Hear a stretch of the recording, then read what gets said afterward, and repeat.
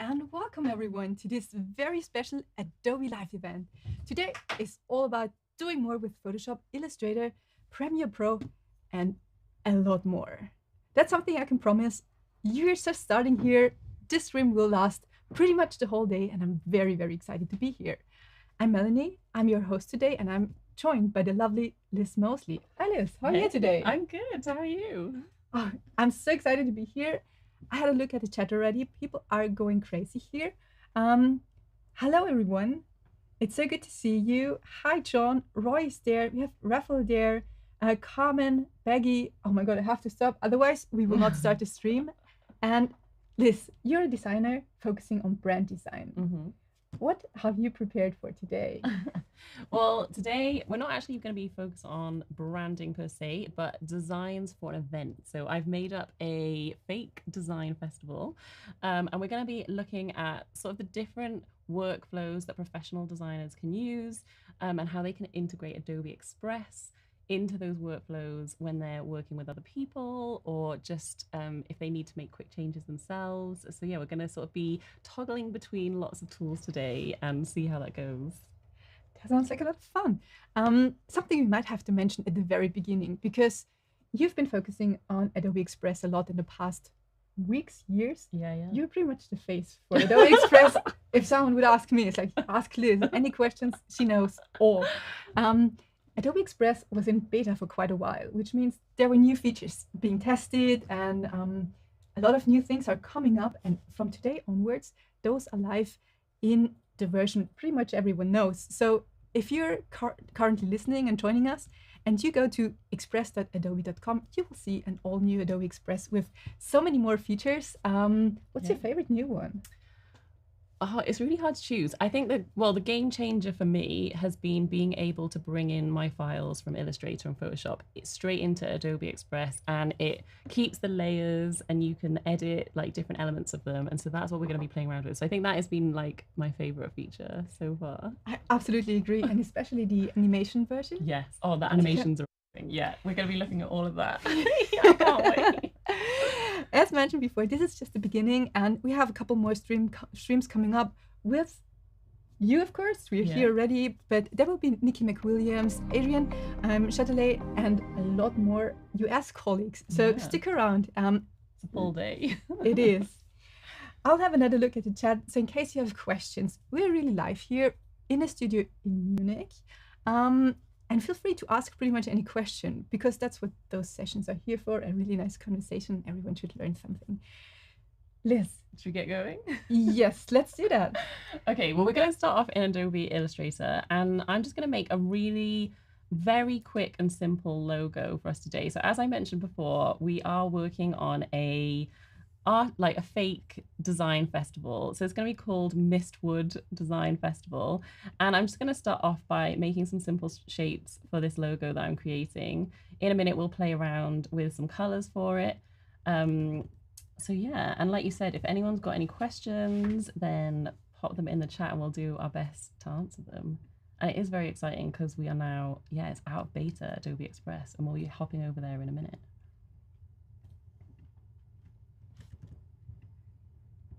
We already have a question in chat, which is regarding the full schedule. I might ask if we can pull this one up later on, but currently we're focusing on, of course, your work, because today you have about 50 minutes and we want to get the most out of it pretty much. Get through. So there we are already with the schedule. Thank you so much for showing this one. Amy, I hope you were able to take a screenshot. We will, of course, show it later again. Yeah, there's going to be lots going on. It's a busy day. So I've just made some really simple shapes. I'm just going to go through and add like the different colors that I'm going to have in my sort of designs for this. So I'm just adding in the hex codes. Ooh.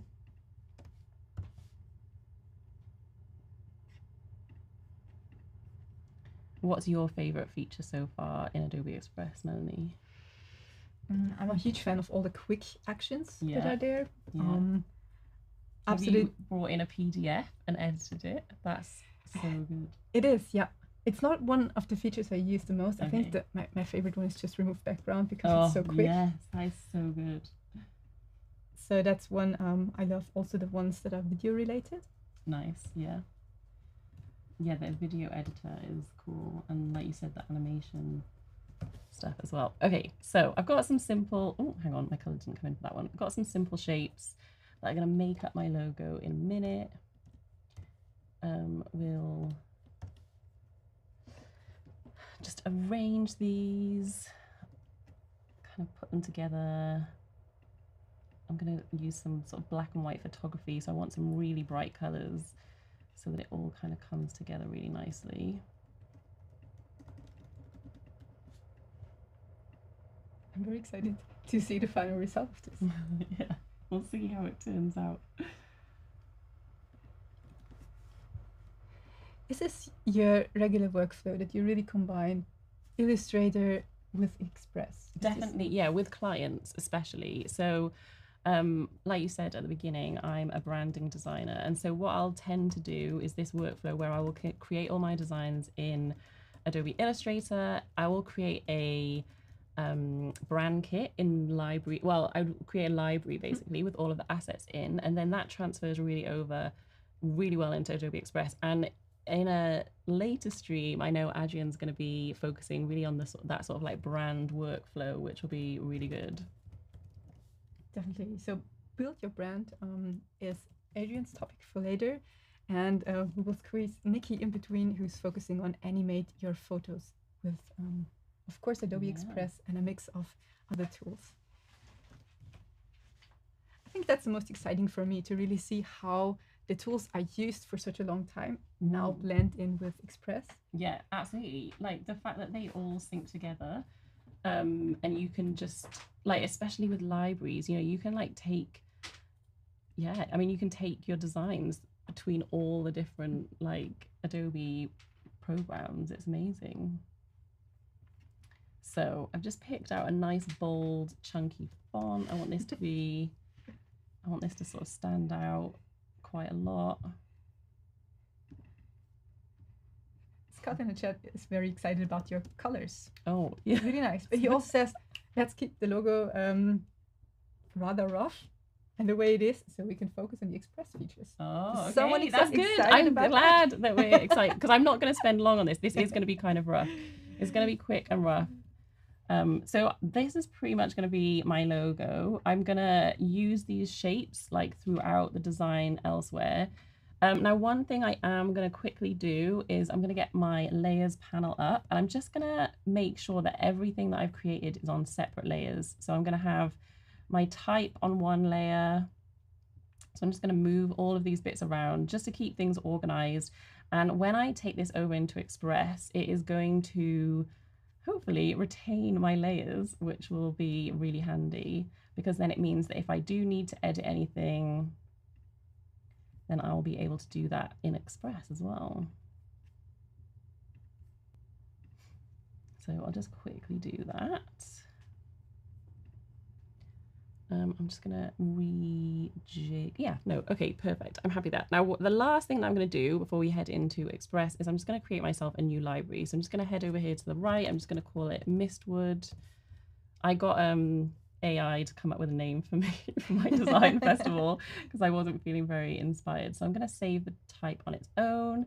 I'm gonna save the whole thing together, and then I'm gonna save all of the assets separately, again, just so that I've got loads of flexibility with my designs, and I can use everything separately if I need it. And I'll save, I'm just going to nudge that up slightly actually. I'm going to delete this one, put that back in. And don't worry, we will be in Express very soon. Okay, let me just get all these bits in. I'm glad that people are liking the bright colors. Absolutely. I like how quick it is to create a brand kit, just, you know, by adding everything to the library and then bringing it into Express. And what, so one of the workflows that I use a lot with my clients is I create the library, and then I can turn that into a brand kit in Adobe Express, and I can share it with them, and so they can access everything that they need in Adobe Express, and Adrienne's going to show everyone more about that later, which is awesome. Okay, so we've got our library called Mistwood, and now we'll head over into Adobe Express. Now, the first thing that I'm going to do, I'm just going to minimize my other windows a second, because I want to be able to just quickly drag this file. So here, let me just save actually, always a good thing to do. File, save. And I'm literally just going to drag the file from my desktop into Adobe Express, and you'll see that it says start from your content. So you can bring in a PDF, a PSD, or an Illustrator file. And what it's going to do now is it's going to convert it into an Adobe Express file for me, and then I'm going to be able to edit it. Now, if you are someone who designs logos or design branding, you'll know that one of the ways that designers love to present their work is to create animations of the logo. So what we're going to do is we're going to create a quick animation. You'll see that I did that really quickly, and now we can open it in the editor, which is awesome. So here is our logo, and all of the layers have like retained their integrity basically, and so now we can work on these and we can animate them. So I'm just going to make it a bit bigger so everyone can see it nice and clearly.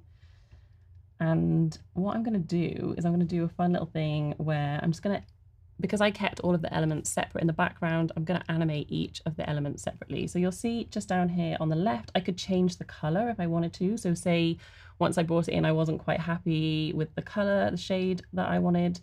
I can sort of tweak everything from within here as well. But if we head to animation, so I'm not going to have an animation in, but I'm going to have a looping animation. And I think it would look quite cool if this circle just does this like breathing animation. So I'll just click on that one. And then we'll head to the pink. And I'm going to go for the spin animation for this one. That's wild. I know. But I'm going to make it go a bit quicker, because that was a bit slow. So yeah, I want something like that. So I'm going to do the same.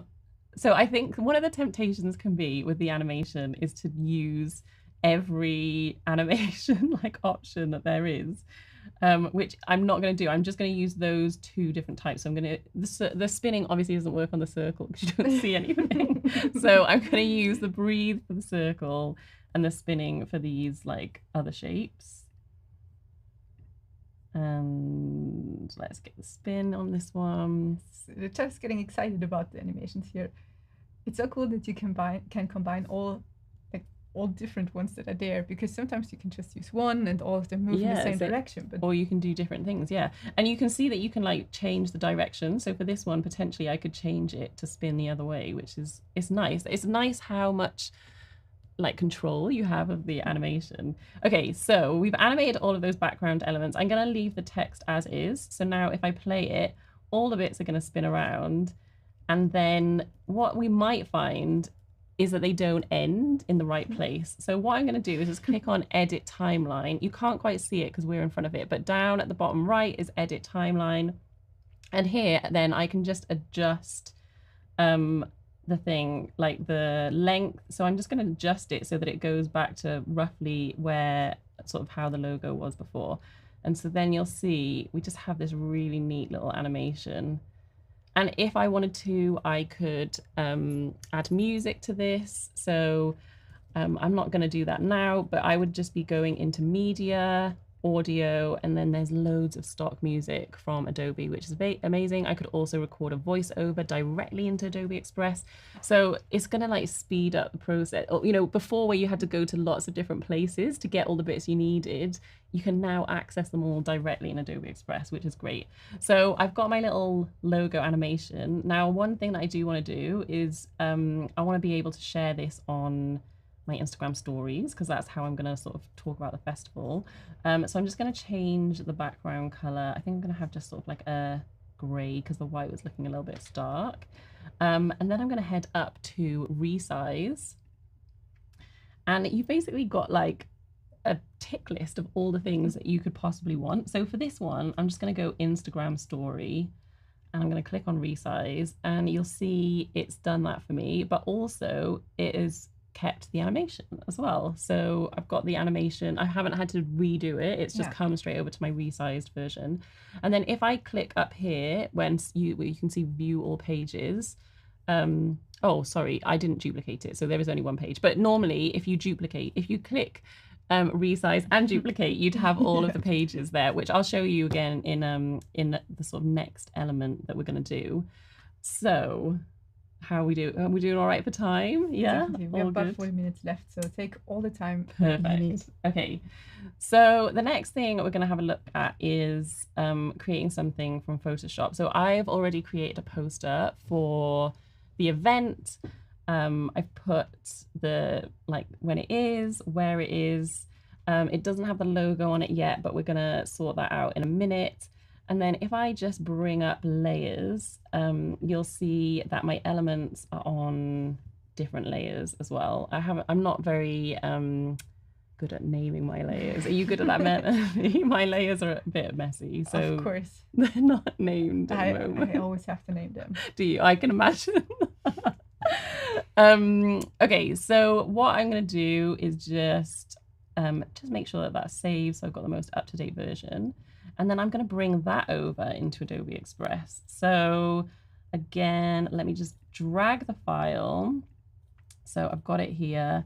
And I love that you can just literally drag it and drop it. Let's see if it's, oh, hang on. Let's see if it's going to do it for me. Ooh. Mary just joined and she says it's exactly what she's been looking for. Amazing. That's good. Okay, so it's doing its thing. It's evaluating the file. I really like that you have a little process bar there, because it shows you if you have time to get a quick coffee. Yeah. Yeah, and obviously depending on, I guess, how many layers your file's got and how big the images are, that's going to take different amount of time, but it is pretty quick.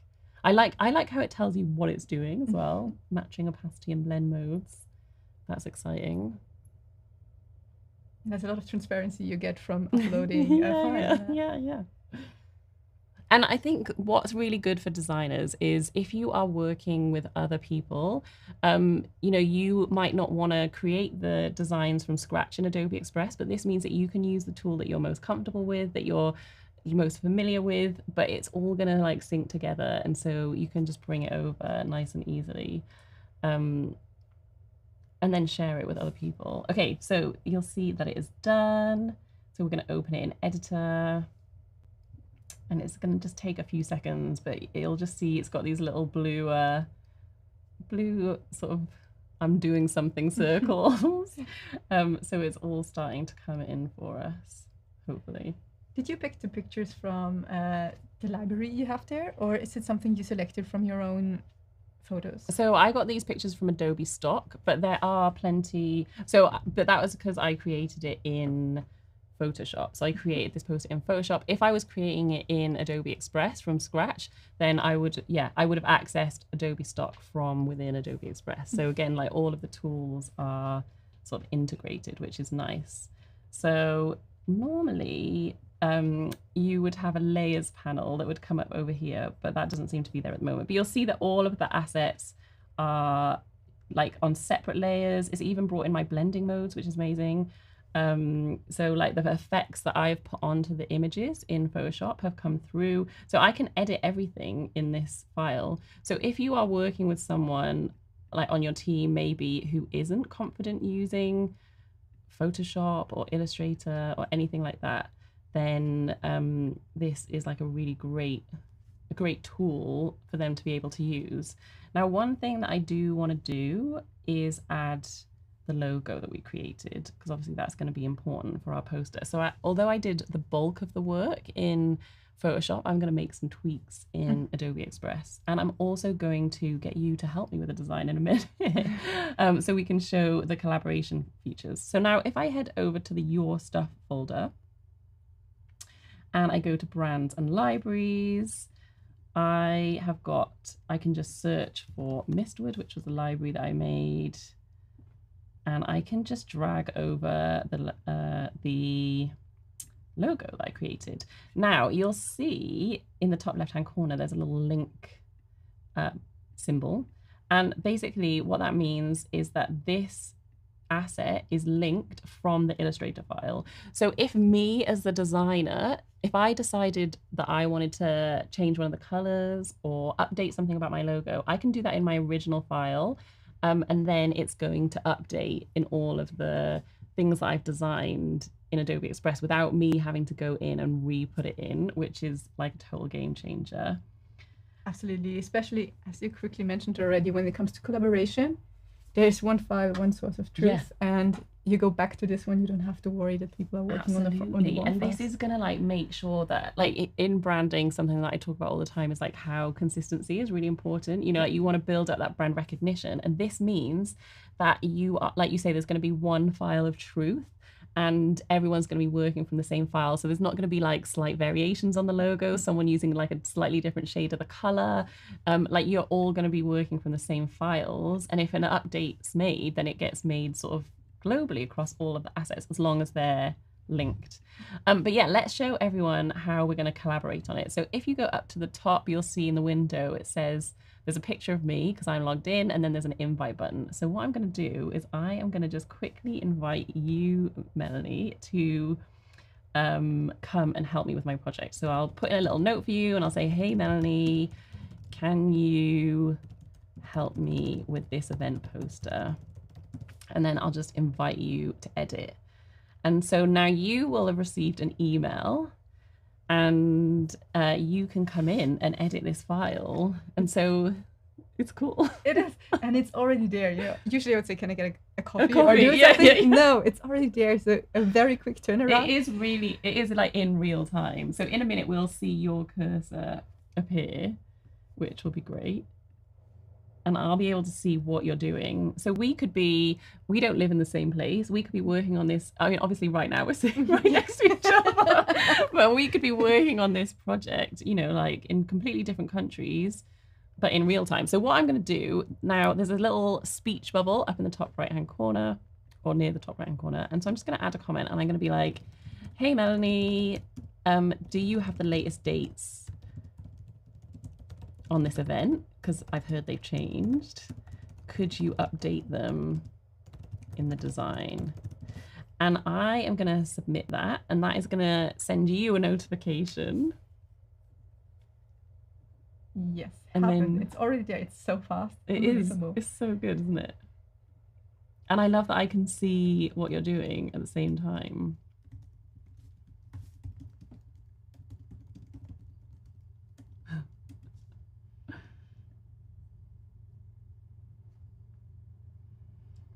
Obviously, it's a bit weird because we're sitting next to each other, but when we're not sitting next to each other. Okay, perfect. So your your replies come in. Let me quickly change the dates, and now we can see you making that change. Any preferred dates? I would just postpone for one day. Yeah, one day. Let's just postpone for one day. But also, let's not go too crazy. So one thing that you could like that would be really helpful, for example, is if you were doing a series of events, and so this poster need to be recreated for all the different events. I might not want to do it myself as the designer, because that's not necessarily the sort of job that I want to do, but I might have like an admin assistant or a virtual assistant, you know, someone who's working with me on putting this event together, and they can go through and update the months and the dates, you know, all of those sections. They can update the venue, like all of those sections are editable to them. So that is just going to be really handy. And then they can just write me notes, and I'll get an email notification saying, you know, and they can be like, oh, is this okay? You know, asking questions. So you can just keep that dialogue going through working through the project. Yeah, which is really helpful. So I'm just going to move this over a bit because it's bugging me. And then we're going to resize it again. So one of the things that another like use case and another really helpful workflow is I, as a designer, have created this poster in Photoshop, but I don't want to be the one that is sort of preparing the assets for all the different use cases, because there's going to be loads, right? This event needs to be promoted everywhere. So either I or someone else can then go into the resize, and this is the bit that I didn't do before, but I can show you now, is like I said, is basically a checklist of everything. Now, one thing I am going to quickly mention is I would recommend whatever you've got in the background. So for me at the moment, it's just this gray box, but set it as your page background, because that means that when you do resize it, it's going to come through as the background. Otherwise, it'll just come through as a shape and it won't necessarily sort of retain the integrity of the design. So just that's something to consider. Another thing to consider, which again is going to be really helpful for designers, is that you're now able to lock certain elements of the page. So for example, say I had the logo and I didn't want people to be able to move that. So I've given you access and I want you to be able to update the text, but I don't want you to mess with my logo, Melanie, okay? So I'm going to lock that. And so that layer is now locked. And so that just means that you know, like, not to go near that, but you can update all the other elements. So let's go. Oh. This is actually one of my favorite bits when it comes to the sharing and collaboration features, because you can really clearly make sure which elements should be editable and which ones should stay the same. Yeah, and again, it's that like consistency, isn't it? It's like making sure that things, you know, with logos, there's often rules about where they appear. You know, you can make sure that things are on the right page, like on the right place in the page. So if we just check out the resize, so what we're going to do is we're literally going to go through and checklist a whole bunch of stuff. So I want an Instagram square post. I want an Instagram story. I'm going to do a Facebook post. I'm going to definitely, so this is my post, but I definitely want a flyer. So I need to send out a flyer. I want a YouTube thumbnail because we're going to do a video to promote it. If you scroll down, you'll see there's so many different options. I'm going to have a LinkedIn post and I can literally pick all of these. Let's see if there's anything else I fancy. I think that's everything. Maybe we'll go with a web banner as well. Maybe I need to put it on my website to promote it. And then down here, you'll see the duplicate and resize button. So I'm just going to click on that. And now it's done it all for me. And they're all in the same project.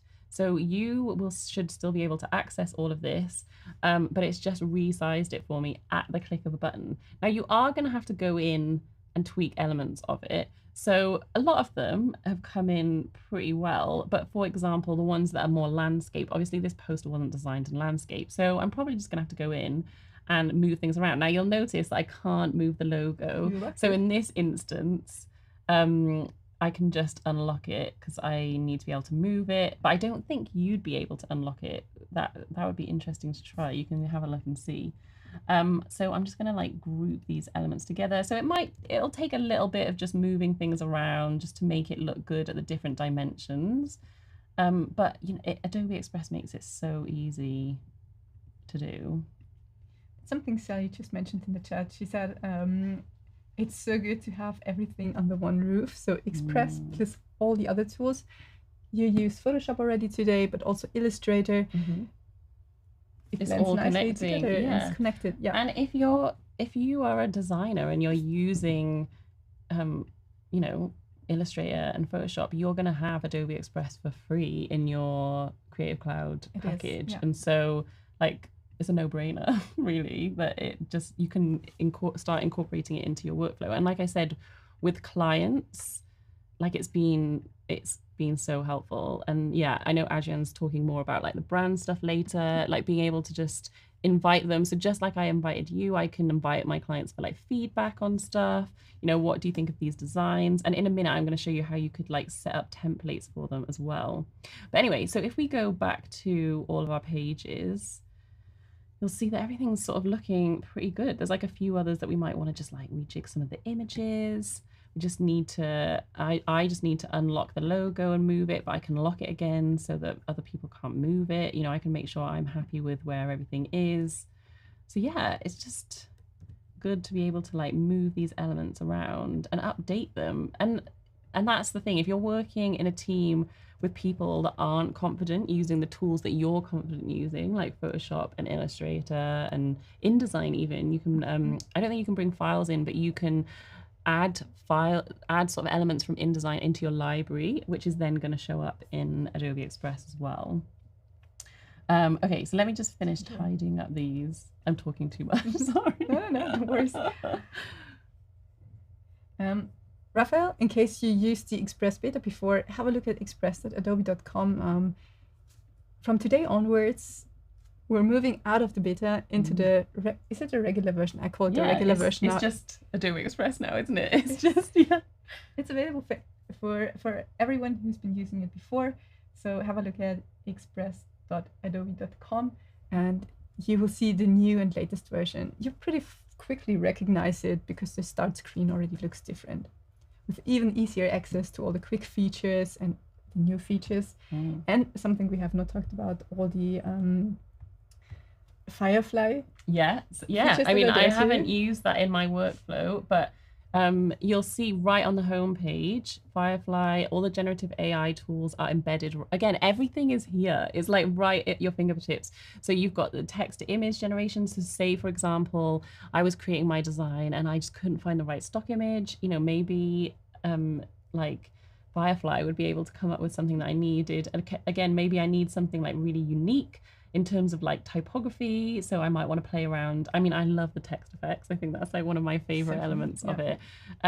Definitely worth playing around. I don't think these are available for like commercial use yet, but there's still so much that you can do with them, and definitely worth exploring because I think that is where it's going. So as you mentioned at the beginning, it's a perfect inspiration. Yeah. And from that as a starting point, you can just move to your own designs and just figure out what the next steps could be. And one of the things I really love that they've done is obviously like giving you example prompts, because I don't know about you, but it's taking me a while to work out what sort of things I need to put in to get the results that I need.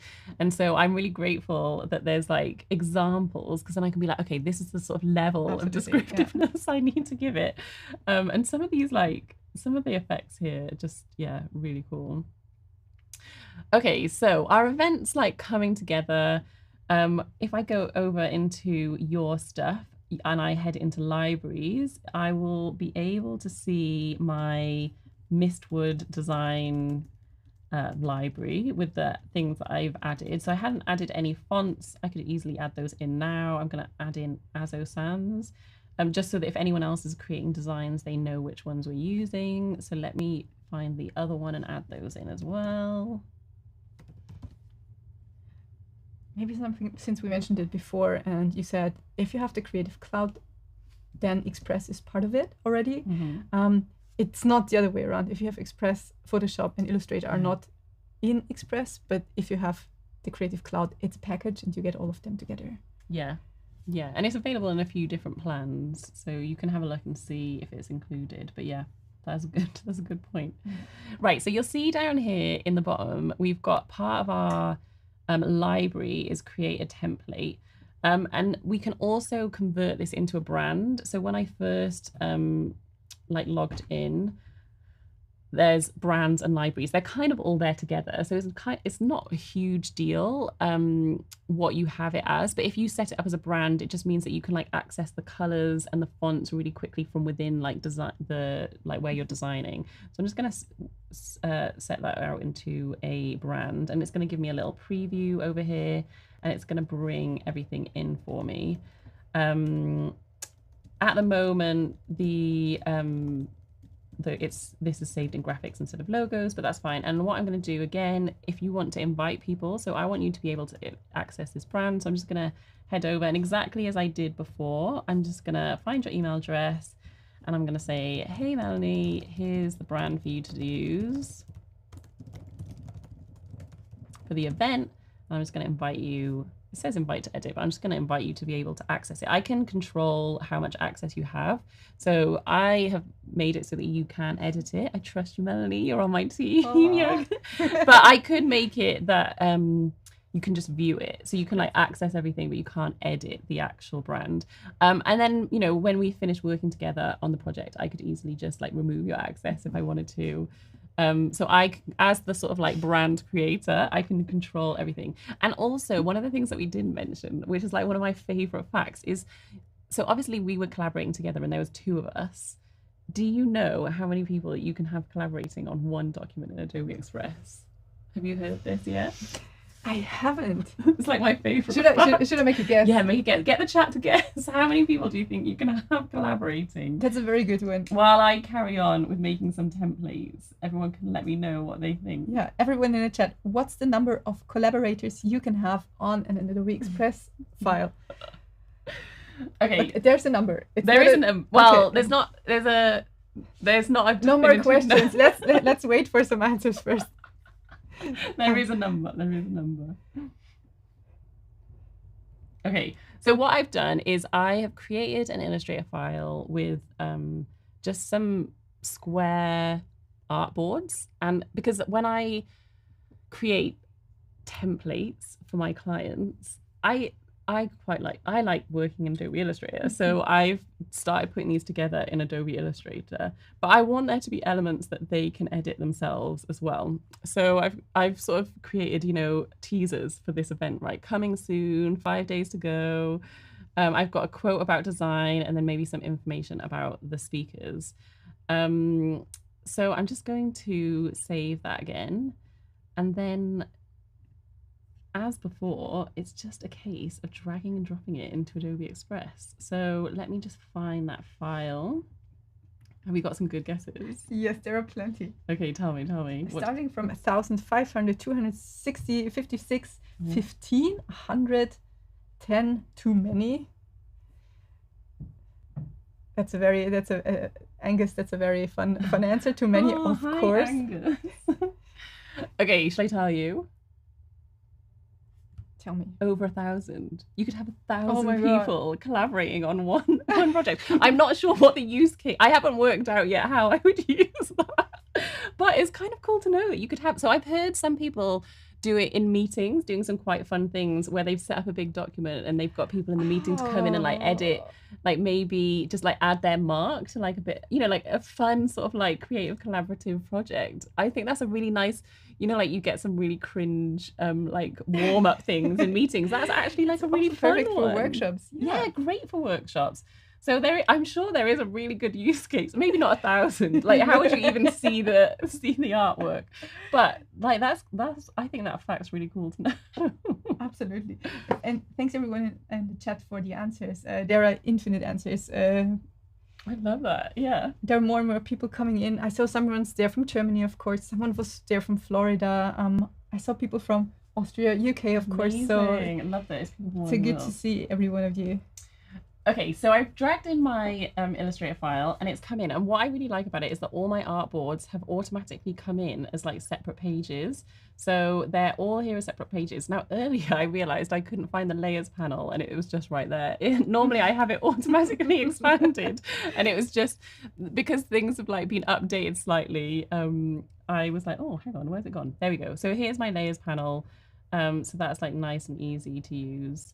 And this is currently grouped, but I can edit all of these elements.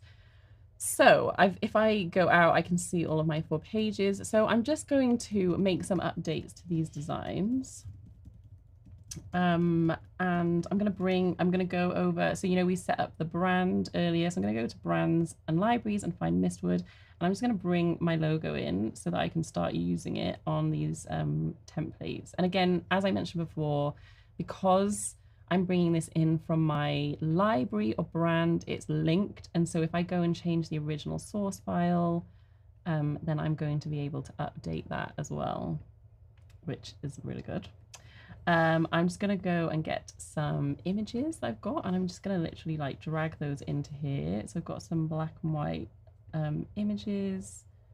Again, but like we talked about before, you could easily just get these from like directly within Adobe Express, get them. Oh, hang on. I've got like clumsy, I've got sweaty fingers. It's quiet. No need to get nervous now. You're doing great. Sweaty fingers. It's I am like, where I'm from, it is really not warm right now, whereas here it's like, whew, so warm. So I'm just going to add some images in. Now, one thing it did do, which I think, you know, these things are going to happen every now and then, is it just updated my type to a different font. So I'm just going to go back in and tweak that. That's fine. It's just easy, you know, it's easy for me to go in and just like make some quick updates.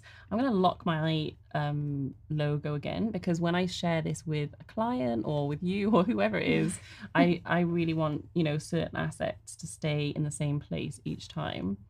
In fact, to make it stay in the same place, I'm just going to copy it and I'm just going to head over to the next page. Can I quickly interrupt you? Yeah, of course. Roland's asking if there's still size limitations for 6,000 pixels for a canvas. Oh, that's a great question. I'm not sure how that's been updated in this iteration, but I will find out for you, and maybe someone can let you know in one of the next streams. Definitely. Let me quickly have a look. Yeah, see if you can find. Yes. So currently it's still 6,000 pixels. Okay. Yeah. So I'm just going to update this. Is it? Oh, Azo. I was like, why isn't it coming up? Because I've typed it in wrong. There's so many questions, Liz. Is there? Okay. How should we deal with that? Just go ask them. I'll do a quick fire. I'll try and answer as many as I can. Let's do that. I think you did this already. There's a question about how would you prepare a design for print? Wasn't there a live stream with you already? Yeah, we did do that. So obviously within Adobe Express, like you don't have, when you would export something from like Illustrator or Photoshop, you have a lot of control over, like CMYK, RGB, all of that kind of thing. But you can download this as a PDF, and you'll see here, you can just select PDF there and you can download it. And I have sent things to print from Adobe Express and they've come out brilliantly. One thing I would mention is, like in InDesign, for example, or well, any of them, you can sort of add the bleed. You'd need to manually add the bleed here at the moment. So when you would just go into resize and you would just add in whatever the bleed was. So like in the UK, it's like 3 mil standard usually. So I would just add, I could change like my dimensions to millimeters, and I could be like, okay, I just need to add, I need to add 6 mil to the width and the height, and I would just do that. Click resize, and it's just going to make it, I mean, you're not going to see it because it's like still square, but it's just added that on, and it just means that then when I download this as a PDF to send to print, it's going to have that built in. So yeah, you can definitely send things to print from Adobe Express. You have less control than if you were using, another tool, but I've printed some really cool things. I printed some flyers for my podcast with Moo, and they had like foiling on them, and they worked out so well. And so all I had to do for that was just have the foiled sections on a different page, and it worked perfectly, all from within Adobe Express. I've seen a bunch of your prints, so they all look always good. I don't know how you do that, and I'm always worried, but yours turned out really well. Yeah. There's another question about fonts. Okay. Where did you get your fonts from in Adobe Express? Because the question is, can you import them, or is it integrated? Or yes, you can import them. So, so one of the first amazing things is you've already got access to loads of fonts because you've basically, got Adobe fonts behind Adobe Express. So you can scroll through and you can use all of those. But if you want to import your own, so this is like going to be really important for brands in particular who, they're going to have particular fonts that they use, then you can absolutely do that. It was for a while, you couldn't upload them in the beta, but I'm pretty sure, let's go and have a look. I'm pretty sure they've got that back now. If we head to your stuff and we'll go to brands, and we'll find the brand that we were just working on. I can never see it. I've got so many in here. Yeah. Okay, here we go. Mistwood. You're a heavy user, yeah. And then if I just click on the plus, there's an upload button here. So I just click upload. I drag and drop the font file. You're gonna have to check this box to tell Adobe Express that you've got permission to use the font, because obviously that's really important. And then it's just a case of adding it in, and you can add it to your brand kit. I mean, the place that makes most sense for you to keep it is in your brand kit, because then you'll be able to access it really quickly and easily. So yeah, you can absolutely upload your own fonts, and that is a really helpful thing to do for sure.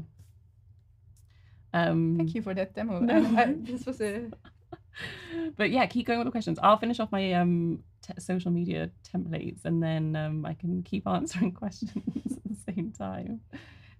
For anyone who's joining right now, this is Adobe Express currently. We moved from Illustrator to Express with the brand assets, logo, colors, and some brand elements. And we also used Adobe Photoshop and moved those files into Adobe Express. It's something you can do now with drag and drop, so very easily, very quick. If you haven't tried, you should definitely give it a try. It's express.adobe.com.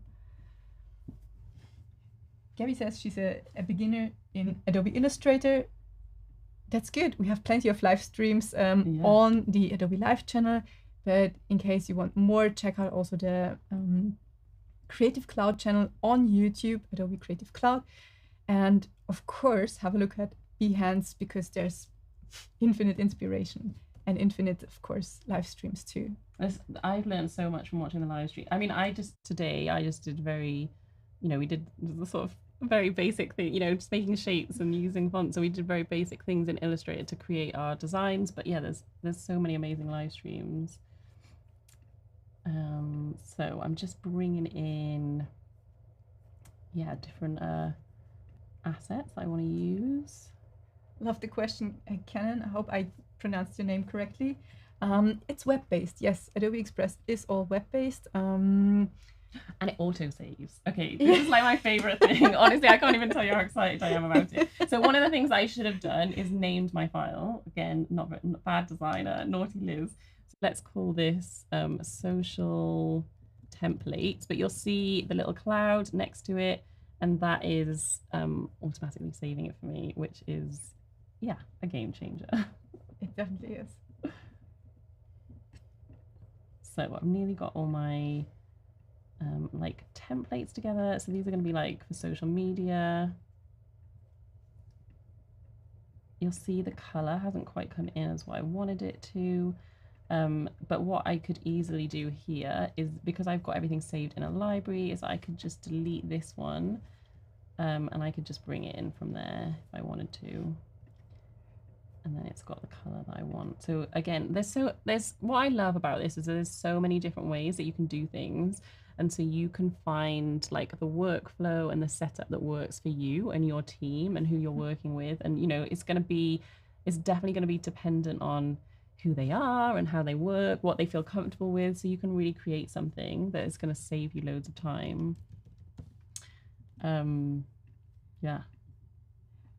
Brian, a quick answer to your question about the mobile version. Currently, the beta features, the new ones, are available on the browser, so it's web-based, but the mobile ones are hopefully catching up soonish. I can't give you a time. I think it's somewhere there isn't on the list. It's being worked on, but there isn't like a date yet. But yeah, it's definitely being worked on. Okay, so I've got my social media. So these are going to be templates, right? I want them to be able to be updated. So I'm going to quickly go in and I'm going to lock all of the logos because I don't want them to be able to move those, but I want them to be able to change like the text and the colors and that kind of thing. I'm honestly so excited about this locking thing. This literally like went live just before we went live. So I'm just like using it with abandon. Okay. So what I'm going to do is I'm just going to head back to the home page. And I'm going to go to your stuff and I'm going to find the social templates that I was just working on. And I'm going to click on the buttons and I'm going to click make a template. So we'll call it Misted Social. Oh no, have I spelled Mistwood? I've spelled it totally wrong. Mistwood Social. And then again, like if I was working with you, I can be like, hey Melanie, here are the templates. And then I can choose a brand or library to add them to. So this is really good. So we'll go and have a look at this in a second. So I've got so many in here that it's going to be hard to find where it is. Okay, right at the bottom, classic. So I'm going to save it into Mistwood. And I could create a new brand from here if I wanted as well, and a new library. And I'm going to save the templates. Perfect. You can always also invite people from here. So again, there's so many different ways to do things. You can invite people from all over the place. So I would just click on invite and invite you as usual. I can also duplicate it. I can download it. I can delete it. I can do everything that I need from these like 3 little dots here. Now, if we go back to, in fact, no, right here, if we go to brands and we go back into our Mistwood brand, now you're going to see down here in templates, my template has been saved. So if you were like running an event or anything like that, you as the designer could get all of this set up for them. And like often really, really quickly, as we've demonstrated, if you've got the files in Illustrator and in Photoshop, then you can just bring them in. You're not having to recreate the designs in Adobe Express, which is what's great. And you can get it all set up and then just share it with everybody that you need to share it with. Yeah, which is really helpful. It is, and it's quick, fast, and it makes the workflow better. And we have a question in the chat. I think I need to ask this. We have about 5 minutes left. Why would you use Express if you use Photoshop and Illustrator? That's a really good question. That is a really good question. As a designer, I do use it for my social media because I find it just sometimes it's just quicker. Like sometimes you don't need all the tools, and so it's just quicker. And so I just have things set up there, and I know that I can just go in, make the template that I need. What will be really handy, and what I did used to do, is that I could it syncs. It would sync with the app on my phone. So when this version comes out on mobile, it will all sync together, and it just would what it meant was that I could start a design on my desktop and then I had to go out, but I could carry on. And then also what I really like is that I can then schedule my posts from directly. I know. Well, we haven't even talked about the scheduler, but the scheduler is right here. You'll see over here on the left the scheduler. I don't want to open mine because it's a total mess. I can't open it. I've got loads of like random posts, and you get a little glimpse of what I'm going to be sharing coming up. But yeah, so loads of content shared, but I can now schedule content that I've created directly from Adobe Express. So I think that's one of the reasons why you'd use it. And then the other reason is for working with people who aren't, if you're collaborating or if you're with a team or you've got a virtual assistant or like even just a design assistant that you're outsourcing some work to. So I have someone that helps me, put together presentations, not because I can't do it, just because it's not the best use of my time. So I can set up templates for her in Adobe Express, and then, it's really easy for her to use it and make updates. So I think that's the key thing is it's like if you're a creative professional, then it's like an extra tool in your arsenal. Like it's not to replace Photoshop or Illustrator. And that's where I spend most of my time when I'm creating branding, but it's an added tool that just gives me extra options. I agree. Also, Canon and Daniel in the chat summarize it very nicely. Sounds like Express is useful for collaboration and quick on-the-fly designs. Yeah, definitely. Yeah, that's perfect. Yeah, that should be the tagline. Yeah, that is absolutely it. That's cool. There are a lot more questions. Liz, are you going to stick around and have a look at the chat? Yeah, maybe we can answer some more questions. Definitely. I'm going to be around for the next sort of 2 hours. Well, I'm going to be hosting in not the next stream, but the stream after. So I will be back helping answer these questions, and I'll be around in the chat in a minute. So yeah, keep asking your questions. I'll come and try and answer as many of them as I can. And yeah, enjoy our day of streaming. Definitely. We have a lot more coming up. We will show you the schedule in a second. We will pretty much go from Illustrator, Photoshop. I see there's gonna be more animation, Premiere Pro there. Yes. So, and everything in combination with Adobe Express. So once we're out, use the 2 minutes whilst we're switching seats here to have a look at Adobe Express and just give it a try. It's very straightforward. Liz, last question from the chat. Yeah. Someone asked if they can pick up some food for us. If they, yes, please. Any preferences? It's afternoon here, but I guess for them it's something sweet. Something sweet, please. I feel like I need a bit of sugar. Definitely chocolate brownies. Yes. Let's go for those. That's it. Winner. So anyone who asked in the chat, we're all in for chocolate brownies. Yeah. Thank you so much for watching. Stick around. There's more coming up. Plenty of streams, hours full of inspiration.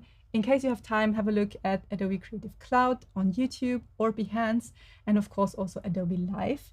Follow us on Instagram, subscribe to the channels to stay informed, and you know the thing, it's social media. You've been all doing this for quite a while now, so hit the button, stick around, and learn a lot more about Adobe and all the apps that are out there. Thank you so much, Liz. This was a blast. So fun. See you soon. Bye.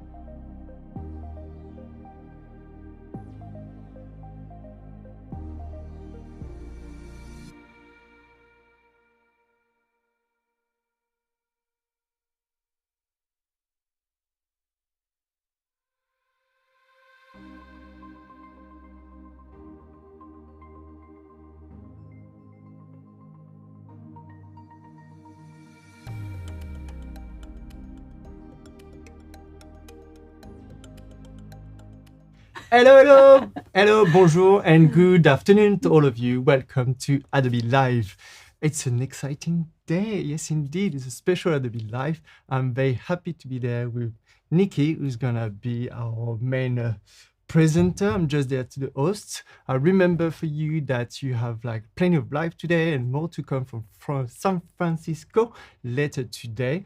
If you are on the chat, either on YouTube, beyond, please feel free to ask any questions, say hi, tell me where you come from, comment on our t-shirt, our outfit, anything you want. It will be very, very fun. So, Ici, here, Nikki McWilliams with us gonna talk about social media and how she helped herself to create social media template for products and our range. So can you tell us a tiny bit about you? Well, I've been a designer maker for the last 13 years. I started my business kind of by accident. Fun, as we all do. Yeah. I was struggling to find things that I wanted for my own flat. So I decided just to make my own things. Oh. And then luckily other people wanted to buy them, and then I had to figure out how to sell them and get them to people and do all of the other stuff that comes along with running a business. And that was 13 years ago, and here I am now. So I love it. Yeah. I have to say, your stuff is very, very fun. I'm probably the worst French ever because I'm very English. I love tea. I love tea break. I love tea biscuit. I love everything about tea. And recently moved back to France. It's hard to find great tea biscuit. I feel a bit homesick with my London. And you actually do some really fun product around tea. You're a bit of tea aficionados. Yeah, I love tea so much. I think more than anything, I just like having a break. When I was at uni, I discovered that my best ideas came when I'd stopped and like sat down, relaxed, had a nice cup of tea and a biscuit. And I was like, maybe I need to be zen. Maybe I need to be chill for the good ideas to come. And I think that's where my connection with biscuits and tea sort of really took off. I sort of attached tea and biscuits to my ability to be creative. So yeah, they hold a special place in my heart. I love it. If you do not know Nikki McWilliams, sorry, please go see her website and the stuff you do. She's so fun. I love it. Absolutely love it. Anyway, That's nice of you to say. so you have your own brand, and having your own brand can be a bit tricky when you're professional. You want to be seen. You want to learn how to actually, be focused and people buy from you. How do you go about promoting yourself, being visible? Well, social media is my main way to publicize the things that I make and sell. So I use a lot of product photography. Instagram is my main channel for promoting my work, but I also have a newsletter.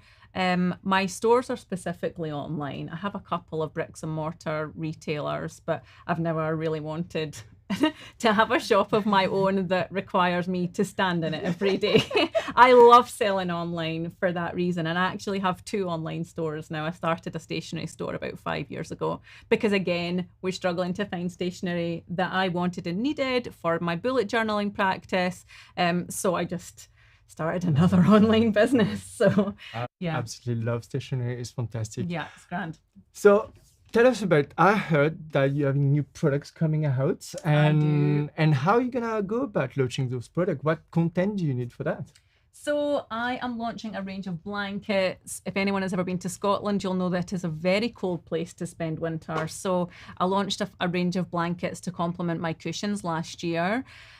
This year we're doing another batch, we're doing some extra colours, and I have got 1 sample of this blanket. So I'm having to really stretch the content that I make with this 1 sample. And I have some lovely photographs and some little video clips, but I'm gonna try and use the animate features between Photoshop and the new version of Adobe Express to really stretch the imagery that I've got, because as I said, I've only got 1 sample and it's from last year. And until the factory actually start production, we're not going to have any physical objects that we can show people. So I'm going to try and make some cool imagery that is going to hopefully kick off pre-orders in the online store. Perfect. I love that. I hope everyone there live with us. I see some amazing message coming. You're excited for that. And so Nikki gonna show us a bit how she do with a picture, make sure it's animated, and how you can use the different software of Adobe Cloud. So I am gonna dive straight into a project that I've started working on already. So I have got a couple of different file sizes. So I started working on this Instagram story sized page because I want to do a little Instagram story product update. So I'm going to tell people that there's a new thing coming. Yeah. I'm going to show them pictures of it. I'm going to give them some information about the dates that it's going to be arriving. And I'm also going to add some call to action stickers on Instagram. I love the link sticker. I love that. That And is all really those stickers, interesting. we see the arrows and the little biscuit. Is it something you design yourself? How did you create this? So the starburst, this here, that is one that was in shapes, I believe, or icons. That's an Adobe Express element. So I love an old starburst icon. It sort of reminds me of like going to the supermarket. How we not all love that? Nostalgia is like a big thing for me. So yeah, that was an element that I brought in from Adobe Express. Same with this little arrow here. But all of the shapes you can see around the edge, the digestive biscuits, the little stars, the bourbons, these are all things that I've drawn and I've actually added them to, I'll show you where I save them to keep things nice and simple. I add them to my brand. Okay. So I've actually got two brands here. There's my Nikki McWilliams, which is my biscuit shop, and then there's Nikki's Supply Store, and they both have different elements that are part of our store branding. So Nikki's Supply Store is very pink. I've got some little hand-drawn stationery elements. And if we go back into the biscuit shop, as I affectionately call it, I have all of my brand colours for the biscuit A bit shop. more brighter. Yeah, my logos, the fonts that I like to use. So this is my primary green. So this is a green that I like to use everywhere. And then this one here, this isn't actually a primary colour. I'm going to mark that as secondary here so that we can just make sure that everything's nice and organised. I have a VA that does bits and pieces for me for social media. Find an excuse, it's fine. Yeah.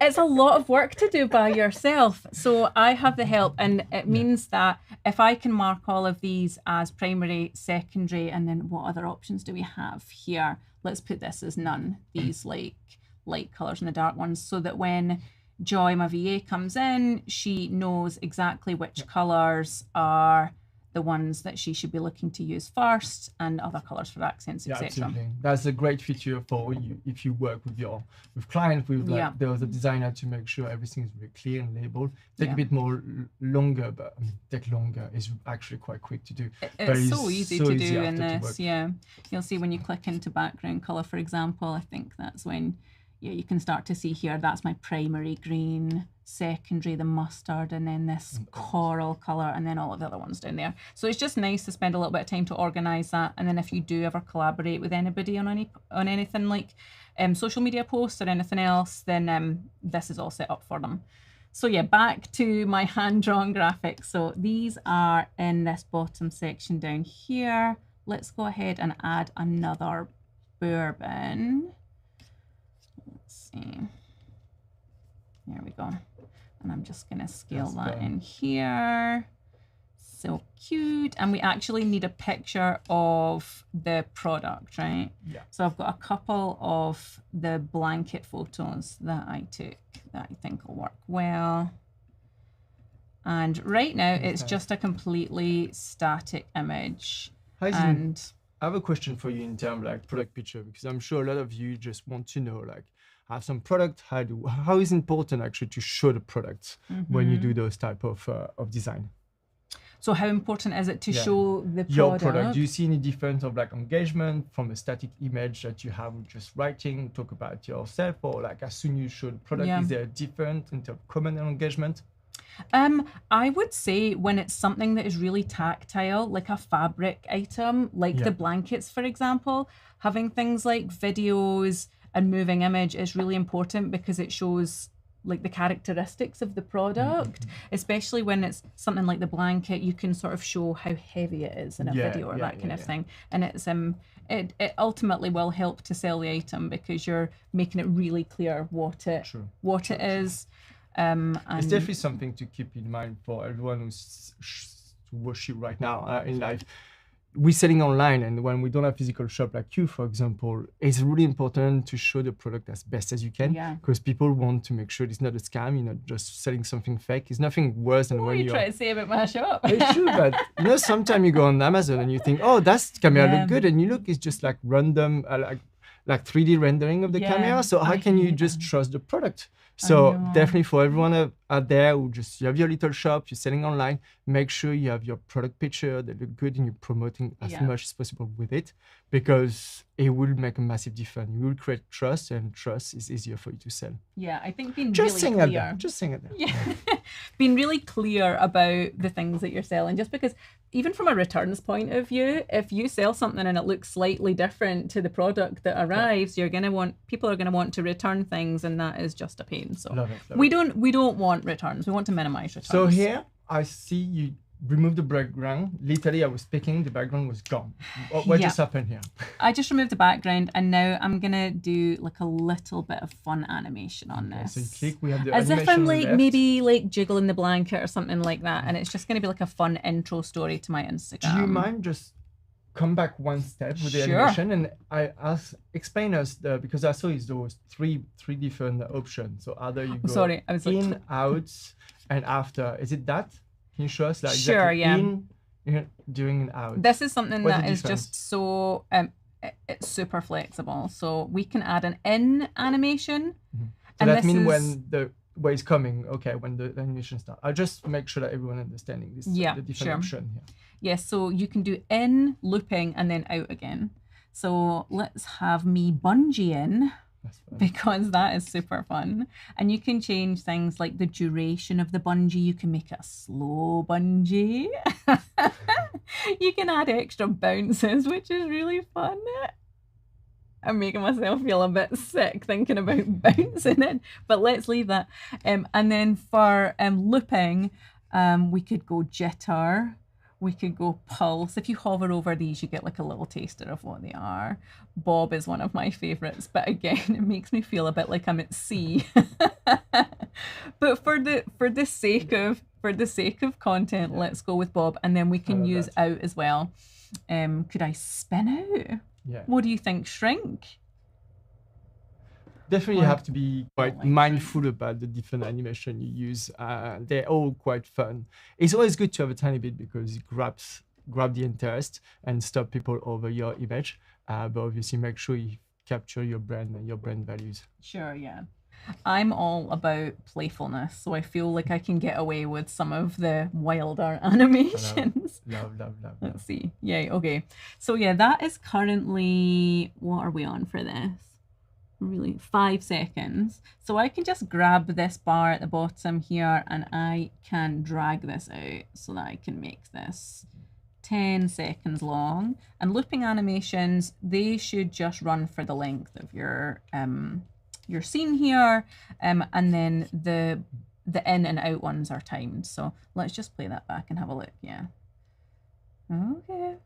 It sort of looks like I'm dancing a little bit. I like it. So you can, even though this editing software is more simpler than Adobe Express or Adobe Pro or something like that, Premiere Pro, but you can actually go quite deep and set your timing and the length and the speed of each animation. I quite enjoy that. Yeah, you can get super creative with it. Can you animate 2 elements in the same time? Yeah, you can indeed. So let's go for, shall we go for some of these little biscuit elements, or what about the starburst? The star? I think we go for the star, right? So we want to just select that. This is actually a group right now. So you can see here on the right, there's this little, on the layers panel, you can see a little 3 there. But I want to animate this whole thing as a group. So we're going to leave that as a group. And then we are going to go into animation. And let's just do looping. And let's choose, what do you think? Blinking? Spinning? Spinning is it's hard to read, no? I like the blinking. I think you're right. What do you think in the chat? Can we just vote quickly? Do you want blinking, spinach? What do you want? Blinking or spinning? Tell us what to do. I think the slice move is good because it grabs your attention, but at the same time we can actually read it. I'm all about the subtle animation. I mean, I've just said that and I'm like tumbling out of the frame. We But have River Mike on YouTube asks, where can we buy the blanket? oh, they'll be in my online shop soon. Yeah, pre-orders are open right now, but yeah, they are they're in the factory being woven at the moment. So yeah, hopefully they'll be done in the next few weeks. Blinking, John said. Blinking, Raphael, fantastic. We have a lot of blinking. Blinking, Brian. Yes, let's go for blinking, right? So let's play this through so we can see it blinks. Love it. By the way, for the chat, I do not answer all the questions because some of the questions are not doing this live, focusing on what we're doing. There will be an answer absolutely to all those questions about like how Adobe Express work with InDesign and so on. But if you do have questions specifically on animation and social media template, please feel free to shoot us and we'll answer you. Yeah, there's streams all day, isn't it? I think there's a lot abroad. How did you remove the background we have from Miss Dave? Missy Dave. So can we see that again? Because Shall you we were go back and do it again? Or just as you see fit. I'll just click on it and show you. So let's see, that's my image there. We'll just restore the image, right? So this was it before when I added the photograph of me in the blanket. And you just literally click remove background and it's that easy. That was very, very easy and fast. Love it. I like how it was so quick, it was missed. Okay, so we have this here. Now, if I wanted to, for example, just say I wanted the starburst to come in slightly later, I can just make sure this show layer timing toggle is on here, and you'll see that when I select this, I can drag this slider across. Especially for me, doing some great a bit of editing. I'm not that good, but I love to be able to see the layers of editing and see the timing. So for those who are used to work in more professional software, you should love this kind of layering and be able to select the object and know when and how it starts with the timing. I personally really like it. It's really intuitive. It's very nice. Yeah, there's a lot of flexibility. I think you could get super creative with this. So we have, I mean, we could just keep animating this one frame, but we can try some other methods as well. What do you think? I'm following you on this one. Let's animate the bourbons, right? Let's animate one or two of these. So let's group these together and we'll just do a quick little jitter. All right. Okay. Wow. I feel like I've maybe taken it too far. I think, yeah. Let's get rid of that. Right, okay, so next up, I wanted to find a way to actually animate my photograph because obviously... Can I ask a question that maybe someone will see? When you finish this animation, how do you actually export and which kind of export format do you have? So there are a couple of ways. Let me see. Sorry, I stopped all of a sudden this has gone very small. Oh. That's okay. So if you select download at the top here, you can either have the selected pages or you can select all pages to export. And then you've got a couple of file format choices here. Okay, that's good. Yeah, that's good. So for example, just say I am working on a couple of video or animation files and also some that are static images. You can actually download all of those in one go. So you've got a little folder full of your images, your videos, just makes things super, super quick. So it's a bit of administrative here, but it's always good to know. Yeah, no worries. It's not about fun and design sometimes. Yeah. All right. So I want to actually animate this photo and I feel like if I could animate just myself, so that I'm sort of jiggling against the grassy background. That could be quite fun. And I'm gonna use Photoshop to do that. And then I'm gonna bring it into Adobe Express. This is my plan. All right, so I've got this Photoshop file I've been working on. Let's make this a little bit bigger. And it is me standing in my garden and I've already cut myself out. There we go. And what I want to do is I want to make myself and the blanket move. But I know that if I animate this, this layer on its own, then there's going to be the background layer of me. So I'm going to try and make a layer which has just a grassy background by using generative fill. I love that. Yeah. Been playing a lot around with it. Oh It's my fun, God. isn't it? Who's in the chat like the generative field? Please tell me.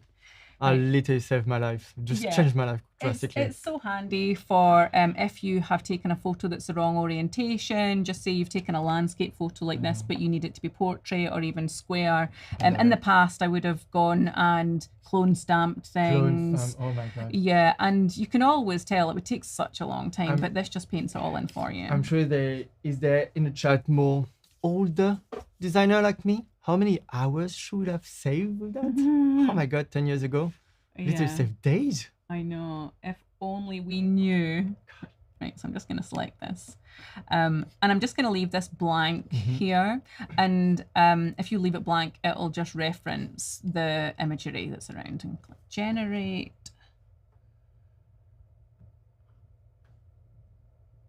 Tick tock, tick. That's it. And it's doing its thing.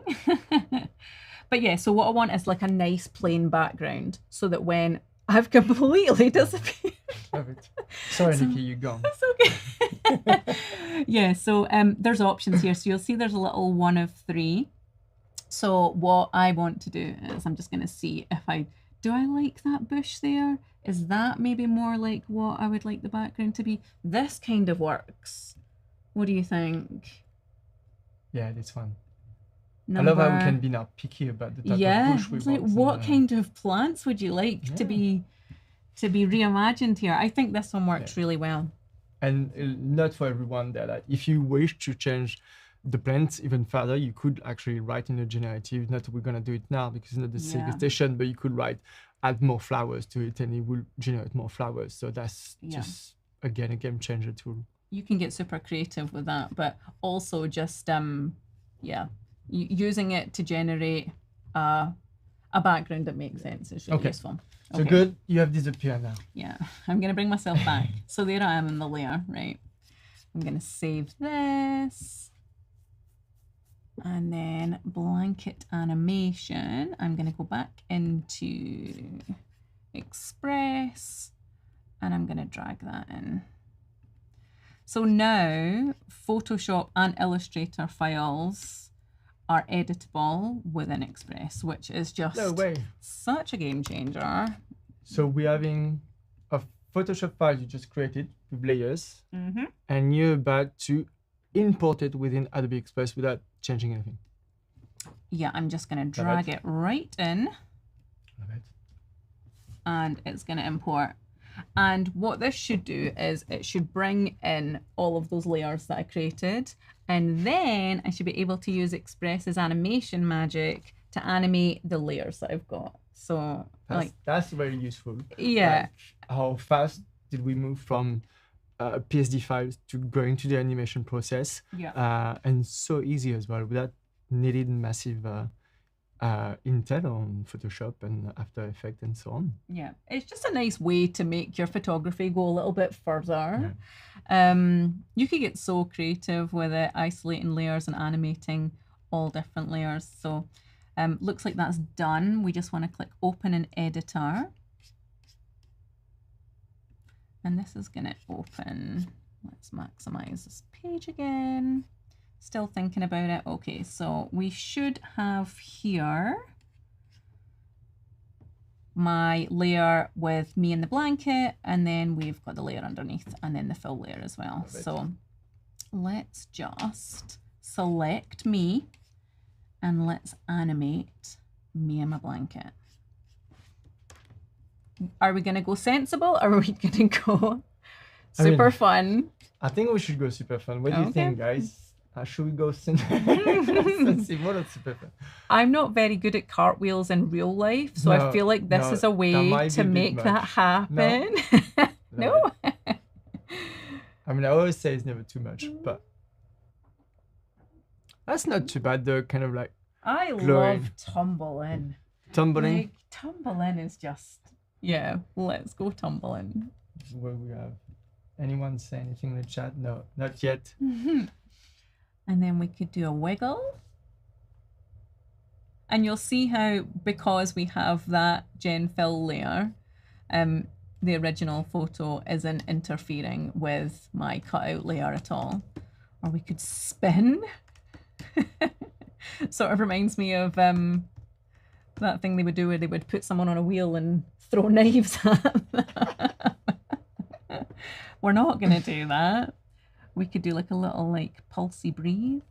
I just want to add something really subtle, just so that it's like it captures people's attention. Exactly. You're scrolling through your phone really fast, looking at images, looking at reels, looking at videos. I sometimes find the ones that are subtle kind of catch your attention more than the ones that are really in your face. It's like, No, definitely. Did that move? Am I seeing things? But it's something very important. Like I would love to hear a bit your take on that, because obviously the picture you show us, the product picture, are beautiful. We can see your product and that's great. But how do you make sure that people, when they're scrolling through their Instagram, through their LinkedIn, they probably have seen other people like you do some beautiful and crafted stuff. How do you make sure that actually stop on you? Like, is the animation something like will really make them stop? Is like the algorithm, even on Instagram, we know that they're really focusing on anything video and moving. Do you see any difference? Is it something that you use every day? I do love video, but I think there is a shift back towards more traditional content on Instagram. Engagement on static images for me recently has actually been okay. So I feel like this is potentially a way to make like a nice square grid post. Yeah. So you're not in Reels territory. You're just doing a little bit like of a twist on a traditionally static image. And it's super fun as well. Yeah, but still ticking that video box. You know. That's interesting. That. Yeah, I love just focusing on the photography of the product, and I think this is like a cool way to do it. You can get really creative with this. I really like that. It's fun. Yeah, it's so fun. And question for the audience actually is: do you already use animation on your social media, and do you think any more engagement when you create any animation or any moving image compared to static? Let us know in the chat. That would be I would be really interested. Yeah, me too.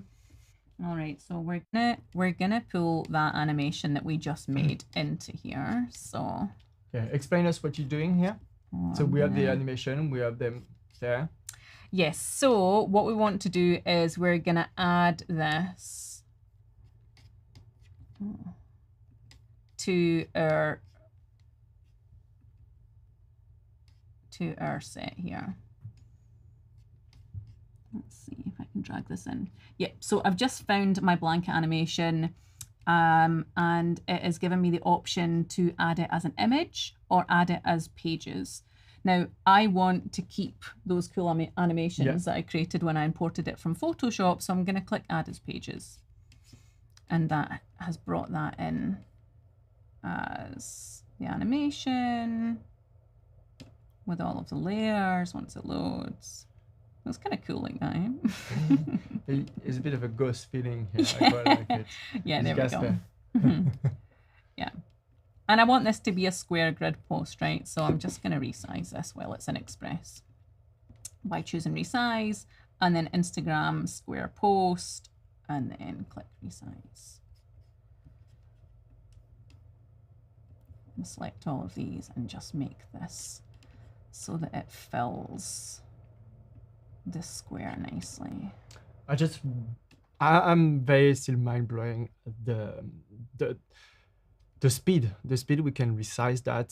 For all of you, there is literally an application online, like it just goes so fast. No rendering waiting for anything like that. For everyone who's been using like big editing software, it's just really nice to be able to create content so quickly like that. Like we've been there 20 minutes, 25 minutes on this animation together, and we already see some super fun results without any lagging whatsoever. So I absolutely love that.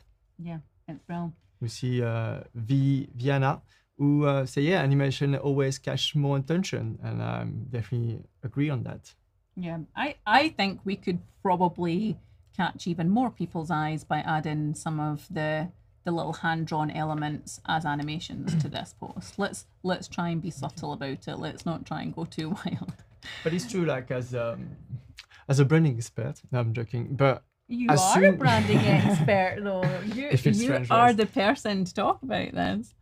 to be able to stand out, or at least make sure that people, when they see content, they know it's you. And that's by creating some element that is unique to you. And we're lucky with you.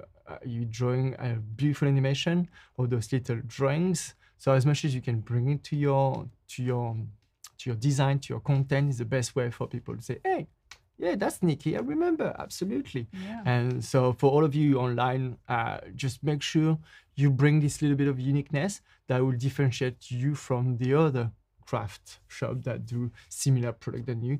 That's really important. Yeah. So just add your animation that you find on your library. Yeah, already. so these Love are all that. in my brand set in Express, which is also accessible as a library through Photoshop, which is super, super handy. Love it. Yeah, so I draw all of these myself, and that's, I think, another way to kind of grab people's attention and just to remind people that this is your content. Yeah. Things like using brand colors, but even your own style of art is uniquely yours. Mm-hmm. So using little elements just to differentiate your content from other people's, it's a really nice way to Okay. really, I love that. yeah. I love that. Let's like, And you can really, again, we see like the layering of the element moving. yeah, I'm gonna bring these in at different times as well. So let's click this one and we'll just So play like, about with you're this. adjusting the time and when it will appear. And Yeah, when so you this- click on the second one, we'll have the same option. It's fun, right? What do you think, guys, online? I think it's Yeah. a lot of fun. It's really a lot of fun. I think I need a bourbon in here though. What do you Yeah. think? Bourbon would be Yeah, great. I love a bourbon biscuit. Vegan as well, apparently. Bourbon biscuits. Bourbon Did is you know vegan? that? Yeah. I'm a fan of bourbon. Not everyone at home, by the way, is fan of bourbon. Can you but I am. can you get bourbons in France? You can't. You could not. So No. no. Oh, I'm gonna have to send you a care parcel. Please do. Right, so I'm just using copy and paste to bring these elements in that were in my very first Insta story. I'm gonna ungroup these as well. That's a 'cause this great, is- actually great adding. So copy and paste work Yeah. from different artwork. I know in the past, in the earlier version, they were not working. I had trouble with it, but now it's back, so it's so much easier, especially when you place element and you want to repeat that. So I'm sure a lot of people will be happy with that. Yeah. Thank you, Adobe. Thank you, Adobe. I God. know. I love a keyboard shortcut. Me too. Anything that makes your life easier, right? You're sitting in Love front it. of a computer. for One hours say, a day. love the hand drawing icon. Thank you very much. Yeah, I I'm love them glad you too. like them. Okay, let's click. Rivers, I can we just- get tequila in France? Yes, we can get tequila. Yes, we can. I just love biscuits so much. The opportunity to have them raining from the sky gives me so much joy. Don't do that to my child. My children will be. Ah, that's so funny. Right, okay. So yeah, I'm happy with this. Let's go back.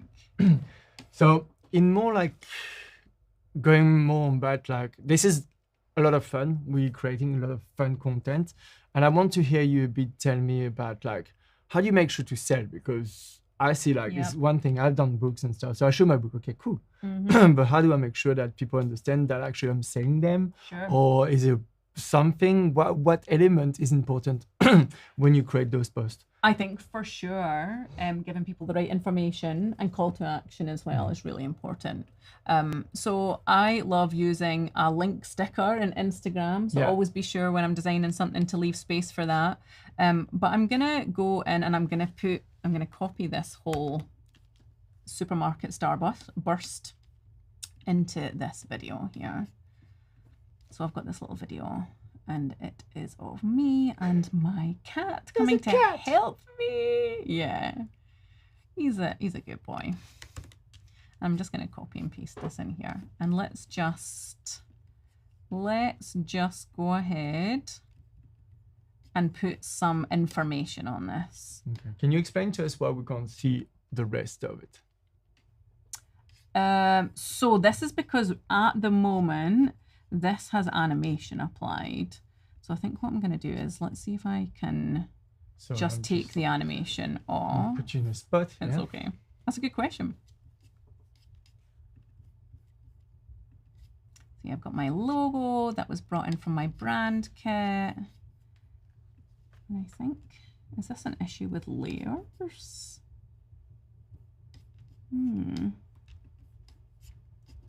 Well, while we have a bit of time, is anyone on the chat have any question concerning the timeline, the different type of animation, and how, anything linked to animated images and design using Adobe Express?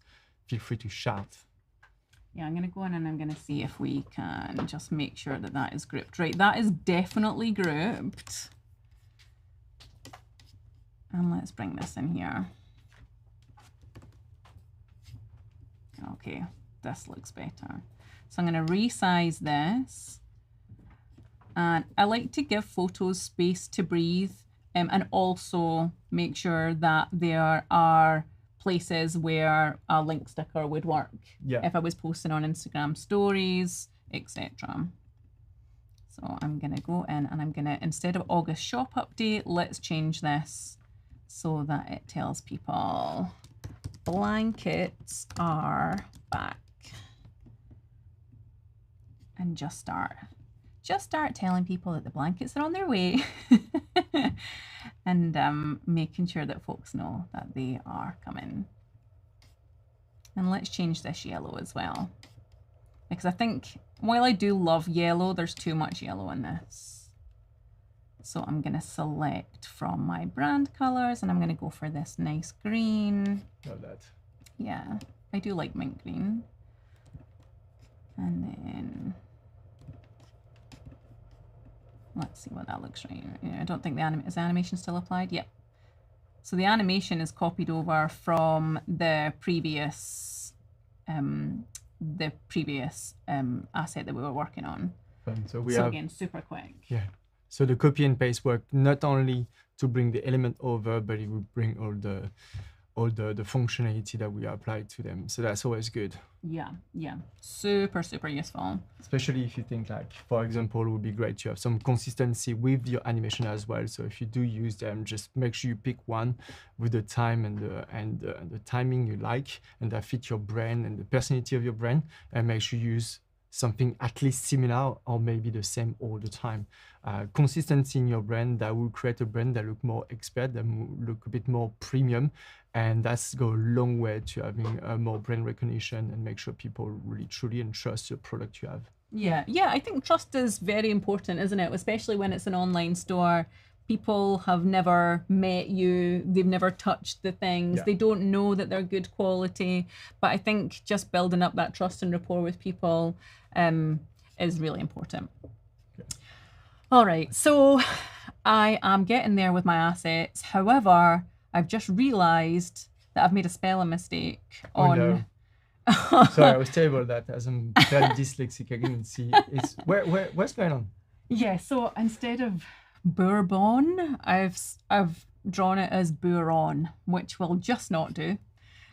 So I am gonna go in and I'm gonna make a change to this, and it's gonna update across all of our different assets and just save us so much time. Okay. So in libraries in Photoshop, you'll see that I've got all of my brand colors along with my fonts and my hand-drawn elements that I brought in. I'm just going to open this up and let's just do some quick edits here just to change this to be spelled correctly. Let's just copy and paste this B over. I can't believe I did this. Rookie error. How long have I been making things inspired by biscuits and I spelled this wrong? Still.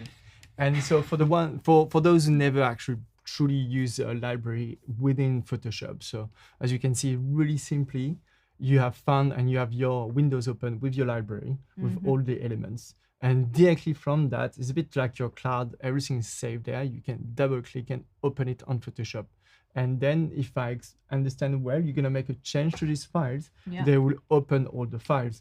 a bit like in InDesign for those who work on InDesign. If you change the main files, it will automatically change everywhere. Yeah, so it's linked. So it means that you've got the most up-to-date version. So if I was working with my VA, for example, and she'd already created lots of assets using this, and then we discovered the mistake, and we wouldn't have to go back and edit all of the assets that she'd created. We just change the source and everything will update, which is just so handy.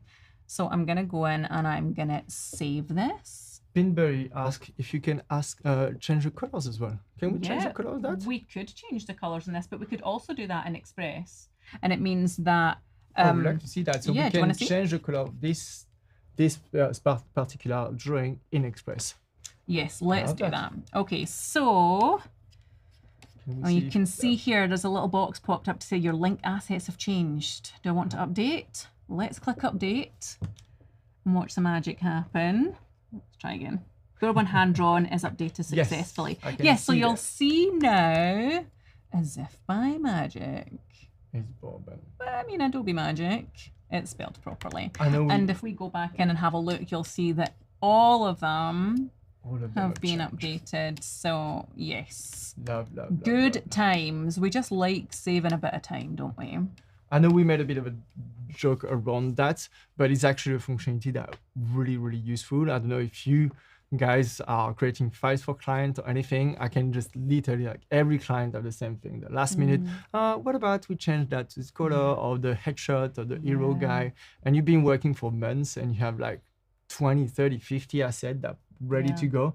And when it's a little change can be really time consuming. So having this situation, even having this system in place that Adobe Express can give us and Adobe Creative Cloud and library is actually, for me, is just amazing. Like, since they released that a couple of weeks ago, I tried it. It's like, yeah, that's gonna again save me a lot of time and energy. Yeah, that's great. And we were asking about changing the colors, right? Yeah. So yeah. So we go on Effect. We're selected. We go to Effect. Yes, I've just clicked on this asset here. I could do it in Photoshop, but I want to leave that as it is, just in case it's used anywhere else. I don't want to change it everywhere because obviously because it is linked, it would change it everywhere. I just want to change it in this one, in this one piece of content, right? So I'm going to use Duotone just to change this. Yeah, and this is my little hack for changing stuff in Adobe Express. So let's again pick the brand colors. I'm just going to click this. Make sure that they're both the same. And that's a good way to recolor your things with. It's a very good tool, Duotone, if you want to change.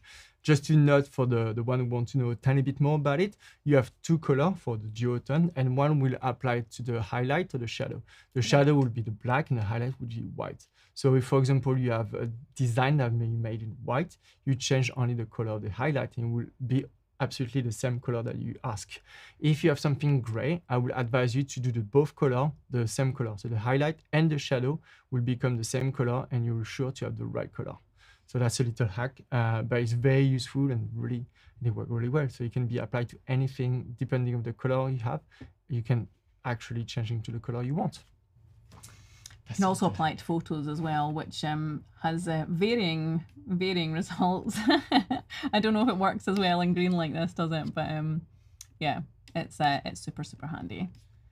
So we have John asked if we can do an animation focusing on one element in particular and everything else is stay still. So for example, he say, can we move the blanket like it was in the wind and everything move? You could do exactly the same way we done. It will be to select only the blanket and not the blanket and Nikki, and choosing the animation will be the more similar or the closest to the wind. And in this situation, Nikki will stay still because she will be still part of the background image and the blanket will move. Obviously, with Adobe Express, you have a set of animation. We can go as far as doing some bespoke animation like we can do on After Effects and so on. But yes, you can select, but you will have to prepare this element by yourself. And you could actually do everything in Adobe Express if you wanted to by having both picture on the top of each other and just remove the background on one and just putting on the layers above. I hope that answers your question.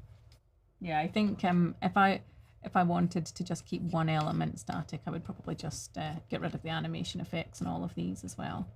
and then really just focus on the blanket moving. Super subtle. Fun. Yeah. I absolutely love that. Yeah, it's good. So we are creating asset now. You can see how Nikki have shown us how to animate from a picture. Our product shot is very, very fun. We can do so much more about it. I know you talked to me earlier that you could as well change the color of the blanket, but just selecting the blanket and creating a filter of it Yeah, if you that's wanted actually to. something that is quite interesting. So, aside from the yellow blankets, we'll also be making a pink blanket this year. But I don't have any samples of the pink blanket. I've been sent like a mock-up, but I want to be able to show people the blanket so that I can get some orders on it. Exactly. I want some pre-orders so that we can pay the deposit for the factory, basically.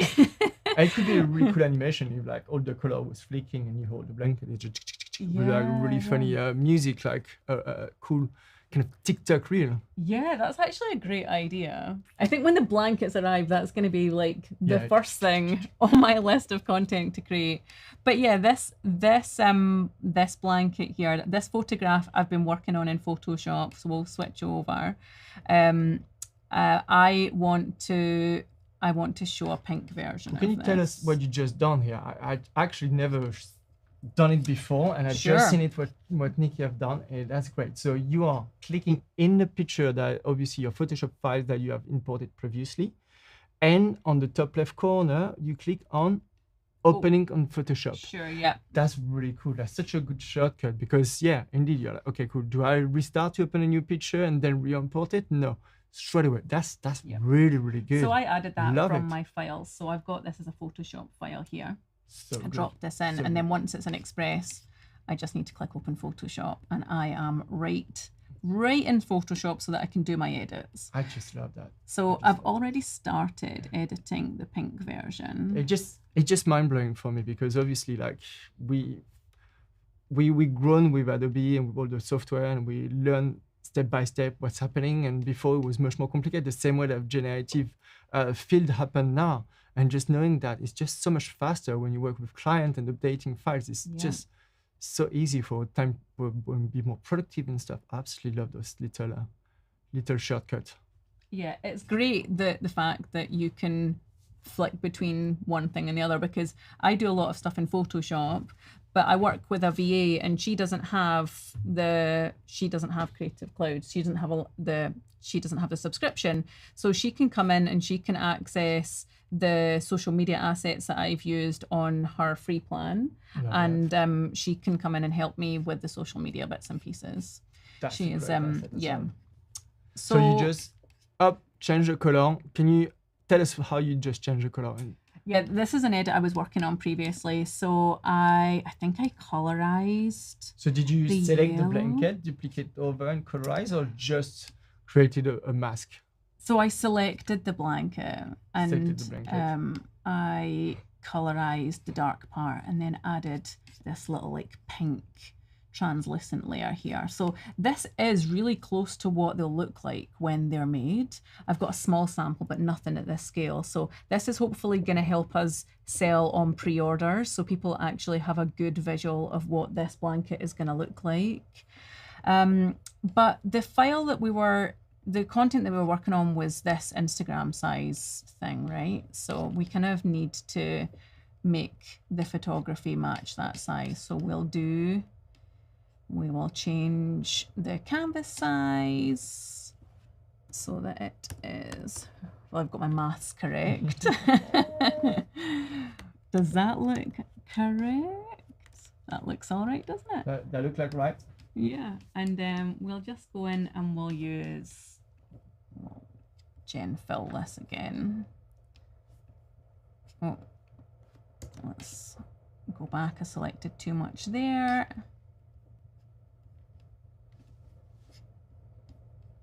Click generate, leave it blank again because we just want it to be based on the photography, nothing else. I was trying to get my cat in this photograph though, and you know what it's like, never work with children or animals, it's very difficult to get them to do what you want. So I could also add a little Oh, Wow. I love that. It looks like I live in a glen. I actually love that so much. Let's see what our other options are. Okay, so That's what, more safer. yeah, probably what it should look like. And this one as well. I Well, I kind of want to go for the crazy one, just like it's just standing out. No, I it's a bit don't too messy. Yeah. know. Yeah, as cool as it is, I don't think the depth works properly, and I want this to look realistic because yeah, it's again going back to that trust thing. Like I don't want to have imagery which is so out there. You kind of want to stay in brand and stuff, so yeah. it definitely make that fun. I just love that. Yeah, all right. So we've got it the right ratio now. We have got our pink switched on. And the last thing that I want to do is, I feel like also my purple fleece is not very on brand. Let's see if we can change the color of that. So again, I mean, obviously we can do anything we want. yeah, Right? I mean, you can do anything you want. Let's create a new layer here, and I'm just going to go into my libraries and take a little swatch of my green, because out of all of the colors, I feel like green's a nice complement to pink. Pink and green is just one of those combos, right, that is just timeless. It's a lot of pink and green in nature. That's like the original. So let's just put a little swatch up here just so that I know what color I want my fleece to end up. Select my fleece layer. To make sure you're as close as possible when you recolor. Yeah, so I'm just gonna adjust this via hue saturation. I've already selected the fleece. The fleece, just and let's just slide this across. We want it to be as close to this mint as possible. Maybe that's the right color, but it's a bit too bright. We'll bring the saturation down. Love it. Okay, all right, so let's love get rid of that little reference dot. We'll quickly save this, and then we'll go back over to Express, and we should get a little prompt to update this as soon as it's finished saving to the cloud. Yeah, we're definitely saved there. Yeah, as soon as it's uploaded to the cloud, we will be able to update this, and it will update with all of our lovely edits. There we go, linked assets have changed. That's the joy of the life. We just got to stress that. That's it. Oh, it's moved a little bit. I think I maybe moved that while I was faffing. All right, so there we go. So that has and updated. We can definitely imagine now just laying different image and just making this carpet flicking and changing the colors. So fun, absolutely love that. We have literally 2 minutes to spare, 1 minute 50. We've done fantastic. Thank you. Do you have any question? I know there's maybe a shot, so maybe in the next 30 seconds, if you have any question, we can answer. I hope you like this session. The next session is going to be me with Liz. We're going to talk about branding, how to create your brand. I'm going to do a bit of brand refresh on an old client of mine. So that's going to be quite cool. If you have any question, I don't see any coming, but stay with us. We are coming back in a couple of minutes, in literally 10 minutes, for the next session of today from Munich Live. I will be with Liz Mosley and myself talking about branding. Thank you very much. I will see you for my part in 5 minutes. Thank you very much, Nikki. Thank you so much. Please go see and love what she's doing. Absolutely obsessed with her work. Thank you very much for watching, and I hope you enjoy and we were not too boring. Thank you. Bye. See you in a minute.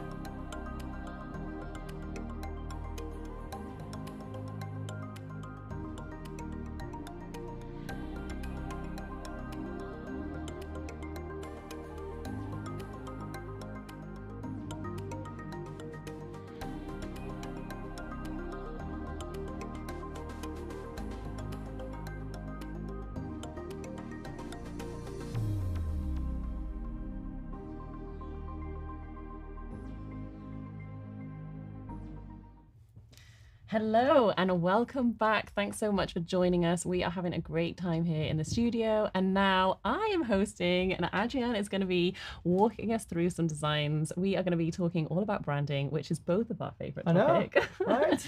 It was just meant to be. To the Adobe Live Instagram account, there's a very exciting competition you can enter where you can win a year of Creative Cloud, which is a great prize. So head over there, have a look and see how you can enter. And yeah, if you have got any questions while we're live streaming, there's lots of people joining us in the chat, which is great.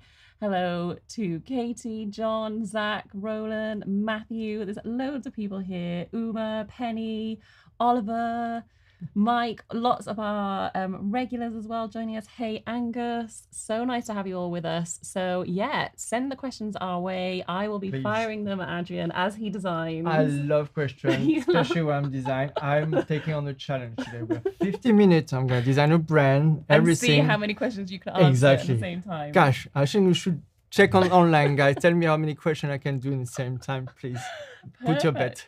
So maybe run through what you're going to be working on today then. So today we're going to build a brand. We're going to mainly work in Illustrator and Adobe Express. I'm going to show you how to do a brand refresh. I am really sorry today. It's not going to be about brand strategy or deep thinking or conceptualization. I'm sorry. We have only 15 minutes, so it's going to be easy, fun brand refresh with the old brand I worked on. I'm going to tend as well to create a bespoke font. Not all the word, but just something a bit fun to see how we can actually use the font and how it's so flexible and easy to implement them on Adobe Express. And we're going to see as well how very quickly we do the template on Adobe Express, and especially how you guys, professional brand, you can control when you give the asset to your client. It's something I really want to highlight today in the session. I've been running small agency, I've been creative director of big agency, and having this possibility to give the hand and opportunity to a client to deliver their own asset is absolutely a game changer. And I love using Adobe Express now for this reason. But it's true, the new version of Adobe Express with the locking mechanism to make sure that, the logo is not going to go there, and then the color, and you just got to pull your head up because the client, you love them. But God, after a couple of months, it's like everything is all over the place. So that's really important. I want to show you and deep dive on that because you'll see, like, I literally, the new version come online like this morning, and we've been like frantically like, yeah, that's working. Oh, great, amazing. So I'm going to try to show you that and why I'm excited about this version. And I'm sure Liz is excited too. I'm very excited. This is fun. This is our first time hanging out in person, and we're doing it live. So good times. All right. Go. Let's go. All right. So let me go into Illustrator in a second. Fantastic. So we will redesign this brand called Off Duty and actually refresh. Let's not go crazy. Huh? So Off Duty is a handbag brand, London, very fun. I'll show you a couple of examples here of like the type of brand, or type of bag they have. They're really colorful. It's really focusing for the youth. We know that, mainly female, but that's not excluded anything. I love colorful colorful bags, so it's for men too. It's fun. We want something dynamic, something fun. So we're gonna see how we can do that. In the same time, and the people who have been following me weekly, like good people on Adobe Live, I always say we need to set the goals, and we need as well to research before starting everything. So that's what I've done. So we do a brand refresh, something simple and easy, but I've done as well a bit of a mood board for you. Oh, nice. Another mood board. Obviously. Always start with a mood board. It looks stupid, but no. Mood board, even if you're like a pro designer, do a mood board. Start with a good mood board. Make sure you know where you're going and why. So we done with the client something. They wanted something quite clean and simple for the bags, for the logo. One reason is, first of all, they want it to be impactful and timeless, not something that the font will be too crazy. That might be an issue in a couple of years' time that they want to rebrand.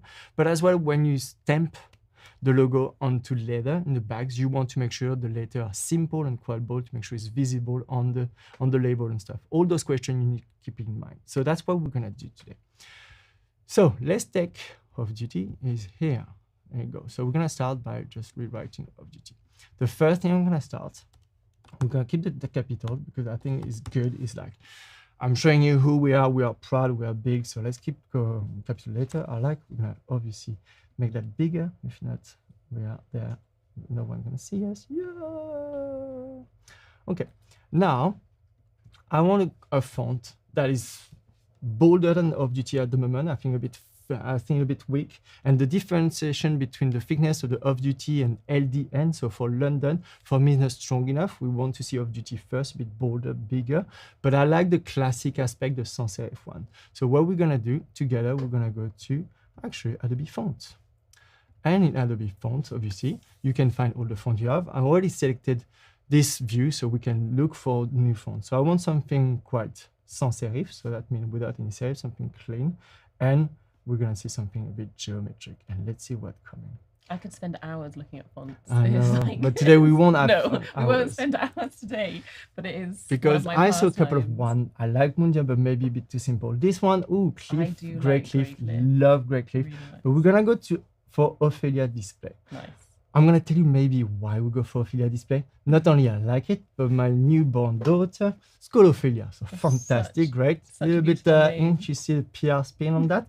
Great. So I just clicked earlier into add to my library. So we're sure we have it. So let's go back to Illustrator and then we'll just write Ophelia. And we're gonna go for something maybe bold like that is enough. Nice, yeah. I like that. To see it quite nicely, I'm going to create an artwork because the contrast between the gray and the black is not strong enough for my eyes. Maybe I'm getting too old.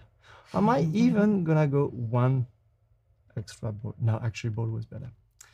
Just bold, a tiny bit of spacing, a tiny bit of kerning here, but not too much. And now we're going to write LDN. And to be honest, we want something, when we do branding, we want something simple to understand. And LDN is cool, it's trendy, but just write London is easier and smaller. That would be much better. So London, we're gonna make it smaller. So we're 130, let's try 50. Really don't hesitate to make something like the contrast between the main title and the subtitle need to be high. If it's too little like the one above, you can see we're like, okay, what we're reading first is how to grasp what is the key message. So key message is your name is off duty and then is your place, so London. And to make it even stronger, I will change the weight, so the thickness of the letter to something maybe a medium or maybe a regular medium, probably easy, and put a lot of kerning, so the spacing. So we're gonna go to 200, maybe even 300. Let's go crazy. Up. So you can see already, we just very simply creating this kind of nice, cleaner. It's feel a bit more modern straight away, more new. Why is that so? That's the little tips. I always say a mediocre logo is always worse than a really good font. Don't spend too much time to do an amazing logo with an icon and stuff. You're gonna spend a lot of time like right. Take the time to find the font. This font is a little bit of detail. You can see the D if I zoom in. The D is really The nice. D is slightly lower than the normal font, and the F is slightly shorter. Those little details, you don't think about it, and for non-designer, you don't see really them, but your brain does. And that makes just a difference. You can see here, it's really similar. It's a sans serif font, but it's just really normal. It's very traditional, and you want to grab the attention and not be traditional and stand out. So by using that, it's a really simple font, but just stand a tiny bit. The detail will make it stand out. And you see how that really space out the letter of London, create a bit more premiumness. So that's what you're looking when you think about branding. And Okay. this is more like of a refresh than a complete redesign, which means that you've got like your consistency, haven't you? Because it's not going to look completely different, but it's just gonna like update it. Exactly. That's a really good way to do it. Exactly. Well, do a full rebrand is really dangerous, and so many reasons. Like people, brand consistency, as you say, or brand awareness is really hard to get. It takes years, months to build together. So if you rebrand completely, you might lose some people. If your brand is not aligned with your audience, or if with your values, fair, you need to flick, but do it sooner rather than later. And if you already have a good relationship with your client, they kind of agree with your brand, just to step by step, do some subtle refresh, it will go a long way, definitely a long way. So we're good. We have that. We have our first logo. That's great. So now what I want to show you, and that's I love Adobe Express for that, and Adobe CC Cloud, I'm sorry I say it, is the library aspect. And the fact that as a professional, I don't need to leave my softwares. For you online or professional designer, and you probably be a bit scared, not scared, but not really, why Adobe Express is for me. I'm just using Illustrator, I'm really good at it, I'm a pro at that. I'm not gonna use another software that is weaker and smaller for you. So for that, it's good to be able to stay in your software and have all the tools and all the little gadgets you can do and change font. You don't want to go to software smaller. So we're gonna stay on this Illustrator. We're just gonna open our library here, and we're simply gonna create a new library. I'm not gonna even leave Illustrator. I'm gonna do everything in Illustrator. So create new library. We're gonna go off duty 2023. Fantastic. I didn't do any mistake. Love that. Great. And now you have those, a blank slate. We can start, and you saw it on different demonstration, by just sliding them in. But you want to be organized. You want to do it right, and make sure you have everything in the right folder. So you could potentially, not potentially, we're gonna go to little folder at the bottom here. You can't see it, it's behind me. I'm gonna show you that for a minute. Right down in the bottom right. You can see here the little folder here. So by doing a folder, I can start thinking, okay, cool, that's gonna be my logos. Okay, great. And now I can slide my logo like that and drop it here. And now, magic, the logo is here. That's fantastic. Obviously, you need colors. So we're gonna stop for a minute for logo, and you're gonna see why I stop there. We're gonna go with the colors. I've prepped the color. If not, we can be there forever. Thank you very much. So you see the colors, just as an FYI. We'll make sure that it's close to the brand, to the product that's already there. I'm not gonna find different color that completely out of the values. So we want yellow, fun, positivity. We want some vibrant magenta, some orange coral. There's a whole lot of fun color. And for that, we can do another folder. We're gonna do another folder called colors. Great, thank you very much. And here, okay, I'm gonna have to move. I can't see my, perfect, great. Thank you for the take here. The little plus, be careful, I selected all my colors here. I'm going to little plus. And I now have an option to fill color. So I'm gonna add the color. I'm gonna ask them to add the color. So I'm gonna do one by one. If not, it's gonna be a mistake again. No, sorry, I need to deselect one. Apologies. Okay, select one by one. If not, it just doesn't work the way I want. Well done for getting your library all organized right from the start. I always put them in folders after I've added everything in, but this is a much better way to do it. No, it's very like, I'm definitely, I'm a neurodiverse dyslexic and a bit ADHD. So that's really good to be, okay, cool. I plan everything. I can name I'm going to show you as well. We're going to name our artwork, and when we're going to slide, the name going to pass over as well. That's going to be quite satisfying for you.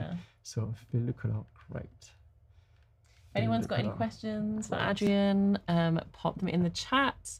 I will pose them to him while he designs. Yes, I'm going to go quite fast. Now I put my colors here. And at this point, I just want to switch to Adobe Express, because the goal here is like, you are a professional, you work in Adobe Illustrator, and you can just go some fine detail, make sure everything looks absolutely amazing. And on the other end, you have your client. You're running, either you're a freelancer or you're running a small agency, and your client just want to get a hand on the asset and want be able to start creating. And you create that for him straight away in a software that you know and understand and can do a lot with it. So let's see what's happening right now in Adobe Express. I'm gonna go up. I'm gonna go to my Adobe Express. I'm just gonna reload to make sure everything is up to date. Exciting. Fantastic. And we can go to your stuff. Yes, my stuff. Right, thank you very much. And you're gonna go to library. And library. You're like me, but loads of Now we need to off duty 2023. Yeah. 4// like, is it gonna work? Yes, it's working. Now you see exactly I have my logo, my color, and everything. At this point, why I'm stopping here is just we're gonna create that as a brand. It was a library. I'm gonna make it as a brand. Use as a brand here. So at this point, this off-duty Adobe Express understand is not a library anymore. Only a library is gonna be a brand with all the elements inside. Okay, yeah, got that. Now is a brand. Now we're gonna start adding all our logo. I stopped, you see the logo went to graphics for now, and I want them to be actually in the logos here. So let's bring some logos. Let's go back to Adobe Express. We obviously love this logo, but we want not only black. So I click on my artwork, I move, and I'm gonna drag and copy the artwork several times. Why do I do that? And we're gonna select, that's the way, first of all, that's the way I like it. You don't need to do that. You can just tag them, but for me, it's better like that. And we're gonna change the color. So we want one magenta, thank you. One yellow, one gold, thank you very much, orange gold. And the last one, white and black, fantastic. Now we'll do that. I'm gonna simply files, export as, just to make sure you have your logo nicely in the folder. That's it, logo, great. Export PNG with a P. And now I'm hoping that I did it big enough. Oh, yeah, good. Okay. Bum, bum, bum, bum. What I like about it is that there's always different ways to do things. So you can get your logos into Adobe Express like the way you just did, but you can also then upload them directly into your brand kit. So like, yeah, if you have been provided the logo and you're creating your own brand kit, you just upload your PNGs and good to go. And now we have our logos there. Now just simply, as you may expect, just drag there. Nope, obviously. I'll just drag it to the wrong place. Thank you very much. Up. Here you go, sorry. Just make sure I drag it to the right place this time. Thank you very much. No, so we're gonna do, just simply click on it. Up, up, up, up. Love that. And now it's logging. So now we're really organizing everything. And like the same thing with the color we saw earlier with Nikki, I can go here and say edit the tag primary logo. Yes, I like the magenta. I want to make sure my client know that's the one they need to use primarily. And then we're gonna go secondary logo for the rest. So just now, someone asked a question about uploading their own fonts. And so this is where you can do it, isn't it? So where it says add your fonts, you can use all of Adobe's fonts, but you can also upload. So if you've bought one for your brand and you need to put it in there, that's where you're going to do it, isn't it? Well, that's a great question because I'm going to do something very funny in a second. I've set you up perfectly. I know, great. It's like we planned it. No way, are we? No. Before we go to the font, same thing. I set it for primary logo. I will be able to set it here for primary colors and secondary color. It's quite important visually as well. You'll see when we start editing and creating content to see which one I should use first or not first. Okay, so tags will be great. So let's wait for the font. Let's go for the font. Great idea. So again, I went to Adobe Font earlier and I saw this one, Anton, and I thought, oh, I can do something fun with that. Okay, cool. So let's start designing something in Adobe Express that could potentially look like the design we would like to do. Unless, for example, I'm going to new artwork. I'm going to do a square. Make sure it's a square. Just randomly 1200 pixel, because again, I put myself as a professional, and that's how I work. I work everything on Illustrator, and I want to show you how it's easy to start your design in Illustrator and then pass it on the other side. So I'm like, okay, cool. I like that. I want, for example, just nice background that look cool. Thank you very much. Now potentially have some products, and we'll see in a minute. I got some product ready for you. Images. We're gonna sign a bag, a pink bag. Yeah, a pink bag could be fun. Pink bag here. Thank you. It's on the top.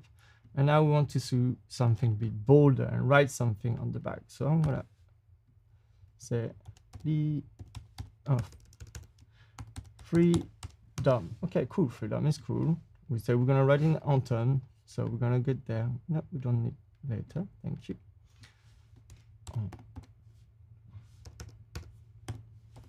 Anton, I love that. Now I just try. Okay, I'll make it bigger. I should definitely just put the value on. I'm sorry. I'll put it in yellow.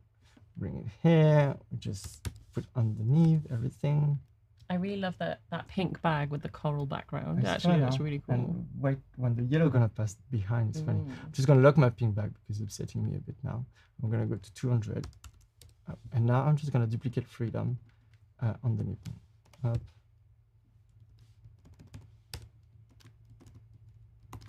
Okay. So now I write 3 times freedom if you do want to do it for me. Thank you. I understand what's happening. Give me a second. How time we good? So we've got a quick question. Yes, Roland please. wants to know, how does the primary and secondary options behave in Express? Is it upon the order of being imported, or is it primary all by default? Now, if you watch it back, Roland, you'll see that you can actually select the primary and you can also select the secondary. So it came in the order that Adrian put them in the library, but then you don't have to keep the first color as your primary. You can choose which one you can do want whatever you want, because you'll see, I can show it now, a bit of a preview. We're gonna just go back to the main one because quite fast. If I go to any of my settings, even though you're seeing something you should not see, but that's okay. Just gonna delete that. A bit of a sneak peek of what's to come. Preview what to come.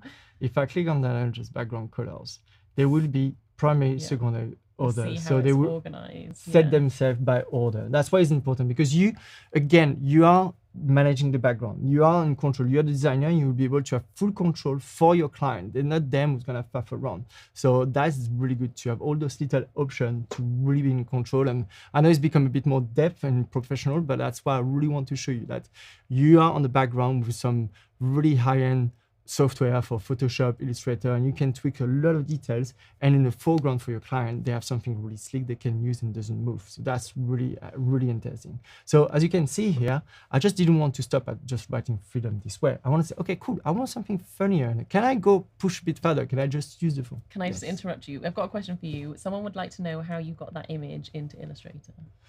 It's a great question. So I prepared previously using the remove background, this image, and I cut out and I save as a PNG for having an image there. So slide in here. Then my freedom, let's do something fun. I'm like, okay, I want something young. This is not young enough. Let's do something vibrant. So I like to enjoy with that. Look at that. If I spin that, my letters go crazy. And I love really that. I'll make it a bit smaller. Okay, even that. Okay, and now you can actually, at this point, you can stop. Like, okay, cool. I really like that. I'm gonna be able to do something with it. So I get my trajectory. I know what I'm doing. So what I've done, and we're not gonna do it live with you. I'm just gonna show you to do it. I write it my font here in another folder. I could have done it in the same artwork, and I wrote my letters A, B, C, D, D, and I use, if you don't know that yet, my extension Font Self Maker, and I'll just simply highlight my letters, say create a font, and here I've created a font with the tilted letters. And why did I do that? Because now, when I go back to my Adobe Express, and we're gonna go back to the brand, and when up brands, where is it? Objective 2023, and I add my fonts. I'm gonna go to upload to my files. You're uploading the one that you made yourself. Exactly. Nice. So now look at that. If I preview, I've done it. I didn't do fully. You can spend a lot of time. This little plugin extension, so Font Self, it's a dream. Love it. I literally done it before we go live. Now I get my font tilted. My client don't need to do anything, and I went to use some specific system that we can have access in Adobe Illustrator, export to Adobe Express. So I say, okay, cool. Yes, I want this one. Open. I just Now I do error message. If I do add, it will add, but because I just prepare. Got it in there. It's here on turn off duty regular. So I just need to click on it, and is now the font by default. Ta-da! So that's good. Okay, I got my font. I got my colors. It's great. Now we need images. Well, we have colors, we have logos. We need images. Obviously, you want to set your client with a bunch of images. So now I'm going to show you a third way you can do that. So in your little icon of your Adobe CC Cloud here, thank you very much. You can go to files. I don't know if you have followed what I've done. I open my cloud here using my little icon. And I go to my files. And I'm going to find my brand, your library. And please help me. I know, it's like always hard. I always have this issue. There you go, it's here. And I'm gonna simply add a group. Images. Okay, cool. I can slide underneath. I can actually see that close my logo. I don't want that. My logo first. Logo, can you please come here? This is what I love, is that you can edit your library in so many different ways. Exactly. And it's just, I love it because you never know. Brand will just need just logo and color palette. Some will be icon, different type of icon, different infographic and stuff. And then you on the background, you will be able to set this library and this brand to the detail you wish. And that is absolutely fantastic. So now I have my image. You can see I create the group and I go to the folder where I selected several brand image that we have, plus the PNGs and stuff from our product, and simply, thank you very much, Adobe, sliding in, and I wait. And they will be now in my image folders.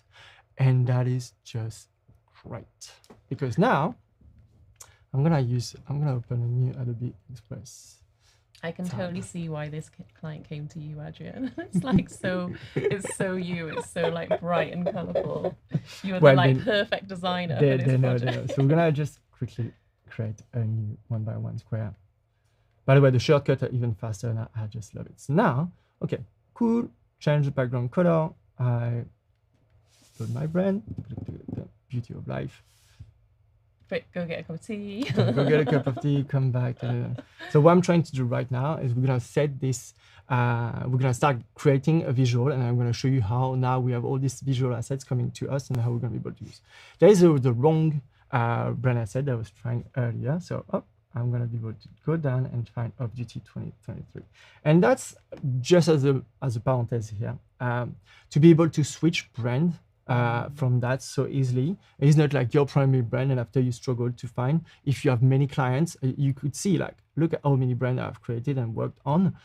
That's really good for creators. You can jump from one client to another like so seamlessly. It's great for social media manager and so on. So cool, we have a brand. I just want the yellow. Now I'm gonna write, remember we've done the freedom. So let's do freedom. Just add my text. I'm gonna write freedom with no spelling. Thank you very much, Adrian. We are going to our fonts. And now we have Anton GT regular on our primary font. I have to select, sorry. I always can't write things, and whenever I'm doing it live, I It's always the worst. As a dyslexic and the one who following me, you can see I always struggle. So. Well, you're not alone. I'm exactly the same.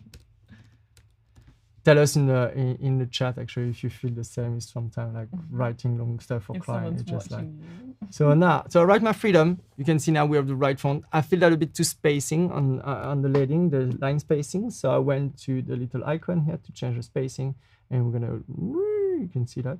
That's a bit better. We can even have more kerning if we want, and I like that. I'm just gonna do one more row. I don't know why the end was one more row. Obviously, we'll put that in. No, it's not the background color I want to change it. It's the font color. Fill with orange. Okay, cool.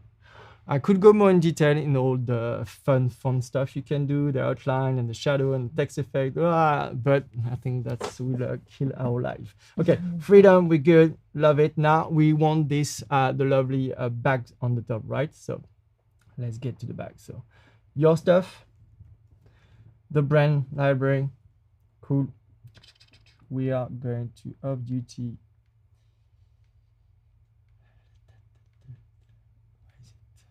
Is there somewhere off-duty 2023? Right.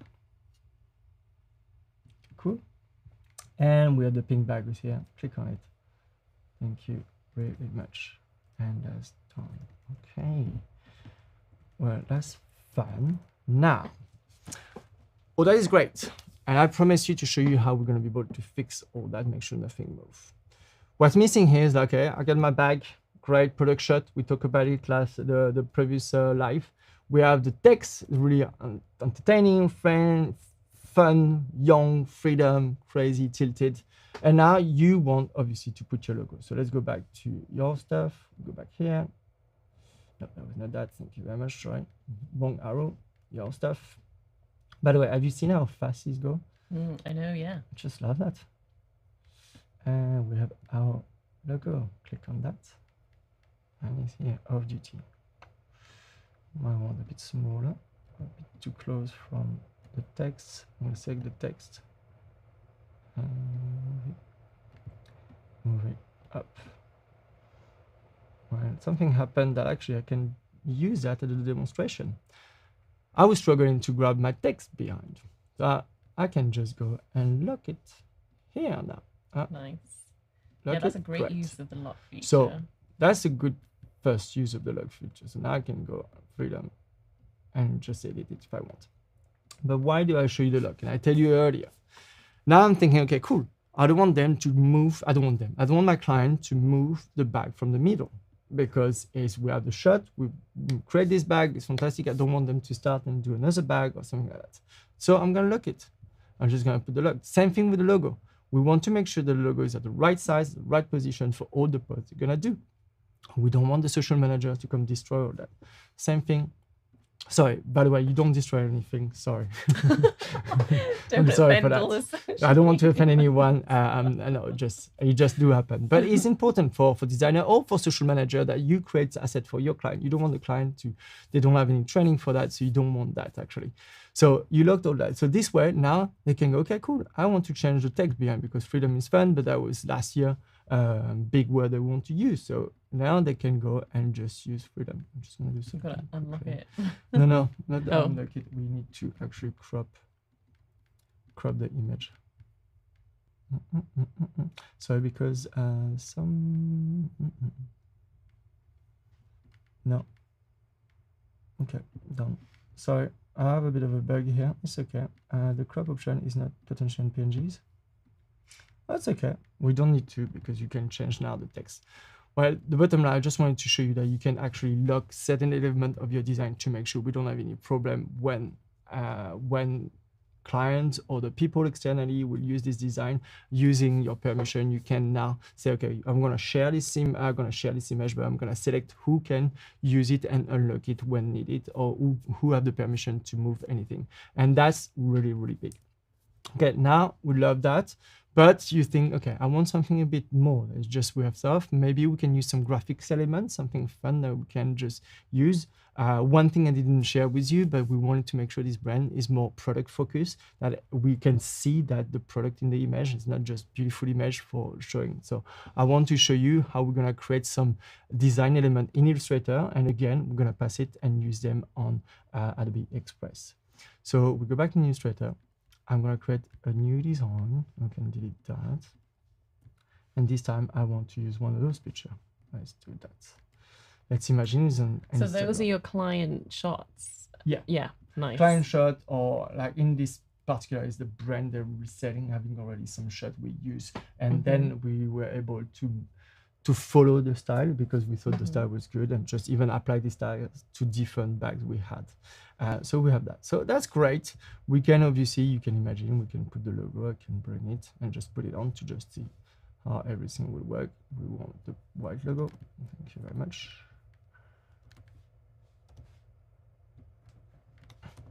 I'll place it here. So, okay, so far, yeah, like it, work fairly good. Move it a bit higher up.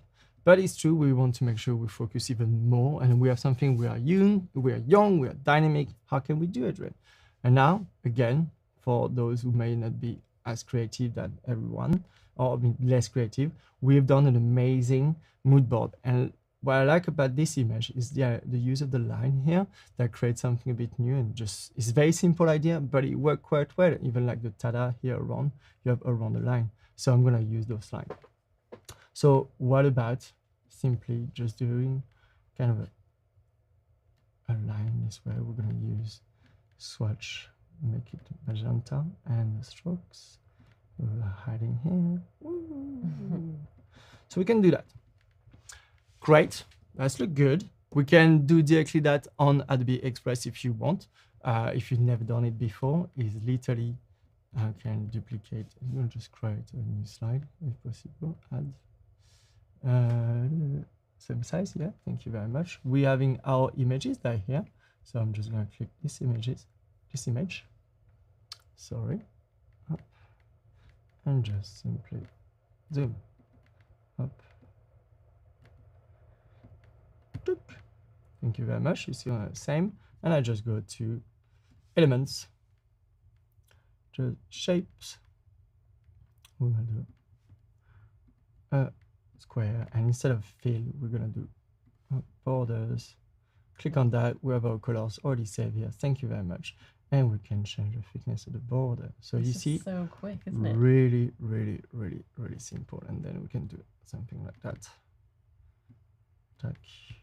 For the thickness a bit less, because this after is going to be crazy. And that's nice. Now we can think, okay, Adrian, you're missing the logo. And I say, yes, he does miss the logo. By the way, look. Come on, Adrian, where's the logo? For the pro again here, and I'll maybe go a bit more in detail here. I was struggling with this dial to find the right thickness. It was still going very big, but detail are really important. And I know designers following us now know how important the thickness of a line can be in terms of filling. And Adobe, you can directly change with the letter. So 59 is too much. I want to try 40. 40 is actually quite good. And this way as well, you can keep consistency. You know that your line now is 40 everywhere. So you can have some details as fine as that, even with Adobe Express. That's a good one. Now, yes, it's missing the logo. So let's look at our pages. We go back here. And as I mentioned the last time, we're going to unlock this one. The last stream just before, you can copy. And we go to the next one using the arrows. Now those. Well, that's for me. So it's the last stream of the day. So obviously don't. And then we paste. There's always another way to get there. Up. And now we're good and we love it. And again, make sure you lock it in place. I won't move it, and we have always at the same place. So that's top. Say, okay, cool. Adrian is nice, but it's a bit basic, and you don't want to feel like maybe you do not want to feel like it's a design you only done at Adobe Express, a bit higher. You want to show your client you can do more than that. So great. So now let's go back to Illustrator, and we're gonna maybe do a kind of a neon effect to this border to feel even more young, more fresh. So let's do that quickly together. So we're gonna open that a bit more. We're gonna go to gradient, and we're gonna create a gradient here on a gradient like that, and we're gonna change the colors. So up, and keep the white for the middle, up, that again, up, and we're gonna add medium color.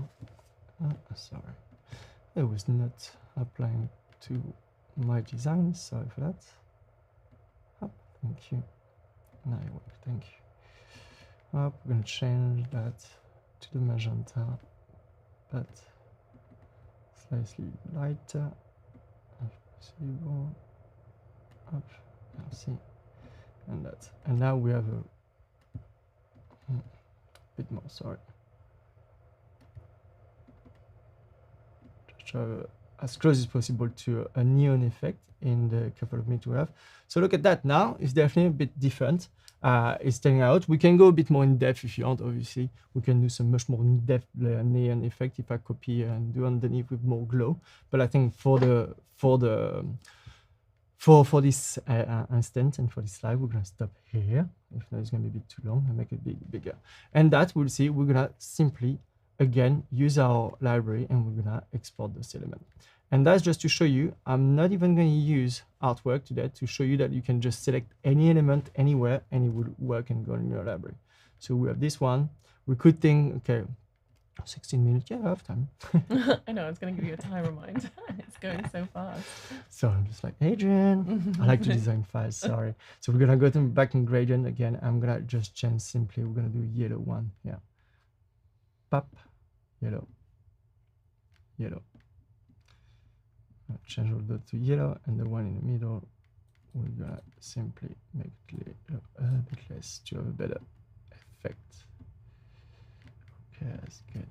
I like that. You can't see, but it's actually quite nice as well. Yeah, that's cool. Just quite nice and cool. Up. Up, and we're going to one last, and I will show you again how it's important to be able to log those elements. Up, I'm going to select inside my, and we're going to do one orange. Actually, it will be more cold than orange. Tack, tack. if anyone's got any questions that they want to ask, we've got 15 minutes of our stream left. So I feel like Adrian needs some more questions, don't you? I love question. I never have enough question. Obviously, that I would design at the same time. But what we try to show you as much as we can is the flexibility and the fact that you can really, as a designer, go really in depth with your detail and your creativity. It's not Adobe Express not gonna cut your creativity. It's really gonna enhance your creativity and help you to go to the next step. And it's really in sync with all the big software you're more used to, like Adobe Illustrator.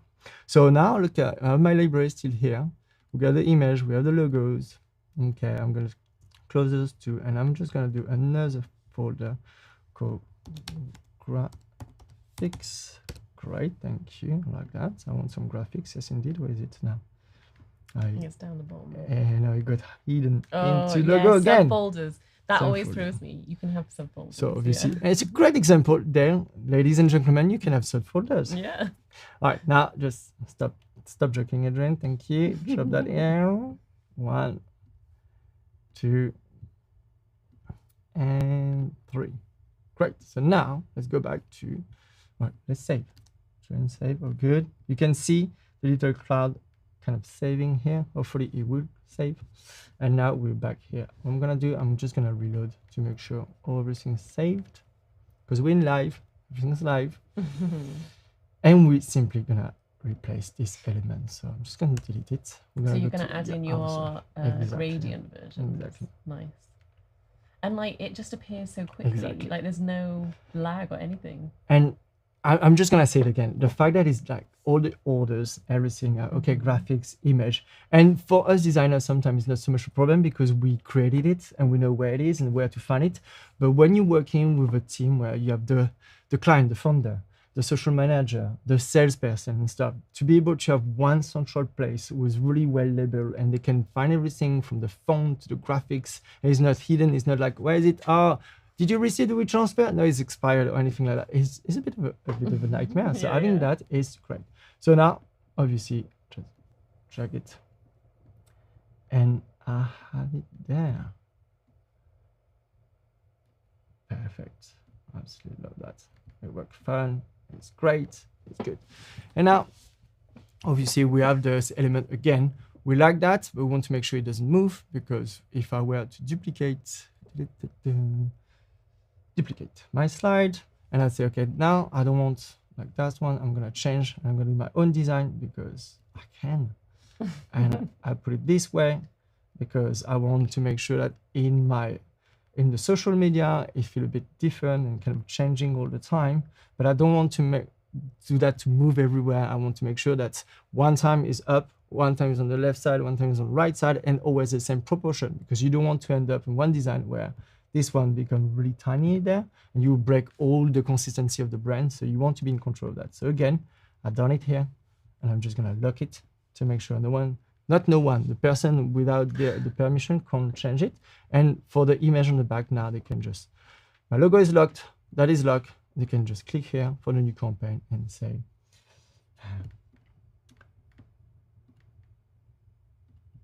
I'm sorry, the update, I've moved something. Oh, what are you looking for? I can help you. Replace. Oh, Look at replace. that. Is it in? Here. Try the 3 dots. I linked at it. Is it in there? This is no, great it's not. live. Yeah. Adobe. So yesterday, There was a replacement.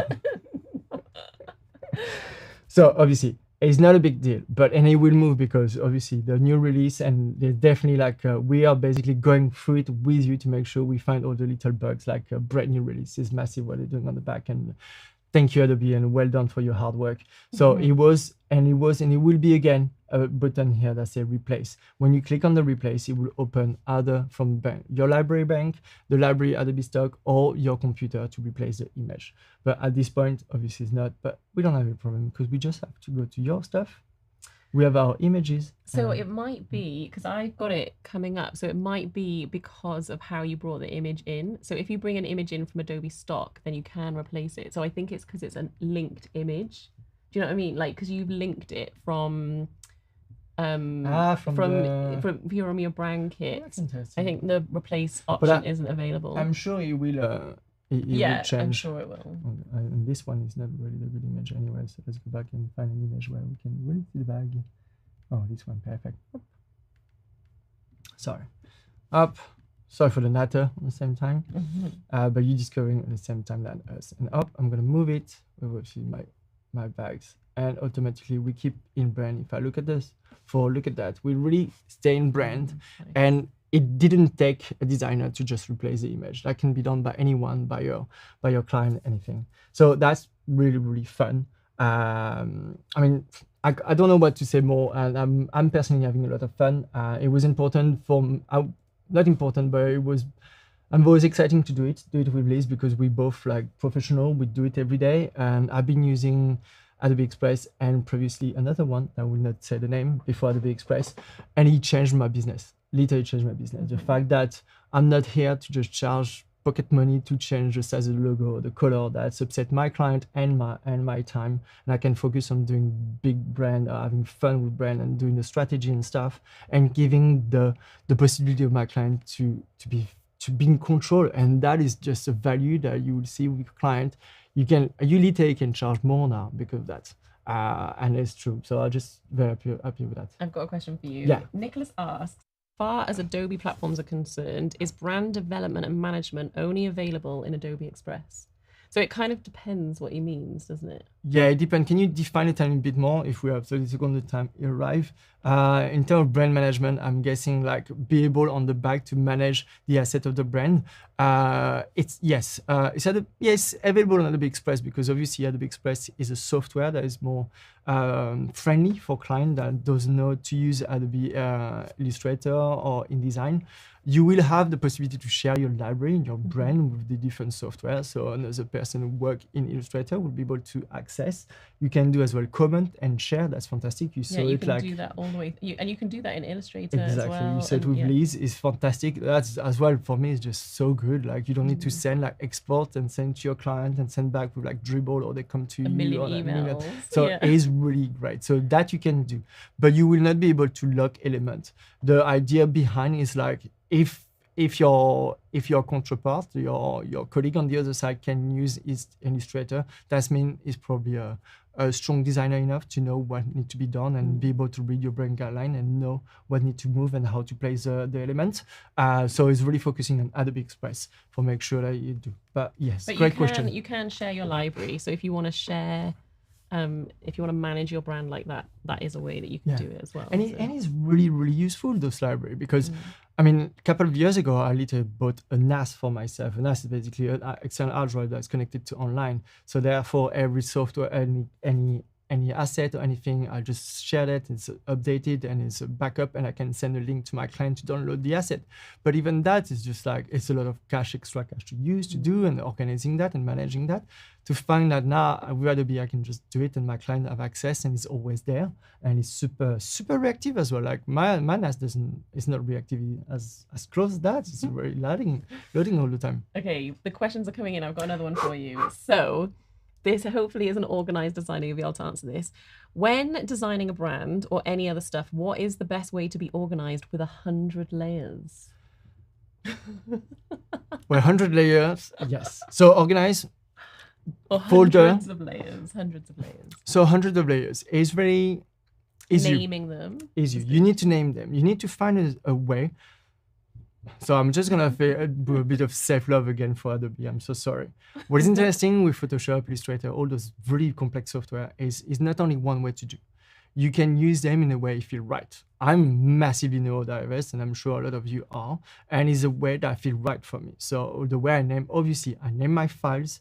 I make sure that I usually have like the background, so background image, the MIDI image, the content. So if any post I have writing and stuff, I have all my writing only one folder, and I maybe do subfolder for like big heading, subtext, information and stuff to make sure it's clear. I will have a folder just for the logos, the partner logos, like that. I know exactly where is what and how to do. So I think it's naming and finding the right folder, subfolder situation that is feel right to you and to the project. Because In some projects, you will need to log certain files together, certain layers together, because you want to change them all together, to change the color, for example, change the treatment, because you have a series of them and you just want to change the effect on it just on certain element of your folder. So I think that's answer your question. It's dependent on your project, but really be organized and be organized the way is right to you. Yeah, I think it is, personal how you like to do exactly. it. Any more? No, I think we've answered most of them. Did you enjoy the session? Did you enjoy those 3 sessions here in Munich? More to come for you today? Yeah, well, we are wrapping up now. Thank you so much, Adrian, for walking us through all the brand stuff. Pleasure. Thank you, everyone, for joining us. It's been so great having you in the chat. We've loved chatting to you all, hearing your questions, showing you what's new in Adobe Express, because obviously it is, the new version is released today.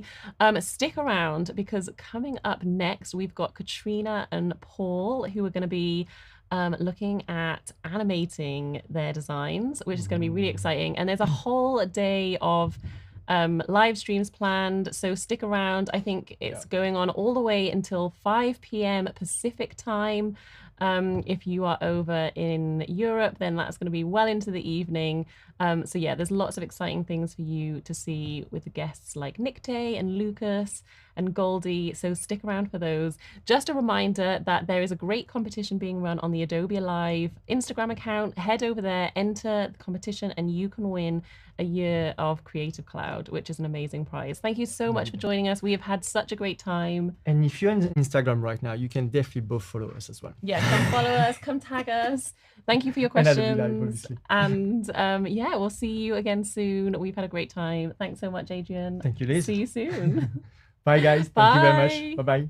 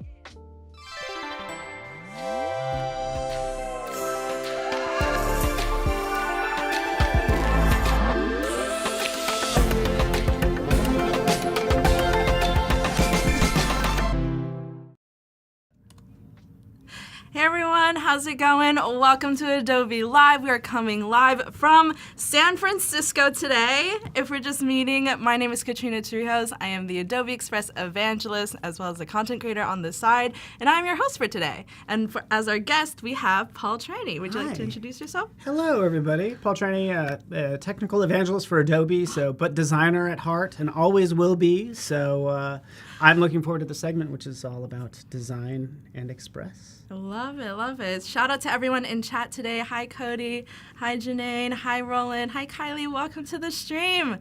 I love to see it. But before we get started, we have a couple of announcements, especially if you're just tuning in. The big news today, Adobe Express is out of beta. Oh my goodness! Heck yeah, it's That's about amazing. time. About time, Adobe. No, right? just joking. Just joking.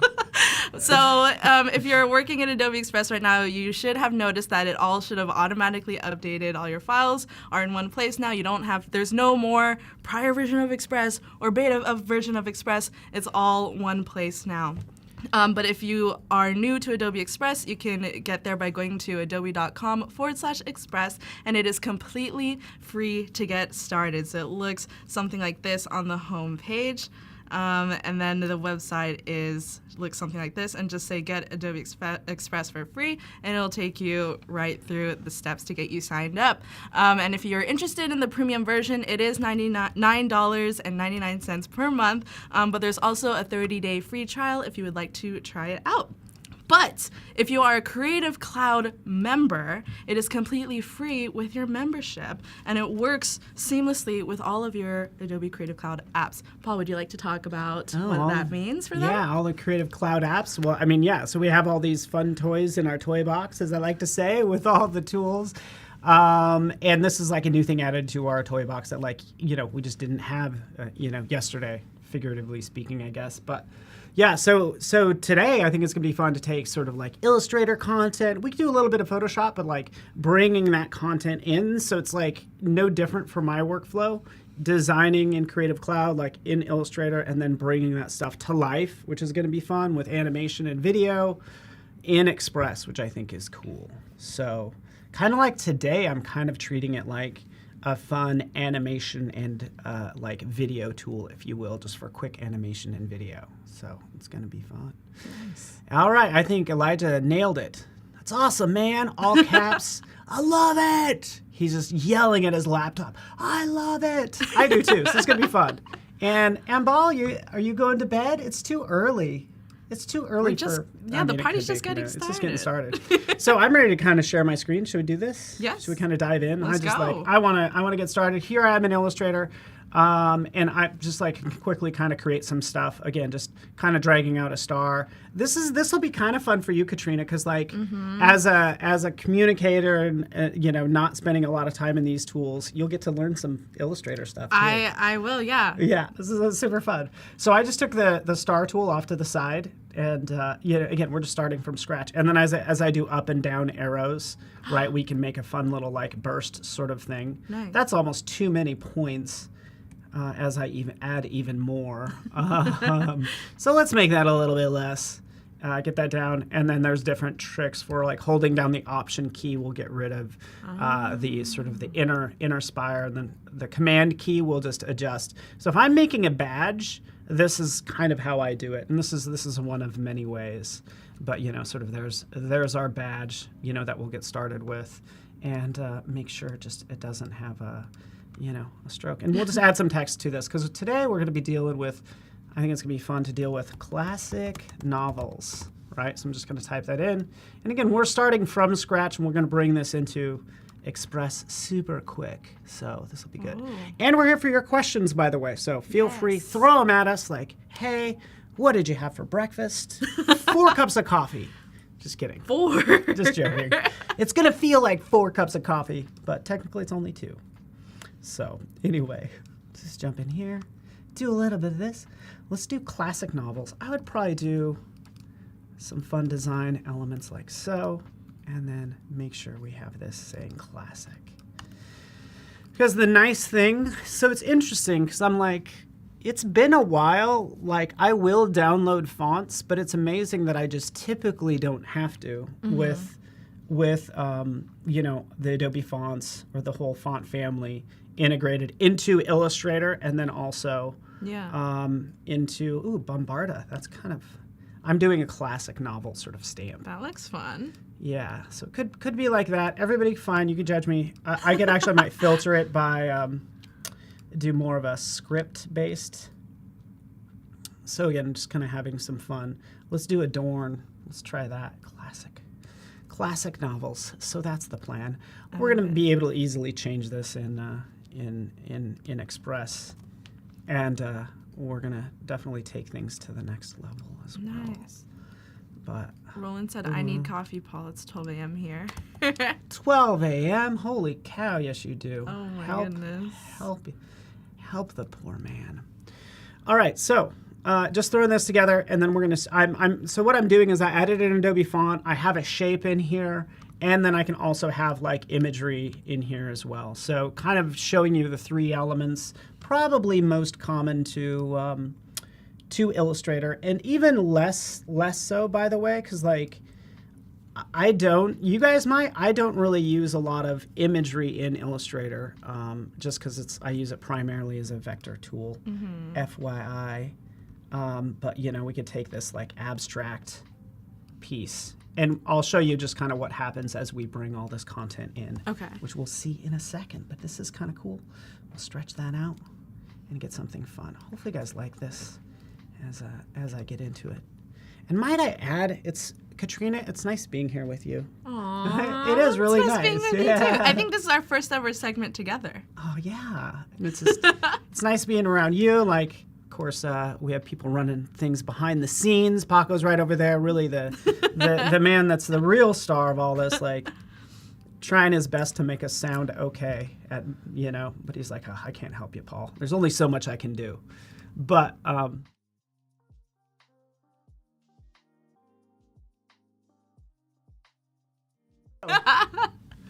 So anyways, it's like we kind of work remote. I'm from Denver. Katrina, where do you live? I'm from San Jose. San Jose. From California, yeah. So she's not too far away, but it's like nice being in the office. It is super nice. So there we have our classic. Yes. I have a question from Susie. I'm completely new to Adobe. Are there videos that I can go to and follow? Heck yeah. So you're probably, you're watching this on YouTube, probably right below the video you're currently watching. The Adobe Live YouTube channel. Yeah, look at the Adobe Live YouTube channel is where you'll see a lot of that stuff. And then, of course, selfishly follow us on the social medias, by the way, because we both have like videos and content out there, you know. So feel free. I think Adobe Live is a good place to get like instant, Yes. you know, like get your questions answered instantly. So now, again, here I'm in Express, EXPRESS. Okay, there's, again, it says new. It even says new right up here. So you can go to new.express.adobe.com. So this is what I like, you know, start from your content. This is huge for me as a designer. Yeah. Oh, yeah. Kylie, what are our socials? So let's drop that in. Yes. So mine is just at Katrina Trijos, my first and last name on the screen and probably in the description. And then, Paul, what is yours? Just Instagram, it's P-Trani, P-T-R-A-N-I, or Paul Trani on Twitter. So, yeah, I'm trying to think of where just so you know, I just posted a video to my YouTube, which is Paul Trani, on a lot of this, like going from Photoshop to Express, and it's awesome. I just think it's cool. Very cool. But you judge. All right, so we're in Express now. Oh, familiar territory for me. Whew. Yes. I was sweating a little bit. I thought you were going to ask me know, some right? Illustrator questions. Yeah. Right? But again, I was like starting simply and, you know, you kind of get the gist of it now. Yeah. It's like pretty straightforward. So here it comes in. We have our image back there. We have our text right here. All pretty straightforward. All from our original Illustrator file. Here's our nice little layers. Like, life doesn't have to be complex, right? Is our hope.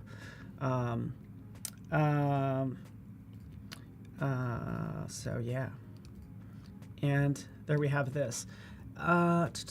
Sometimes things will come in like grouped. So this is, you know, kind of put it all like sort of in one text block, by the way. You know, this is what's nice. So I would want to break these out, by the way. A lot of the shortcuts you use like in Illustrator and Photoshop are available in here. So if I hold down the Option key and I click and drag, just by holding down the Option key, that's going to duplicate it. Because that's what I need to do in this case is like get rid of this text here, right? Maybe make sure that C is right there. And then right here, here's novels. Because I might want to, you know, separate this out and treat it a couple different ways, right? So that's what I'm doing right here. I'll zoom back out and, you know, orient that accordingly. Even for this, you notice how it's getting a little lost. Isn't the C getting a little lost? Yeah, in the background. Yeah, so it's nice, like, I don't have to jump back into Illustrator and do all that stuff. I could just come over here. On the left-hand side, you see all the properties, including shadow. So that's what I'm adding. Adding a little shadow kind of sets it off a little bit and gives me that sort of level of control. Like a lot of designers, I feel the need to pick a different color, like a general rule that kind of tells me you're a designer is like what color you use for a shadow. This goes back to art school because you're never allowed to paint. When you're painting, you never were allowed to buy black. You couldn't buy black. He's like, Really? you have to mix it. Yeah, it was just like in painting class, you had to mix your colors.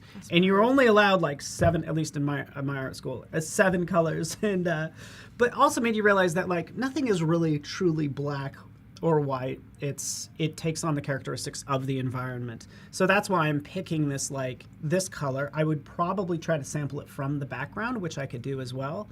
Come in here and sample this like darker color. And it's a minor thing, but and maybe nobody will notice, but I know I did it. And I'm like, I'll know. Nobody else will care. But anyways, just some designer stuff. Would love to hear your guys' designer tips. I would actually love to find out like you're a designer if ... Ooh. I think that's a fun little question. Like you know you're a designer if you know, maybe it's like What's yours? fonts. Well, the most annoying thing is all caps for pretty much anything. Really? Unless you're a sign, you gotta go all caps. But like a menu, and it's like yelling at you. It's like, calm down, menu. if you're not a designer, like you want it's like everything is important. But as you know, in marketing, no, primary, secondary, tertiary. What are your reads, and establish the reading order. But just like all cap stripes, I mean, is a thing. So, anyway, anywho, let's go on a rant, shall we? No, we don't have to. All right, so here's that shape, by the way. Here's the shape I did in good old Illustrator, and that comes through as well. So if I decide I want to make it or give it a border, I can give it, a white border, crank it up, right? So you can just kind of get an idea. Ooh. By the way, I love how smooth this is. Hey, this is what I want in Illustrator. Hey, Illustrator, I just want a scrubby, just do a scrubby thing. Yeah. Ooh, this will look nice. Wait, what's the flow in Illustrator? It's not a slider? You have to do it numerically. Or you have to put in a number. And I'll show you. Yeah, it's like, selecting this, Oh, that's a lot. And it's like, it's clicking this button. That's 3 clicks too much for this me. is like too much, like my fingers getting sore. So much clicking. Scrubby, like make it a scrubby dial. I don't know why it's not a scrubby dial like Illustrator or like Photoshop. In Photoshop, it's a scrubby dial. You hear me, people? Anybody? All right. I don't know. It's just some of those. But again, this is what I like about, Express. It makes like, it easy, yeah. I can't roll my R's like that. No. And the next level, like, it's funny. We just added the stroke feature. Yeah. And immediately I was like, give me all the strokes. Because now I want to add more strokes to this, like I can in Illustrator. Yeah. So that's kind of where I'm at with some of this, because I would love to have it like sort of 3 levels of colors. There's ways around that we can duplicate this, all this stuff. But this Black works. Lotus asked, do you save the Illustrator file as a PNG first? No, just saved it as an Illustrator, an AI. Great question, by the way. Great question. So it's just a straight up Illustrator file. This could just as easily be a PDF, by the way, or a PSD. So use what you have or whatever workflow you're doing. I will say just be aware of your layers. A little flash forward, Dara, just to hold your attention. Let's take a look at like some of this craziness. Like here's a PSD that I could bring in. What I have done with this PSD, we'll get into this layer, is like I'm mindful of how I organize all my layers and how things are like grouped into smart objects, because I've grouped everything on how I want to animate them. So that's a step I do. It's not just like save out my PSD with my millions of unnamed layers. Group your stuff, being mindful of like how you want to animate it and what you want to be video. But that's going to be fun. So that's one of our classic novels today. But right now we're just dealing with our classic, such a generic, classic novels. Let's change the name to somebody's name in chat. Okay. Shall we do that? Yeah. Let's pick anyone. Let's pick we can.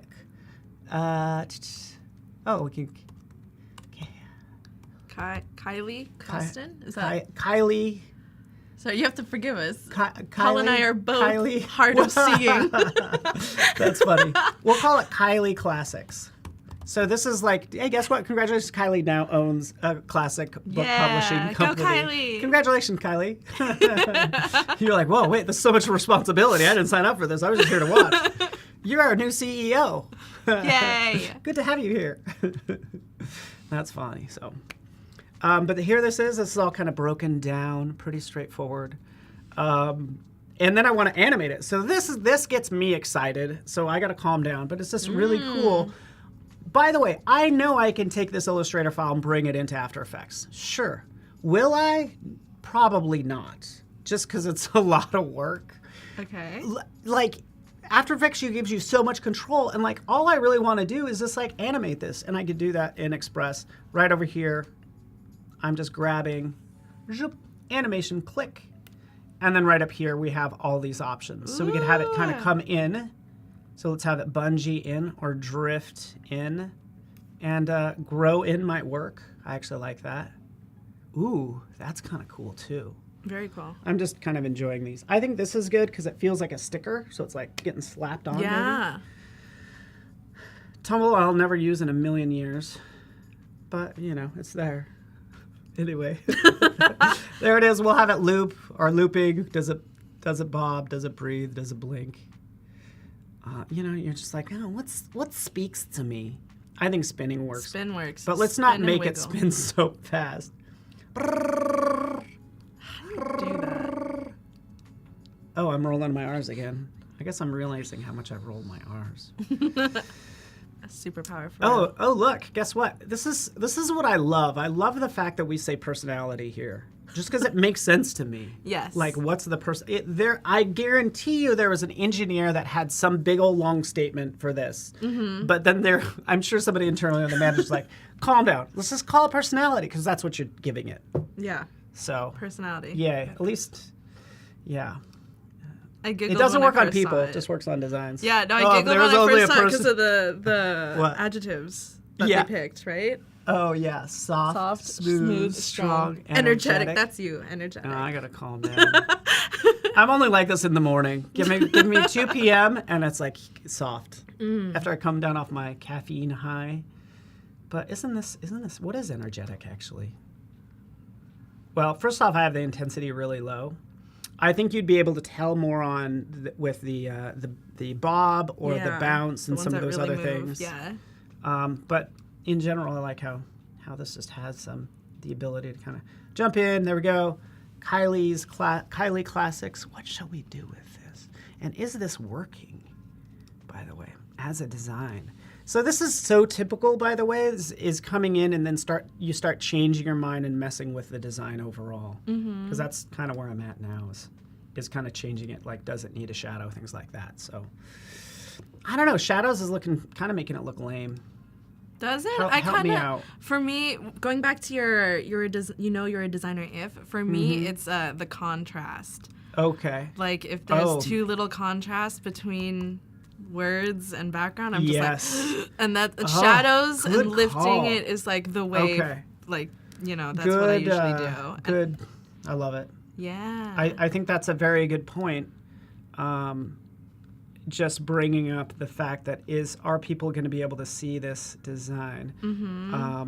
Is it illegible? And I'm gonna do something here in a second that's going to be awesome. Okay. Good. Yeah. Paul, can you just do something cool, please? No. Just joking. But add-ons. So this is what I was thinking about. So this is amazing. I'm excited for the number of add-ons that get developed. But we are looking for color. We have color designer. We don't want that. We want. I'm just going through these. Color blindness. This is what I was thinking about in terms of like. Is it legible for most people? So we could take a look at this, right? Let's open it up in the external previewer. And here we have a chance to see what like full color blindness. This is there enough contrast if you're color blind? Right. Is just what I was thinking about when you said this. And then you can kind of go through. First off, I think this is a great color scheme. Isn't that nice? Yeah. I kind of like that. I think that kind of looks. See, look at how the shadow changes. Look at how muddy the shadow gets. Right. So, super interesting. Yeah. Look at that. That gets knocked down. Yeah, no, this is great that you brought this up because I actually went to a creative retreat that our student events team hosted in Los Angeles. Shout out to people in chat if you went to that event. But one of the things that came up a lot is accessibility in design, and a lot of the students really wanted to learn how to make their designs more accessible. So I think add-ons like this, the colorblindness was a really great way to check your design to make sure your design's accessible for all audiences. Yeah, exactly. Because everything you just said, perfect. And this is a good way to check. Here's another thing. I love is where is the attention insight? Check this out. This will be pretty easy overall. I think this, especially if designs get complex. So we've checked it to make sure that like everybody can see it, everything stands out, all that good stuff. But where is the person's eye going when they see this? This is a really straightforward design, so I'm not worried about it too much, but we could use attention insight to test this design. So that's what I'm selecting, test design. Select that, test design. Come on, buddy. And that will, again, it might be because it's a video. Oh, there we go. Took a second. but now it's testing it. So I don't know how this works. By the way, there happens to be a Photoshop plugin from Attention Insights as well. So you could do this inside of Photoshop, which is cool. I believe it's AI powered. AI powered. And it makes predictions based on what's on the screen. I'm not sure if it's powered by Firefly. I don't think so, but yeah, and this would be like you're probably right. Yeah. And it is like a third-party plugin, so I'd have to kind of see. Maybe it's tracking our eyes right now through the webcam. Are we being watched? Oh wait, there's 5 cameras here. Yeah, I think we're being watched.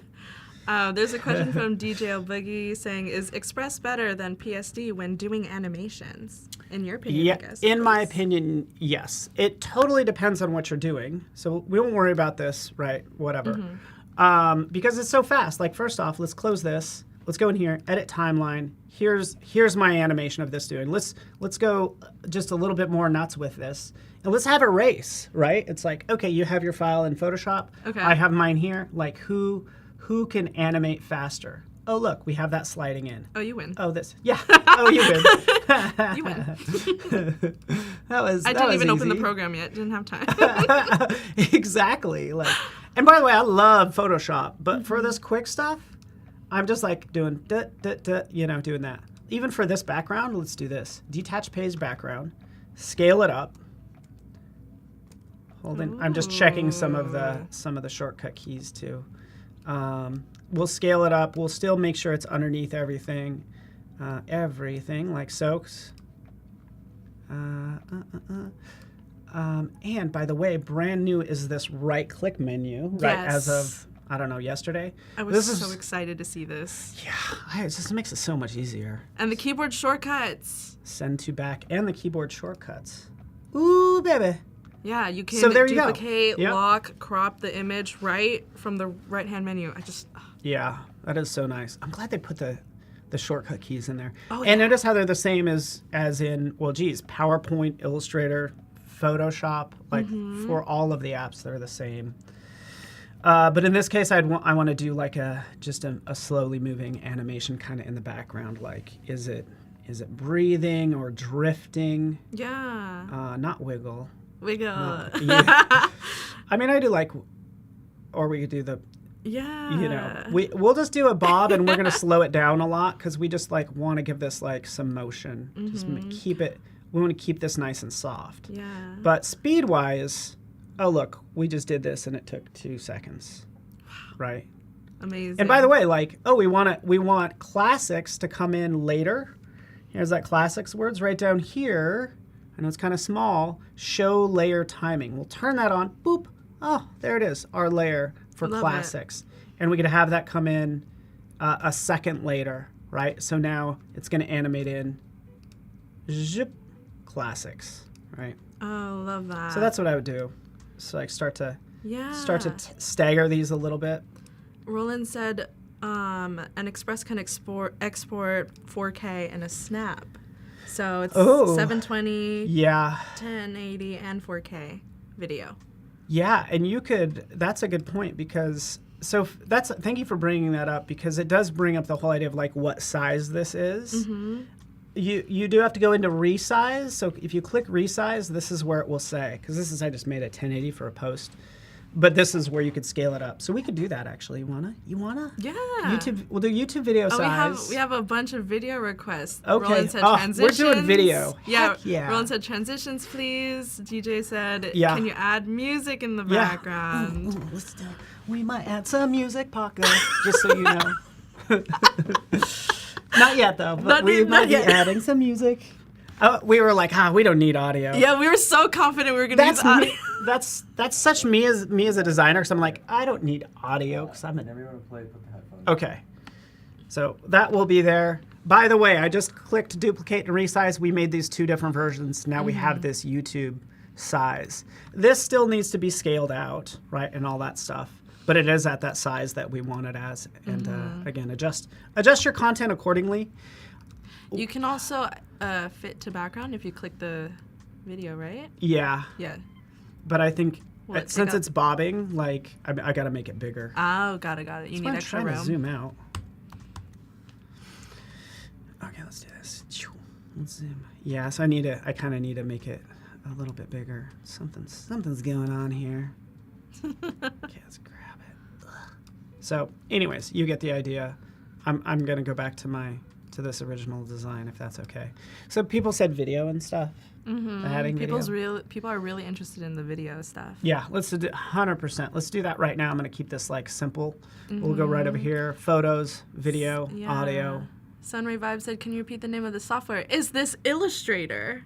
In a way, yeah. It started out as Illustrator, which thank you so much for reading the title for this live stream or whatever. No, but we are in Adobe schedule. Express now. Yeah, we're in Adobe Express. Just to recap, it started from an Illustrator file. I do my main designing here, and now we're just like having fun now adding video because you guys are like, hey, can we add some video here? So here's some clips. I'll just kind of jump in and grab one of these. Drop it down here is all I'm doing in my timeline, and we've extended it out. Probably what there's a number of things we could do, but I like how fast this is, by the way. So we've gone from this to then like our video, like so. And this is where it's really important, I think, once you start adding video. And I know Katrina knows all this stuff, like show layer timing, because for this video, I feel the need that I need to shift it. So we'll make this shorter first off. And what do we call this again? A slip editing. Thank you. So like, because we don't see the book at all. Well, we want to see more of it sooner. So I'm doing a slip edit. Yeah. And now it's like right there. I love it. And Roland has a request to please show the remove video background feature. Okay, I could do that. I'll show it to you. I would like to. We can do it. We could do it. Yeah, why not? I have a pro tip. It does take a second. Hi, Roland. It's good to see you, man. Thanks for making Paul do things. Thanks for. Hey, Roland's like, impress me. How about this? Anyway, so one request at a time. This is brand new as well. So we have this. We've done our slip edit, so that comes in. I'll add some text there. I'll probably add a transition, and that's what I was going to get to. Click right here, add transition. Click and ready for that long list. Oh yeah. No, just kidding. There's just dissolve. For right now. For right coming now. Soon. Okay, you promised. I'm waiting. Soon is. There'll be another stream with us. We'll come back when there's more. We'll come back but like, look at that. So we can just kind of get that dialed in and just like that. And then we could add our text and turn this into something more meaningful. Add your text. Book club every Friday. Whatever. This is what I wanted to show, though, because this is awesome. This is where I think Express totally edges out Illustrator in terms of quickness. Ooh. And by the way, I'm an Illustrator guy. Like, I love Illustrator. Like, I just want to turn this into a badge. First off, I straight up love dynamic. I want 15 more of these types of things. But dynamic, click. Okay, now it's this block text that I can adjust accordingly, right? And everything just kind of reflows. But we'll do you one better, too. Because first off, we got to change the font. Yeah. Let's go with like a sans serif, a serif, because it just fits better. And then our badges here as well. So this is where it starts to edge out. Let's put this, in a shape or something around it, and everything just kind of reflows. So this is the functionality I want in Illustrator. Like boom, boom. I love that. There we have that. Kylie's Classics. Lord Akira asked, do you think this will replace all of the Adobe tools? It could for you, sure. Is it going to be full-blown Illustrator and Photoshop? No. The short answer is, I don't know. Because I can't foretell the future. I will say that, like, why would we rebuild everything that's already made in this product? Yeah. Like, why would we rebuild all that stuff? Yeah, if anything, Adobe Express is more of the tool to help you work with those files and make something quick, like stuff for social media, things that you wouldn't want to open, Photoshop or Illustrator, start from complete scratch for, So. Yeah. Oh, and you're exactly right. that's something we didn't like talk about, but we'll get there. I think for me as a designer, if I'm starting a book club as a thing just on the side, I might not want to open up Illustrator every single time. Let me just jump in here, grab a template and just modify it is all I would do. Exactly, yeah. So for quick things, heck yeah, whether you're a designer or non-designer. Exactly. Right? So yeah, to answer your question, it's probably not going to. Just help you work faster. Yeah. Heck yeah, and this is actually working pretty fast. Sorry, I got to pick this font. This is going to bother us, right? Where we can all see that this like Abril fat face. That's what we need to change this probably to. That's what I would do. Oh, that. And Susan asks, is there a way to get video longer than 5 seconds? Yeah, it should. There's clips that are longer for sure. Yeah. And you could also like upload your own.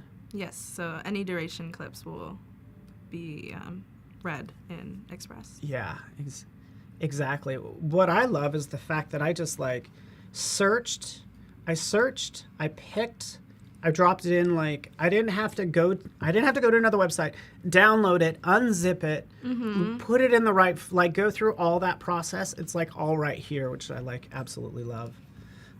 Anyways, so there that is. Ooh, let's do that. Let's see if we can, what else can we do with this? Oh, look at this. Like, I love this too, like What? blur. I'm looking, what? I'm just like kind of like giving it some depth because Oh, notice nice. how this is like, this has that shallow depth of field. Yeah. So I'm just kind of trying to like make it match. It might hurt your eyes. Maybe that doesn't work. By the way, the resolution, since I've increased the size, that's why the resolution is kind of bad. That's like my fault. Oh, Your fault. I'm getting so excited about all of this. Okay. I love it.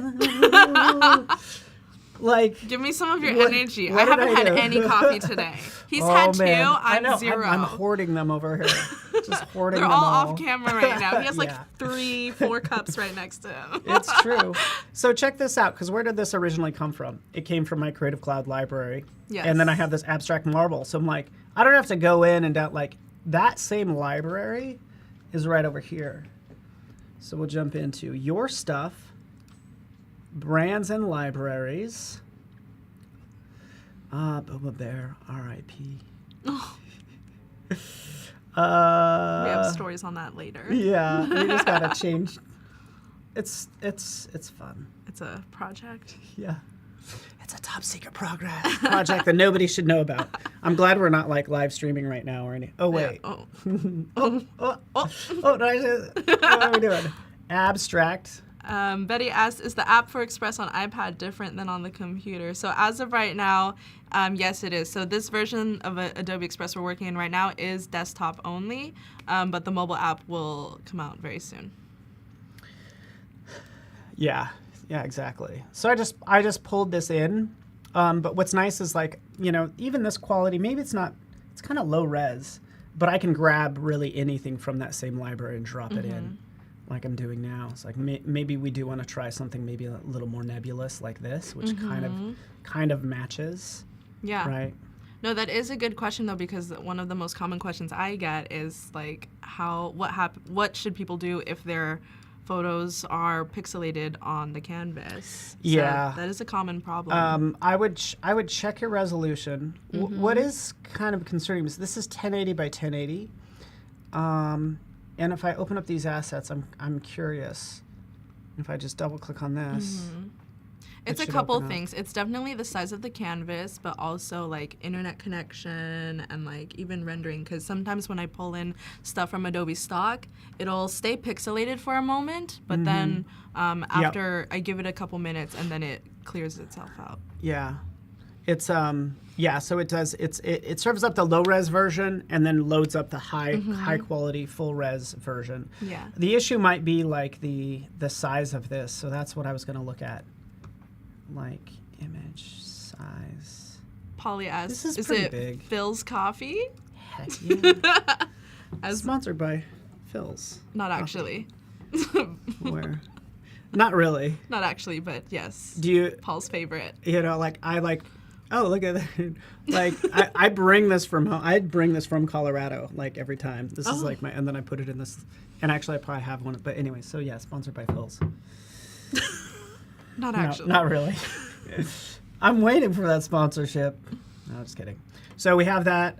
But this is really exciting because now I'm thinking, as I look at this, why do I even want to deal with a still image in the background? Like, this just opens up all these opportunities. It's like, heck yeah, I would love for Illustrator to, for me to be able to load up video. But rather than me searching my library, let's search for abstract in video, right? And like maybe we can have something cool in the background that's actually live video. And this gets really fun. Like, so let's drop this video in. It gets a little space agey, right? Kind of don't want that, but fill video, right click, send to back. Let's get rid of this. I say we just get rid of that one. Ooh, maybe we won't. Another thing we try. Like a multiply, blend, mode? Yeah. Your favorite? So we're like, ooh, little space. Can we all agree that doesn't say Kylie's Classics? Like, it just doesn't read it from a design standpoint. Should we fix it?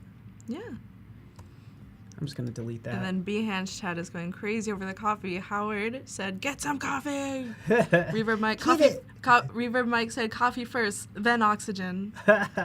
Oh, tell me about it. Lance, are you in Telluride? Awesome. Telluride's beautiful. It's been ages since I've been there. So awesome. Yeah, everybody, feel free to, in chat, tell us where you're from, like your exact home address. Just joking. No. That's why you're my host. Calm down. Paul? Calm No. down. I got a bunch of junk mail to send your way. No, just kidding. Just forward to. Just kidding.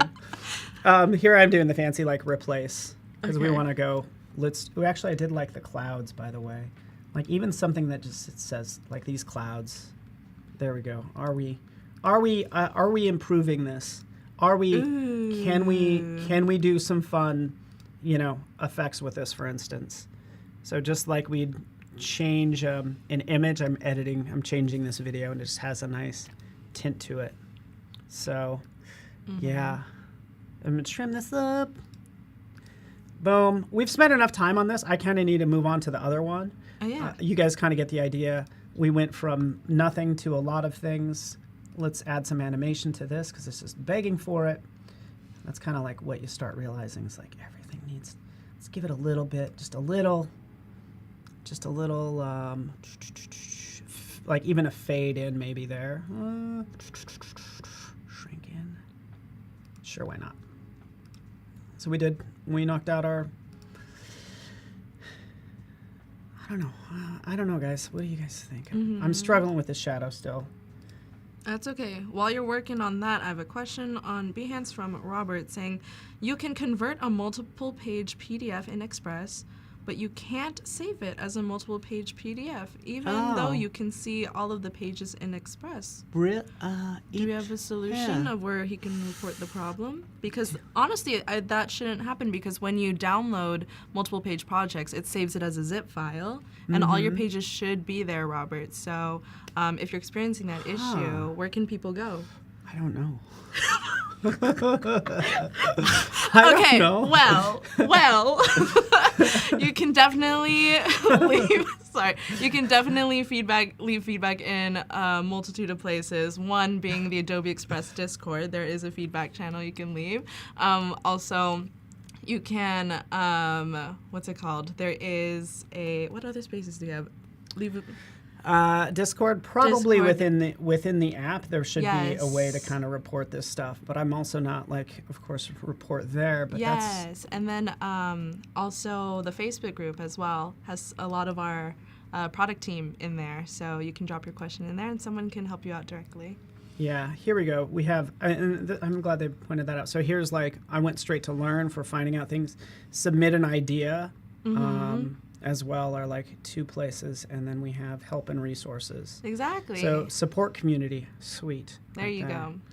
Yeah, so if any of y'all out there are experiencing any bugs, glitches, if there's a feature that you want to check out, definitely hit up the community spaces for Adobe Express. I'm sure the mods, if you can drop the links in the chat, that would be super helpful.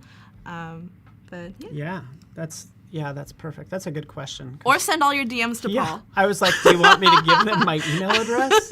Oh, shoot.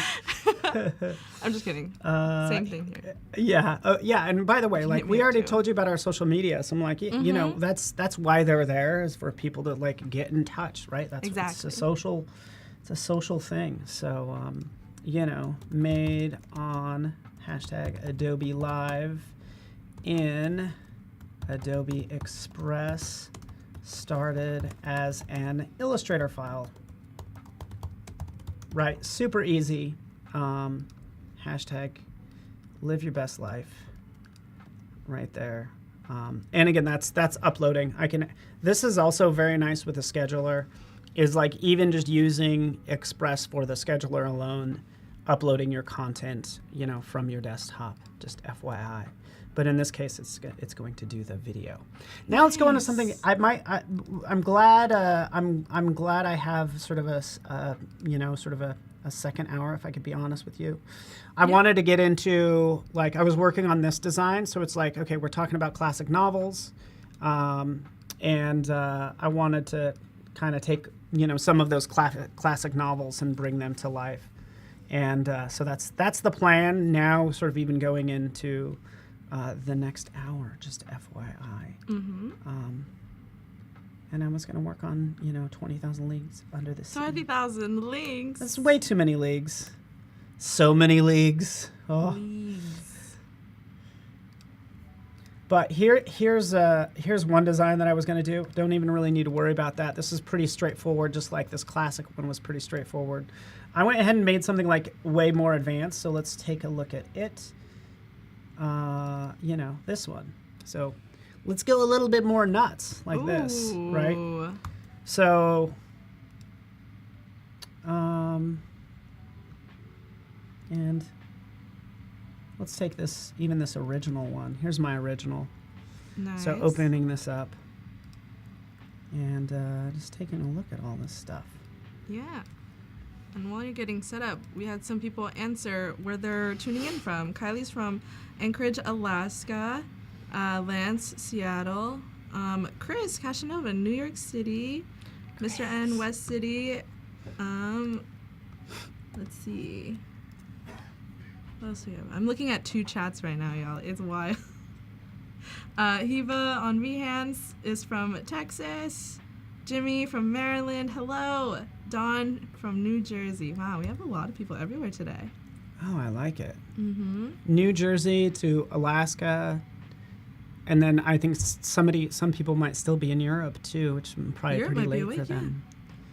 So, but yeah, here's the original design. I think you'd be interested in this, Katrina. Ooh, I'm always interested in By the design. way.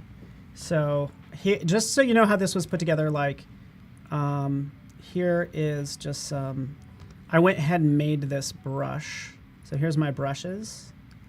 So we'll just drag this out. Oh my gosh. These are the components. Like, all I had to do is make this one piece, drop it in here, make it a pattern brush, click OK.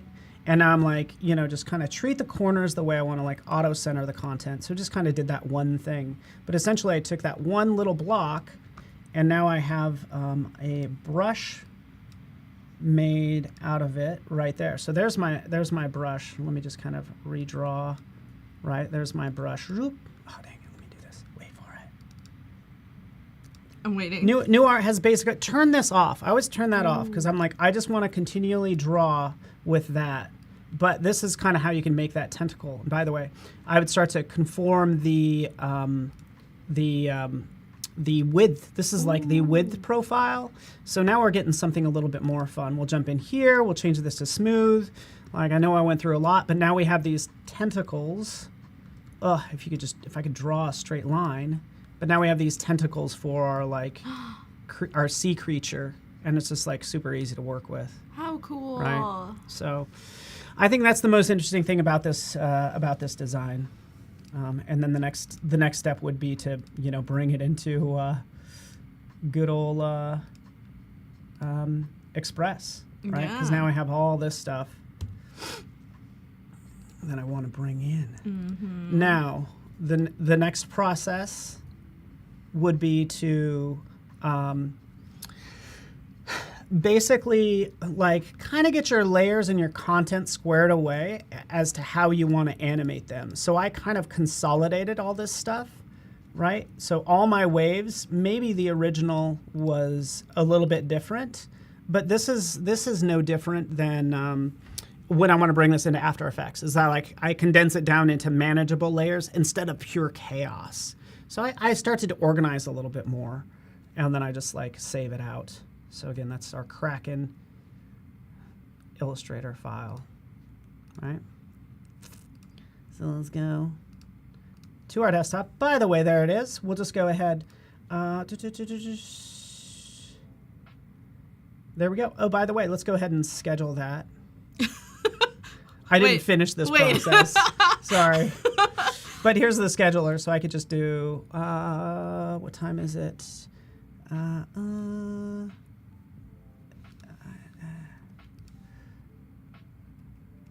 There we go. Boom.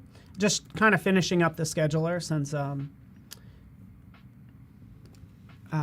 you know, I wanted to show it to you. Done. All right. So that was loading up because it was processing the video.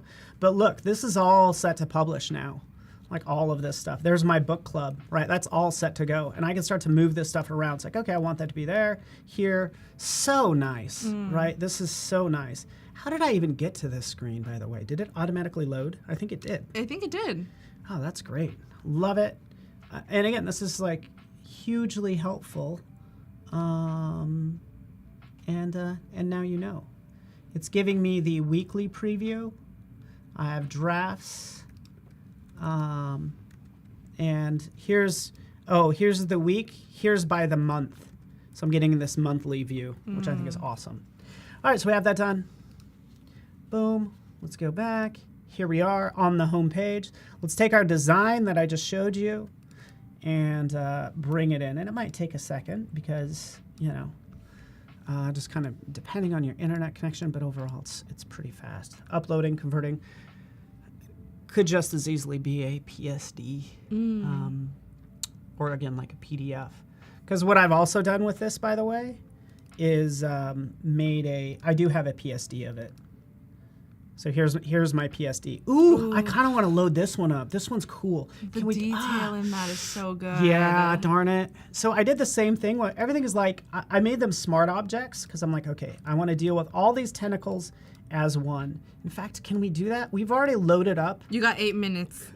Well, I love. Can you do it? You know me. I love starting a new project with like 5 minutes left. I'm like, let's start this new project. Deadline's in 8 minutes. Let's go. Love it. I'm like, let's go. I got time for one more. I swear to you, I could put me in, coach. I got this. So, Coffee's coming in hot. coming in hot. Calm down. Calm down. Calm down. Take a drink of more caffeine. Yeah, just take a breath. You got it. Take a breath.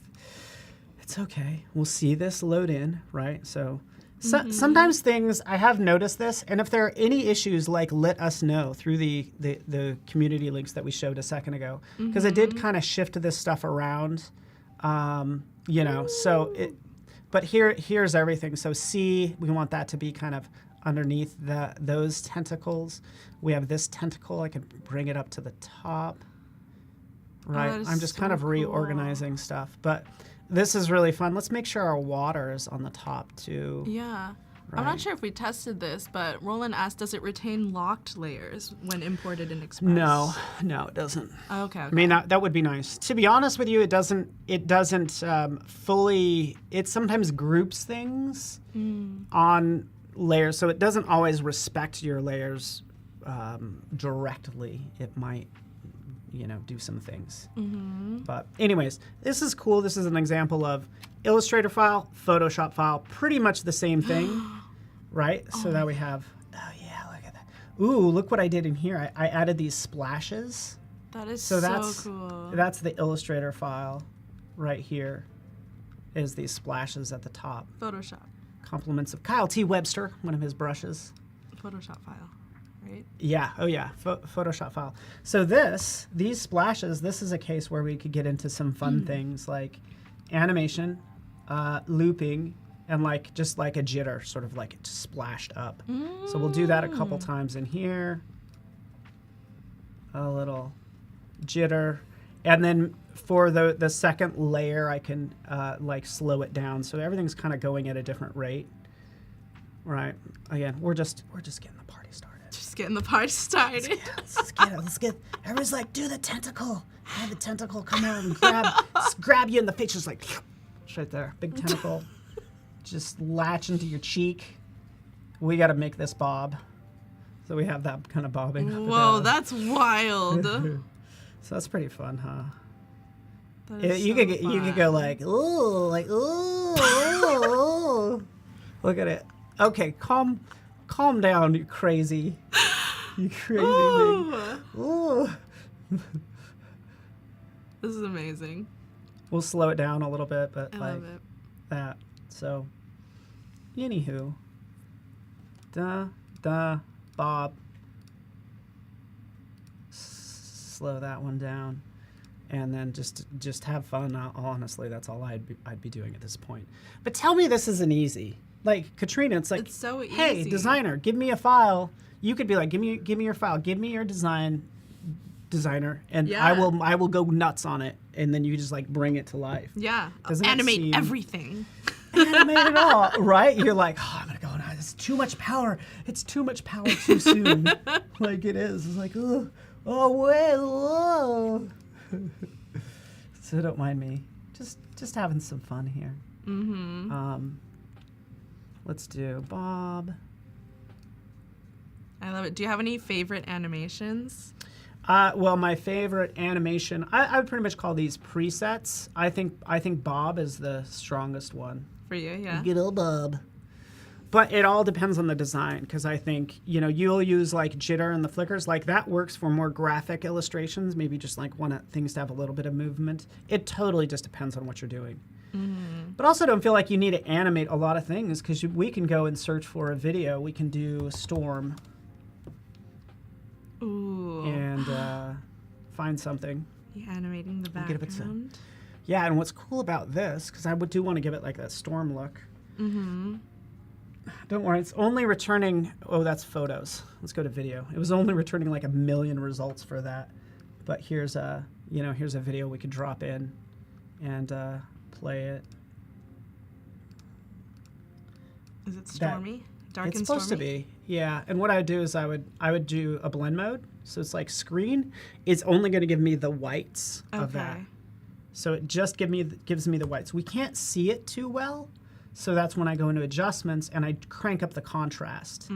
So that video actually doesn't quite look like it's playing, to be honest with you.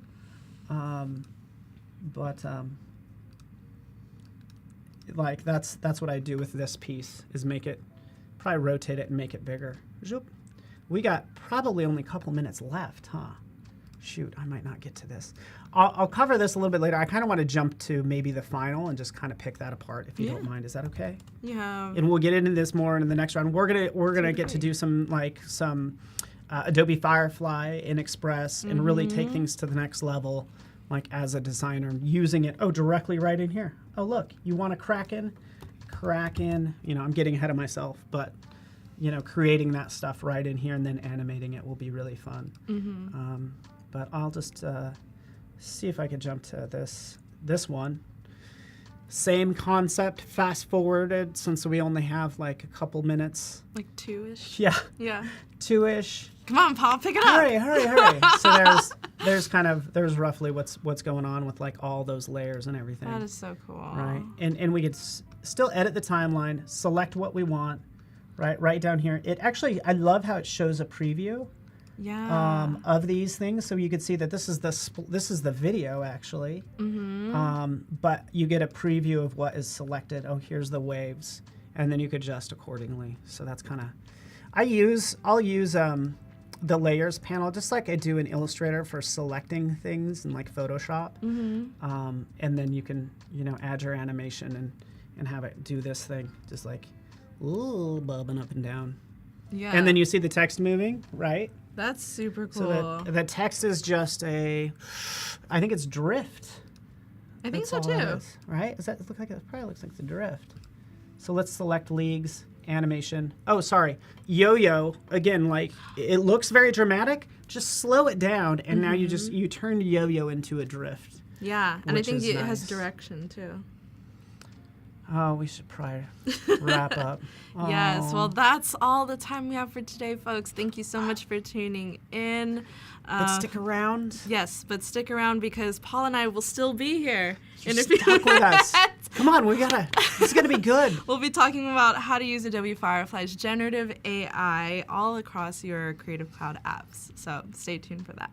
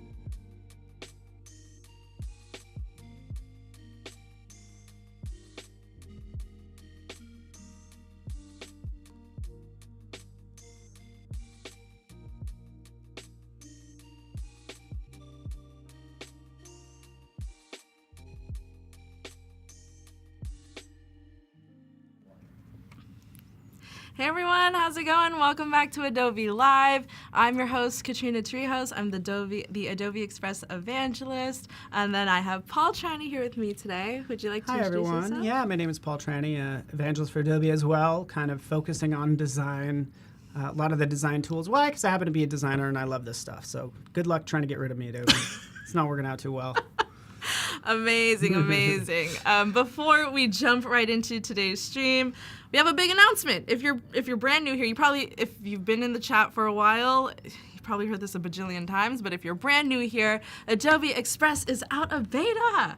How Sweet. exciting is that? I'm like, yeah, and we've been using it for a while, so we're like, yes, finally. And by the way, I feel like we've noticed like new features that they just kind of pushed in there that just like are little presents that have popped up. Did anyone else notice that in the chat within like the last week or two? They just started like Yeah. slowly adding in a little bit more leading up to Yep. today. And we're not done yet, y'all. Expect more within the coming months to Adobe Express. So if you're working in Adobe Express, like your program should already auto update, all the changes should be there, all your files. No, you don't have to switch between the previous version or the new version. But if you're brand new to Adobe Express, you can get here by going to adobe.com/express.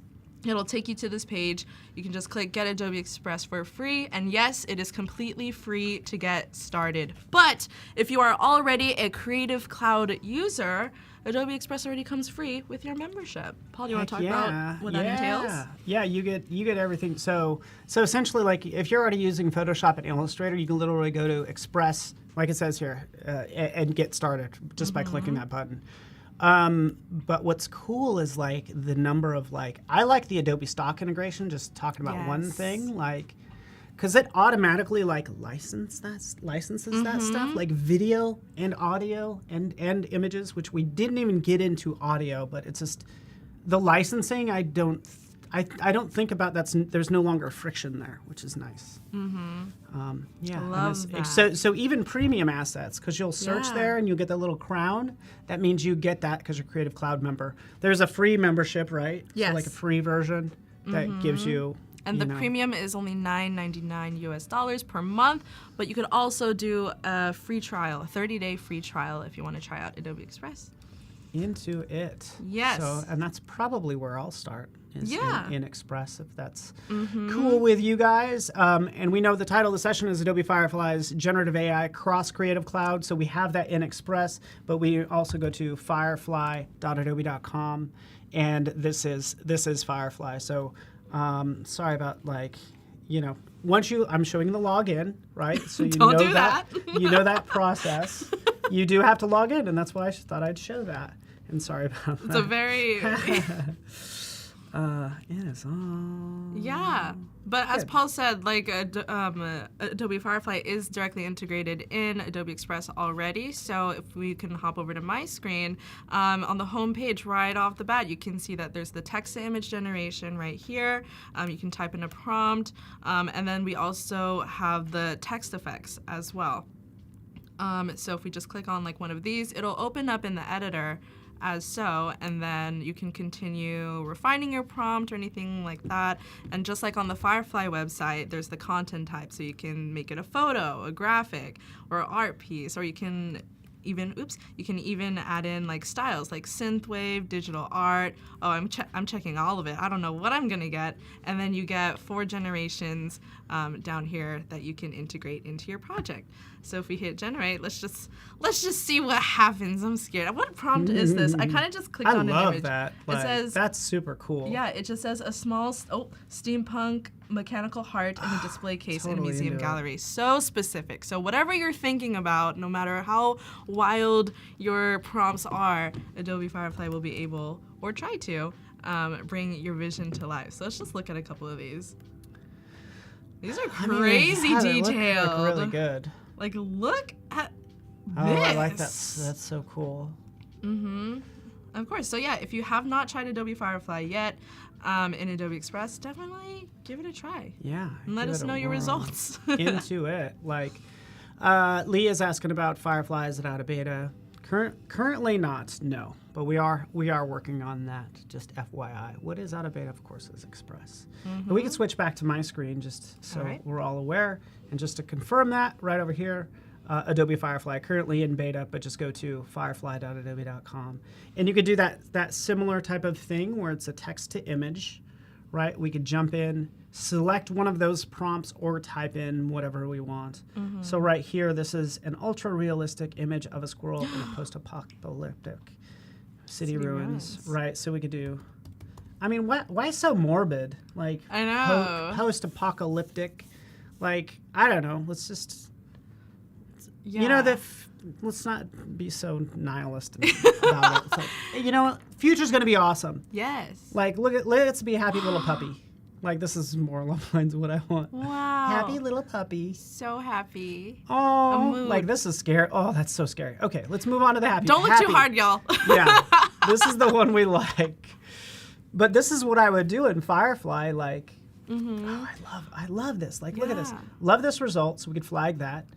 Right over here, we can say, you know, show similar, for instance, right? Show me similar ones to this one. Yeah. And it will load those up. So you can kind of riff on your favorites to get what you want. That's what's happening now. Still happy little puppy.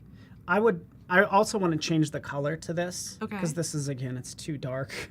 Yeah. So just so you know, like this is the project I'm working on. So we take a step back. We are doing classic novels the last hour, right? So we went through sort of 20,000 Leagues Under the Sea. We saw that, and now we're going to focus on sort of our next novel, which is going to be Animal Farm, which I know is also kind of, you know, could be perceived as a little bit dark, but also I think it'll be fun to add some, you know, human characteristics to animals. Kind of that's the idea. And so, again, I could start out in Photoshop, but I could also use, say, Firefly to help me kind of brainstorm. And by the way, can we just take a second to admire that font? Yeah. Let's look at this font. It's a lot going on. That font But I mean, amazing. like, can we just talk about this font for a bit? Or just admire it? Let's just sit here in silence a moment for the font. Slow clap. Font. So good. It's called Brand. I don't know if it's an Adobe font. It may or may not be. Yeah, it's just a font I've had, but it's called Brand. And you can always get more Adobe fonts, so it's like a ton out there. But I liked that this had those little additional ligatures right in here, so we could select this A. Should be able to. The M and the A. Glyphs. My glyphs panel. You could toggle the glyphs on and off in Photoshop, FYI. But these are a lot of those sort of glyph lockups right down here. So you have MA right there. So I could always delete that, say MA, and now we have that. So, but again, I just like this. I like this this font. And so we're going to make a couple of these. We have Animal Farm. Let's go back over here. What do we want? We might want to go off of this one. We could download that asset. Yeah. Right? We can riff off of it because it does need, I need to change the lighting. It's a little too dark. Wait, I have a couple questions for you. Tell before you me. go on. First of Yeah. all, dark mode on Firefly? Or is this your browser? Yeah, it's my browser. Oh, okay. I was about to Sorry. say, hold on. Yeah, Wait yeah. a minute. How did you do that? Yeah. It's probably, I think, taking my system as well. I'm sorry, it might throw people off. Maybe. I apologize. But No worries. you know what? We're And then good. second question, earlier you said that when going through other images, it said show similar, right? Yes. So I also noticed that there's like the thumbs up and thumbs down. Is there some sort of like importance to that? Why people should for sure. point that out? Like, if you get bad results, like, let us know. Don't just, I think some people like complain about it. I'm like, that doesn't do anybody good. Maybe it's good therapy for you. But like, let us know if you're not happy with the results. Yes. Unrealistic, and also, so that's what this voting is all about. Like, let us know if it's good, and let us know if it's bad. And here you can give feedback, and this is where it comes in really important. You know, sort of offensive content, like just any issues that you see come through, make us aware. I just see a lot of people complaining on Twitter, and I'm like, well, did you let the team know that that's a bad result? Like, let us know.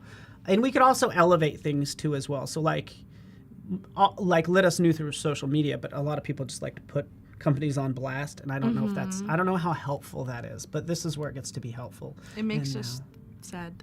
I know, this is making me sad. This post a plop like in a City. a It's park. the city ruins. Yeah, let's do in a forest field.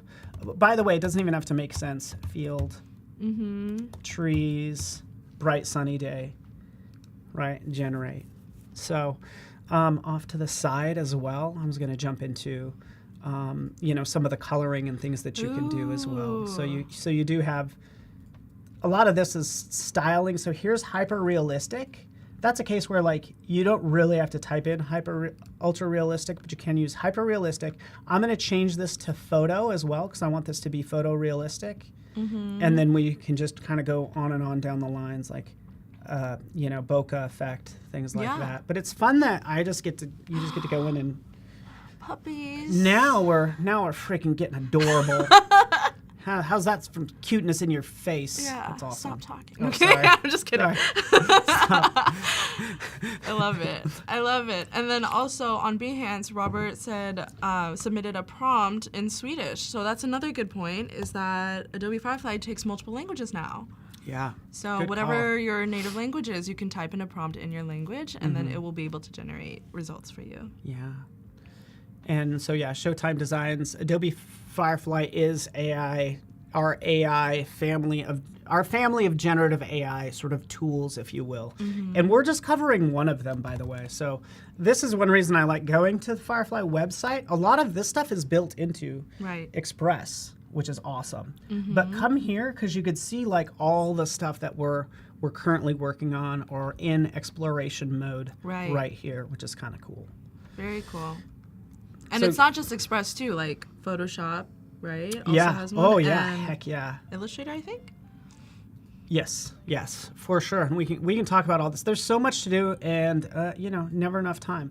But what I'm doing is I'm downloading these. I can edit these, so I did do like show similar, right? We saw that. We could say use this as a reference image, where I can start to dial this in and say, you know what, we want to change the prompt, right? So we can gear this more toward the prompt. So it still has that pig in there. Like, what if we do change this to a lamb, for instance, in a barn?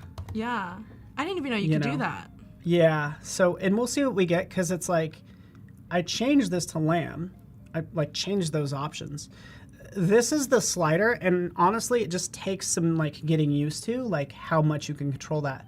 But so the idea is it kept this sort of layout design, if you will, from the reference image and kind of applied it to this new prompt is what's happening there. And I'm into it right here. So we'll just download that as well.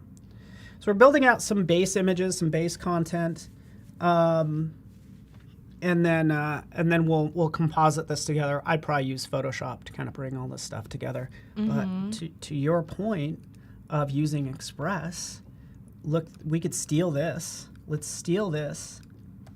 The prompt. Go in text to image. We're stealing the prompt. The prompt. Paste it in there. Generate.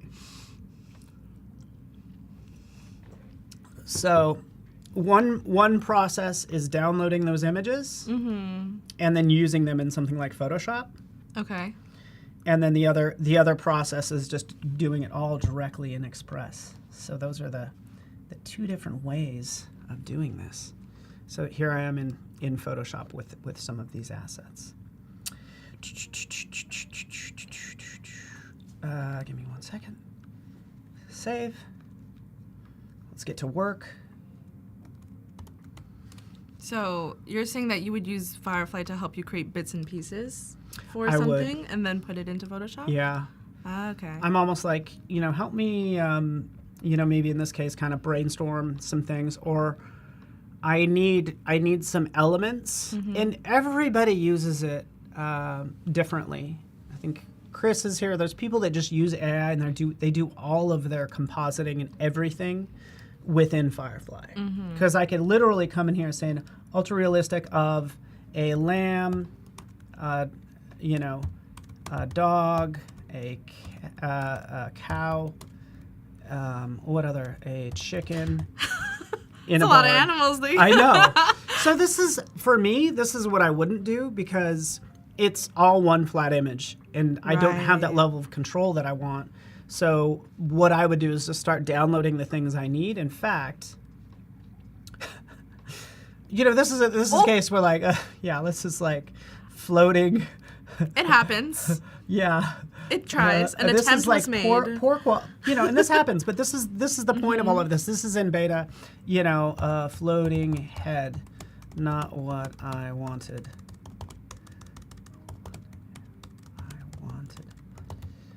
Not until. Anyways, but so we get some weird. But again, like I'm not doing all my compositing in here. Yeah. Like, by the way, look, we still had this as a reference image. So I would still like remove that, undo this stuff. I would just do, this is what I would do. Ultra realistic image of a chicken on a neutral gray background. That's what I'm doing. That's what I would use it to generate the assets. And then I would start doing some of the compositing. But we could also do this in Photoshop, which is fun. So, and maybe Katrina, like what you would do from your perspective as an Express Pro is, maybe you just do it all in here, right? Because this is already as one layer. Hey, you want to add text? Throw that in there. And there we have like Animal Farm. So I'll kind of work on 2 projects simultaneously. Just to show you the variety of what you can do. So in this case, again, adding this text in.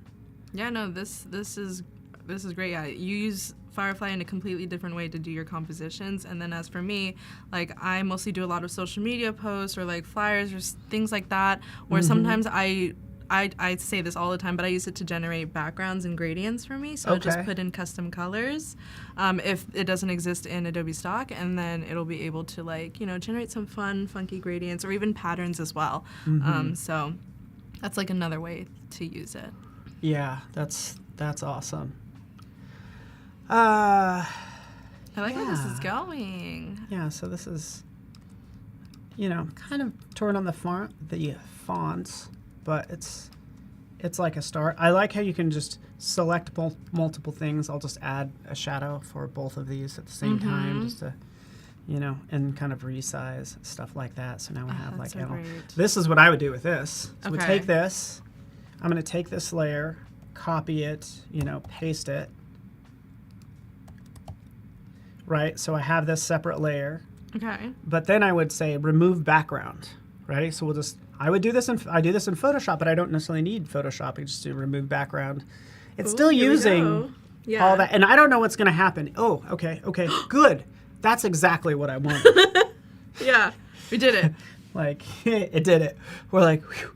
I don't know why we were surprised. Wait, hold on. Wait. I don't know. It's the anticipation. What's nice is I could always go into like erase parts of it. It got the one in the back. Yeah, so I could just, sort of get rid of this one. I'm technically erasing it, but keep in mind there's already that layer back there. Oh yeah, I was about to say you're not doing anything. Yeah. But like this is exactly what I wanted, because I wanted to just create this sort of depth with this type.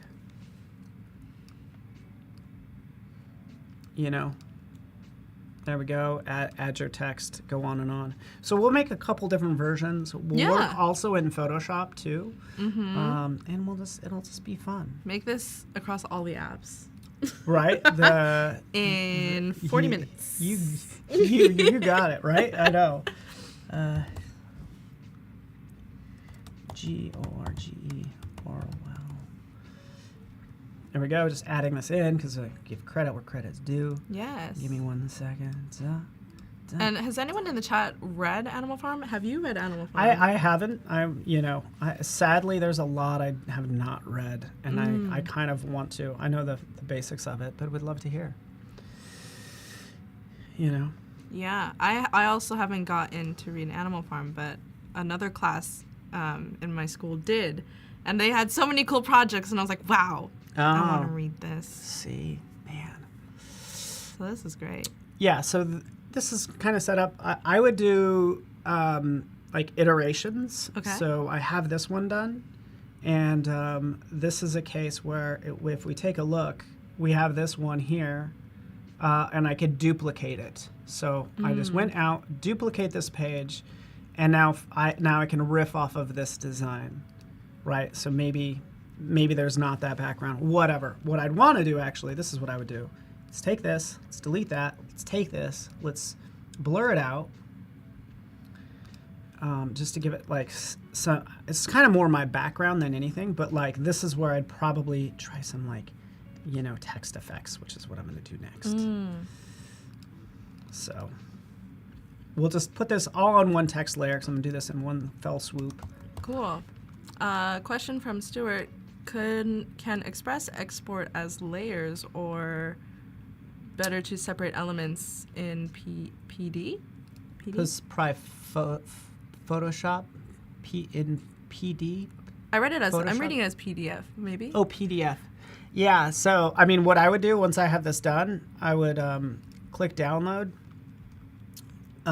change this to PDF, and that's going to give you your layers. But that's a perfect question, because I knew that was going to come up. Yeah. And so we could download the PDF. I can open this up in Photoshop. I'm not going to get it's going to flatten everything. But the trick here is to, here's my PDF, open this up in Illustrator.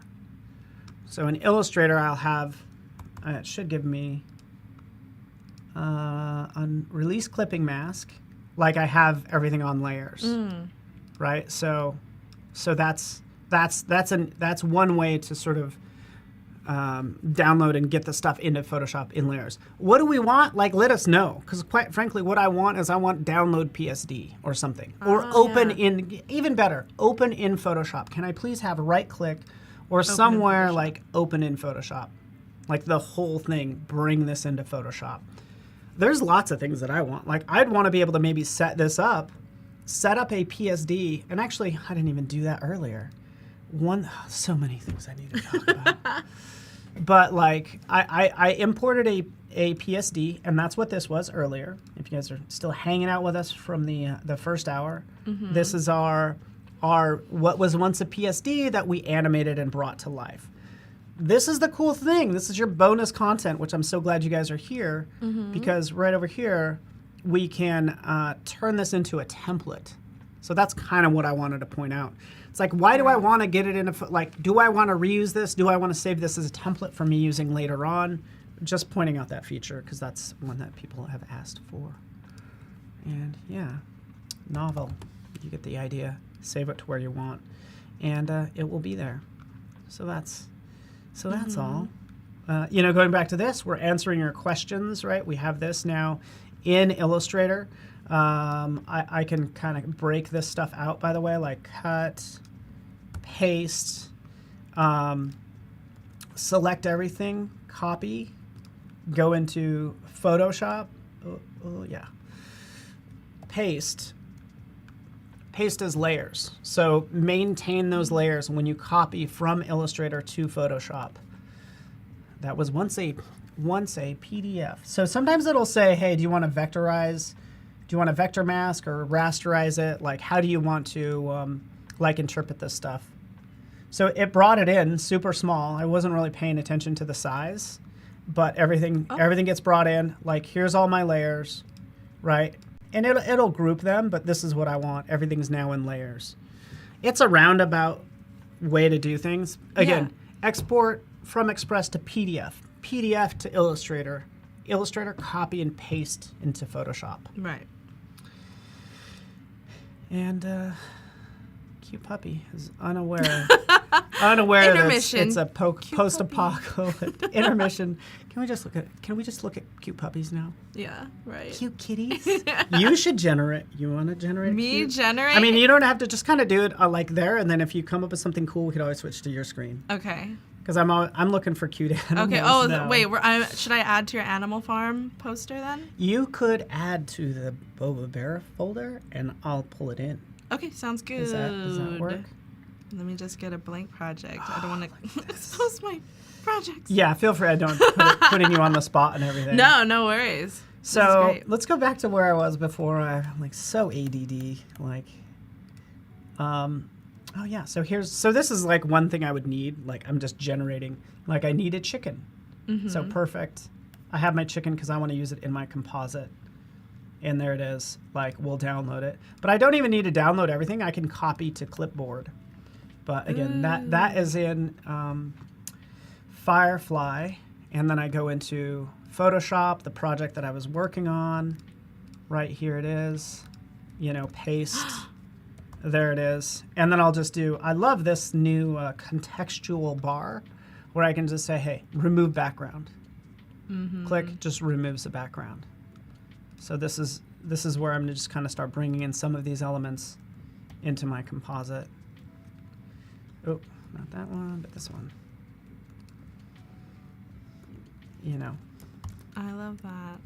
And yeah, that answered then someone's question asking if you can remove your background. Yeah, it's like easy to do in Express, but sometimes I want like more control. And that's what Photoshop gives me, especially for this, like, you know, this is a case where I'm going to do remove background. It actually did a really good job. Like, you know, well, like did all of that. Insane. Look at the hair or fur. Yeah. It looks amazing. Still jump in and use my refine edge brush, just kind of like right here or wherever, if it doesn't get it all. But this is sort of the level of control. So you have Express for like quickly knocking out things, boom, boom, boom, boom, boom. Social media done, like animal form done. Oh, we want the precision of Photoshop or Illustrator to make the poster for the event or whatever the case is. Yeah. Like right here, just trying to. I don't know why my brush disappears when I'm in this mode, but anyway. You have like 50 tabs open. That's why. Too much going on. You're right. We have another question. Can I have a photo of a shirt and have Firefly create a realistic image of a person wearing the shirt? Like, I tried, but since the original photo doesn't have like the image of the person, the shirt just doesn't look good. Could there be a solution for that of someone wearing a shirt? Yeah, person wearing it. You can have a photo of a shirt and have the Firefly create a realistic image of a person wearing that shirt. What I would try out, and I don't know if this is categorized as an AI Firefly thing, but you're essentially making a mock-up, and there's a new mock-up feature in Illustrator. So that's what I would use. Go out and find your image. You know, go to Adobe Stock, select free, download person wearing a t-shirt, and then there's the Illustrator beta has this mock-up feature. So that's what I would use. Hopefully that's enough for you to go off of. But that's not in Illustrator yet, the full version, but it's like coming soon. So great question. Yes. And we got you covered with cool things. You're talking next level stuff, very practical, and I love it. Again, I'm just trying to trim it up. I'll do this. Shift the edge of this bird. Look at this bird. Boom. But this is the thing about this, by the way, like when it comes to, you know, Firefly, I'm generating things that I honestly can find on Adobe Stock. So there's nothing crazy unique about this. What would be interesting about this, because what's happening in sort of Animal Farm, they're actually like people, right? So they have people characteristics. So we would take a image of a pig wearing a top hat, right? So that's what we want. We want something unique. That's why I'd use Firefly. Otherwise, just use Adobe Stock and find the picture of a pig, right? So, but in this case, top hat. Sometimes I'll have this going in multiple browser windows sometimes.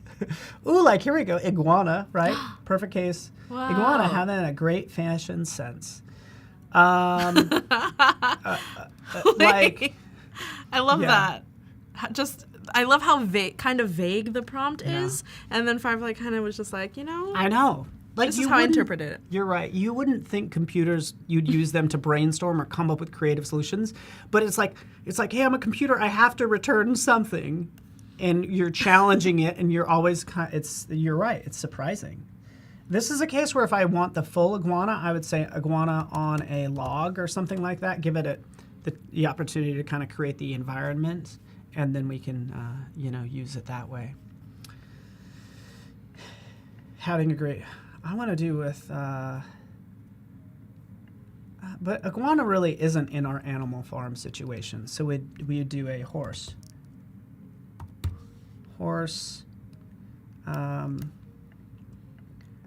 having a great fashion sense. Well, let's see what happens. Hitting generate. How do you use the refine brush like that? You manually correct? Yeah, I'm not. Oh, look at this. Look at this horse. I'm not sure what you mean. I would just double click on the. That's how you get into it. It's just by double clicking on the mask. That's how I have it set up. And then for this chicken, since I needed to choke it, if you will, choking the mask, I just shift the edge. So I'm shifting the edge in, and it will choke the edge everywhere around that particular thing. So anyways, I'm just using some of these capabilities to choke it. It's a very aggressive word, Paul. I know it is. I mean, that's what it's called, though. Like, yeah. You're just choking, beating it mercilessly into submission, these layers. So violent. Why am I so violent? I gotta calm down. Paul, I'm cutting off on the coffee for the record. I'm always like, I gotta calm down. Glug, glug, glug. More caffeine in the system. No, it doesn't. But again, we'll get some things going on. Shortcut keys. I use shortcut keys all the time for layer masks, for smart objects, turning them into smart objects. Otherwise, you're doing a right click and then selecting, convert to smart object. I just set up a bunch of short keys there. Ooh, let's do something fun. So this is what I was working on. Like, let's do some fun things. We're getting our horse.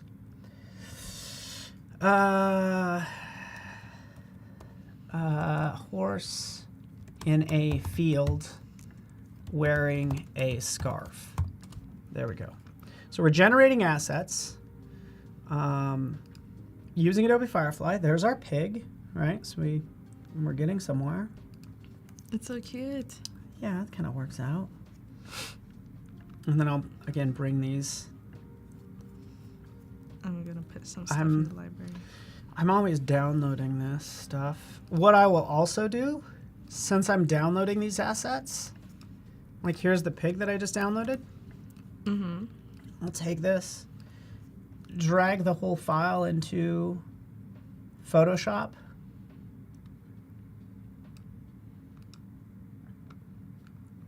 Actually, let's see if I can move this over. Let's try this. Zip.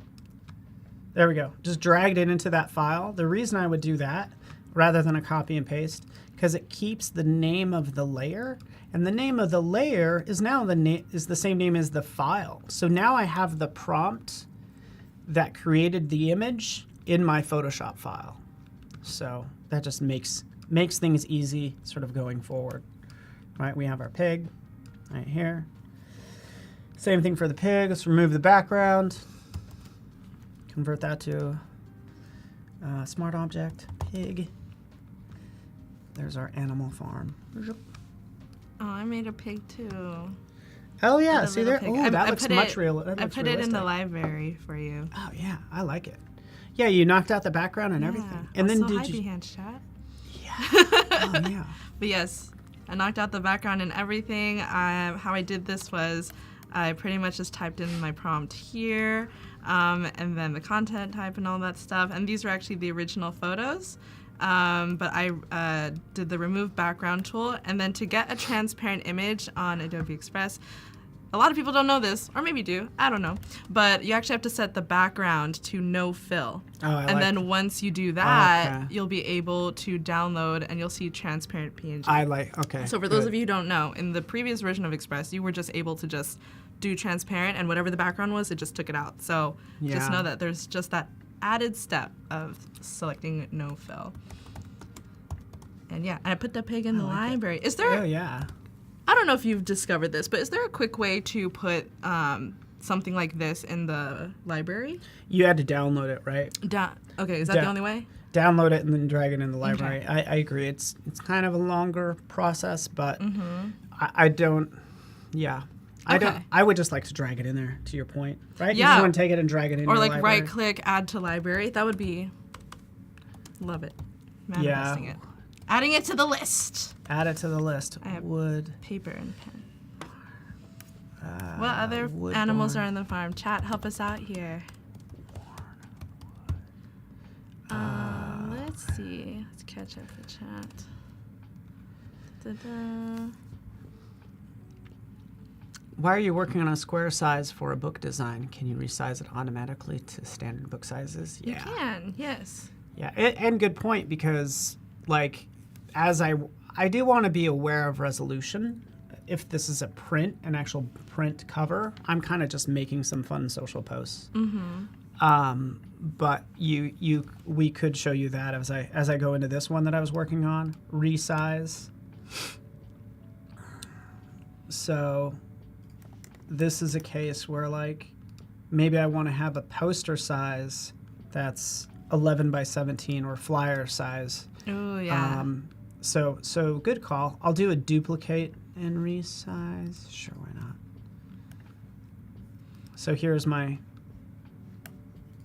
new one at that larger size. But be mindful of that. I do wanted to point out, like, even as you search for content in photos, like you can have a wood barn farm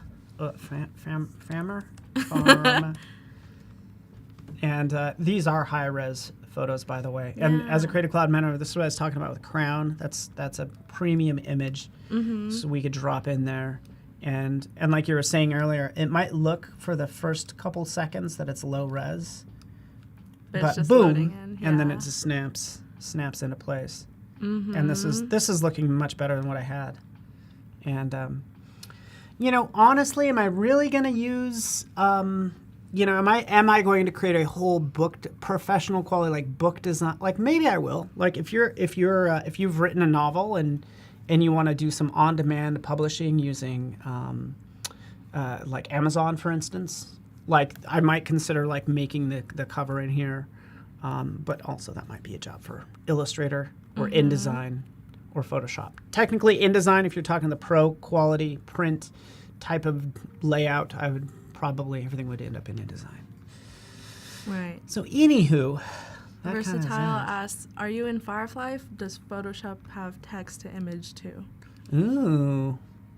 Oh, Does yeah. it? Heck, You're we're going Photoshop. to find out right now. It better. Yes, to answer your question, yes. And I'll show you. But first I need to kind of create a background, and then we'll get into generating things within this background. Okay. So don't mind me as there's the horse. Oh my goodness. I did a horse in a field wearing a scarf. So It's a very pretty scarf. that's where, well, that's one way to wear a scarf. Let's see. Lee asked, would modifying these images give us access to use them commercially, considering Firefly isn't allowing it right now? Yeah, so currently it's just available for personal use.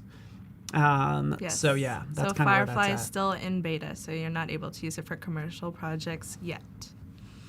Here we go. Maybe, yeah, we can use that. That's fine. So, like I'm going in like 1,000 different directions because I'm working on That's the. okay. I'm working on the I was like, okay, do the sort of wood barn, I like like it. worn wood is kind of what I was doing here. Taking that, downloading it. Yes, we can change the font to a couple other versions. We shouldn't be far away from like just give me a list of all the fonts. That's what I'd like. But even here, let's do something maybe more compact, so we can have it more of this wood. Yeah. Wood. What do we want? Wooden barn, farmhouse. Let's just try farmhouse. Yeah, and although like we would love to see Field. all the fonts on the list, not all fonts will look good with text effects. Yeah. Heck yeah. So Yeah. They're really yeah. saving you from yourself right here, right? Right. So yeah, definitely all of the fonts that are listed right here are probably some of the best fonts you could use to really have those text effects show through. Yeah, you're exactly right. And really just a sans serif like what I'm doing here. It's big sort of sans serif is going to be perfect for this. What I do like is over here, like you have the ability to, it might not make a huge difference. Is this loose? Click. if you have something swirly, or in this case, we might have these wood panels that are sticking outside of, and I love this actually. This is pretty cool. That grass on top, but basically it has this loose fitting. So now we have that stuff, and I actually like this one more. Download.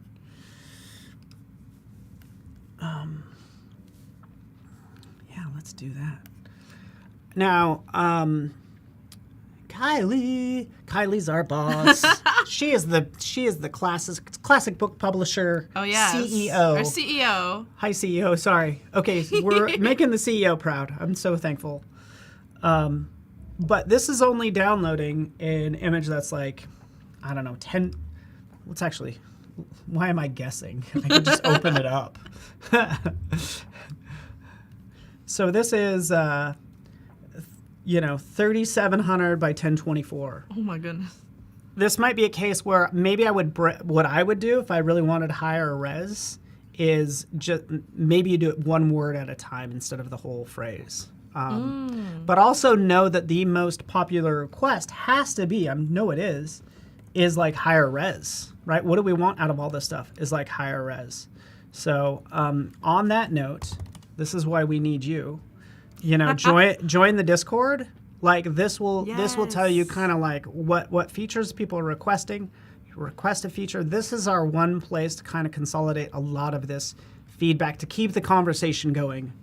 Right? Sure, upvote, downvote stuff, but keep the conversation going. Let us know what you want, and that's where you request, hey, give me a high res version, because I agree.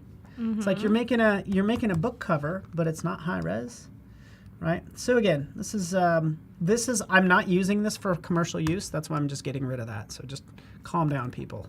No, it's fine. Paste that in. Yes. We have a question from Behance. How can you check the placed image's resolution when you scale it on the poster design? Will they ever add crop marks for print projects? That's a good question. I don't know if we're going to add crop marks to that degree. Like, it's not trying to replace the professional print publishing tools like InDesign. It might have some features like InDesign, but crop marks and that detailed stuff for you as a print professional, that's InDesign's job. So it's like, and that's the short answer, I guess. Mm-hmm. Does that make sense? Like, it's only going to have so many features. Like, and again, I don't know. It could have everything someday, but we already have tools that do a lot of what you're asking for. But what I would like to see is download the InDesign file, like download this file as an InDesign file, for instance, and then I'll open it up into InDesign, and then I have all those professional tools. Download PSD, download Illustrator, or something like that, or some conversion. Like, what if you could imagine, like, yeah, well, I could do animation in Express, but I would love to be able to download this as an After Effects file.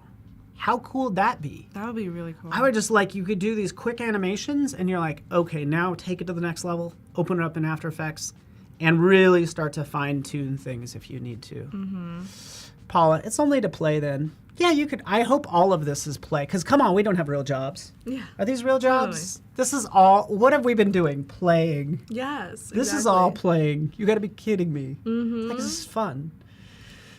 Yeah, and then Marsha on Behance also said that maybe if it's saved as a PDF, you can add crop marks in like Acrobat PDF. Yeah. So that's another way to do it too, in addition to InDesign. Yeah, that is a good call. And I love how everybody's like thinking outside the box. Like, I love the harder questions. Yeah. And things that you guys want, because we're building this for you is the goal. Mm-hmm. Yeah, and although we're experts, Paul and I don't know everything, so I really appreciate if you have the answer in chat, feel free to help each other out. Natural landscape. So I'm just generating my background now. I'm going to switch this to photo. Yeah, don't you want to like just like, isn't this fun? Like, we're just making fun stuff. Like, maybe you have a book idea, like, or whatever. Just like create and see where it takes you. And the fact that we could just type in a phrase and get that, I could just easily do this in Express. It's like really, really fun. Okay, we want more. We definitely want more trees. So what do we want? More Forest, trees. Forest. More. More trees. The prompt. Forest. More trees. Exclamation point. Summer day. Trees. Natural landscape. Hills.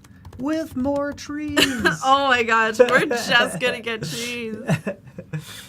We'll see what happens. We'll see. I just like how you could type in anything and you're like, go do it, Firefly. Go do it. Will it work?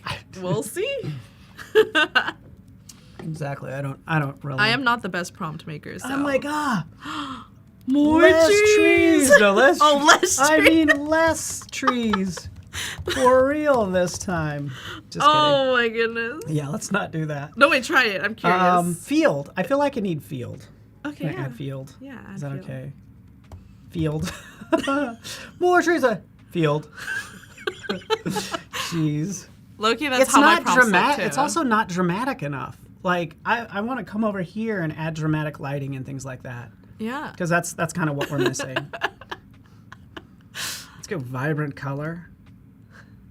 I want a jungle with dramatic lighting, composition, wide angle. Lee asked, can a dimension file be sent over to Express and be animated? That would be cool. Well, the answer is I'm- no, but that would be cool. No, right now it only right now it only takes Photoshop, Illustrator, and PDF files Yeah. and image files and video. Natural hilly landscape. Is hilly even a word? I don't know. Yeah. Hills. Field kind of threw us open field mountains. By the way, I'm doing all this hard work. I would probably open up firefly.adobe.com and then I would start perusing these because these might already kind of get me part of the way there, you know, in here. And, you know, maybe I'll find something, maybe I won't.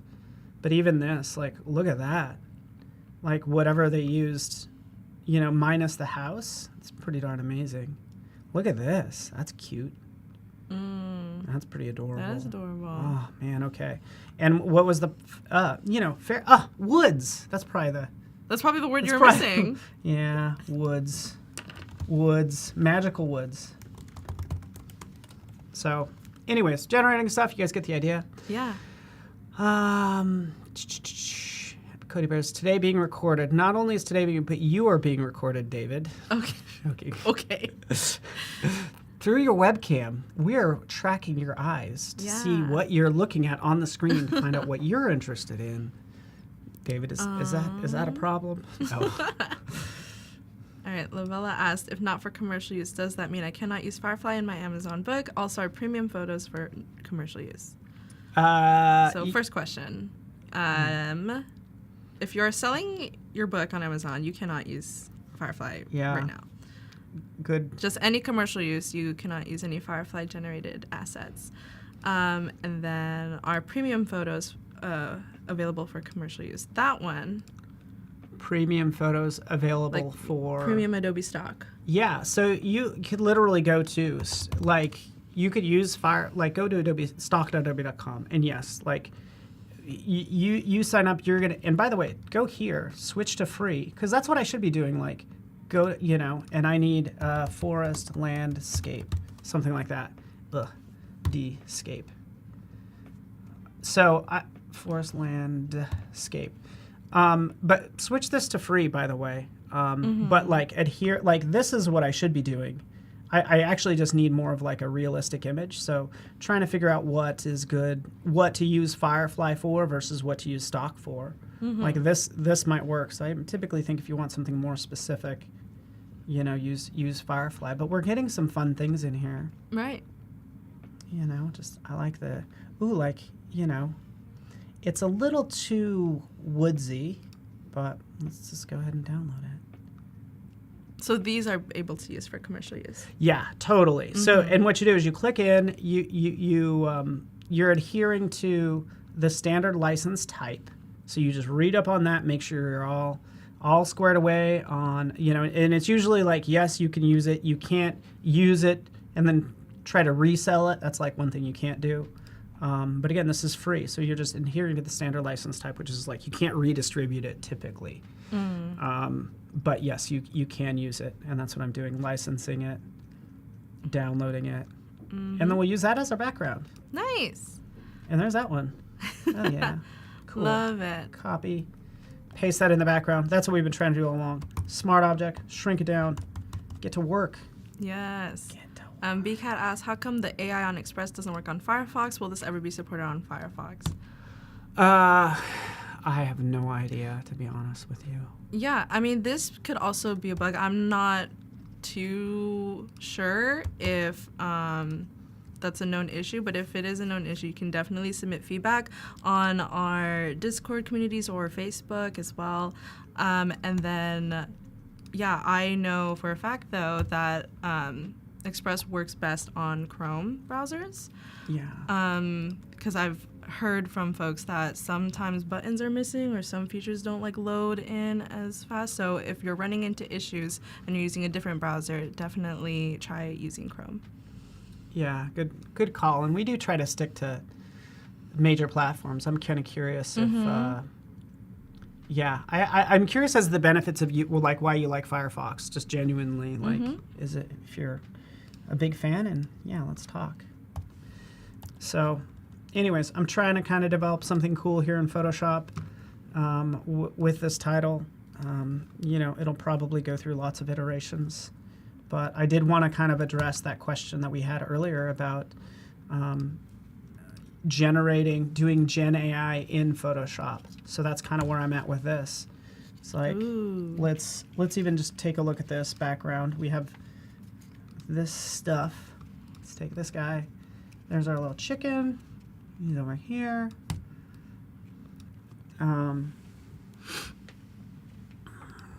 Let's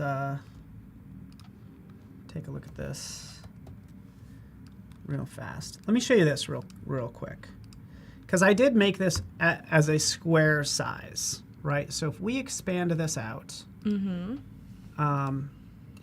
a book size or even just to a horizontal size, I'm just going to make this bigger. Right, so we expanded this out. It's like, okay, I got to try to fill all this in. So this is the hard part. You're like, okay, copy, paste, move this over, stretch it, doing all this. I'm like getting a headache work. for you. Yeah, it's just our life. What we have to do is like we got to try to find images, try to blend things in. Yeah. Or what we could do is like use this is brand new, is using that same crop tool up here at the top. We're going to change this to generative expand. Oh. And this is brand new as of, say, like 2 weeks ago. All right, so generative expand. Now we'll expand this out. And this uses that Firefly technology to analyze the photo and say, you know what, how can I fill this in? Like the same way we're making these pigs and all this stuff with hats. Like, just figure it out, Firefly. Figure it out. Go do your job. I mean, really, it's doing our job. It's fun because then I get to act. Oh, there we go. There we are. Whoa. There's that. Expand it out. It also opens up this properties panel. It gives you different versions. So these are going to change. No way. So first, second, third, 3 variations that we can work with. And now this is what I'm talking about, because now I can take that text. I have more I get to work with as I start to kind of play with this some more. But how nice is that generative expand? Even if I decide I want something over here, like let's just try this, do a selection. Actually, no, let's do this. Let's just say I want a pond right here or something. So let's just select this bottom area. We'll use generative fill down here, and we'll say reflected water with ripples. Ooh. Let's just try this. Right? All I did is marquee. We only have 1 minute. But, that's the nice thing about this is this only takes like a minute to do, right? It does all the work as we sit back and drink more coffee. Yeah. Shall we? Yeah. 1 minute. And if we go over, Paco cuts us off, Yeah. It's Firefly's fault. Oh, look come at on that. Come Come on. Hoosier. Look at that. Look at that. Look at that. Just made that reflection. And thank you. Thank you, Firefly. Oh my gosh. Sorry, I need to pick my jaw up from the floor. That was amazing. I know. Like, Good thing we're sitting down. I would've I know. fainted. Good thing we're sitting down. But y'all that are watching right now, keep sitting down because there is more after this stream. So we are streaming all day today on Adobe Live, but stay tuned for the next stream. We'll be talking about collaborating with Photoshop, Illustrator, and even more with Goldie Chan and Terry White. Yay. Thank y'all so much for watching. Fun We'll see you day. soon. We'll see you back in a sec. Bye.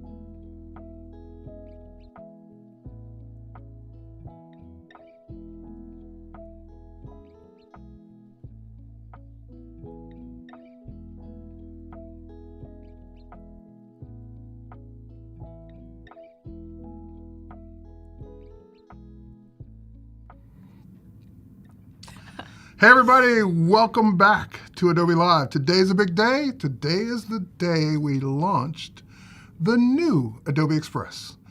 And I'm here with world famous Goldie Chan. Goldie Chan.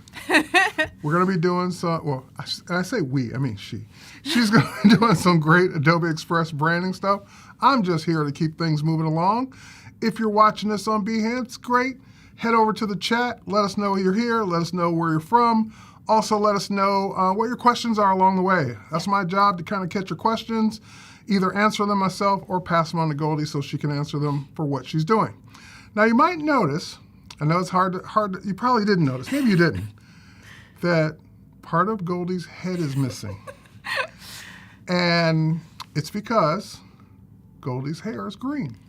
Hair's green. And we're on a green screen. So her head is really there. I'm looking at it in real life. It's really there. It's just the fact that we're on a green screen, green hair. We didn't really think this one through. Yes.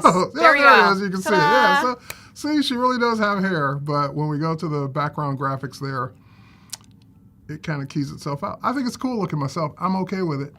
Hopefully you are too. So you do see it's a real person. It's not an AI-generated robot, kind of like with no head.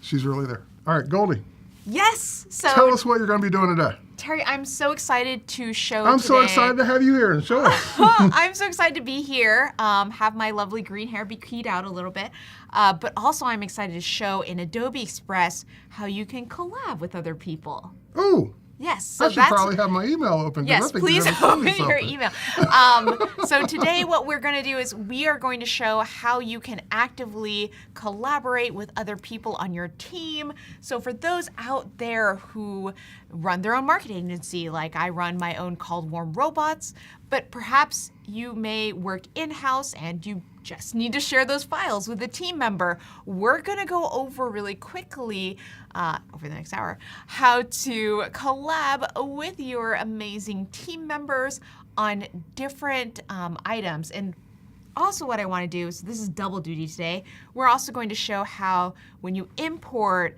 PDFs into Adobe Express, you can edit them also pretty easily. Great. So we should probably switch to your screen and not mine then. yes. Right? There we go. Thank you. Okay, so this is my screen. What we're gonna do is we are going to start with, I've made up a company. It's called Black Cat Consulting because cats are cool. And so I'm going to call my fake company that. And now you are, Terry is a team member on Black. I just got a new job. You This just is got a new job. awesome. He no longer works at Adobe. No, you definitely still work at Adobe, but now you are also moonlighting on Black Cat Consulting.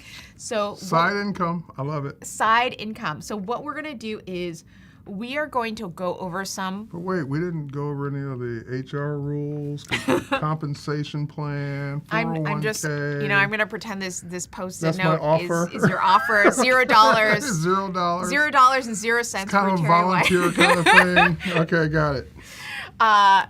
Yes, there's also, I was going to say, I think that there is resume templates here in There Adobe are. Express. So in case There you are. needed a resume for this fake job, you can absolutely use that. That would be cool. But let's get into it. So what we're going to do is we are going to first jump in, and I'm going to open this up, and this is going to be just a series of PDFs that we're going to go into, and let's go ahead and we're going to drop this directly So in. you are taking a PDF Yes. and you just drug it into the browser. I just drug it into the And browser. it's uploaded it and converted it into a native Express template document. Absolutely. So we're going to So- open an editor. What for those of you who like just kind of casually saw that happen and just worked, this is really allowing people to edit PDFs without having to have the native application that created them. Yep. So one of the things that people asked when I start showing the ability to upload Photoshop files and Illustrator layered files into Express is, what about InDesign? Well, there's no native InDesign support at this time, but export it as a PDF, drop it in, and now your InDesign file's editable as well as in Express. Which is super exciting. So what I want to see is, okay, so I'm so glad we're doing this live. You can see there's a little bit of funky fonts happening, but what's great is I can edit all these fonts right away. So I think that's what's so So you cool. didn't have to package it. You didn't have to upload the fonts. You didn't have to upload all the individual graphics. Just PDF, boom, done. So I've just changed this to say new outfits instead of fresh outfits. And this is, once again, from a PDF. It's not from a Photoshop file. I'm going to go into that a little bit later of what we can do with Photoshop too. But here is essentially, we're going to say Black Cat Consulting is a style consultancy. So now, Terry, you're on my style team. Oh, no. I need some style help from time to time. Well, your head isn't being keyed out in the green, so you're good already. Right. I'm going to switch gears and become a style consultant. Right on the spot. Absolutely. Just like that. Done. So what I'm going to do is I need some help from a team member. So I'm going to click Share. Ooh. And I'm going to invite my collaborator, which is very exciting. And I'm going to go ahead and type in your email. Okay. Awesome. And we're going to share that. And of course, Outlook's being a little weird, but I can look at this in another way. All right, I do have mail coming in. And I'm going to say, because I'm very polite, please edit this. And I'm going to invite you. And the invitation has now been sent. Super easy to do this. I'm waiting on it. But don't wait for me. I'm not going to wait for you. I'll let you know when I get it. So what's so great about inviting somebody on your team to be able to look at it? We're going to do this live. We're going to pretend you definitely got that email super fast, which you absolutely did. And I'm going to say, Terry, the other member on my design team, great. With this old PDF that we have that we use last year, let's just say in 2022 for this brand, it's all purple. But I know that this year, the hot color is... The hot color is green. Green. Okay. Because it's working for you right now It's with your working hair. well. Hot color is now green. So Oh, wait, I got an email. There's an email. amazing. So now the cool thing is Terry can go ahead and open that email and he can make comments in this. Right. So he can start collaborating with me. So hang on a second. I just want to show people this. Yes, I would love to go over to your screen and maybe we can show people Right. what it looks like to get that Pay collaborating email. pay no attention to the installing Outlook. Don't you love it when you get an update during a live stream? Yes. But anyway, I opened up in mail and there's my Start Collaborating button. And I got her message, everything's here, and I can just click and it should open up in my browser and away I go. Let's do it live. All right, Let's hang start on, collaborating hold on. live. I'm gonna, because it's not my default browser, so let me head over to my browser here. Let's open up a new tab. Let's paste that in. Here we go. Here we go. Look at that.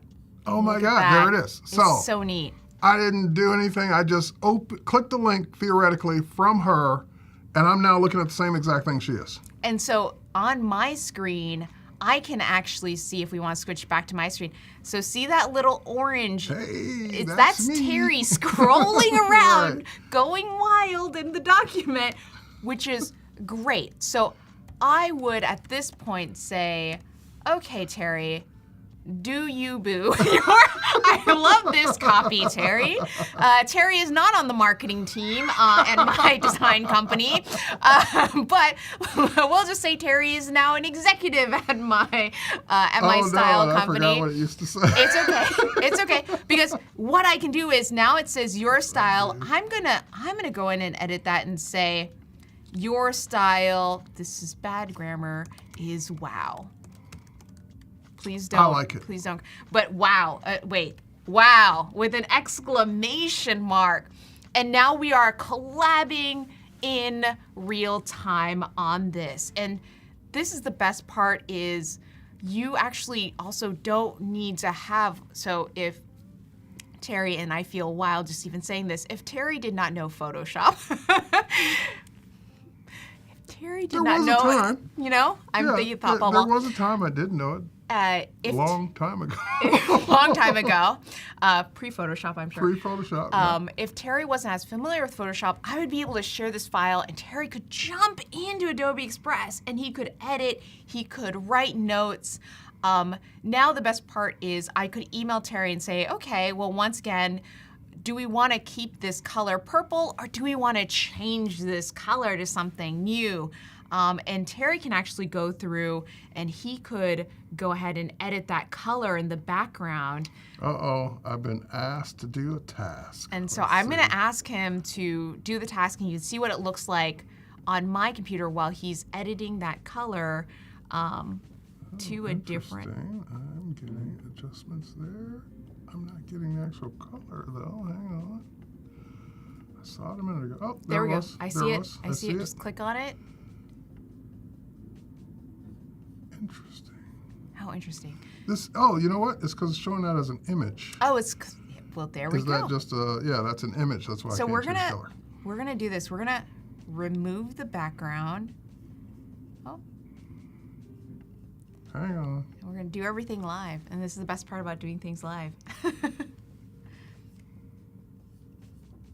Okay, so we are going to do this. I got an idea. Okay, I know I want how to we see can your do idea, this. Terry. This is very exciting. We're Hold doing on. this all live. I see what's going on now. Hold on. Ah, there we go. That's why. Okay, I see why I Okay. couldn't change the color now. Oh, because it was It was attached. it was attached. Yeah, so so now- sometimes what will happen is you will have your layers be grouped together, which is Right. something to also be aware of when you're translating your PDFs in Adobe Express. There we go. So now I can go in and make that any color I want. Amazing. Amazing. And again, stylish. so yeah, there's that green. There's that green. This That's is going to be color. keyed out at some Yeah. point. All right. So let's just go ahead. Let's do blue. Let's do I blue. like, because you know what? That's the other thing too. I like to be able to just go ahead and click through the colors and see what looks best with your design. Because when I Absolutely. said green, I was just, of course joking about the green screen. But when I saw it, I'm like, no, I don't like the green. It doesn't look good. No. And what's great is, as you can see on Terry's screen, there's recommended colors Yep. right now that are super helpful. If you don't know what color you want to use, Adobe will say, we got you. Here's Right. some and colors. you can also even sample a color that's already there. Like, because a lot of times I'm challenged with, I just don't know what color will look good. So if there's a color in the photo that's already there, chances are picking a color from the photo is going to make it match with everything else because, you know, the color schemes.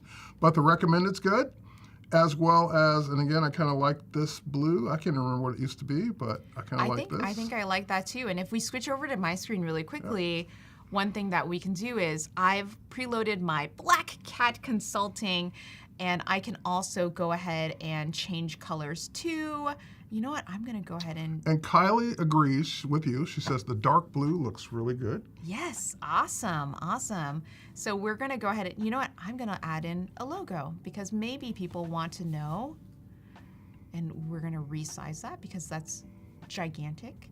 And we're going to put this on our amazing PDF. So now our flyer has the actual brand logo. But wait a minute, where did that logo come from? Well, that logo came from our brand kit. Oh, That was an amazing question, Terry. Thank I you was, for I was trying to lead you in. Yeah, you definitely let us in. So if you see under brands and libraries, I have a couple of brands here. Give Love is another brand I've made up, but we're not using that one this time. We're gonna use Black Cat Consulting. And what's neat is I can have several different versions of my logo because sometimes you need multiple versions Sometimes of a logo. you need one that'll look good on black. Sometimes you need one that'll look good on white. Sometimes you need a transparent one. Sometimes you need one that's vertical. Sometimes you need one that's horizontal. So you can have different looks to your logo to use for different reasons. Absolutely. And maybe we also want to switch to our brand fonts, and we also have our colors here, so I can switch over to the different colors that are good with my brand. But we did one, we're gonna do another one. So what I'm gonna do is I'm gonna get out of this, I'm gonna go back to my main screen. I'm gonna go whoop. And then I'm gonna open up another one because we're just gonna go through a few of these.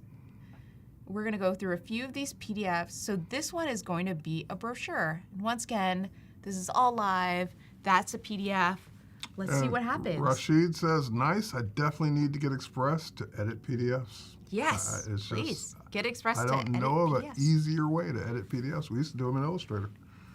Now I can do it right in Express. You do it right in Express, and we're going to open an editor. And one of the easiest things, one of the things that I personally like about That's this, a cool one. I like this design already. yeah, is look at this. I can edit the fonts. I mean, this is really cool. I know. Being able to edit text in a PDF, which we all know can be a nightmare, right? Because you're cutting and pasting. You take the PDF, say your client or say somebody else on your team gives you an old PDF, and we've all had old PDFs Oh, yeah. before.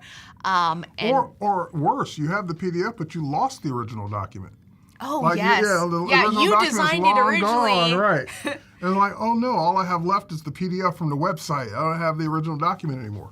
Yeah, so we're gonna go ahead and invite Terry again, and now it also shows up that please. And now my email is working now, so I should really get that a little I'm so faster. glad. Thank you so much. Outlook finished installing. Its update. Oh, there it is. Came in quickly. And I So- can just go ahead and start Oh, no, I don't want to do that because it's going to open up in the wrong browser. No, okay. Copy So the link. while Terry's opening that up, we can take a look at this Paste.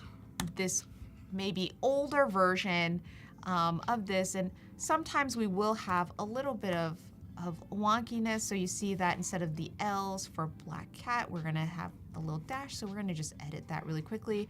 But I want to say this is really good for the fact, and you just saw Terry move that image around.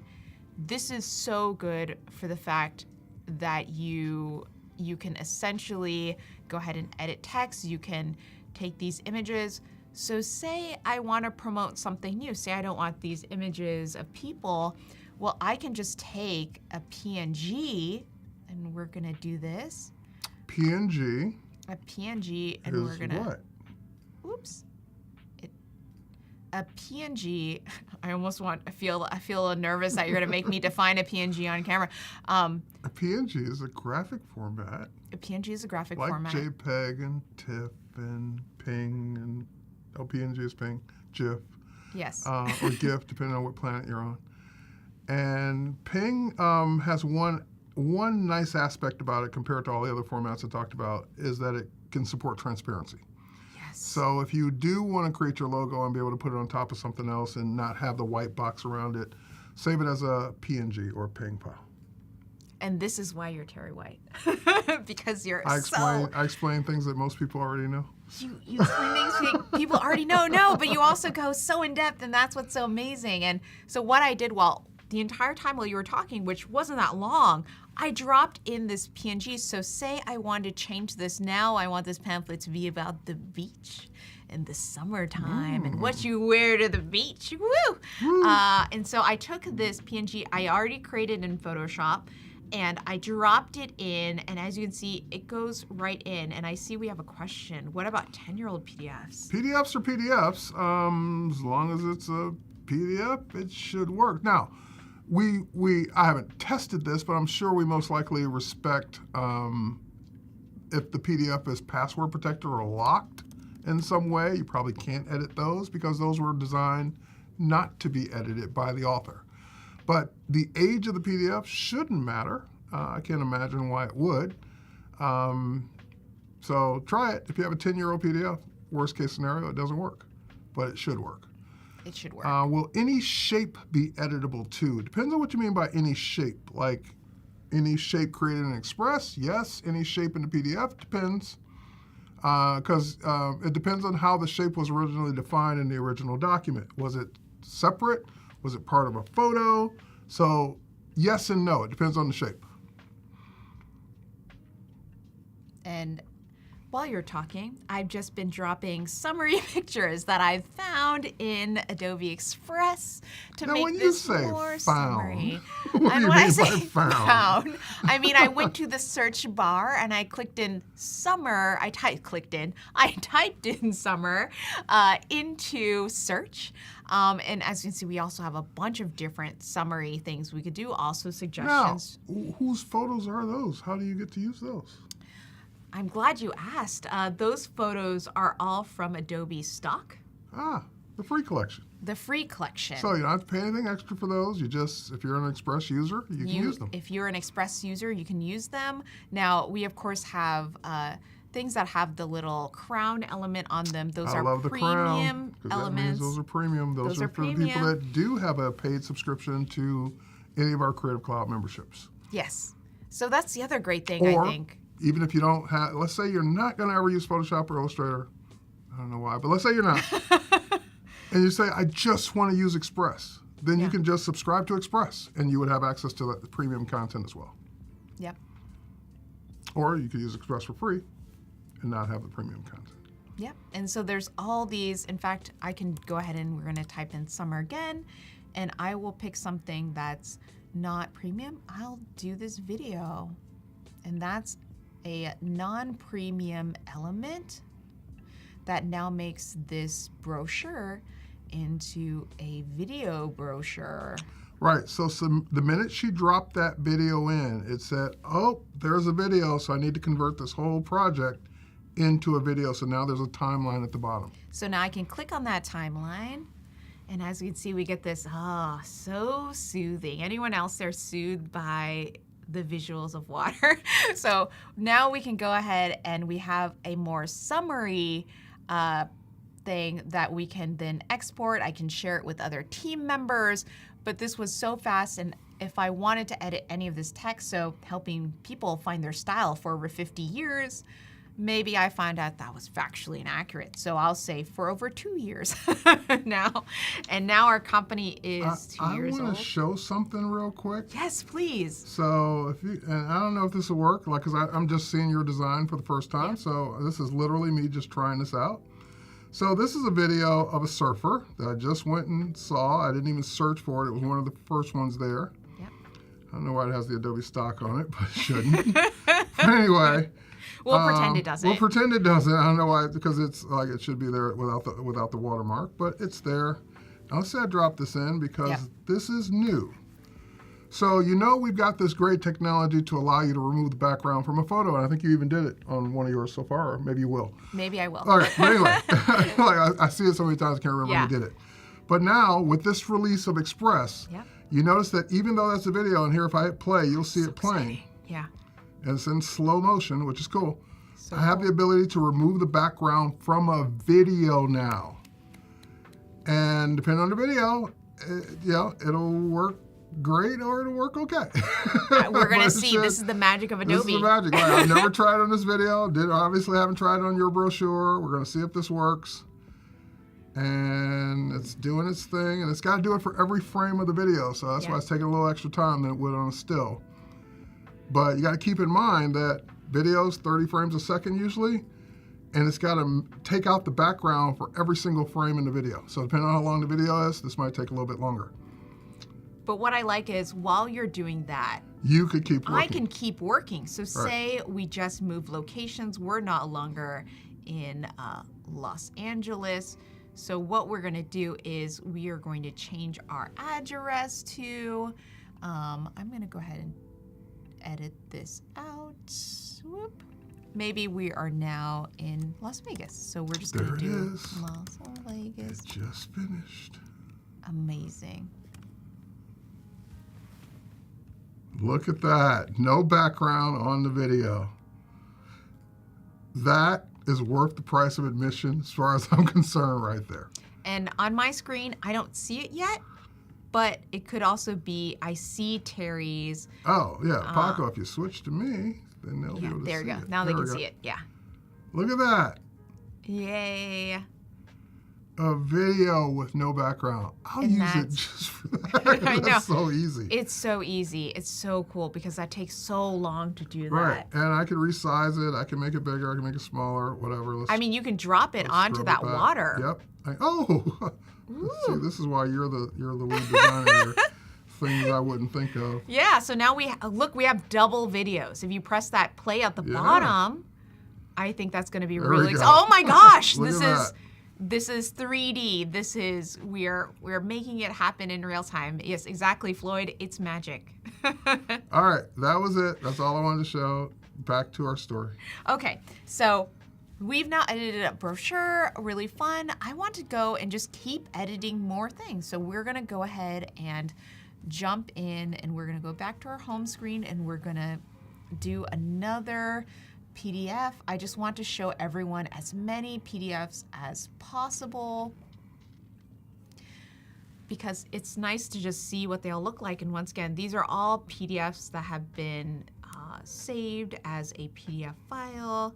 It's going to take a little bit to convert, but that was also really fast. I mean, it's so funny how when a new technology comes out, Yeah. we're usually amazed by it, and then within about 5 minutes, we're like, oh my God, That's I so can't slow. believe that's taking 10 seconds to do the thing that would take me 10 hours to do before, but it's okay. It's like, so yes, Yeah, it took so a few it's- seconds, but after a look while, at what it lets you do. So I'm going to share this one again because today is all about sharing and collaborating. Once again, I'm going to say, please edit this flyer, Terry, because I'm so polite. And I've invited Terry to edit. Oh, I got another invite. Hang on, I see some questions. I'm gonna answer them in just a second. Let me deal with this invite first. And There's while the he's new doing one. that, I'm going to go ahead and remove the background on this because I no Copy longer link. like the background. And oh my gosh, look at that. So fast. All right. Yeah, images are usually instantaneous. Images are so fast. But video, it has to do it for all the frames in the video, so Yeah. it takes a minute or two. All right, I got that one, and I already see the background gone from the photo. Awesome. Yep. Now let me, I'm gonna see if I can answer one of the questions while you continue working on that. Absolutely. I So- need to recreate it myself to see if I can do it. So what I'm going to do is while he's working on that, I'm just going to go ahead and we're going to drop in some videos. So I'm going to pretend that I'm asking him lots of questions. I'm asking my collaborator to drop in maybe a video in the background. So we're going to go ahead and do some of that. So we're going to drop in a fun video in the background. I am doing this to answer a question. Oops, we're gonna go back to that and we're gonna move this layer. I'm gonna just drag it All right, let's see if this below works. this. Cool.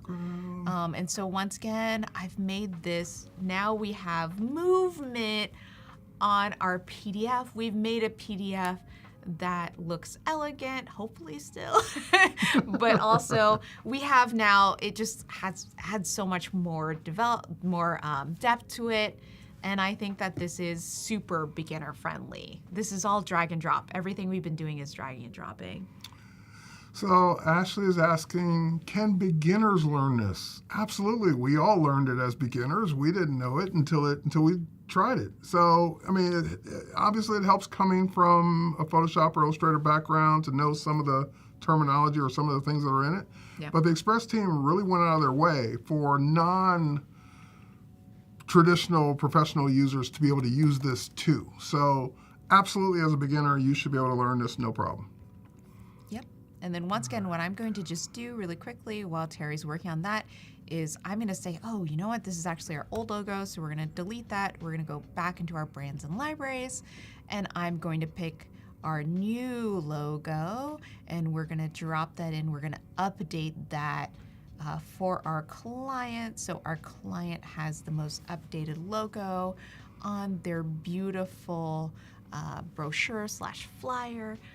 And we are ready to go. And I think Terry, you're almost ready to answer that one question about video. I'm building the whole thing just So while to you're doing answer a that, question. I'm just gonna keep editing. So we're gonna keep editing we're going to change You some know more what? colors. While you're waiting on me to finish this download, Yeah. and I'm just waiting on the computer to download this. So you can see here's just my colors from Black That's Cat what I was going to Consult. ask you. So Thank you. you're getting colors from your brand kit. Yep. You can get logos from your brand kit as you already demonstrated. Yes. You can get fonts from your brand kit as you already demonstrated. And as of today, you can now upload your own fonts as a premium user. You don't have to use the Adobe fonts. If you have some custom font, some font you bought from some other foundry, no problem. You can upload those directly into your brand kit as of today. Or if you're one of those people that makes your own fonts, Oh, makes your own font, which even is better. very Yeah. cool. You can definitely use your own font. All right, it downloaded. Now let me see if it actually worked. I'm going to say, oh, wait. Okay, while you're doing that, once again, I'm just going to keep going through and we're going to keep showing how you can just easily change brand kit colors.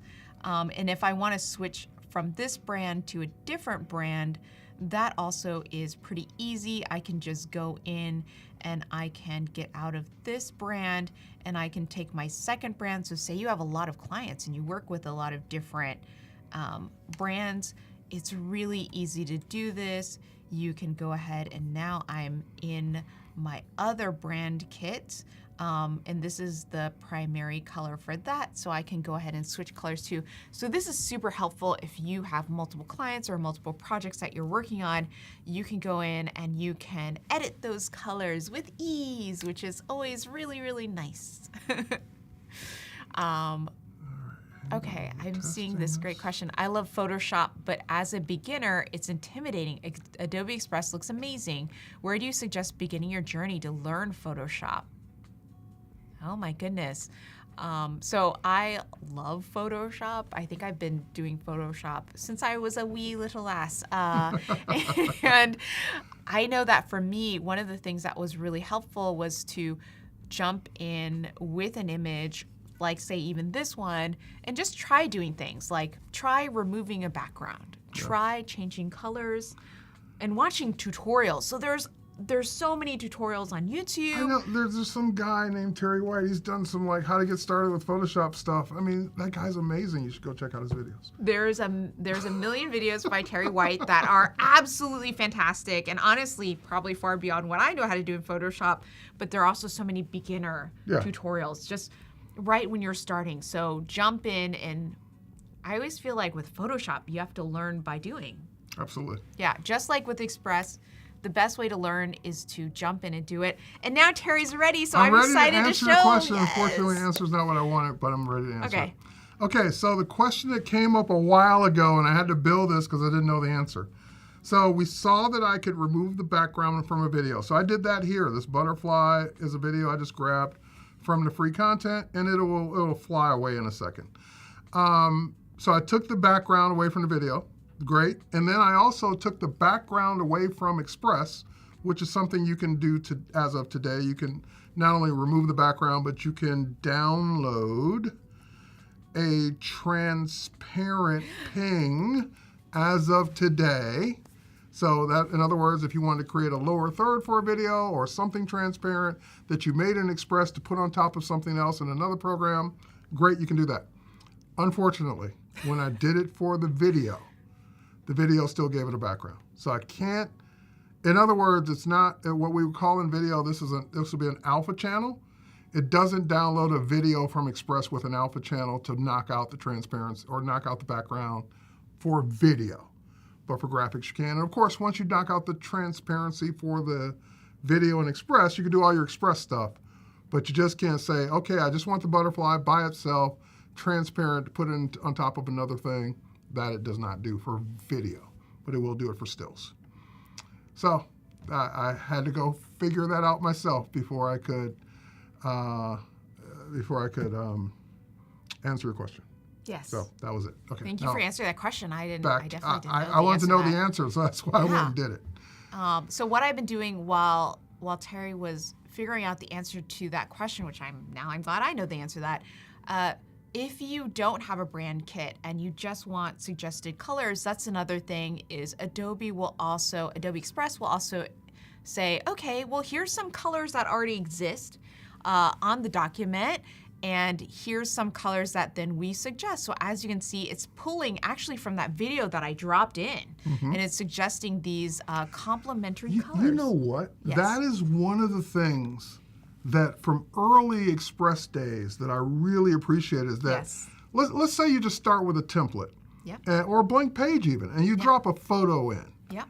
The minute you go to, and now you put some type on it. Well, I don't know what color to make the type. I'm having a hard time deciding. The minute you go to the color picker, it will recommend colors based on the design, and it will keep updating based on your design. Yeah. So that way it will always harmonize your background, your photos, your text with the right colors that would look good together. So even if you're not a designer, if you're new to this, like someone said, hey, I don't use the other tools, this looks like it would be fun, is it easy to learn? Things like that, little hidden features like that just kind of make it easier to get good looking content, even if you're not used to this or formally trained. Yeah, so I think the best part is you definitely don't have to be formally trained to be able to use Adobe Express, and I really like that. I like that it is user-friendly. I like that I can just do this, and it's, obviously it's a little easier for me because I'm used to layers in Photoshop, and so it's intuitive to me to drag. But there's still layers, and as you can see, what I'm doing right here is I'm just I'm dragging this layer. So now what I wanted to show is, now that I've dragged in that new layer, I can go back to this, and it will suggest probably different colors, which it did. It did. So now I love that. I feature. love that once you, exactly what you said. So I wanted to pull it up and show people.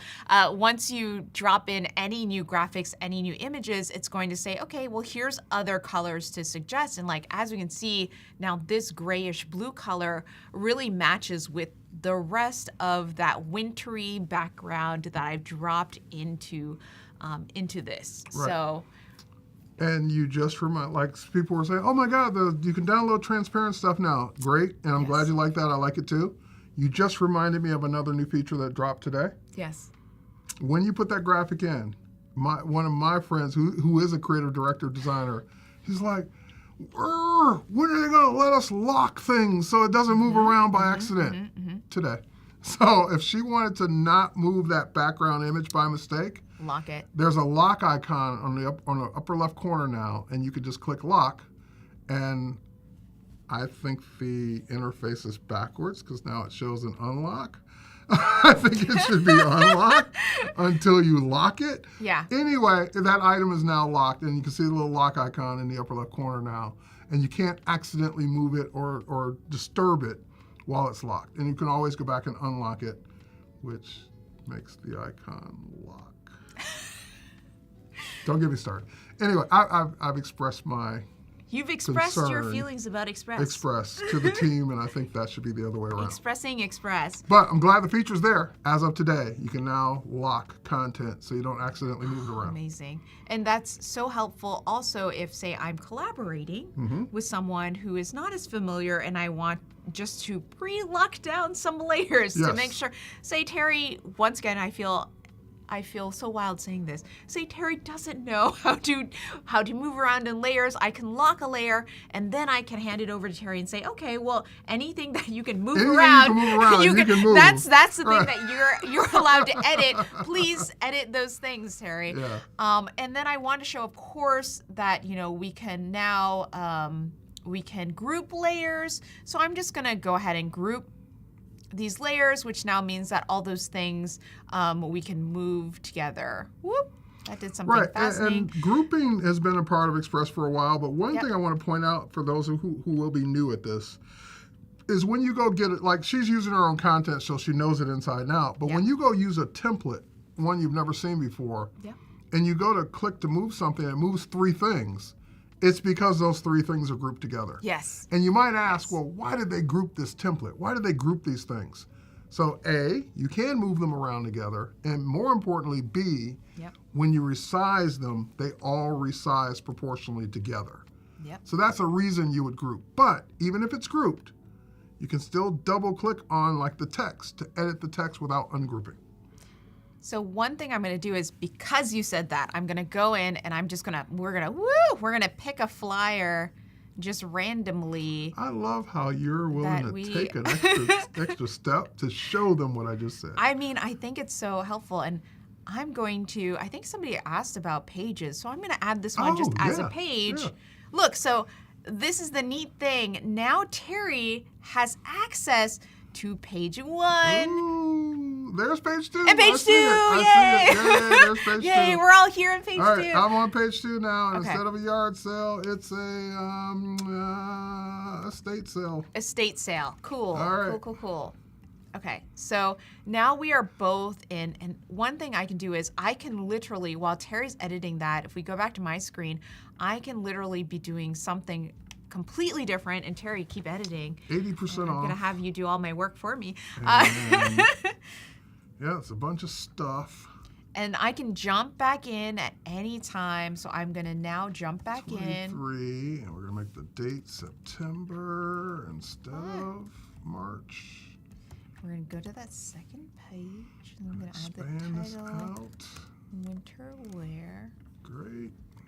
Cool. Oh, and by the way, like even what I'm working on now, I think is grouped. So Yes. yeah, this is all grouped together. But I wanted to change the date from March to September. Let's say we change it to October. Yep. All I did was double click, and I can change this to October. And let's put that on another line like it was. And it's still grouped together. So I can still grab the whole group. And move Yep. it around and resize it and still have access to the individual items. So groups are not a bad thing. They're actually a good thing. They're helpful. I feel like resizing is the Yeah, best thing resizing about is the best thing because you can resize it. because you can resize everything. So if you know that all that text needs to be the same size, but maybe you want to move it to the bottom of the screen, you can definitely do that super easily.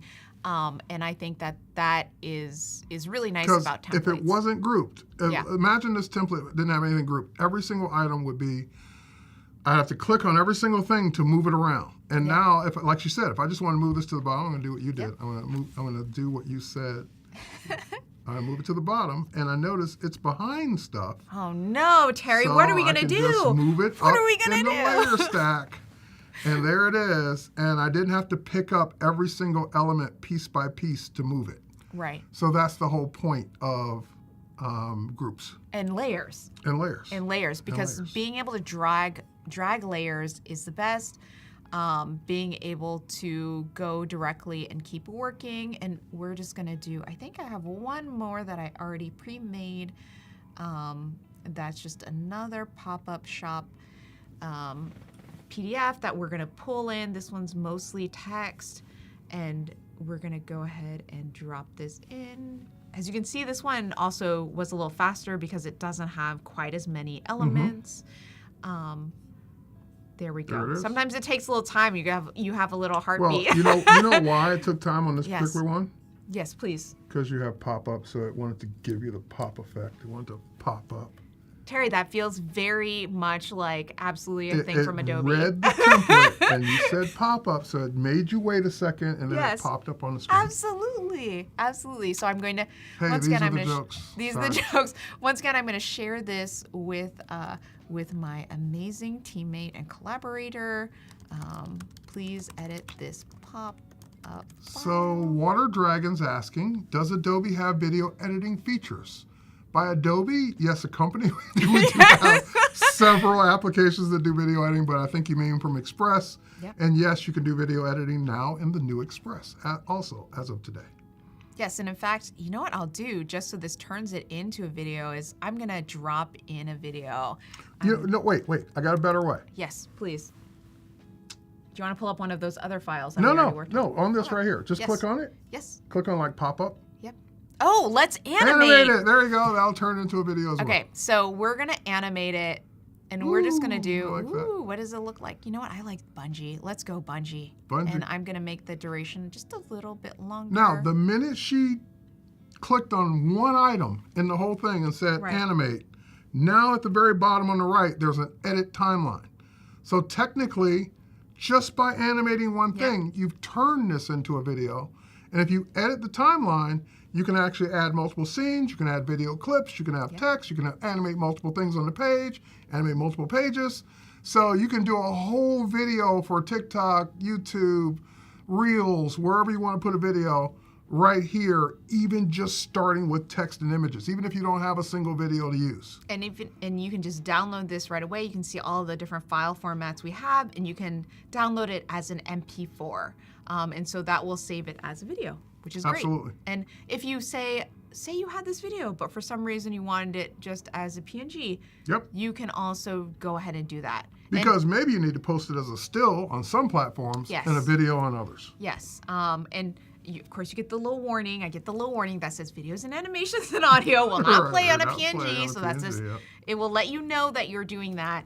And so, yes, now we have an animated version of this. We have a video, and now exactly what you said, we can now add in other pieces onto this timeline so we can edit this exactly as a video, Right. which is very, very cool. Can you show how to animate? I think you just did. Yeah. So if she clicked on another thing, then she can click animate and animate that other thing in a different Yep. way. Yep. So I can take this other text, and I'm going to scroll down, and I'm going to click animation, and this time let's do looping. So we're going to breathe. I'm so glad I got Terry to do that. Okay, so now I got the cue. I'm okay with it. Now we are dropping in and we're breathing. Amazing. There is a feature with human cartoons to record voices, and that's also another animatable. That's probably not a word. Animatable? Probably a word. Something that you can animate. Also in Adobe, which is really fun. And actually, that's one of my favorite features that, I think we don't talk about a lot, but being able to do character animations in Adobe Express is just super neat. Actually, let me show you something kind of uncool. No one has asked for, but I personally really like. So I'm gonna go ahead and, it's not letting me click, but it is the generate QR code. You know what? It's letting me do this, so I'll show this really quickly. I'm not gonna go through it. Ooh, they added some more characters since the last time I looked. Yeah, so this is exactly what they're asking for in text. So from here, what I could do is I could take a character. I'm going to take, the name of my robot. agency is Yeah. called Warm Robots. I have to do a robot. So here I'm going to pick a character. I'm going to pick a We got like background. 5 minutes left. And then I'm going to go ahead and make this into a reel. And from here, I'm not going to do this right now because I don't want to have to plug in the extra cord, but I can literally click record, and this will record this robot talking, and it will record movement. In your voice. In my voice. So that's what the record is. You're recording whatever you want to say, and then the robot will mouth the words Right. while And it plays back what you said. Because I've saved this as Reels format, I literally have made a reel in 5 minutes once I record that. So this is really, I think, one of the most fun things, one of the fun hidden features, I think, of this. And one thing I can do too is I can do this, I can record this, and then I can save it, and then I can drop it back on one of my other templates, because now it's this cool video that I can just drag and drop back. And I think you can take that question from Emily. Emily, is there a way to add your own characters? Not that I'm aware of at this point. I mean, I know it's leveraging our character animator technology, which does allow you to create your own characters if you know how to do it in Illustrator and Photoshop. But I don't think that's a part of Express yet, or at this time, I should say. I don't want to promise with it yet. But good question. I'm excited. I can finally tune in. I've been traveling. Looking forward to this live stream. Great, Jenna, welcome. And we're just about at the end of this live stream, but stay tuned. We're going to be doing this all day. Yep.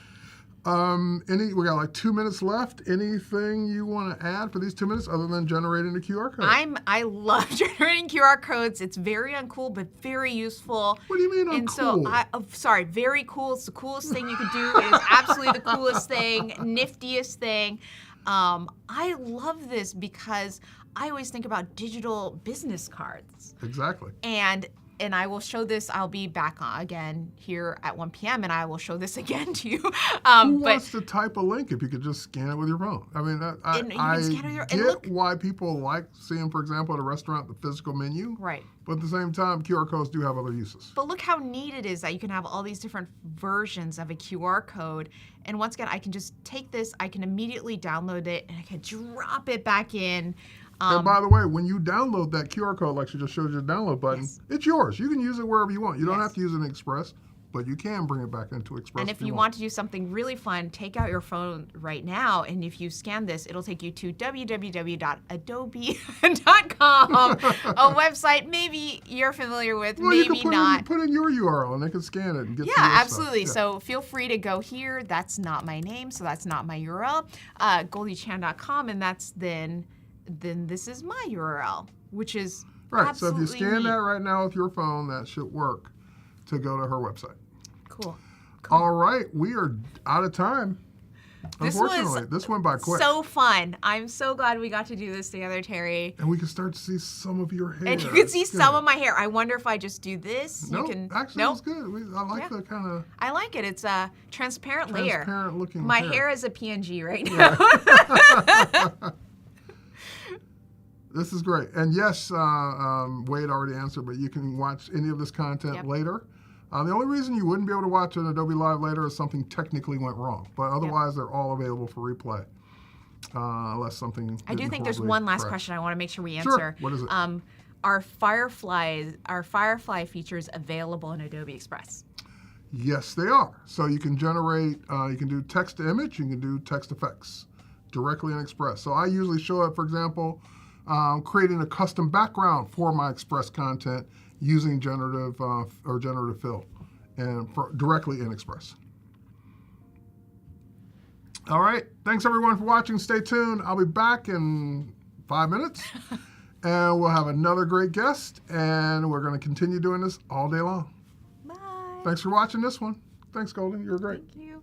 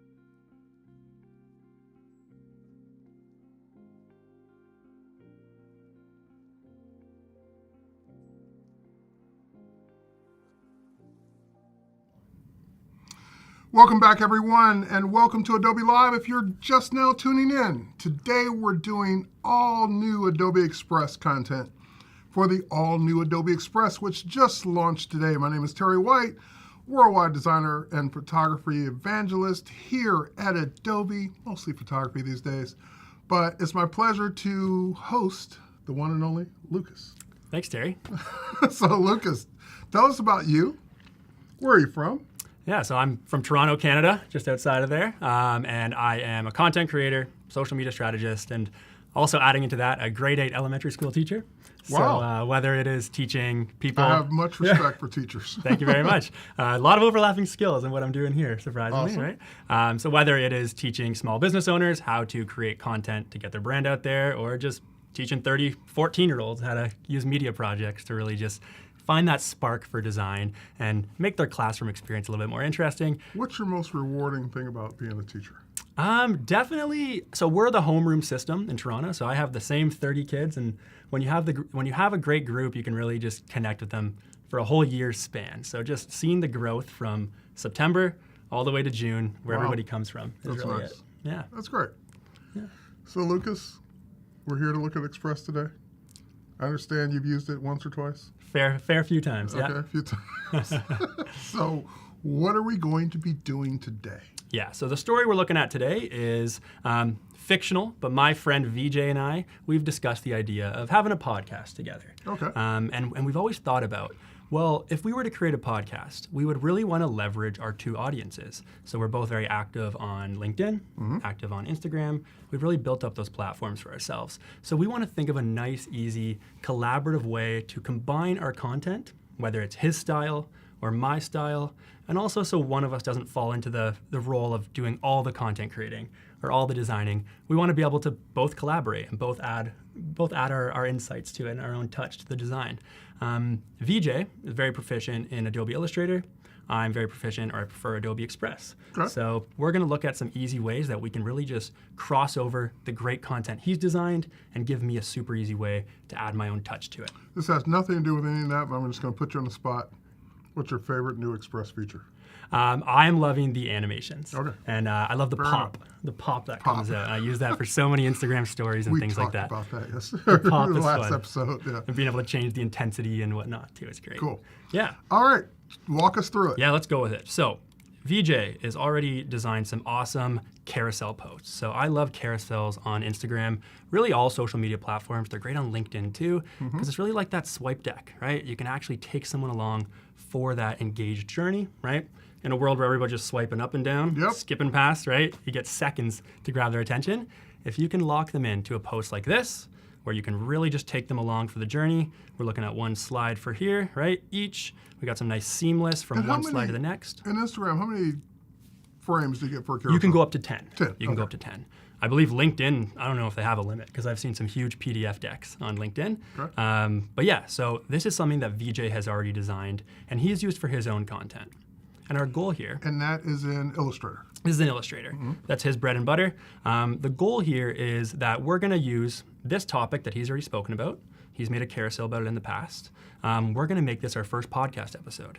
So rather than just posting a still graphic of, here's the episode, go check it out. I will show how to make one of those if we have time, because I do like that. I do like to really just take that user on for that experience of, here's a real deep dive of what the podcast episode will be about. We have 10 slides of your attention, 8 slides. But if you like what you're seeing here, you're going to like the podcast episode. You want to go that extra level. So this is something that VJ's already created, and I'm going to pop it into Express so I can apply my elements and my brand touch to it. Because as you can see, it's very focused on him right now. So let's go ahead and do that. So right away, I'm just going to go ahead, start from content, because that is what we are dealing with. And we're going to go ahead and find that file that VJ shared with me. So you're looking for the native Illustrator file right now? Yes. Okay. And that is what it is. So he shared it with me, connecting Instagram. Let's go ahead and pop it in there. And what it's doing right now is just turning all the Illustrator elements into a template that I can work with, edit, and really manipulate and change anything I want, all in Express. So that's going to be, like we said, my comfort zone. It's going to be Express, and now I'm getting an option to do that without having to bug him, nudge him, and say, hey, VJ, I need you to go ahead and fix this. I need you to go ahead and add this. And there isn't a designer in the world who hasn't had a client that wants to make 50 tweaks a day, and they would just love to just hand it to them without handing them the native files and say, tweak away. Right? Hey, how That's about what- you give it a shot this That's time, what Express right? is for. And it's cool to see all the different things it does. Like it adds the brand, you can add the layers, you're adding the text, the images. It's really gonna put everything in there. So it's an editable document. And that's what's really awesome about it. And like we said, it's gonna, in a moment, it's gonna say, here's your Express file. And this is now gonna be a template that I can use really whenever I want. And I can access that piece of content. So it's really neat to see. There we go, connecting, opening in editor. We're gonna give it a second, as it was a bit content heavy, has a lot of text in there. So we're gonna populate that. So But we can really again, just take a look. converting that Illustrator file, native file, into an Express document that mere mortals can go in. Yeah, and I work can go on, in and right. fix. And the really cool thing was, It converted it to pages. and that's what's amazing, right? Now, This- were those artboards in Illustrator? they were all 10 artboards. Artboards, okay. Yep. And that's what's really cool is it's going to take a sec to load, like you said, because they're like this isn't just one single graphic, right? Not Right, one single that's slide. 10 this technically is 10 10 files, pages right. that I'm going to go ahead and work with in here. So we're going to go ahead and take a peek as it does do that, populating some of his. He did some nice gradient text. And what's awesome about this is it recognizes. Okay, All of he that, put in yeah. text. That is text. You're a brave man to take a file that complex. But there it is. Look at that, and right? bring it into Express So, on day one of release. but there it is. It's grouped. I'm moving all of his text, right? I'm lining it up, and I'm going to show you some fun things that I can do with it. But like I said, I love how it picks up on something's an image. Let's make it an image. Like I said with carousels, I love having that seamless from one slide to the next, right? Something that he's very strong at doing. So now if you look at this little tip of that one there, go ahead and pop over. It recognized that, right? And I can have that nice seamless blend. This is huge for carousels for me because you have that advantage. You have that person on that swipeable journey, right? Keep them on it. Use them Very most. cool. So we see some really cool things like people even cross over images and whatnot, which is awesome. So I have someone saying, well, if I can't afford, for my situation, I can't afford to use Adobe's tools. What can I do? And to answer that, this is free. We can all afford free. So this is free to use. You don't have to be a paid member to use Express. And that's exactly it. I use it for my business, and I use it in my classroom too. My students are becoming very proficient in Express, which is awesome, right? So I'm gonna go ahead, and I'm gonna make it just matching both our brands. So he already gave me, he gave me the mold, he gave me the template. I'm adding in super easily, copying and pasting. You asked me my new favorite feature. I actually think I should have mentioned the grids, because I do love the grid system. So show that, because that is new as of today. So just being, the guidelines. Guides, yes. okay, smart. Being able Smart to guy. just, it's lining up everything. Yep. I'm seeing that it's perfectly in line. I'm seeing if I'm a little bit off sway from what he put. And again, he laid the foundation for me, right? His design is what I'm really working with here. So I want to make sure I'm respecting his work. And I'm going to go ahead and just, line up my brand there. Oh, we don't want caps. So Kaylin's asking, is this going to stay up afterwards indefinitely? Indefinitely is a really, really long time. I can't promise for the rest of your life, but yes, this replay will be up as long as the world long doesn't as- change it in some way that we can't have it show up forever. But yeah, Exactly. there's no intent to take it down, let's put it that way. So yes, you'll be able to watch this later. To answer the question. Thing I love to do too, make it really easy for collaboration. We can pop in a nice brand kit, right? So me and him did some collaboration. Now explain for those of you, because a lot of new people that haven't used Express, what's a brand kit? My brand kit, sorry, I'm just offline here. Let me just refresh. My internet connection might be having some trouble there, but that's okay.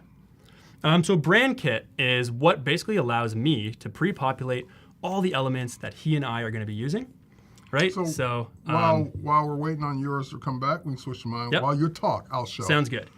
So really when you are loading in a brand, whatever you think you're going to be working with, your fonts, your logo, some files that you regularly access and are going to be I got using, something too. you can go ahead and pop that in there, which is great. So, for example, I've got 3 brands here, Cat Sweets Demo, and my personal brand, my TW brand. So in my brand, I've got my logo, I've got my colors, I've got my favorite fonts for my brand, I've got a graphic, and I can now, as of today, also add templates that I design and express to my brand kit to use over and over again. I've also got character styles. So you have your brand to be able to pull from into any template or any blank page as you go. So you're still working on your internet. Yep. So you can keep talking and I'll keep showing while you're waiting on yours. What's going to be awesome too is that me and VJ can easily just go ahead and basically load in all the stuff we're going to be creating together. And like you said, I love how you can create a template. So at the end of the day here, when I'm done creating this content with him, this carousel post that we're going to be using is going to be a template that I can use at any point for any new episode that we're going to be accessing together. We're going to create a single graphic promo that we can use as well. And just like that, me and him can, he doesn't have to give me the file every single time. I can go ahead, pop in, and be able to access that, add what I want to change to it, just like that. Yep. So I just created a new brand from scratch. I called it Adobe Live 2023. I can now upload my logos. By the way, I'm pointing out new things as of today as well. Your logo can now be as SVG format as well as JPEG, PNG, and AI that we've had before. So for example, if I go upload a logo, and I'm doing this on the fly because, you're back. I am back. I do have some logos. So he's back. I'm gonna switch back to him, but you can create a brand, and also in the new Express, if you already have a library, a Creative Cloud library that has all your stuff in it, you can convert that into a brand in Express. So you've already done the work. It's already in a Creative Cloud library. Just convert it into a brand, and away you go. And just like that. Right? We're popping in. So this is not just VJ's post anymore. It's the Personal Brand Buddies podcast episode. So we went through and added in a nice little element that'll apply to that. And I can go ahead and fix that to the carousel overall. Let's look at the rest of the slides. So as I go through most of the key message, because we're going to be working with it, this is something he might have posted previously. And we're using the topic. So just some slight updates that I'm going to make. But like I said, I love how everything is recognized as text. It's recognized as editable. Something very cool. I know this is a very small little underline here as an example, but because these are registered as an image file, right? Many people think, you can't change the color though, but you actually can, which is neat. And that's why I love, you did put me on the spot asking me my favorite feature because there's too many for me to think about. Maybe we need to do that at the end as a little highlight. Okay, I'll let you off the hook. Your favorite features. But yes, we'll put an S on the end of it. That way you can talk about more than one. But we can go ahead and I can change these custom duotone effects and I can make it match, there it is in that nice neon, right? So that's really cool just to see how easily that is to do. Even though this isn't like a shape or an icon, I can immediately go ahead and really have a lot of freedom to change these as well, which is great. Yep. We're going to pop over now, though, because, again, this is VJ's post. So I want to make it matching both of our brands because that was our plan. We're collaborating together.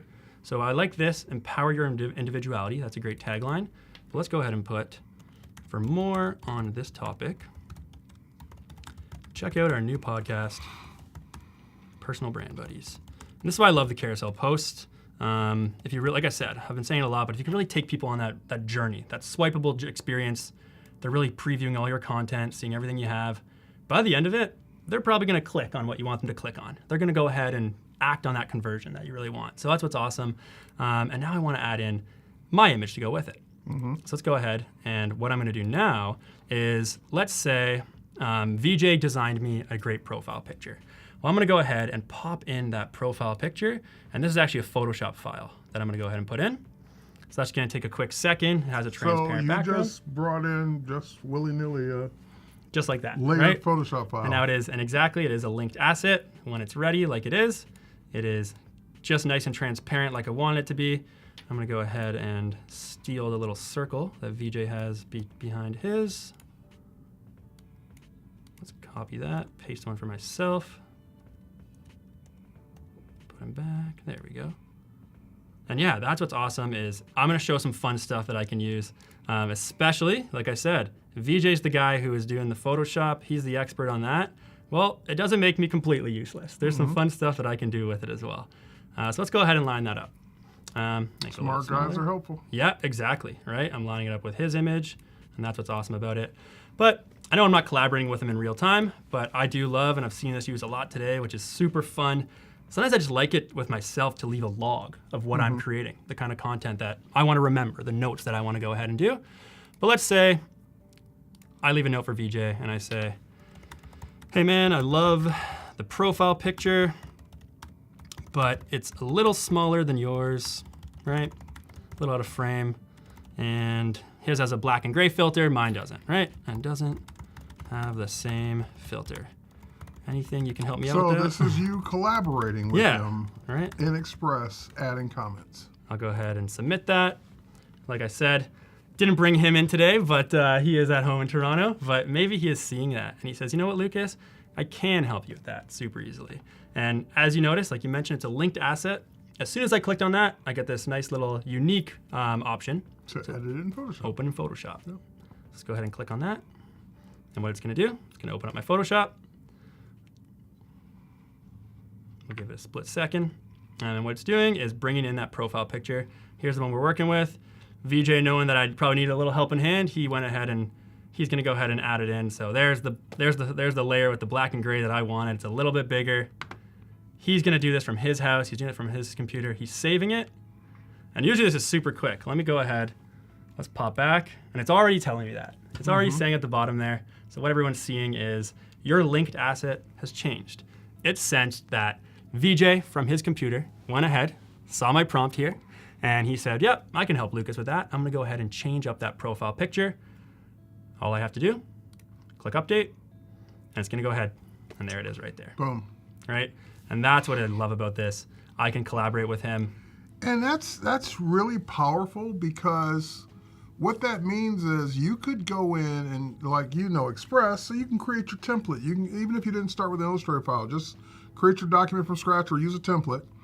But you need that little bit of extra help from a professional, like your profile picture. Yep. So they send you a PSD to place. You place it. It's linked. Anytime you need any changes to that PSD, they just update it, and it updates your Express Super document. easy, right? And And couple you that didn't with have to know anything about Photoshop. You didn't even have to own Photoshop to do that. just had to know the collab feature, right? Right. Exactly. And he's able to fill in that pipeline. And that's what makes us a team, right? Yep. We both bring our own strengths. We both bring our own needs to this. And that's what's awesome about these new features. I love what he did. I'm going to go ahead, resolve that, right? It's very cool. It's moved to the resolve folder. You can always go ahead and take a look at what's been said. But this is really coming together. Let's go ahead and add our branding elements. These are the ones that he put together for me. I do want to really just remind them that it is both of ours at the end.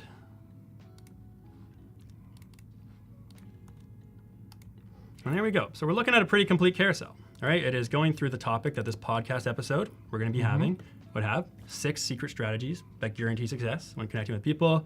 Picked up on his topic, picked up on his look and feel. Has my elements as well. Nope, I wanted to put my website under here.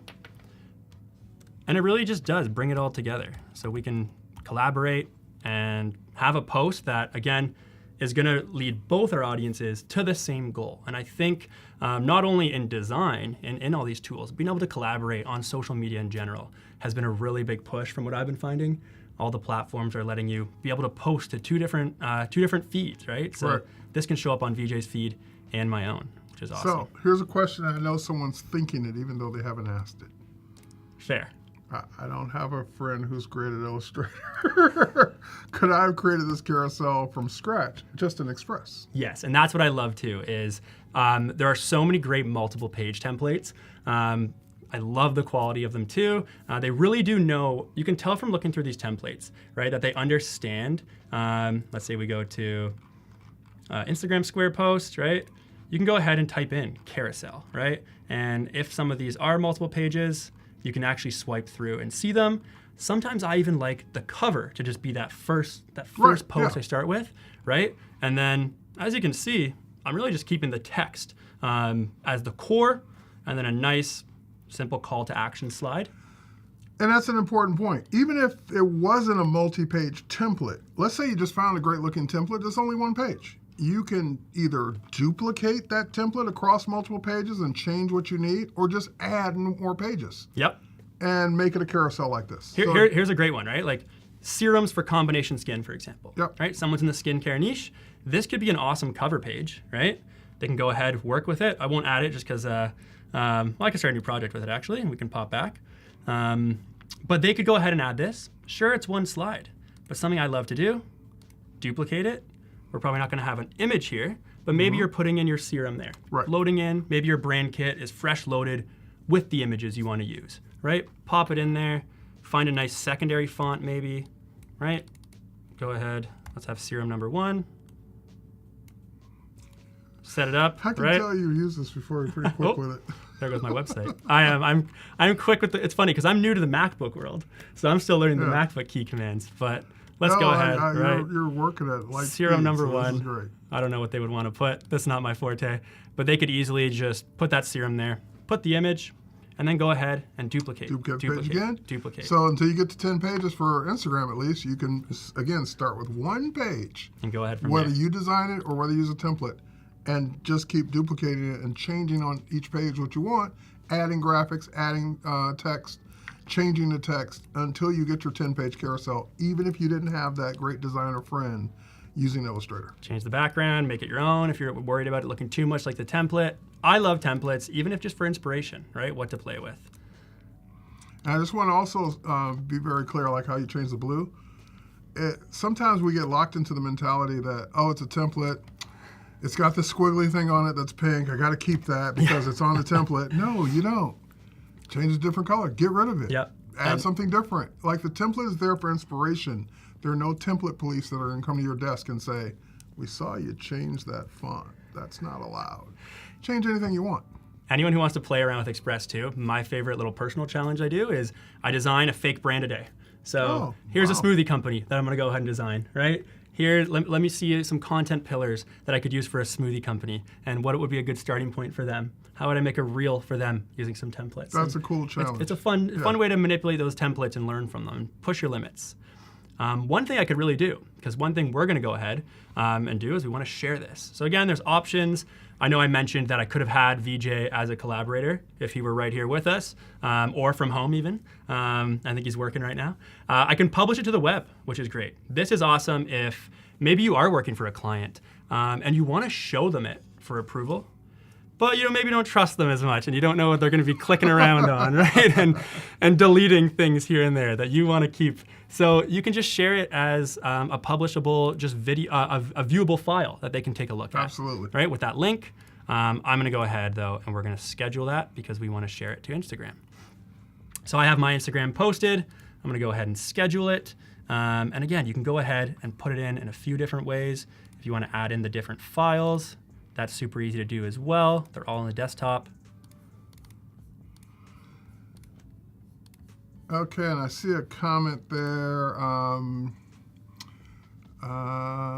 Bliss Station is saying, I can't find now my duplicate pages because, again, sometimes things change from the beta, from the previous version to the release version. So let me show you real quick. If you switch to me, I can show you I'll just be how scheduling you this would post. duplicate pages.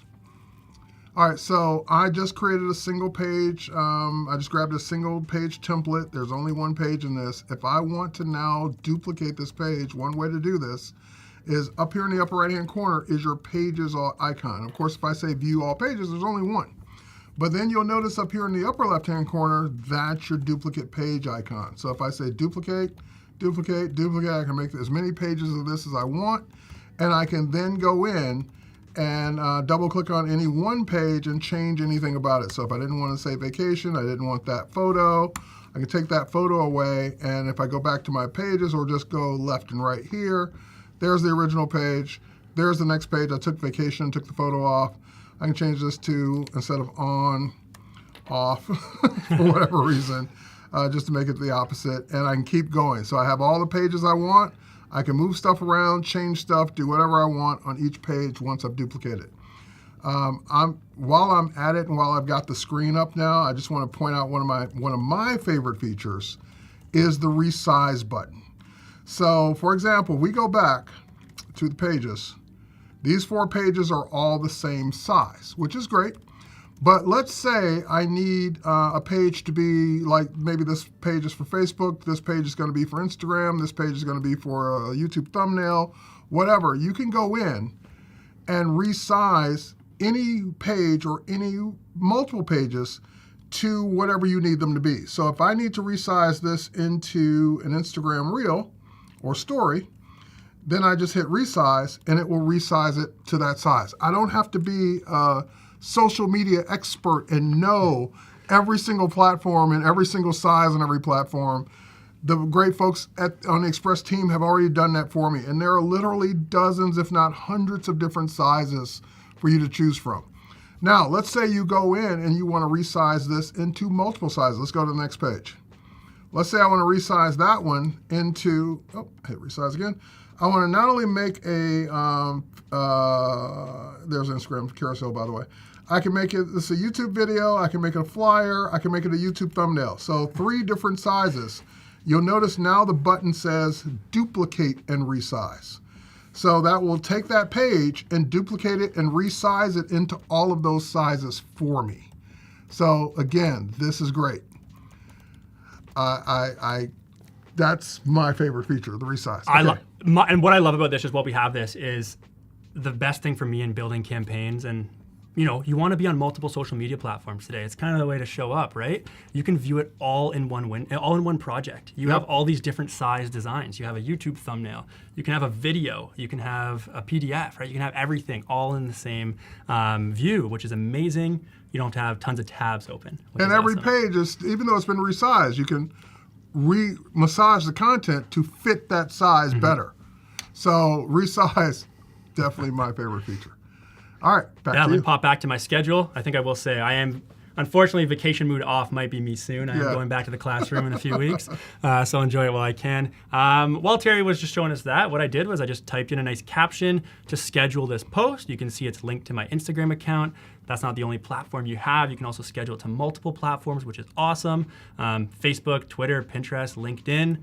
Like I said, if I were to just make this a PDF file, right, export as that instead, this would probably do really well on LinkedIn, all the same, which is great, right? So And where do they get to the scheduler? Because it moved? Oh, sorry. So just share up here in the corner. So I clicked on it, but just you can do it from the home page, and I'll show that when we pop into our next project. But just clicking share up here will bring up this prompt that allowed me to share it to Instagram. So wait, let me get this straight. I want this to go live on Instagram tomorrow. Let's do it. Let's go ahead. All I'd have to do is connect my social media accounts. Then I hit the scheduler. I can go to each one of my accounts and schedule a post, schedule the same post, schedule multiple posts for different days, different times, and Express will post that content on my behalf. It will post it. You can be asleep. That's my favorite thing to do, even though maybe not the best practice because I do like to be engaging with my audience. Or you could be at work. You could be teaching. But I could be on the go. While that's posting on your behalf. And, you know, we all have those days where staying consistent on social media, best way to grow in my opinion, but it's hard, right? When you plan to just create every single day and then wake up and post it or create then post it, you have bad days, right? Things get in the way. It prevents you from doing it. So what I like to do, I set aside a Saturday afternoon, 3 hours all in. I write my content. I design my content. I schedule my content. And I know no matter what happens with those school kids, a busy week, I know that my posts are going to go live, which is awesome. So I can show up for my audience. Has some great features too. Instagram, you can only have 30 hashtags. And as I was entering hashtags, right? Hashtag business podcast, hashtag personal branding, hashtag social media tips. Make sure I spell that right. It is actually counting down the character limit and the hashtag limit. And some people might think, oh, whatever, I don't need that. But one thing that not many people know, if you go over the 30 hashtag limit on Instagram, it will not post your caption. It'll just delete it altogether. Really? Yeah, and so all this context I gave to go with the post is gone. So I love that it actually counts them out for me, so I can make sure I'm actually going ahead and meeting that proper amount or not going over that threshold. Not going over, that's the key. So I'm gonna go ahead, it is scheduled, there it is, and I can see, got my post right there, highlight over it, shows me what it looks like, it's ready to go on Instagram. I can add new posts for the same day. I can look at the week, and there it is. And this weekend, I'll probably be sitting down and filling that out a whole While you're lot more. doing that, I'm busy over here reconnecting my social media accounts to like different groups I'm in, different things I'm in. Yeah. But anyway, I'm reconnecting back to the schedule so I can get my scheduler going as well. Sounds great.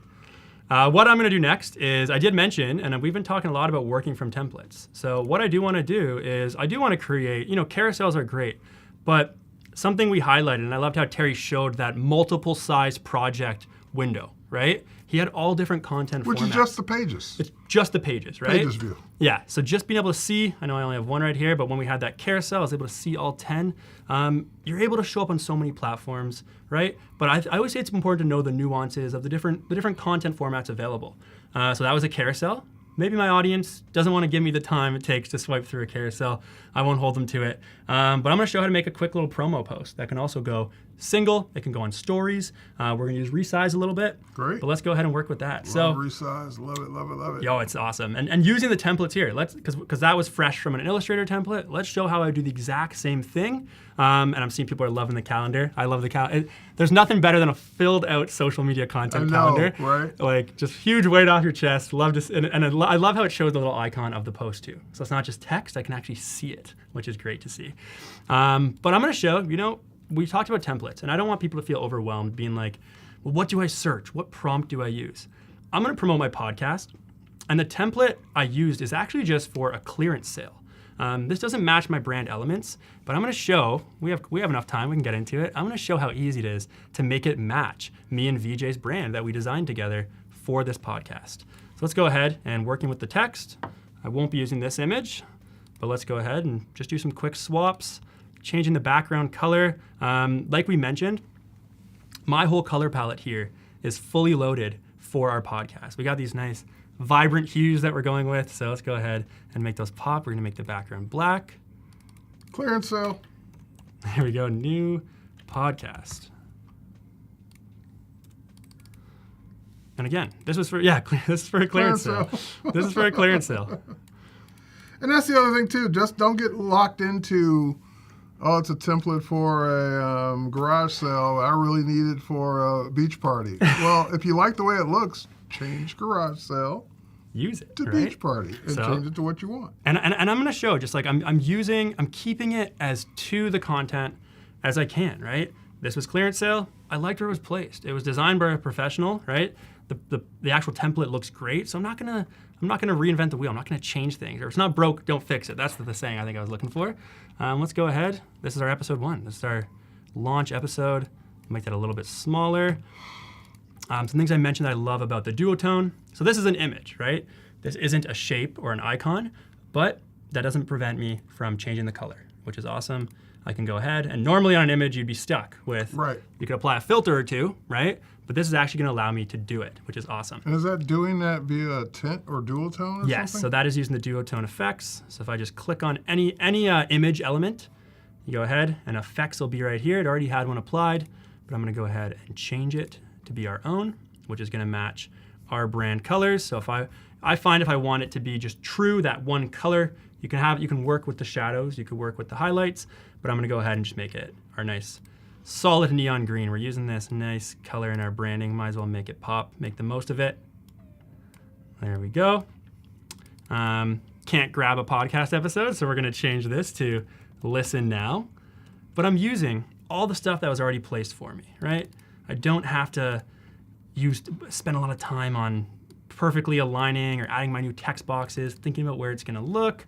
We're gonna push them to, check us out on Spotify or Apple Music.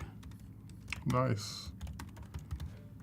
Him and I were talking about it. We're like, you know what? After you do this project, Lucas, because he allowed me to use his content, right? And he said, I think we should actually get talking about making this a real thing. So, yeah. VJ, thank you if you're out there listening. I'm gonna change it up just because I want to be able to add our logo, right? No 50% discounts on any podcasts here. And here I am just, again. Brings a whole new meaning to the word monetization. Yeah. So this one is an example of, this is a shape. So this one I don't have to apply the duotones. It's super easy for me to just actually use and apply our brand colors. Let's go ahead and pop in the purple that we want. And there's those guides again, those grids for me to do that. There we go. Group those two guys together. And I'm grouping them because I'm gonna animate them in a little bit. Maybe not for this post, but again, you talked about resize. We're gonna once this is done, we're gonna turn it into an Instagram story with the click of a button, which is awesome because that's another way to show up for our audience and really just push out our content for them. So here I am using the duotones again.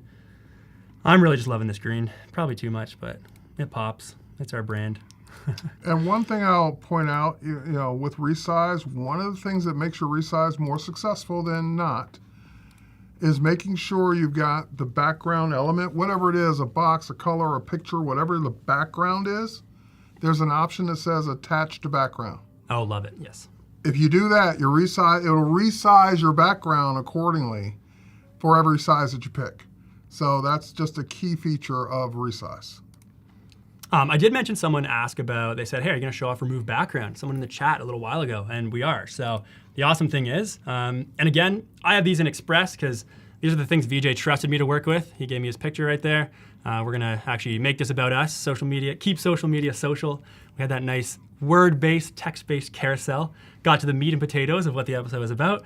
But, you know, there's two humans. It's a personal brand podcast. We should probably embrace that a little bit. Probably. So I'm going to go ahead and pop in 2 pictures of VJ and I. We didn't take these photos together, so we are in 2 different settings, but that's completely okay. And someone asking about how we can remove the background. So any of these photos, I'm just going to go ahead. Let's go with VJ first. I'm clicking on them, and right here on the left, remove background. Super easy. I won't make VJ the background of this post, but here is that set as page background button that Terry was mentioning. Let's go ahead and make that disappear from behind VJ. So we can actually, there he is. He's hovering right there. He's in the net. I don't know if you ever, there was a show called Reboot back in the day that I used to watch, and it took place as like one of the first CGI shows. That's what he looks like he's in. And if you missed it from the last hour that I was on, I also showed now in Express as of today, there's remove background for video. That is very cool. So if you have a subject where the background is just, you know, you want to basically make the video transparent on top of something, you like the person walking by or whatever, you can remove the background of the video and put that in Express. And there we are. So now, 2 people took photos in very different places, right? Let's go ahead and make us the same size. There we go. We're popping us together. And again, I know, you know what? I think I'm probably gonna go with the duotones by the end of this because I'm loving the duotones. I think I've mentioned them a lot. But let's go ahead and just make it so we're both in black and grayscale, just so we kind of fit in a little bit more. I really do want the branding of the content to shine a little bit more and stand out. And even though you have like his picture's a little darker than yours, you could, if you didn't know Photoshop, you can still go in and make adjustments right here in Express. Yeah. To brighten that photo up a little bit. And likewise too, just like we showed off earlier on with my profile picture, these could have easily been Photoshop files that VJ could be manipulating on his end and changing. And like we said, make it a linked asset. I have these uploaded as photos, but make it a linked asset and you can work with it just like that, which is awesome to see. I'm gonna go ahead and pop it back right there. Something else that's very cool that I've been loving as a new feature is this layer window on the right side. I don't think we've mentioned that yet, but the great thing is sometimes when you get when it becomes busy, right? The project has a lot going on. You want to make sure you're just clicking on the right thing. So I want to go ahead and get this graphic, right? Or maybe this one because it's behind VJ, but normally it'd be hard for me to click. I don't want to click on him. Right. I can go ahead and just click through this layer bar right here, and I can immediately find anything instead of me having to just move stuff around and alter the design that I've already done, which is great to see. So I love doing that. Let's go ahead. We got a question from the chat. I'm gonna, while you work on that, yeah, sounds great. Build an example where I can show how to do it.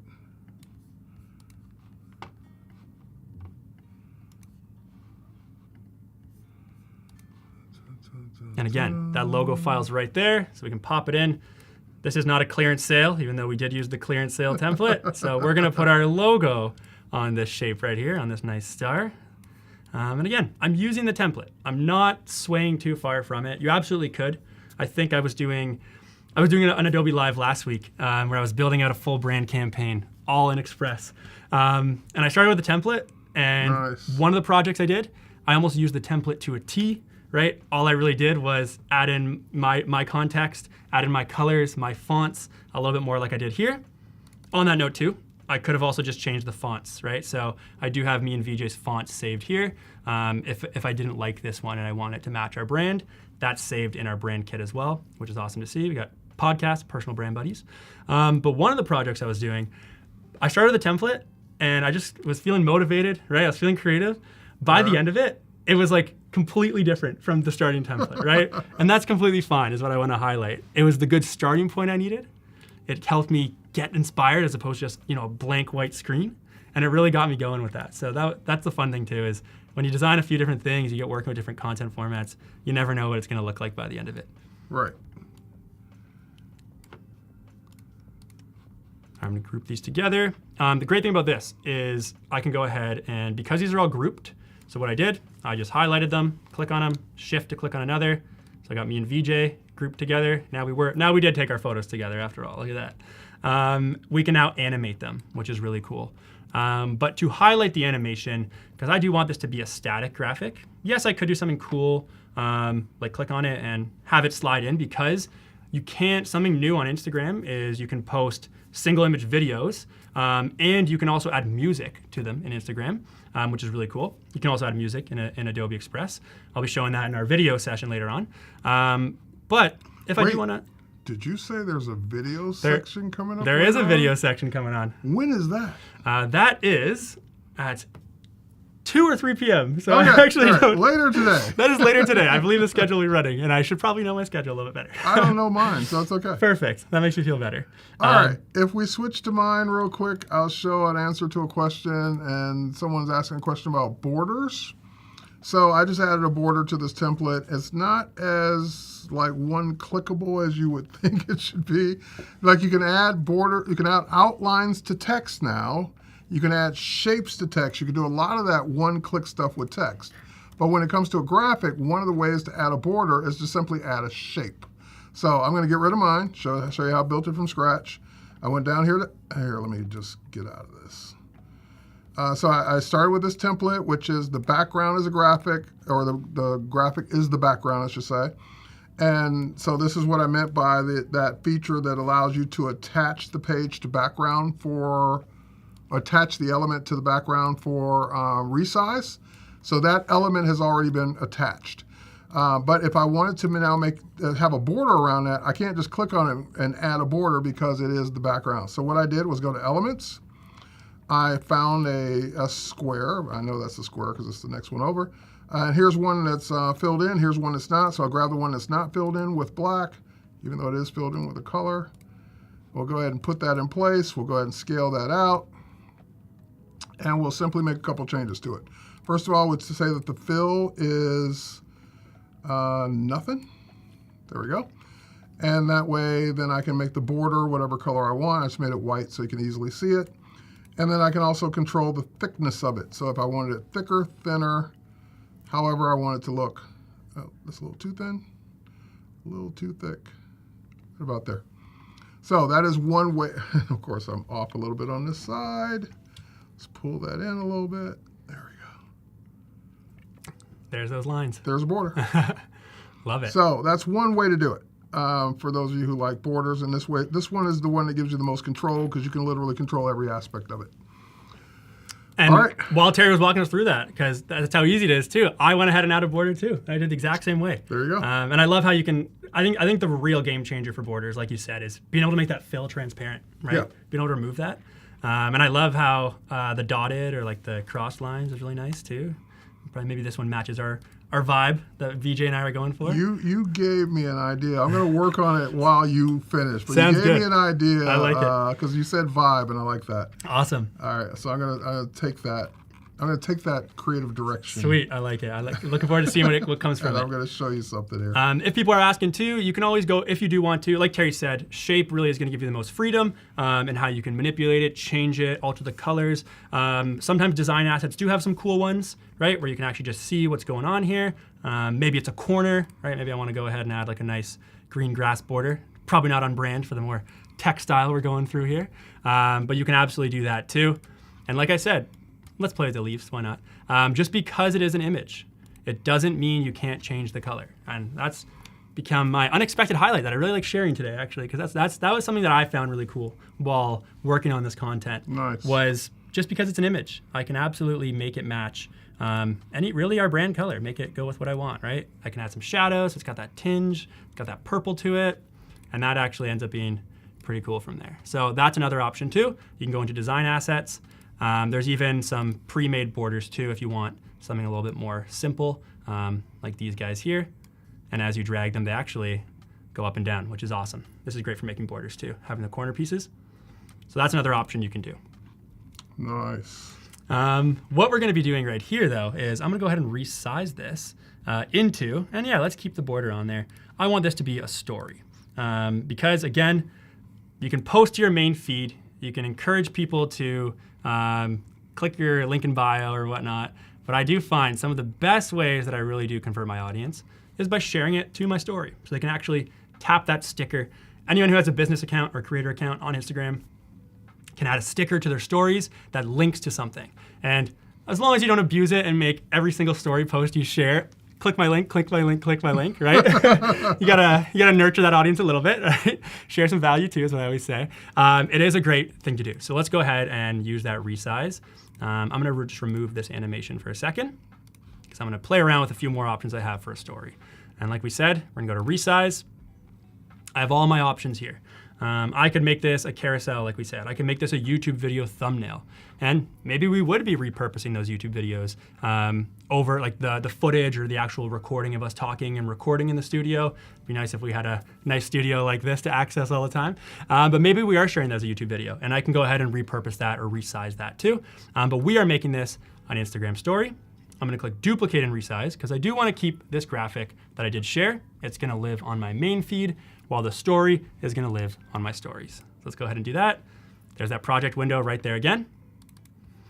And it's super easy to just change around, extend my border, making it right at home with the format. Maybe I liked this, this thickness of border a little bit better on the single image graphic that was a square. Well, it's super easy for me to almost make it non-existent, but that'd be a cool video effect actually if I could do something like that. That's really neat. Wow. I like that, but I don't want to give anybody a headache. Yeah, give the animation team a look at that and see if they can do it. They probably didn't do that on purpose. But I'm going to go ahead and group any of the elements that I want flying in together. Like I said, I could use that layer bar on the right if I was having trouble clicking anything. But we want to make sure it matches the nuances of this new content format. People are liking the border options in the chat. I like the border options too. But let's go ahead and make VJ and I actually match the size. We should for a story. But like we said, it's just super easy to have the content change to the right size. And from there, I'm just doing some small adjustments so it makes sense for the format because I don't want us squished on a story. I want it vertical right in my audience's face. And that's actually why I'm going to use this to apply some animations. So let's go all over the place. Let's have some fun with animations because that's what Instagram stories are all about. Let's have personal brand buddies, the actual, and we got a few minutes to play with this, so that's good. Let's see what we can do with it. Let's have personal brand buddies fly in. I like tumble. Tumble's good. Let's have it tumble in. There we go. Let's have the new podcast title also come in. Let's move us down a bit. Me and VJ are in the way. Group these guys together. And again, if you want to group multiple elements, all you do is, if you want to animate multiple elements together, you just group them, right? So as I'm doing, I'm just holding Shift and I'm clicking each one, and that allows me to put them really as a core unit to do whatever I want with it. New podcast episode. There we go. Let's see what we're dealing with right now. Right from the start. There we go. New podcast. And we got a little bit of time. Let's add, I like when stories have that podcast play icon in the middle. So let's go ahead and do that. Again, maybe VJ has those designed for me in Illustrator, and that's awesome for me to do. Maybe he forgot or he hasn't gotten it to it yet. Right? And if he did design them, he could put them in a library Yep. and share that library with you, and it'd be accessible And I'm able to in use Express. it right from there. You drag anything out of that library onto your Express page. But let's say he didn't. I can go ahead. I'm going to use a template. I'm going to use just a piece of a template onto our story that we're designing. Cool. So I went on templates, and I typed play button, because that's what I'm looking for on our podcast. I like this one. This one's pretty good looking. Our podcast doesn't take place on a beach. Doesn't mean we can't use it. All right, so let's go ahead, add it as a page. So it doesn't replace your existing one. Doesn't remove anything. I could have made a new project, but I am going to be playing with this for a while, right? So I'm going to go ahead and let's use it right here. Let's play with it on here before we do move it over. This is I like now playing. This is something that I can easily, as a shape, I can actually just change that shape fill button right away. So I'm not trying to like zoom in my screen and Right, click on right, that shape right, just to right. make it work. It's actually one of the really cool dynamic effects that we can use. So I can go ahead, or the dynamic text layout. I can add a shape behind it. So it's that play button. This is all about 6 steps. 6 steps to connect with people. That's our podcast episode. While it's here, I could have worked on it on my other slide, but I think it's getting a little bit busy. So I'm going to go ahead and work with it here. Group it. I'm going to do Command-C, copy it over. Oh, I still have my old thing copied. There we go. Still learning the MacBook commands. There we go. And there it is right there. So if I want to say, hey, people, there's a new podcast playing right now. Nice. Go ahead. Click the play. Yeah, let's go ahead. And one thing I want to share really quick, too, is these are all intros, right? I have it popping in. The second it's in their face, they're seeing it.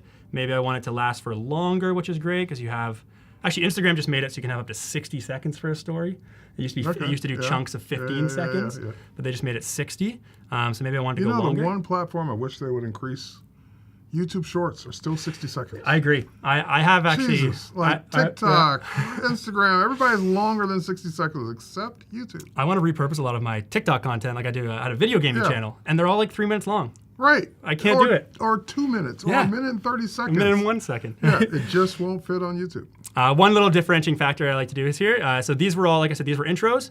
Looping is really fun too. Mm-hmm. So I make a lot of my teacher slideshows that I teach maybe if we have time, I'll quickly show those, that I like to do with my class. And I like to have messages just kind of like wiggling or pulsing, like the key topic, right, about what they're learning in that lesson. So let's go ahead and make this one wiggle. And it's cool, you can make it wiggle super fast, super intense. And that's just, so even after the elements come in, that is still just wiggling. It's an Instagram story. I want to direct people to it, so maybe I'm just putting the link in bio, the link sticker right there, so they can actually tap on it and be taken right to that content.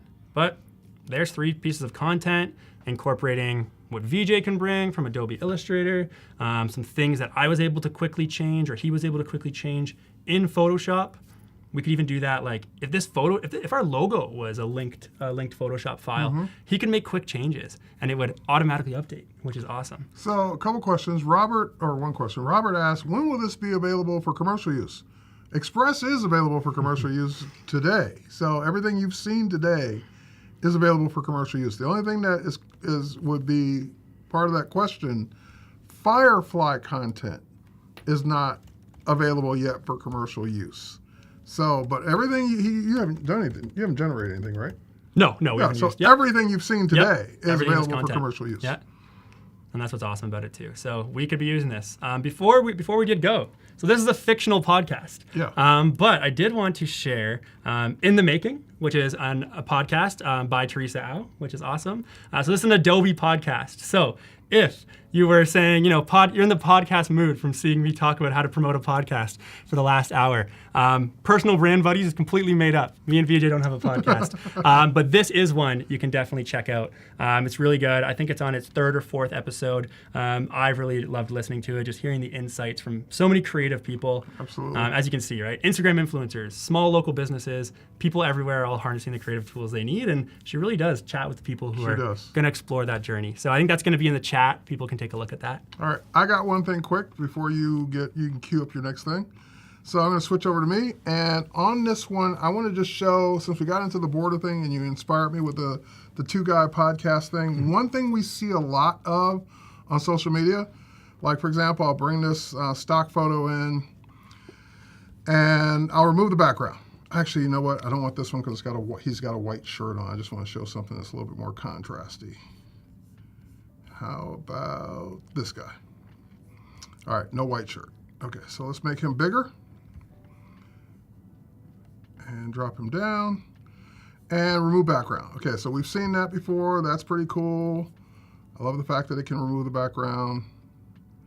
But what you typically see a lot of on social media, especially YouTube thumbnails, podcast thumbnails, things like that. Let me duplicate him.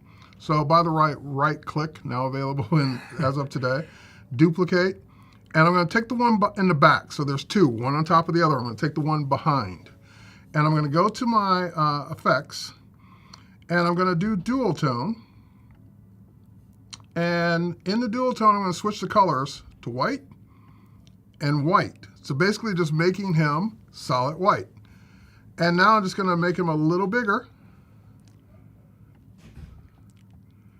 and move it down a little bit so that you get that white outline That's behind awesome. people. Seeing that come up, I was like, Right. I think I know what he's doing. That looks awesome. Yeah. So group them together, and then you can resize it, move it around, so forth and so on. So we're actually out of time. So Having too much fun. Right, too much fun. So borders can be around people too, just faking it with a dual tone. All right, folks, hopefully you got something out of this. Stay tuned. In 5 minutes, we're going to do more content. And when I say we, I don't mean me. I mean, Paul looks like he's standing behind the camera there. And you're going to have more content on Express coming up all day. So with that said, I'll be back later this afternoon. You're going to be back later this afternoon We got too, it. right? All right, We so will we'll be. be back later this afternoon if you want to see more of us. But stay tuned for more Adobe Express content. Cheers. See you in 5 minutes. Thanks, everybody.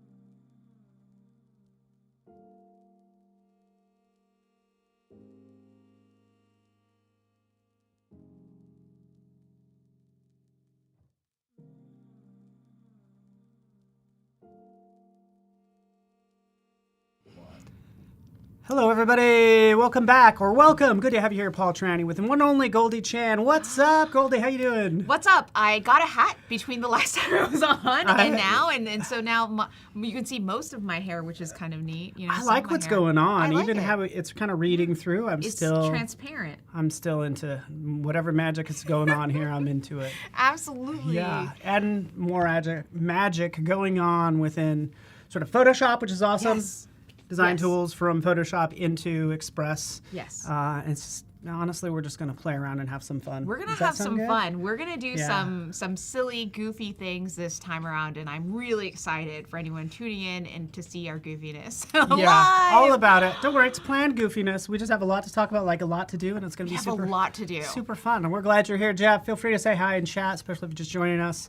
Or if not, just say hello. Otherwise, it's weird that we're just talking to a wall. It's never weird for me to talk to a wall. Oh, good point. Oh yeah. Trust me, I work from home. I'm talking about To the walls you all know the time. the whole time. Screaming at the walls. So- Okay, so what we're going to do today is we are going to take Photoshop files and we are going to import them, and we are going to do all sorts of things like we are going to resize, we're going to animate, we're going to have a party in Adobe Express. So let's get Yeah. started. So I've prepared two Photoshop files in my trusty handy Photoshop. Well, I like it. And along with an AI file. But let's start with this. So this might look, and I'm gonna go ahead and we're gonna drag and drop it. I like it. Little illustration. Just Yeah, a little so preview there. This is basically the animated version of me. So I thought that would be kind of fun. In fact, it literally looks like me. If I turn this way, ta-da! Yeah. It's me. Nailed it. Nailed it. Love it. So, great. So now we can open this in Editor. Yes, so exciting. And I want to see just what it looks like once we open it in Editor. And it's loading. And feel free to it's try loading. this, by the way. Just go to express.adobe.com, take a PSD, drop it in there. Yep. Like, I often see designs, I'm like, oh, it'd be cool if I could do, you're often like, oh, I'd like to animate it, or what if that sky was a video of clouds? Right. Thoughts like that, or just even little things like this. How can we take it to the next level? How can we take it to the next level? How can we do some fun stuff? So I want to show something really quickly. First of all, if we just look on the right side, okay, we can see that the different, and here, I'm going to share this live. Can I share heck this with yeah. you? Okay, what is your email? Because I Yeah, didn't perfect. ask. PTRANI@adobe.com. Adobe.com. That's good. Everybody, sign me up for those email newsletters. Yeah, sorry. Just joking.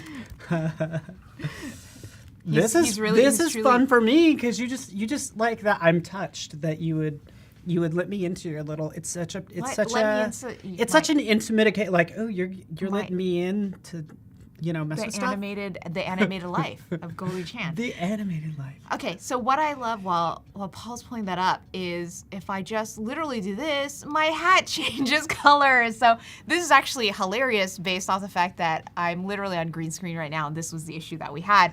But I'm just going to move around hat colors, and as you can see, all my layers are intact. So the layers I had in the original file were all hat colors. Nice. So now we are going to take this and we are going to make some cool stuff with it. Yeah. Let's make some cool stuff. So Let's Paul do is it. Paul's pulling it out on his computer, and as you can see in we're I'll rolling get back to the around. row. Paul is rolling around on my There screen. we are. So, and just to point that out, so we see Goldie's cursor. Since we're now on my screen, I Right. could see your cursor. So now you can see mine. I'm just traveling around. I'm doing magic. There we go. doing And we're hat back. magic, and we're back.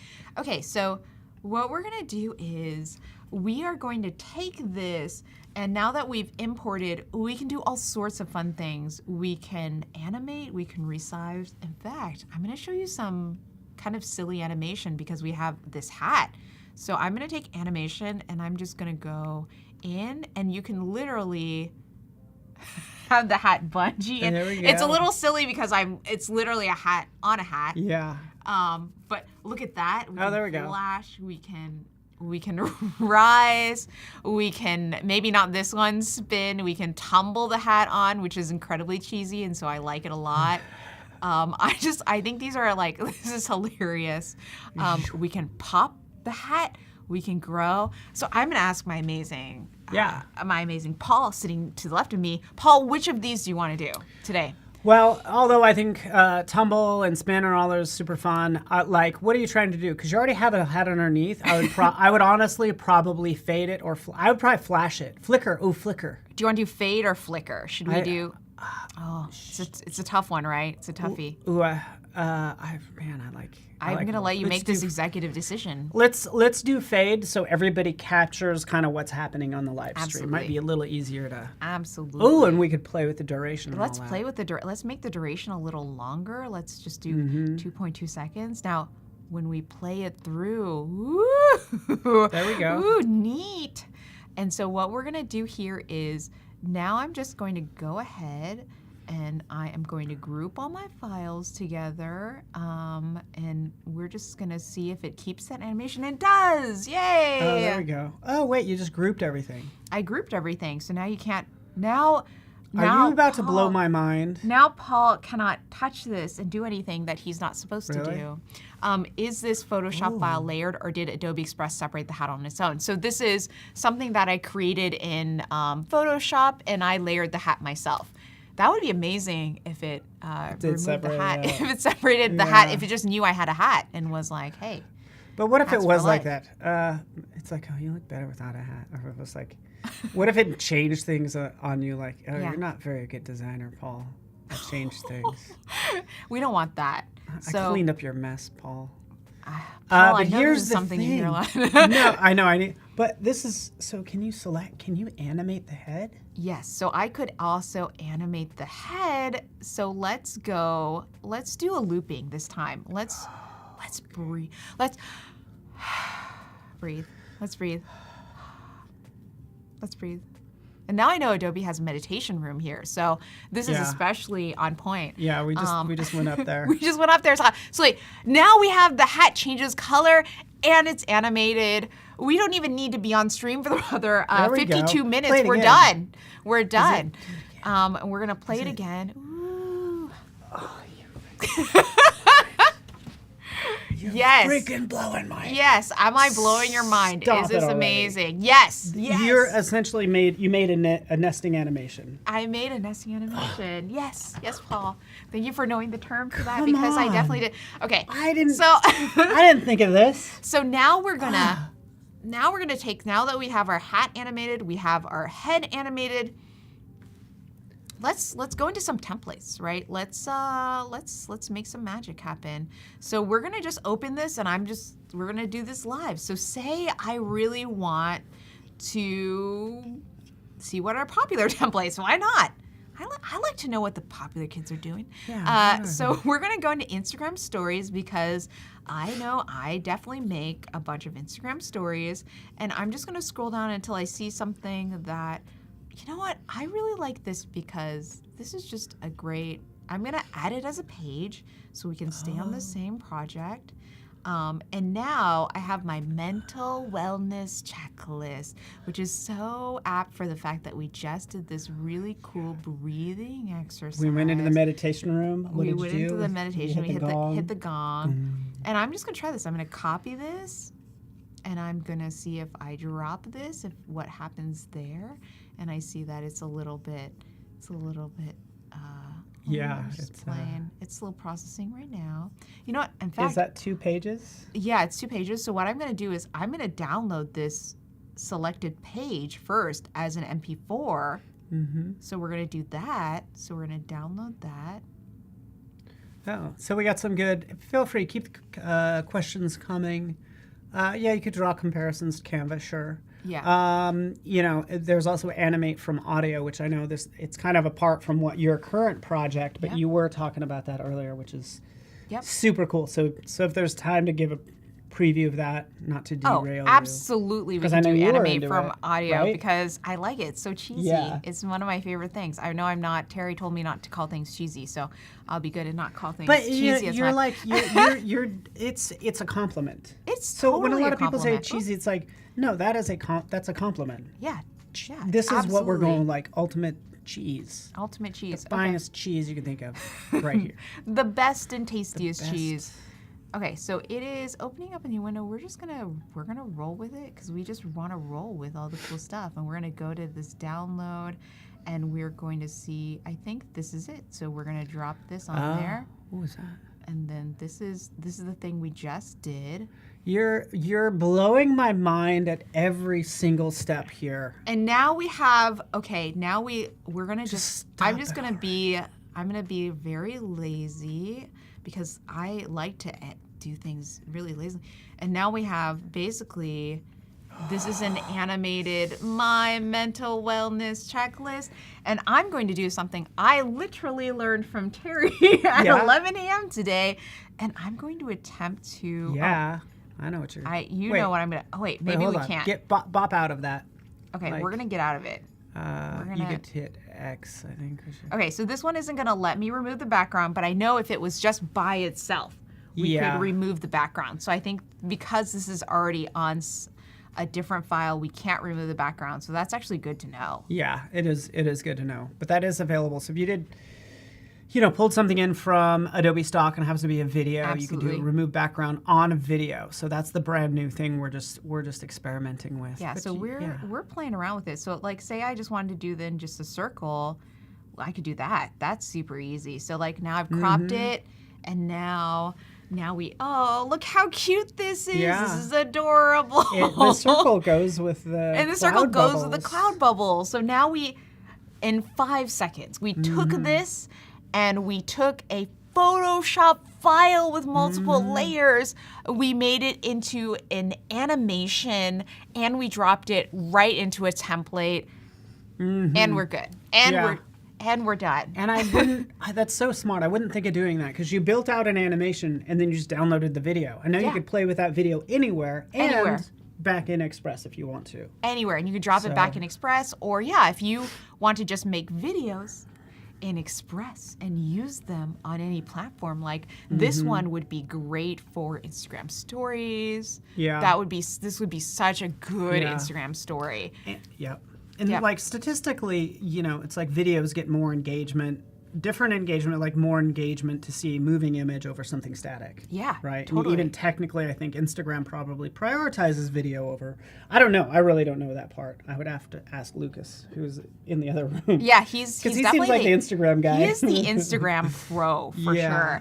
sure. Okay, so we're gonna just take another template. I'm just scrolling through. We're doing this live. These are all available if you have Adobe Express, so you can use the exact same template that I use now. And ooh, let's do this. I just like the colors of this. This is really pretty. So as you can see, I'm just really into mastering an anti-inflammatory diet. Great text, lots of text. Lots of stuff. I didn't actually read this one before I know. faced it. You were drawn to the colors. I was drawn feel to the ya. colors. I was thinking about colors. And so we're gonna take this, and once again we can take that Photoshop file that we dropped in, and we can now that we've once again made it into a video, I can go ahead and just drop that in. And we're just gonna do this. We're gonna boop. And this is so neat because we can now just breathe. Oh, here's a thought with that video. Yeah, let's do it. What if you changed the blend mode? Let's blend do it.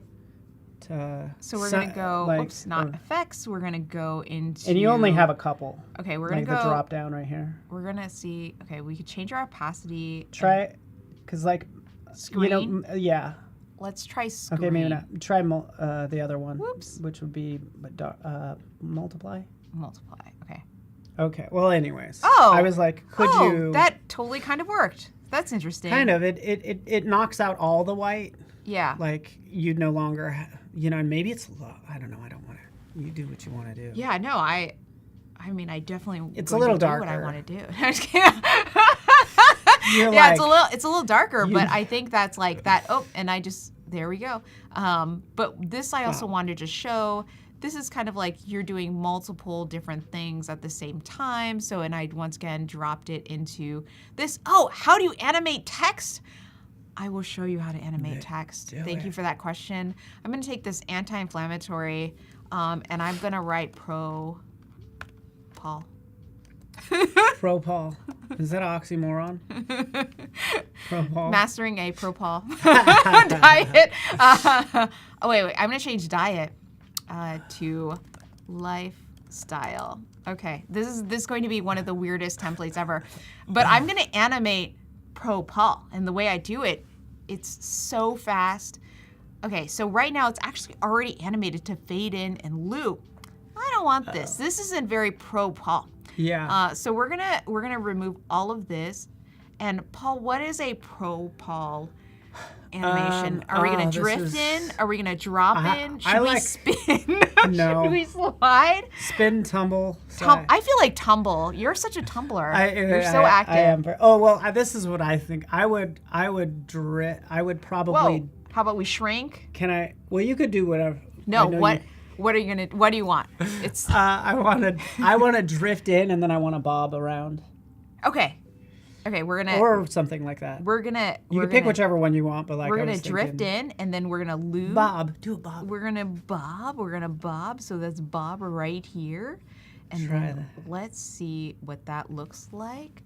Mastering a Propol lifestyle. Woo! Woo! And you know what? The best part about templates is you can do whatever you want. So I can actually go ahead and I can delete this scene. So if I just want just that first scene in the template, I can go ahead and do that. So we just have a mastering a Propol Yeah. lifestyle. And But go nuts. I would go nuts Yeah, with that. The bob. yeah, the bob is great.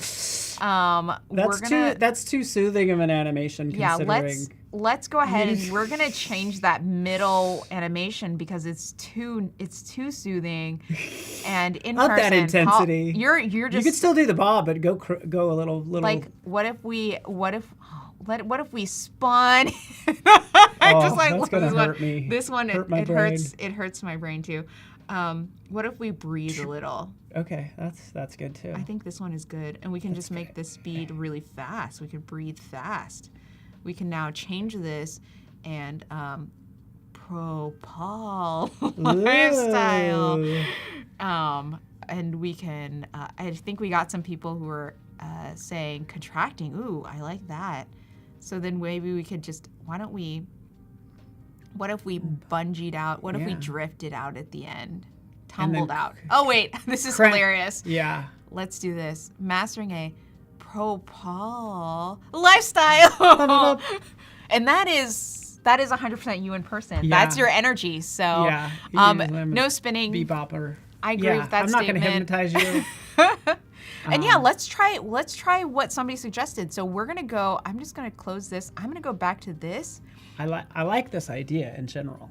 We could talk about the issue that we have with it. Yeah. Are you talking about the removing the? Because that was super clever. Whoever said Yeah. the background color, remove the background color. So, are you reading Yeah, the same we comment? can remove the background color. We can also I want to show you something. If I didn't make this in an MP4, let's say this was a PNG, and just to make things extra difficult for me, I'm gonna put not this wavy background because I don't want to. Okay, we can put a background on this, right? And then I'm going to download this selected page as a PNG, which is best for images. That is best for images. Now we're green on green again. I'm this person. I'm going to download this, and now I can actually take it back into, we can go back to Adobe. You guys can see all my downloads, and then I can drop it in, and we're gonna create new. We're gonna use the original aspect ratio, and this is what we're gonna do. I'm just gonna make it, because I don't know where everyone is watching, so maybe you're watching on your phone, maybe this is incredibly teeny tiny. And now, dun dun dun, let's try it. We're gonna. Yeah, and this is not. I'm worried about the hat. The hardest thing. I'm worried about the hat. Oh wow! Wow! Yeah. And it did it. And it didn't Yeah. remove my hair. And let me tell you, Yeah. as somebody with green hair who loves to wear green, 100% when I try to use magic tools on literally any platform, Adobe or otherwise, it will usually remove my hair completely. It will remove the hat. So I just want to say that was, for anyone who's ever had green hair or worn a green shirt, that is literal magic. Yeah, Right. I was not expecting that. I at actually all. was expecting it to not go well because I did not try that beforehand. So, but now Wow. let's just go once again. We can just take this and we can animate it so it can be like I'm creeping on you. I am very creeping on you, and now this is an animation that is creeping on all of you. Hi there. It is looking at all of you. But the cool thing is, okay, I'm just gonna actually remove all animation because we just removed that background. So now I'm gonna save it again as a PNG.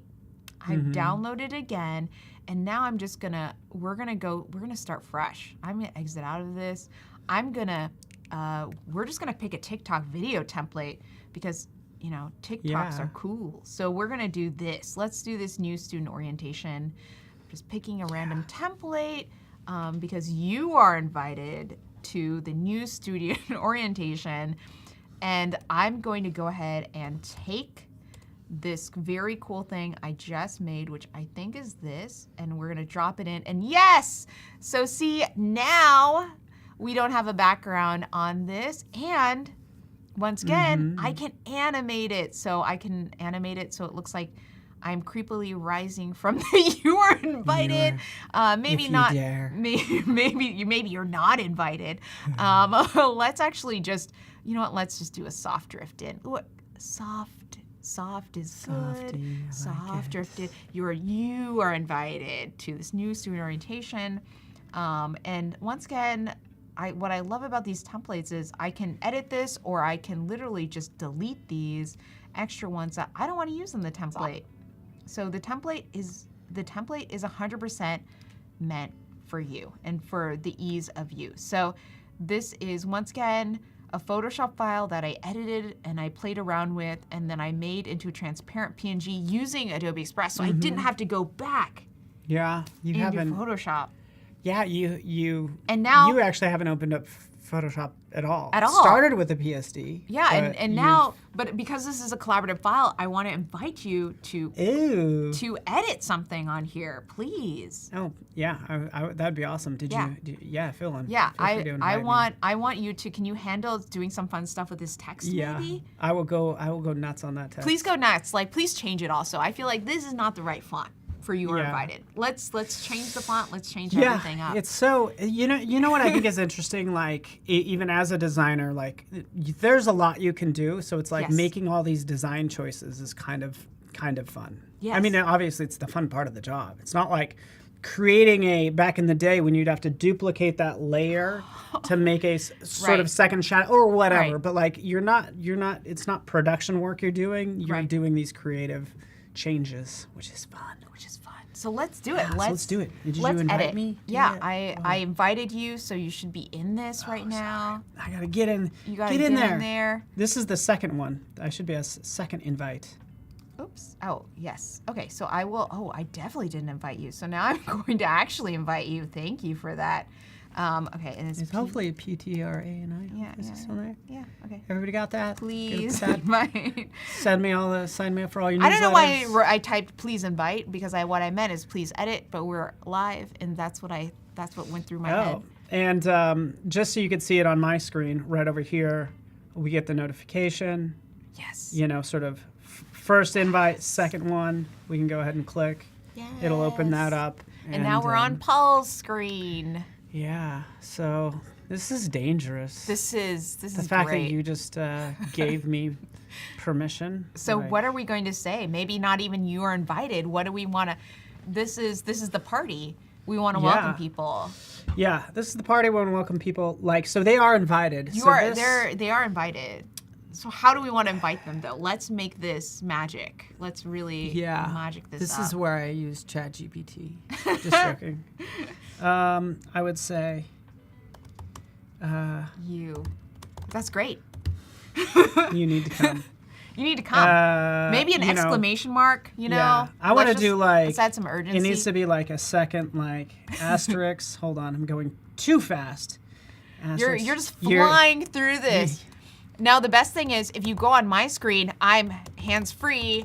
You can literally see what he's doing. I'm not doing anything. So say I'm not the designer on my team, which actually I'm not the designer on my team. I hand over this half-baked thing I made over to the actual amazing designer. Well, I don't know, that's a stretch. And but they're okay. going to design this for me. Total FOMO. If you don't, I love this. Yes. So you need to come here and come. You need to I don't even like, Don't you know miss what, out. like, you don't have to, but do you like missing out on things? Then maybe don't come. That's what I Wait, you know what? I think we actually have a second bit of text here. Let's change this to "Don't miss out." Ooh. Let's take some advice from chat. Change that to okay. "Don't miss out," so we can make that live. I am 100% just letting Paul just drive right now, And I will do oh, this. there we then. go. Don't. Boom. Okay. Oop, Oh, no. I'm watching that. I'm watching it. Sorry to be Okay. in the way. No, you're good. Don't miss out. And I'm going to do that 3 exclamation marks because it's me. Yay. Yep. Don't miss out. And this is interesting. So this is all one timeline. Right? So it's not like you could add scenes, Right. but currently one's flowing into the next. Yeah, so we have "You need to come, don't miss out." Yeah. Yeah. And you're just moving around. You're Yeah, and then I'm like, I'm just gonna, don't, again, you were warned. I don't know what to tell you. I'm so sorry. You're adding in a second scene. Again, we'll try out some things and we can get And messy. while Paul is making literally the most beautiful thing on earth that you've ever seen, ever in your entire life, in Adobe Express. So if you're watching this live, you get to witness it. Okay, so one thing I want to show while he's doing that is you aren't going to hear it right now because I'm not plugging in the audio, but you can go ahead and drop a music track. This is all Adobe stuff. So now this has music on it, and this is all there's a term for it. It's Adobe stock music. So you can use this 100% in your videos and stuff like that. So now I have... Sorry. Yeah, you may have heard that. Now you have happy family loop music on this amazing co-created TikTok video that we've done. So if I say if I don't want to use music that is in the TikTok database, I can go ahead and use this song. So I think you... Yeah, and just so you know what I did, like I dropped in a video that had audio to it. You might not hear it, but you can... Let's try, yeah. I don't know what that's plugged into. But Oh, I it's guess definitely not. maybe It's definitely not plugged into anything. No, it might be. Oh. Here, let's play it. Yeah, let's play it. No Yeah, worries. mine. Yeah, you have yours. I'll just sit here with my headphones. Yeah, you can hear it. Okay, let me play it for you. Here, ready? Yes. Okay. Oops. Sorry. Let's do it. That's nice, right? Yeah. Does that feel? It feels happy. Wow, and look at that transition. So while I was talking and just talking about music, look what Paul did. Look at this cool. It now has this cool you could filter all do- over. So nice. So nice. Okay, So here nice. we go. Here's we kind of figured this out. Let me copy paste this. Yeah. So notice right in the upper left. So we do. So I took this from Adobe Stock, and we do have the remove background. Yes. Just FYI. So it seems if you pull in videos from Adobe Stock, you can sort of do a remove background. Yeah. We're kind of having an issue when you load up your own. The original content. Yeah, and Yeah. by the way, this is going to take a while because it's a video that it's doing a remove background on it. Just Yes, and it has FYI. to do each frame by frame. Yeah, but what I want to do with that is like, because you have this cool overlap. Let's see if we can remove that. Let's see what happens. Oh, and if it does it, we really don't know. We're We don't learning know. We're together. doing this live, which is Yeah. Oops, I shouldn't lean back. Which is the best thing.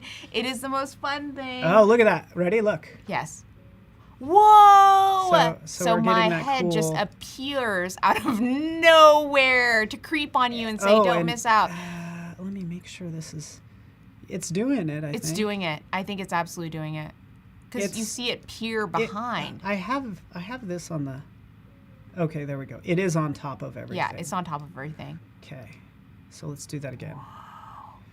Wow, this is so cool. So, anyways, we're just having fun. We're just having fun. We're playing around. But this Come all, on, I us. wanted to say once again, this all happened from an initial Photoshop file with multiple layers that we played around with, and I got to this place using Express. Like, I flattened the image in Express, I removed the background in Express, I dropped it back in here again. We have a Behance question. All right. What is the plan for Adobe Express for the future? Will it be part of Adobe Creative Cloud, and how Firefly be integrated? Great question. So yeah, it is currently part of Creative Cloud. So Adobe Express is part of Creative Cloud. It's officially, like, I guess you could say, a product, seeing as it's like sort of the GA 1.0, I guess is Yes. kind of what you'd say. So yes, but a great question. And how will Firefly be integrated? Firefly is already integrated. Firefly is interesting because Firefly is still in beta, right? Yes. That's kind of where that's at. So you might get some watermarks and stuff, but the goal is to not like it costs anybody anything more, the Yeah. fact that they're getting this stuff. So I'm like, I don't know. Aren't we?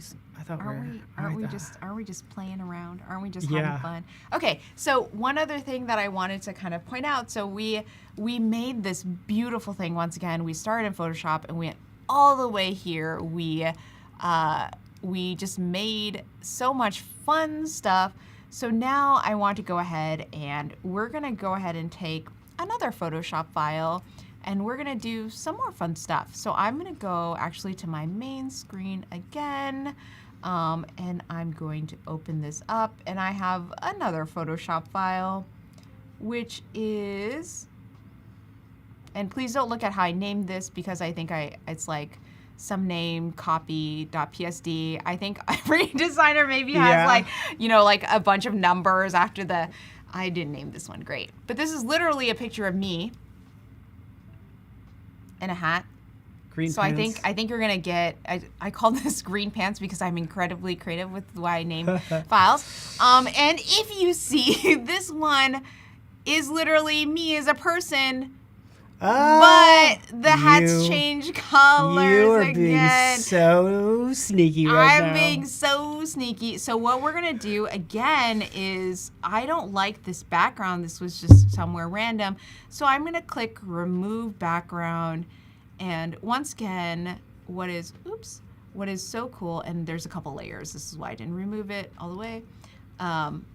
What I think is so cool is, I cannot emphasize how much green is always the issue for me personally. Like, I usually have to go in Photoshop and I'm that pixel person. I'm going pixel by pixel around the green. I'm trying to avoid the green at all costs.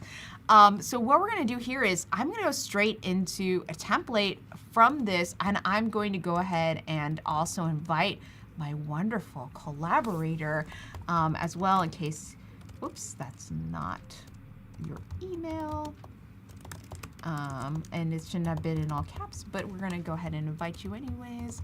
And from here, we can just go ahead and we're gonna pick something. So I'm going to scroll down and I'm gonna do let's do another TikTok video. So I'm gonna go ahead and go in, and I just wanna see what happens. What if we just drop something in? What if we just, what if we just click this? So we're going to, actually, yeah, let's start a new project. So we're gonna start a new project, and boop, boop, boop, boop, boop.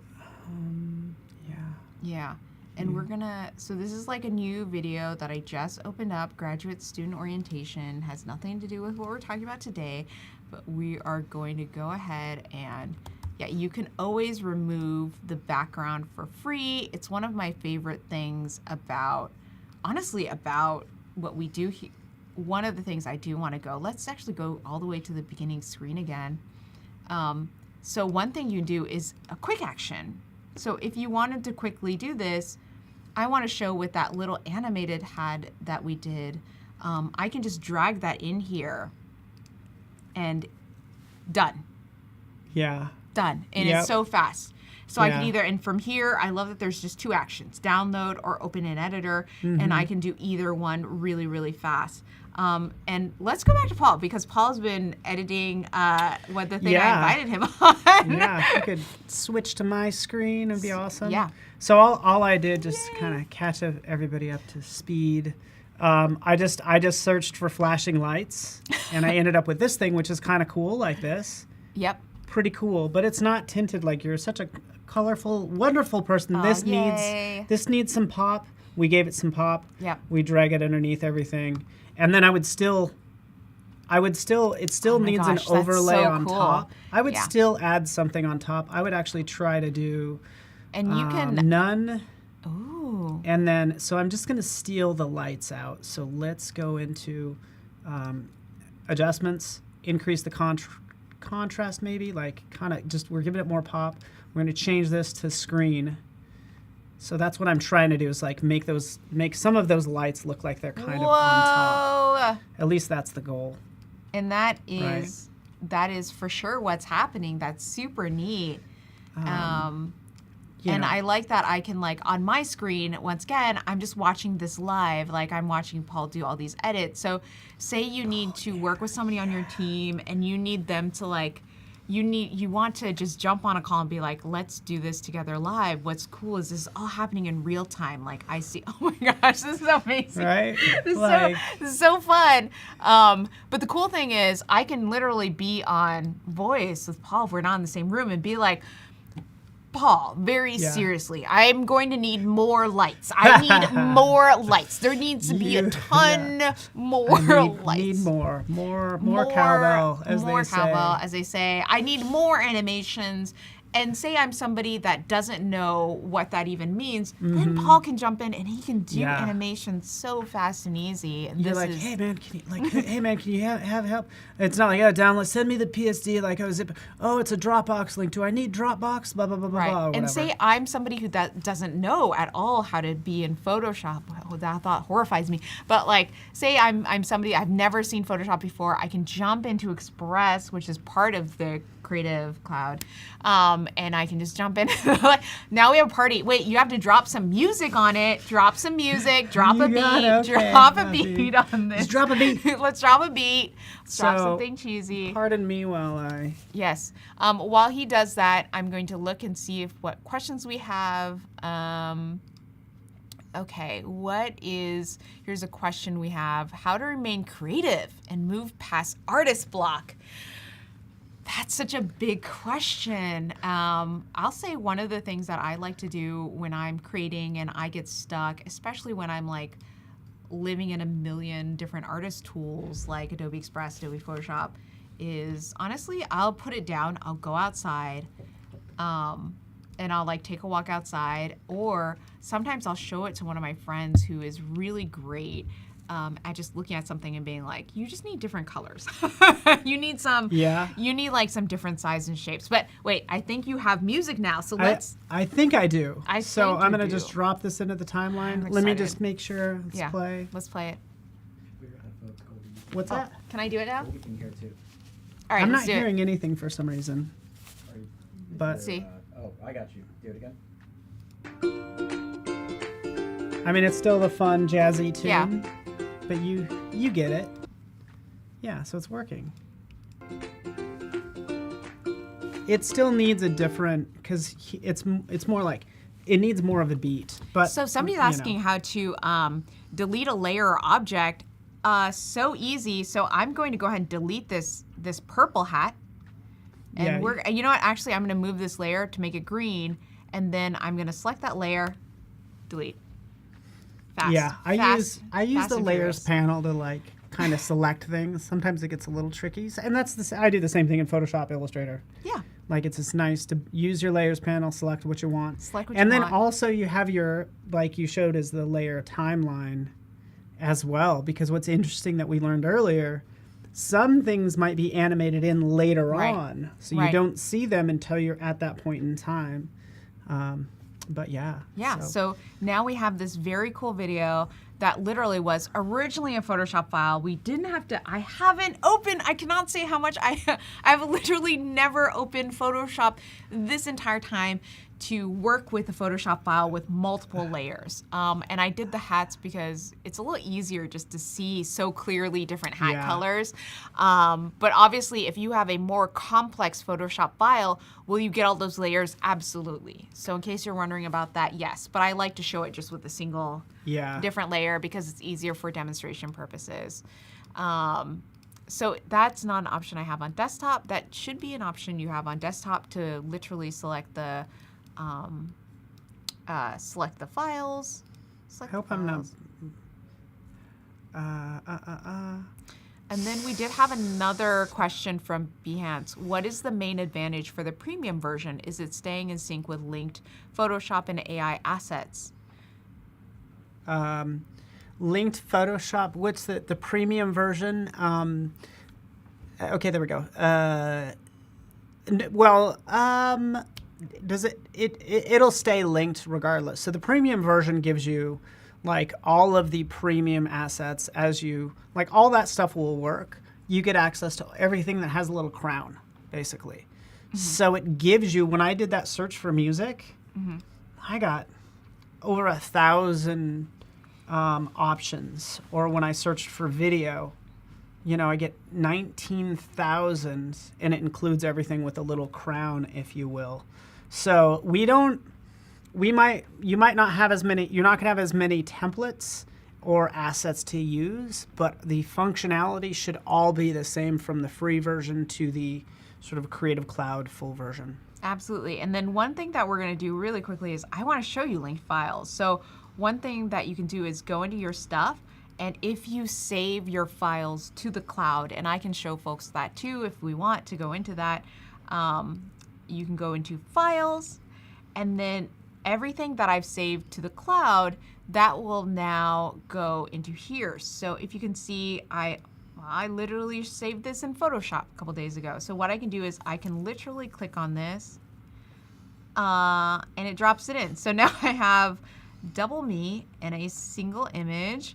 And this, if you see, there's this like very cool little linky thing. That means that this is a linked asset. But what's neat about that is if I edit this image in Photoshop, all of those edits will be translated over into Adobe Express, so I don't need to upload, download, upload, download, upload, download, upload, download. Yeah, it's true. You get used to like, and again, it's just like I'm glad we're not ever like you're never seeing your desktop. Yeah. Like you just go in from Photoshop right into Express. And someone just asked, does Express have voiceover? So I'm showing you right now. If you go into audio, you can upload from device if you already have a voice track you want to use, or you can literally click record voiceover. So from here, it will basically let you record some audio on top of that. And that is super nice if you need to do voiceover for a video that you're making, which is, I think, super true of if you're making TikTok videos or you're making Instagram Reels, which is very fun. But yeah, so I have not only a linked asset in here, but I have an imported Photoshop thing. My brain is tired. You're good. I'm having fun like animating you, by the way. I know I'm gonna let you keep animating while I keep looking at chat. Can you self-build templates for usage for the future, or sell to sell to the community? Yeah, heck yeah. It looks like you guys are watching my screen. So a couple things here, by the way, because I feel bad. I've been messing with your stuff. No, it's great. The nice thing is, because you're like, oh, what's happening here? Oh, we need to roll back because Paul screwed up things. We have version history, by the way. So that gets to be pretty huge. So if I mess with things, here's your get out of jail free card right there. And then to answer your question, like once we have this done, go right here, up at the top spot, make a template. Yes. So this is where you jump in and say this is the gold green jeans, or whatever template that you save to that library for you to reuse later or for other people to reuse, which I Right. think is awesome, Right. So right? I'm getting another question. I'm not getting my layers when dragging in a 3-file .psd file. How do you import the file? So yeah, I would have to take a look at that specific situation. What is happening when you say you're not getting the layers? Is it flattening everything? Yeah. Can you select it and do an ungroup, and then does that reveal the layers? Because that's usually what happens. Is it might group things. I know that happens a lot when I bring in Illustrator files. It groups things. Yeah. You just got to ungroup them. But if it's smashing things down, like report that, because for In me fact, it's like almost unusable if it's flattening stuff. I have an Illustrator file that has 1 million layers. So let's try importing that and see what happens with that. That might solve that might have. Oh yeah. So Great we idea. are going to, and this is once again because this is just what I have. Yeah. We're just gonna import this. I think this should have more than one layer. Let's see, maybe not. Annika, there's not a max number of length of videos that you create. We haven't found it, but it's like all the social media platforms have a max length for. Yeah. Have we tried an hour-long clip? No. Would I? No. I would use Premiere Pro. Yeah. Something Yeah, like that. and in case you're wondering, this file literally has probably 50 layers. So this is going to take a while to import. This will be interesting. So this will be interesting. Maybe this will give us a little bit of a see. Look as it's just kind of going through. Oh, but it looks great. Yeah, it looks like. It looks exactly right, and I'm just trying to see. So you can see that it's moving some of the. Yeah. So let's go ahead and. Oops, nope, that's not it. Did it? Yeah. What did? But you're right. I'm not. What did it do? I'm not seeing any layers. I'm not seeing any layers, but clearly there's layers because I can drag the different layers, which is what's super interesting. What is going on? So maybe that's what's happening is you are getting the layers, but you just aren't seeing layers in the application itself. Because I can see. Oh, you know what? It says max 200 layers. That's fascinating. I wonder if there is. We reached a limitation. Maybe we reached a limitation because I know that this file in particular has a lot of layers. Yeah. I don't want to open up Illustrator to see how many layers, but I know that this file in particular definitely has many layers. So maybe if you get into a place where you have too many layers, that also impacts it. And honestly, it's true. They're trying to save you from yourself because you're 200 layers. You need to sandwich that down. You need to flatten some, rasterize. Yeah. I'm trying to answer this question about the length of animating objects, the length of files. Is that 10? I'm at 10 minutes, 11 minutes. Yeah. On my let's screen. Switch to Paul's screen so you can just see real again. fast. Yeah. Right down here. I'm just kind of keeping tabs on this time. So it's like 12 minutes is where we're at with this. And all I've been doing is grabbing the end. Sorry, it's behind me. Yeah. Behind my head. But I'm just extending out that timeline. And you can it's just like going on for a while. Right there. Yeah. Right there. It's just running. It's just running. Whoop. There. Now we're just watching it run. Sorry, I can't even get out of the way. Oh, wait, hold on. Oh, watch this magic. Oh, I can actually move that up. Imagine that. Imagine that. Sorry, Jacob. You're like, you could just move your browser window, Paul. Oh, somebody also said, will there be an app for Android devices with the same wide functions? I don't know. That's a good question. Yeah. Android, we need we're actively working on the mobile version of this sort of one new Express. We're working on the mobile version.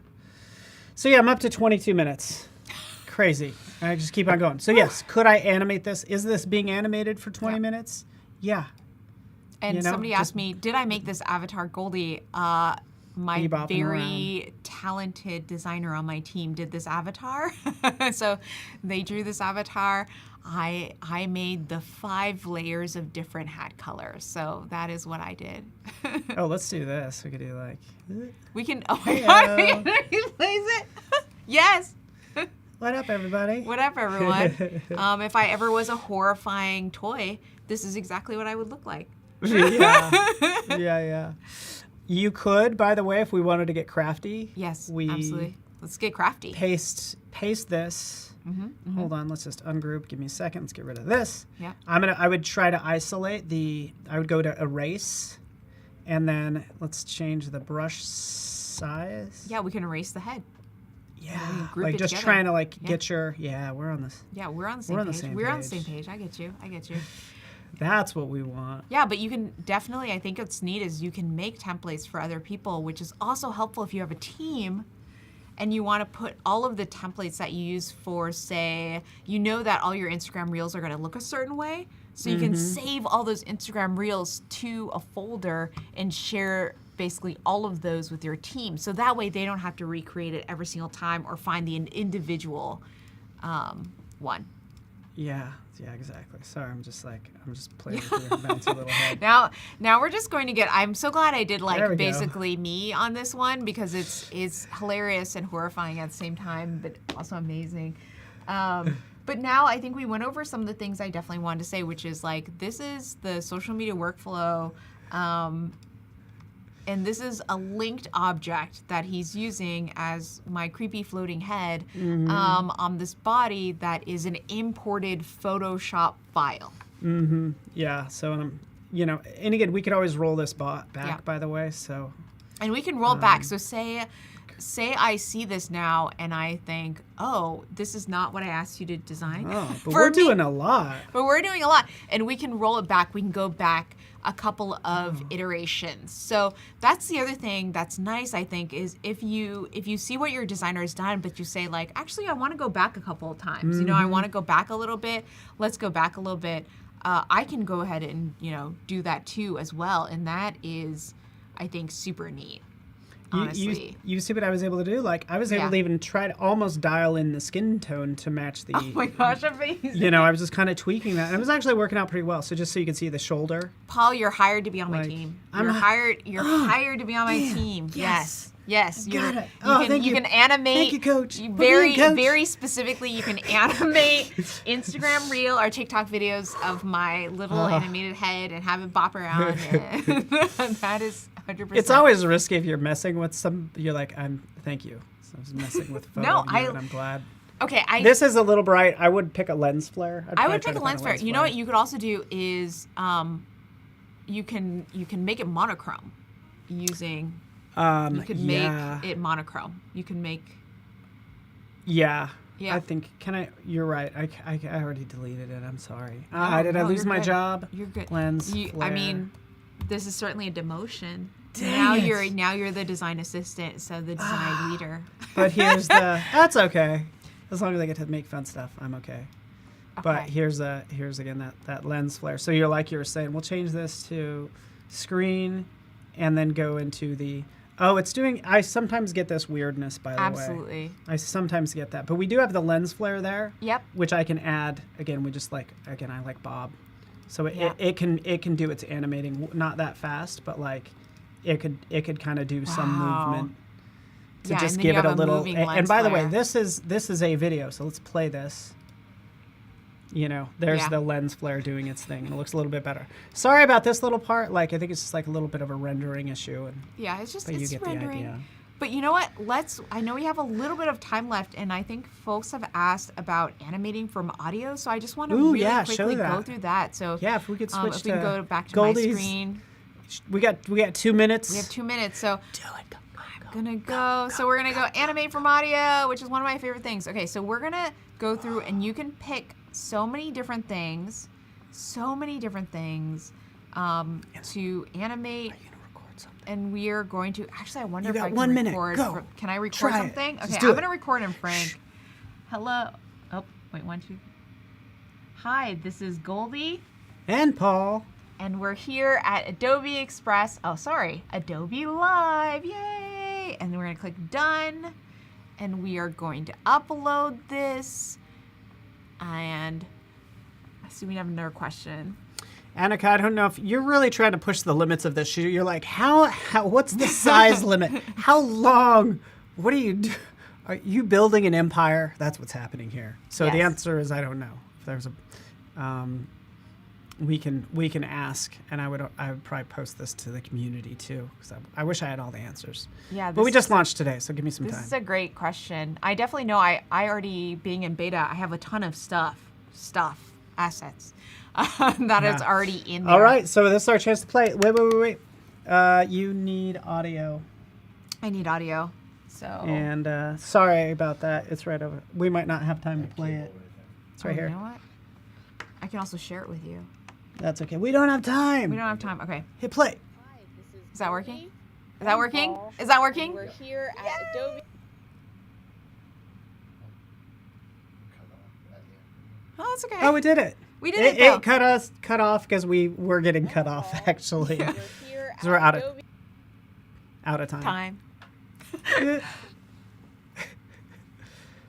That's all we got. I think That's all that's we got. time. Oh man, Yeah. we're having too much fun. This is too Goldie, much you are fun. so fun to hang out with. You were so Can fun we do this too. all day long, please? Yes, absolutely. And you can, because we're not going anywhere. We'll actually be Nope. right behind the camera, but more people are coming up, and it's going to be fun. And it's all Stay about tuned. Express, so stay tuned. We'll see you in a sec.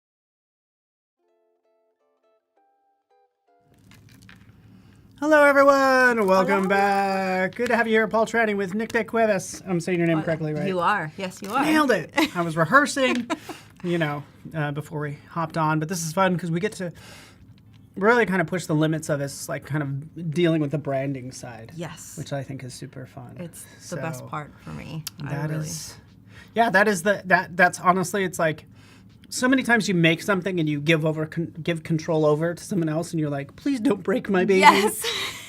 Absolutely. And so that's why I like kind of talking about brand fundamentals, and then like how you execute it in Express. Yeah. Does that sound like? Absolutely. Oh, by the way, can I just point out? Yes. Flash big screen again. Shout out to Frida Kahlo Yep. right here. So that being said, let's dive in. I like your style. Awesome. Well, it's super exciting to be here. So I thought I would kind of start with something slightly different. With Adobe Express, I don't know if you guys have ever tried this, but you can actually import one of your keynotes, or if you use a PowerPoint presentation or a keynote, and import that as a PDF. And usually what I do when I do talks, I have my keynotes, but I imported that into Adobe Express, which is really great. So if you have clients who need to manage these assets for your brand, you can use that. So I wanted to kind of showcase, say, this is me, you can connect with me through this nice little QR code, which I did do in Adobe Express. Yes. Look at that. Let me get out of the way. I don't know if I can hunker down, but let's see. We can do this. There you go. If you guys want to scan that QR code, that's how you can connect with me. But this kind of shows a little bit of the power of Adobe Express and how you can use this. But what I think would be kind of fun is if we get a little bit of interaction with the chat. If you guys want to share an emoji or throw your hands up, yes, whatever feels right, that if you love production work that steals your joy, when you're spending so much time trying to get content done and wasting time. I am pretty sure no one does that. But how about when you see someone from your team or your clients create something that is completely off-brand, completely different from what you've started with. And this is something that I've seen happen over and over throughout the years. And it might not be intentional. Someone might just not have the assets and they're just gonna pull whatever they can to create something really quick. This is why I love Adobe Express, because it's really gonna help you change this. So I've been using Adobe Express since the very early old days of Adobe Post and seeing how it's evolved. And what I've been doing is I've been creating brand assets for my clients. So what I'll do is I'll start off with Illustrator and then bring this on to Adobe Express. So what I would like to do is I wanna show you guys 3 ways that you can create your brands through the 3 different kind of levels of experiences. So the first one, we're gonna go over to our stuff. And actually I'm gonna go back to the main screen. And I'm gonna go to your stuff. Then we're gonna go onto brands. So I have a few brands here that I've kind of started building, but I wanna share the experience with you guys from scratch. So let's say you have your Illustrator files, everything ready, and I'm just gonna create those. Okay, so this is one of the hypothetical Zapotec. So it's that. It's Zapotec from like Zapotecas, but I added a J because I didn't want to copyright anything. So this is a made-up brand that I created. Is it Mayan? And it's kind of inspired, yes, Mayan very much. For those of you guys who don't know, my name is Mayan. Yeah. Both of my names are Mayan. My first one means goddess of the flowers, and my second name, Ixchel, means goddess of the moon, leaves, and fertility. So yeah, also, you guys can't tell, but I'm wearing a little huipil over here. So oh, I love it. A nudge on my heritage. Love it. So, okay, so what I did was I have a folder that has all my files kind of like in one little area. And what I love about the new Adobe Express is that we can actually include Illustrator files and retain that vector crisp perfect elements. So I'm gonna attach a few of these ones that I already had separated. So I just selected those logos and it's doing its magic. It's uploading them. Were those were Illustrator files? Yes, and I can show you guys. Dang it. I mean, that's all the magic here. So all the magic of the mess behind the scenes. So these were all Illustrator files, and And we'll kind of go back into, there's different options that you can do you can always drag it to a library, and we'll kind of talk about that as well. But when you are managing brands from Illustrator to Adobe Express, you want to make sure that if you have several variations, create them into separate files. So even if you have artboards, it's not going to pull all the artboards in the file like we would do with layers. So you just want to make sure you have it in one single file, and that's the one that you want to use, and upload that. So I have these uploaded with colors. Typically what I would suggest is to have your hex colors ready, so you can go either through the custom or your RGB colors. But for now, we're just gonna use the eyedropper tool, which is really helpful. Just make sure that if you are using it near any other color values that are similar, that it doesn't turn off to be off brand. So you can really kind of use this eyedropper magic to start pulling some of this content here and add a couple more colors. So I'm gonna go in here and grab this. I don't know why I'm using my little keyboard mouse when I have one here on the side. Okay, so, and then fonts. Oh, fonts is the most exciting part for me. So we now can actually upload our own fonts, or we can use one of the 20,000 amazing, incredible fonts that you can find in Adobe Fonts. So I want to show you guys what I did, which is Qualion. I love this typeface. Qualion. But I'm going to show you guys, you can just click upload, and you do want to make sure you have the license to be able to use the fonts when you upload them. That's definitely something that I do want to stress out. So I'm going to go onto my files, and I'm just going to select these. And so you're going to select the files that you want to upload and click open.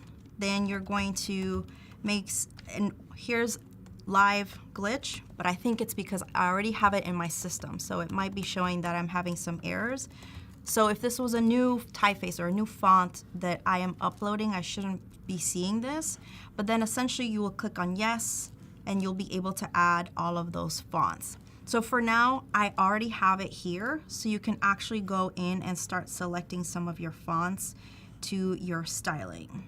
So let's go back on over here, and I'm just gonna select a couple because the magic just keeps getting better. I kind of want to have a few elements here, and then graphics. Oh, I like that font. I like that G. The G Oh, is it's beautiful. fun. The stylistic alternates is really beautiful. Yes, it has like a lot of them. That's like that makes a favorite font for me, is the fact Yes. you have all those like alternate glyphs for letters. Yes, and it's really nice, like how they pull in like this nice little personality to it. So I'm just gonna pull in a couple of elements here.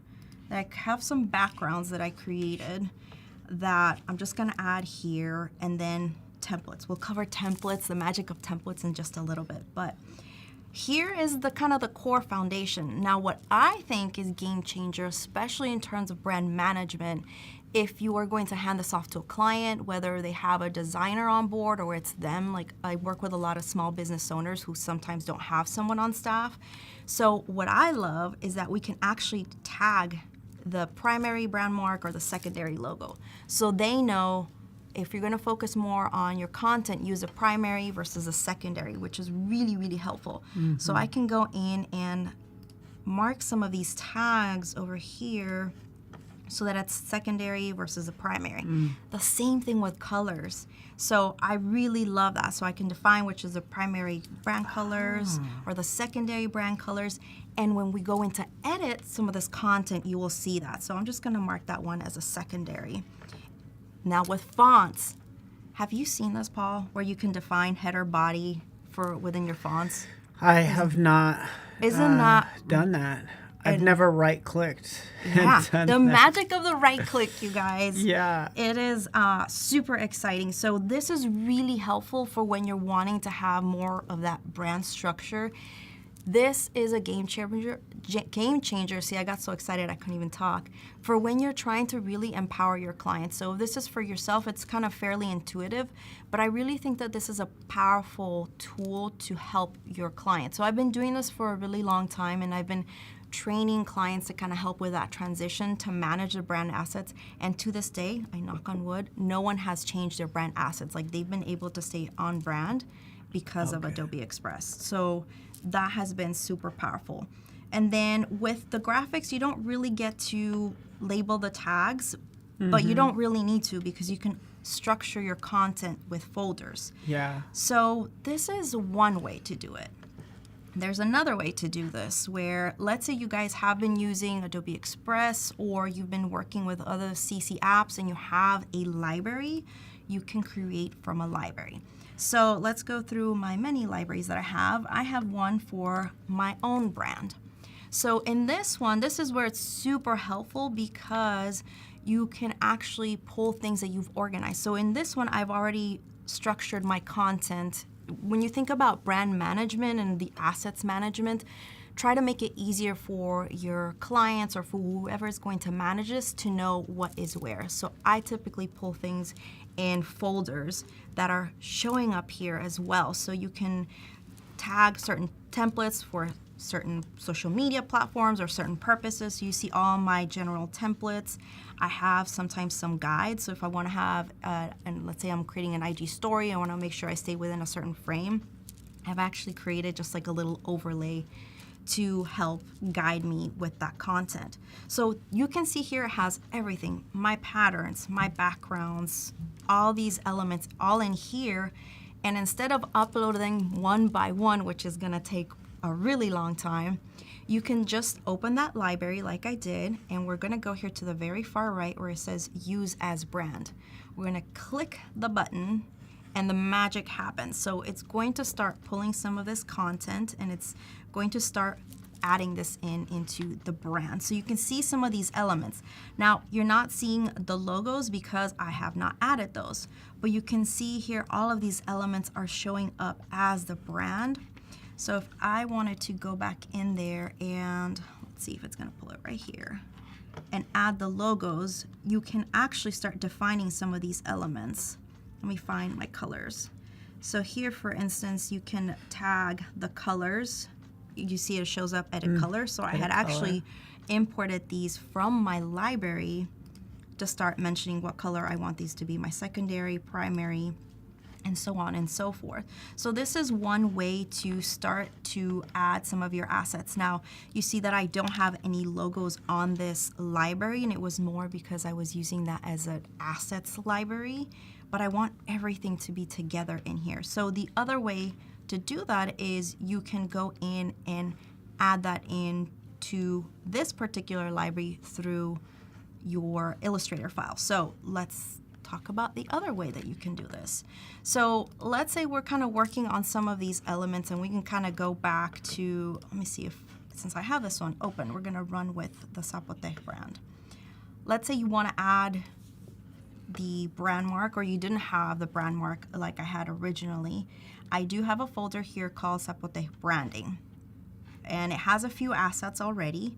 And what I wanna do is I'm just for this example, I'm gonna click and drag the option to one of the folders here, and you'll see that it shows up here.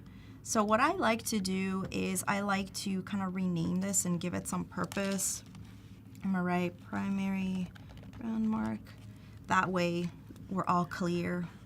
And this is just a library. You know, just the library. You know what I realized that, and I just tested it out. But if you name that logo, so you call that logo, and then you hit convert library to brand, it'll put that in the logo spot. Oh, I love that. Yeah, so that's we kinda renamed neat. this logo. Yeah. All right, let's do that.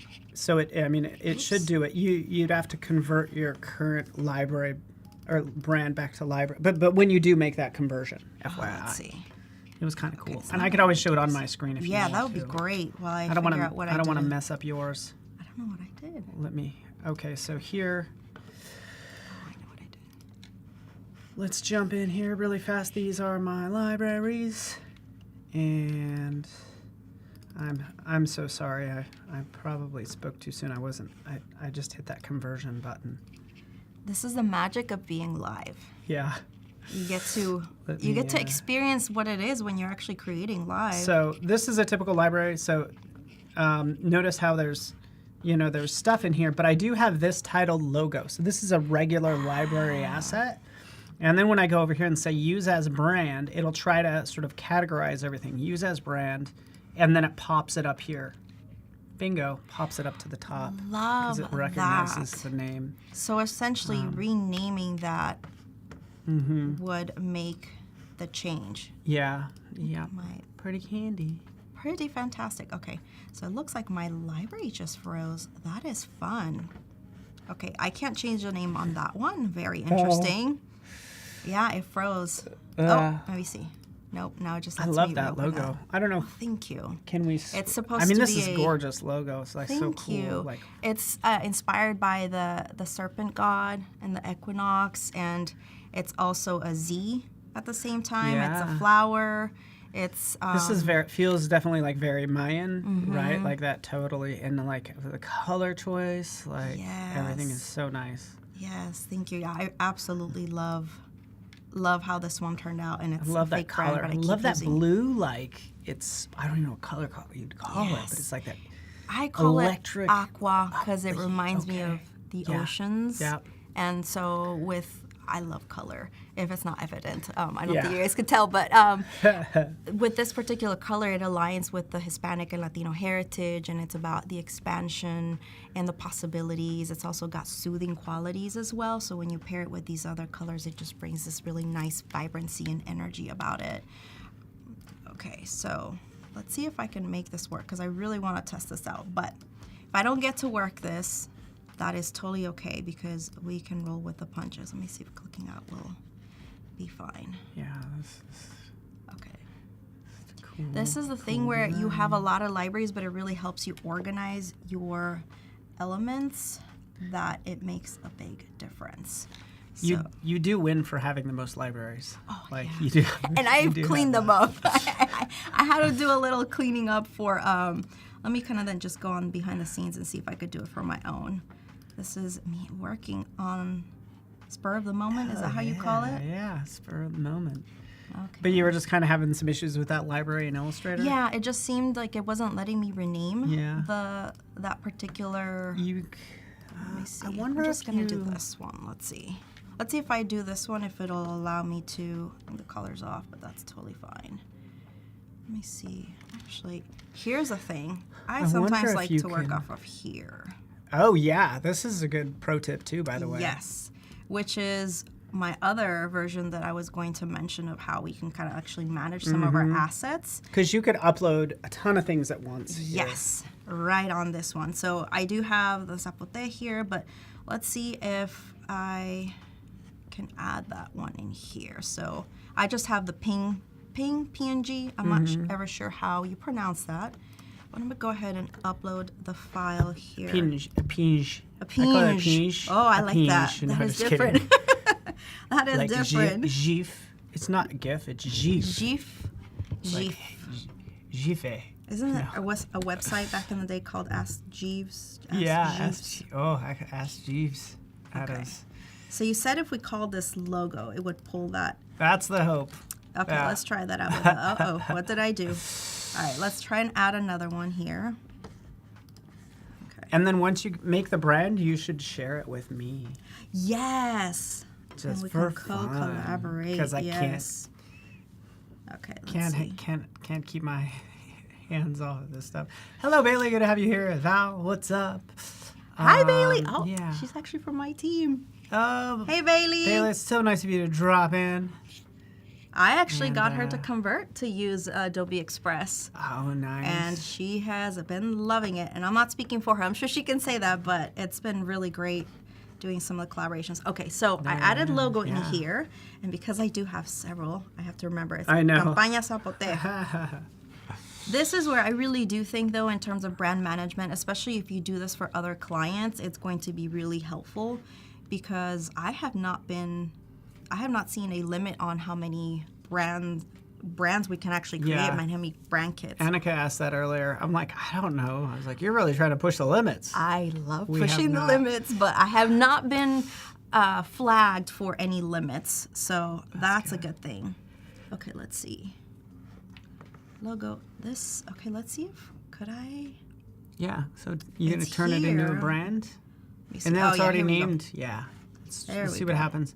Please be my friend.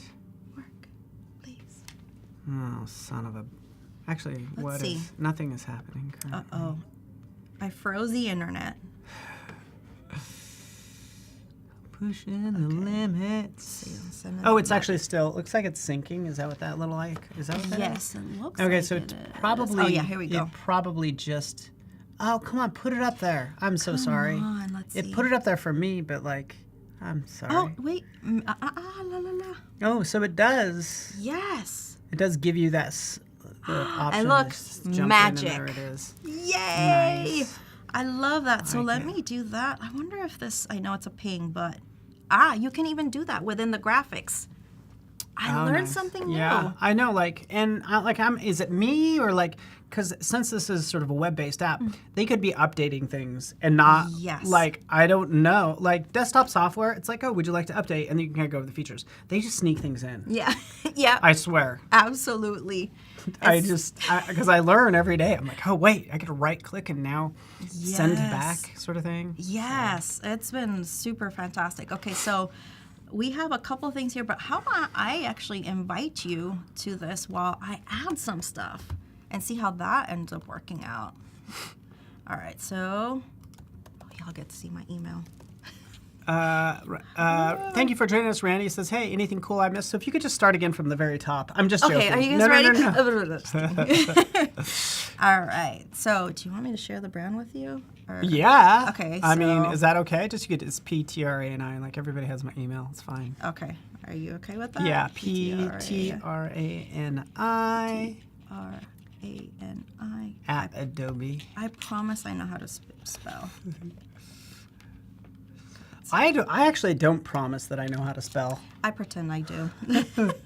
I didn't get into the design field to spell things. I'm there to make pretty pictures, you know? Yeah. And then I got to write prompts. I'm like, oh, yeah, of course I'm horrible at this. I got to do writing. I'm trying to get away from this.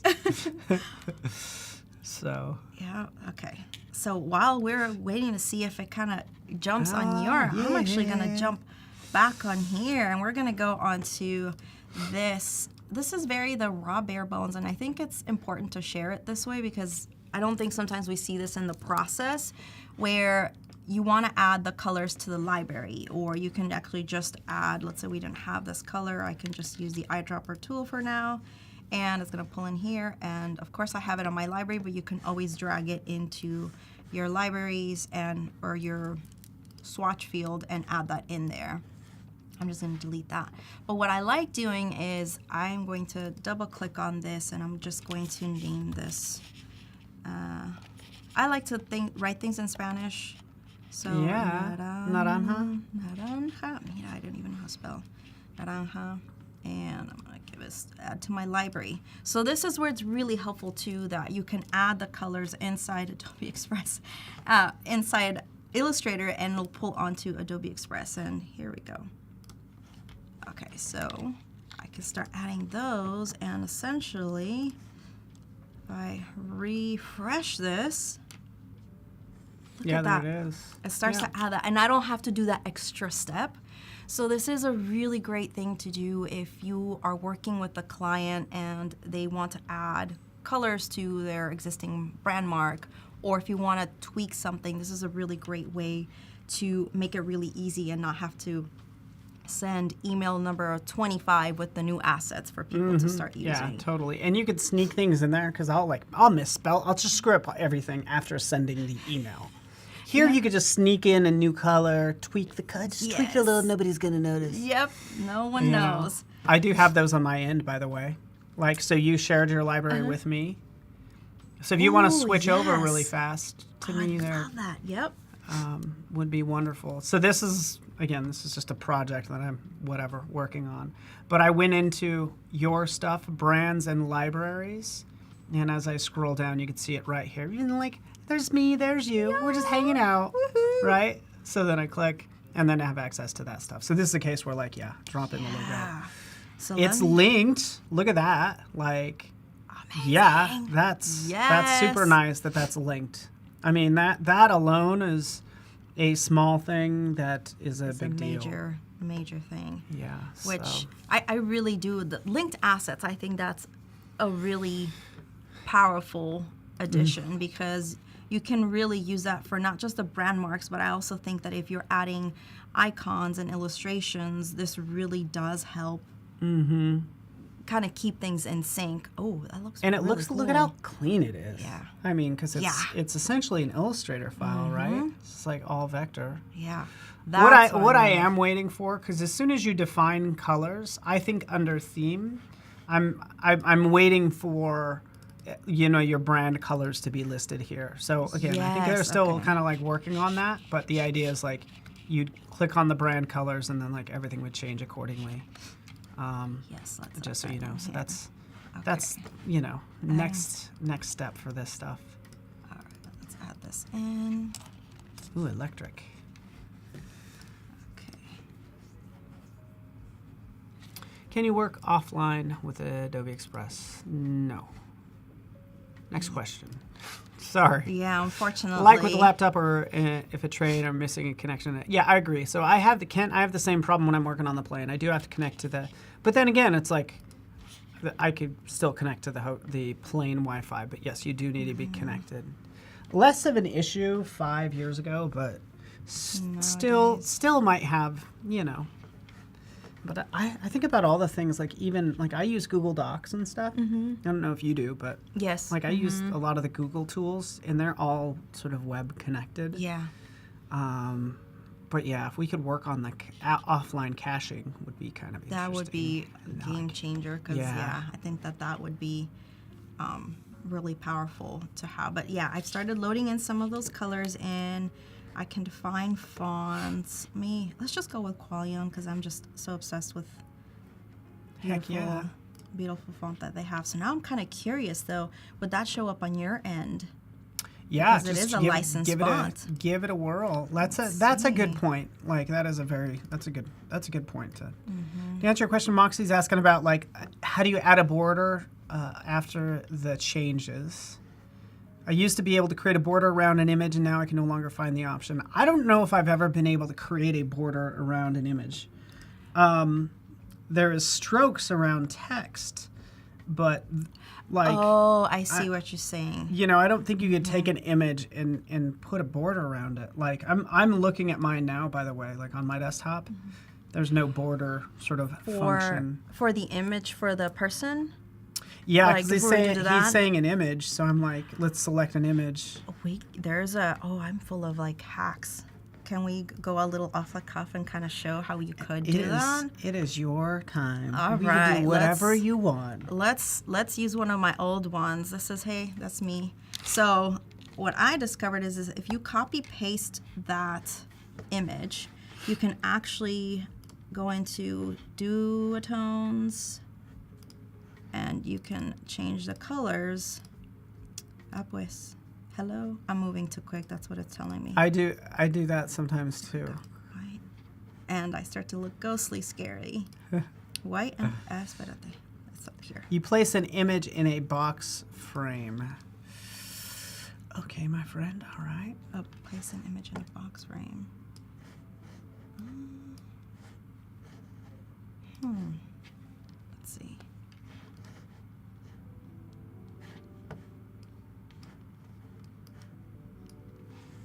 And you can go in and start to do that. So this is like the alternate way around. Now, if you do have a cutout that isn't crisp, you're gonna see the really soft blurry edges that you see on here.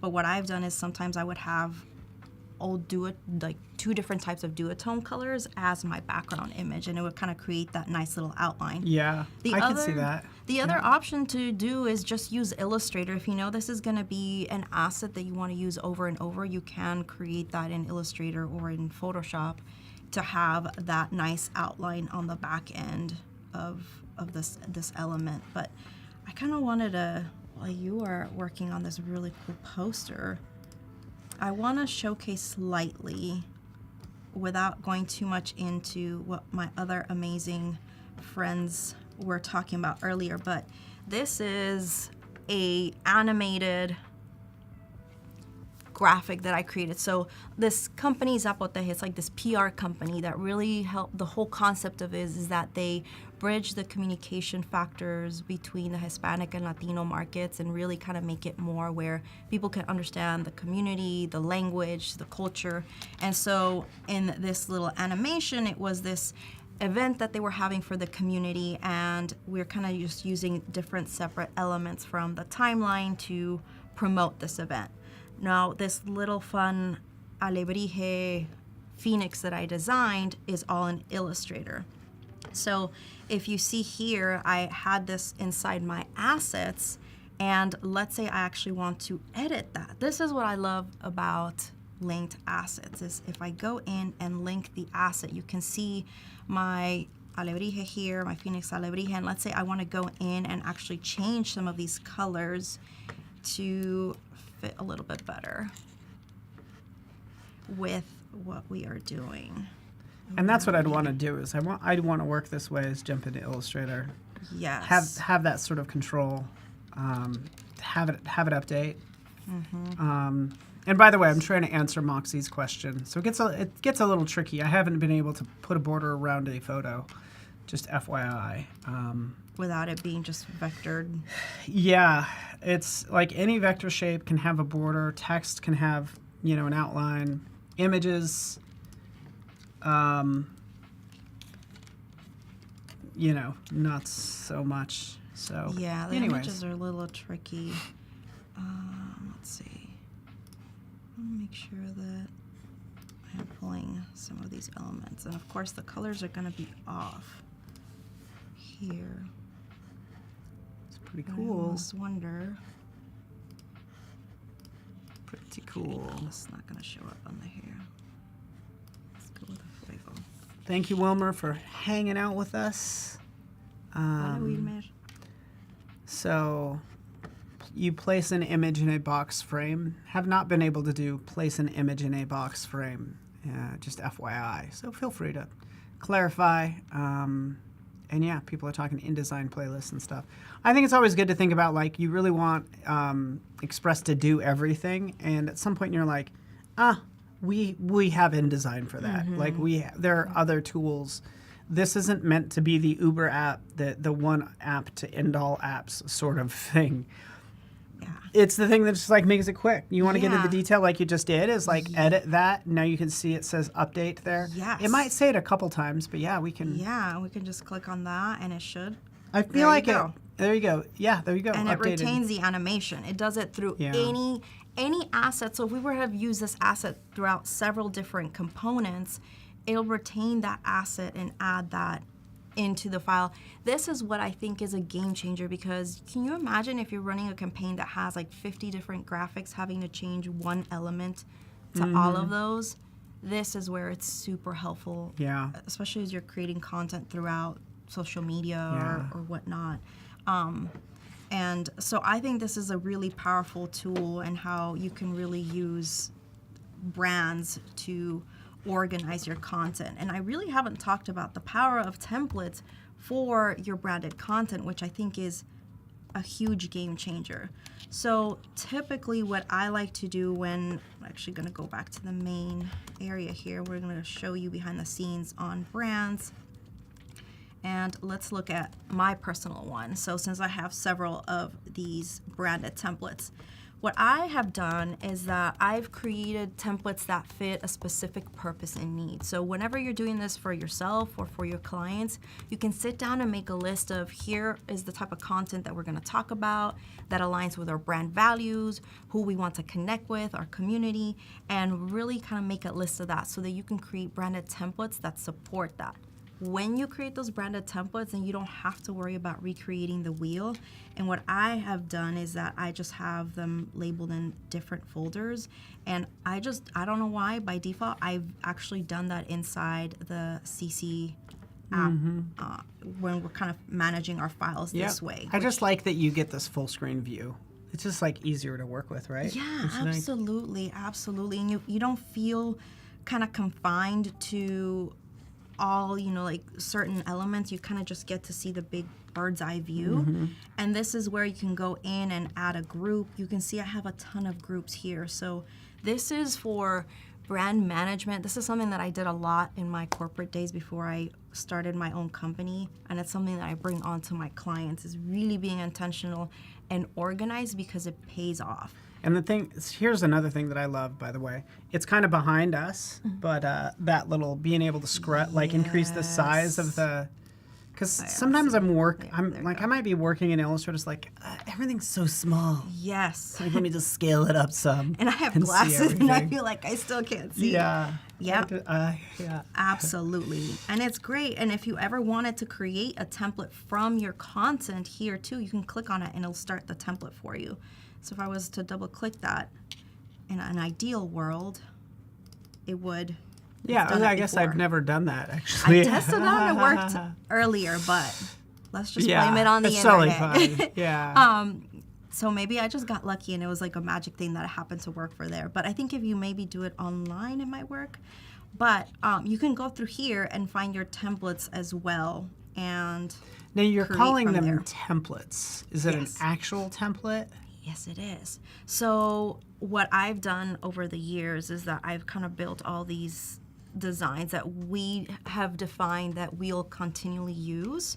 And so we create them into a template. So here's one where I created this template and I didn't mean to click on that, but it just kind of, the message is very Love true. it, love Because it. I have Yeah. never, I'm very much an Adobe person and I will never ever switch. So, but one of the things that I love about being able to create your brand kits and the templates is that you can define what the template is for. The type is really small here, but I typically say, let's see if I could zoom in. Use this for easy reels that use screenshots and short text. So that way if I'm collaborating with someone else, they know, okay, this is the purpose behind this template. And then I can just click on start new file and you can create from that. Can you show, and I don't mean to derail you, but can absolutely. you show us how to make a template? Can you open up That something and was- show how to make? yes. Yeah, okay, cool. That was one of the next.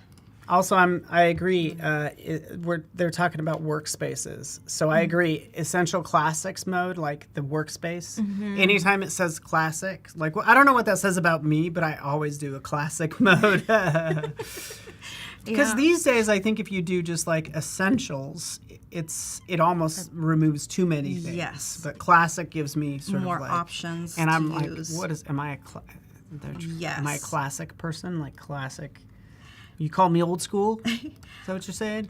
Am I old school? All right, let's go into the, let's do something. I like to challenge myself. So let's do something that I wanted to, let's see, we're gonna actually, Oh yeah, you got some I stuff like- going on here. so these are some illustrations that I did, and we're gonna try and do some statistics, actually, some fun infographic on Adobe Express, which I know we don't tend to do, but I'm just gonna. But make at the same list. time, hey, it's yours. You do what you want with it. Yes. Who are we to say? I love pushing the boundaries Yeah. of what we can and can't do, because I feel that's when you discover magic little tricks. So what I'm doing right now is, because I had several artboards, I am removing the artboards so that I feel like only you have really one. know Illustrator.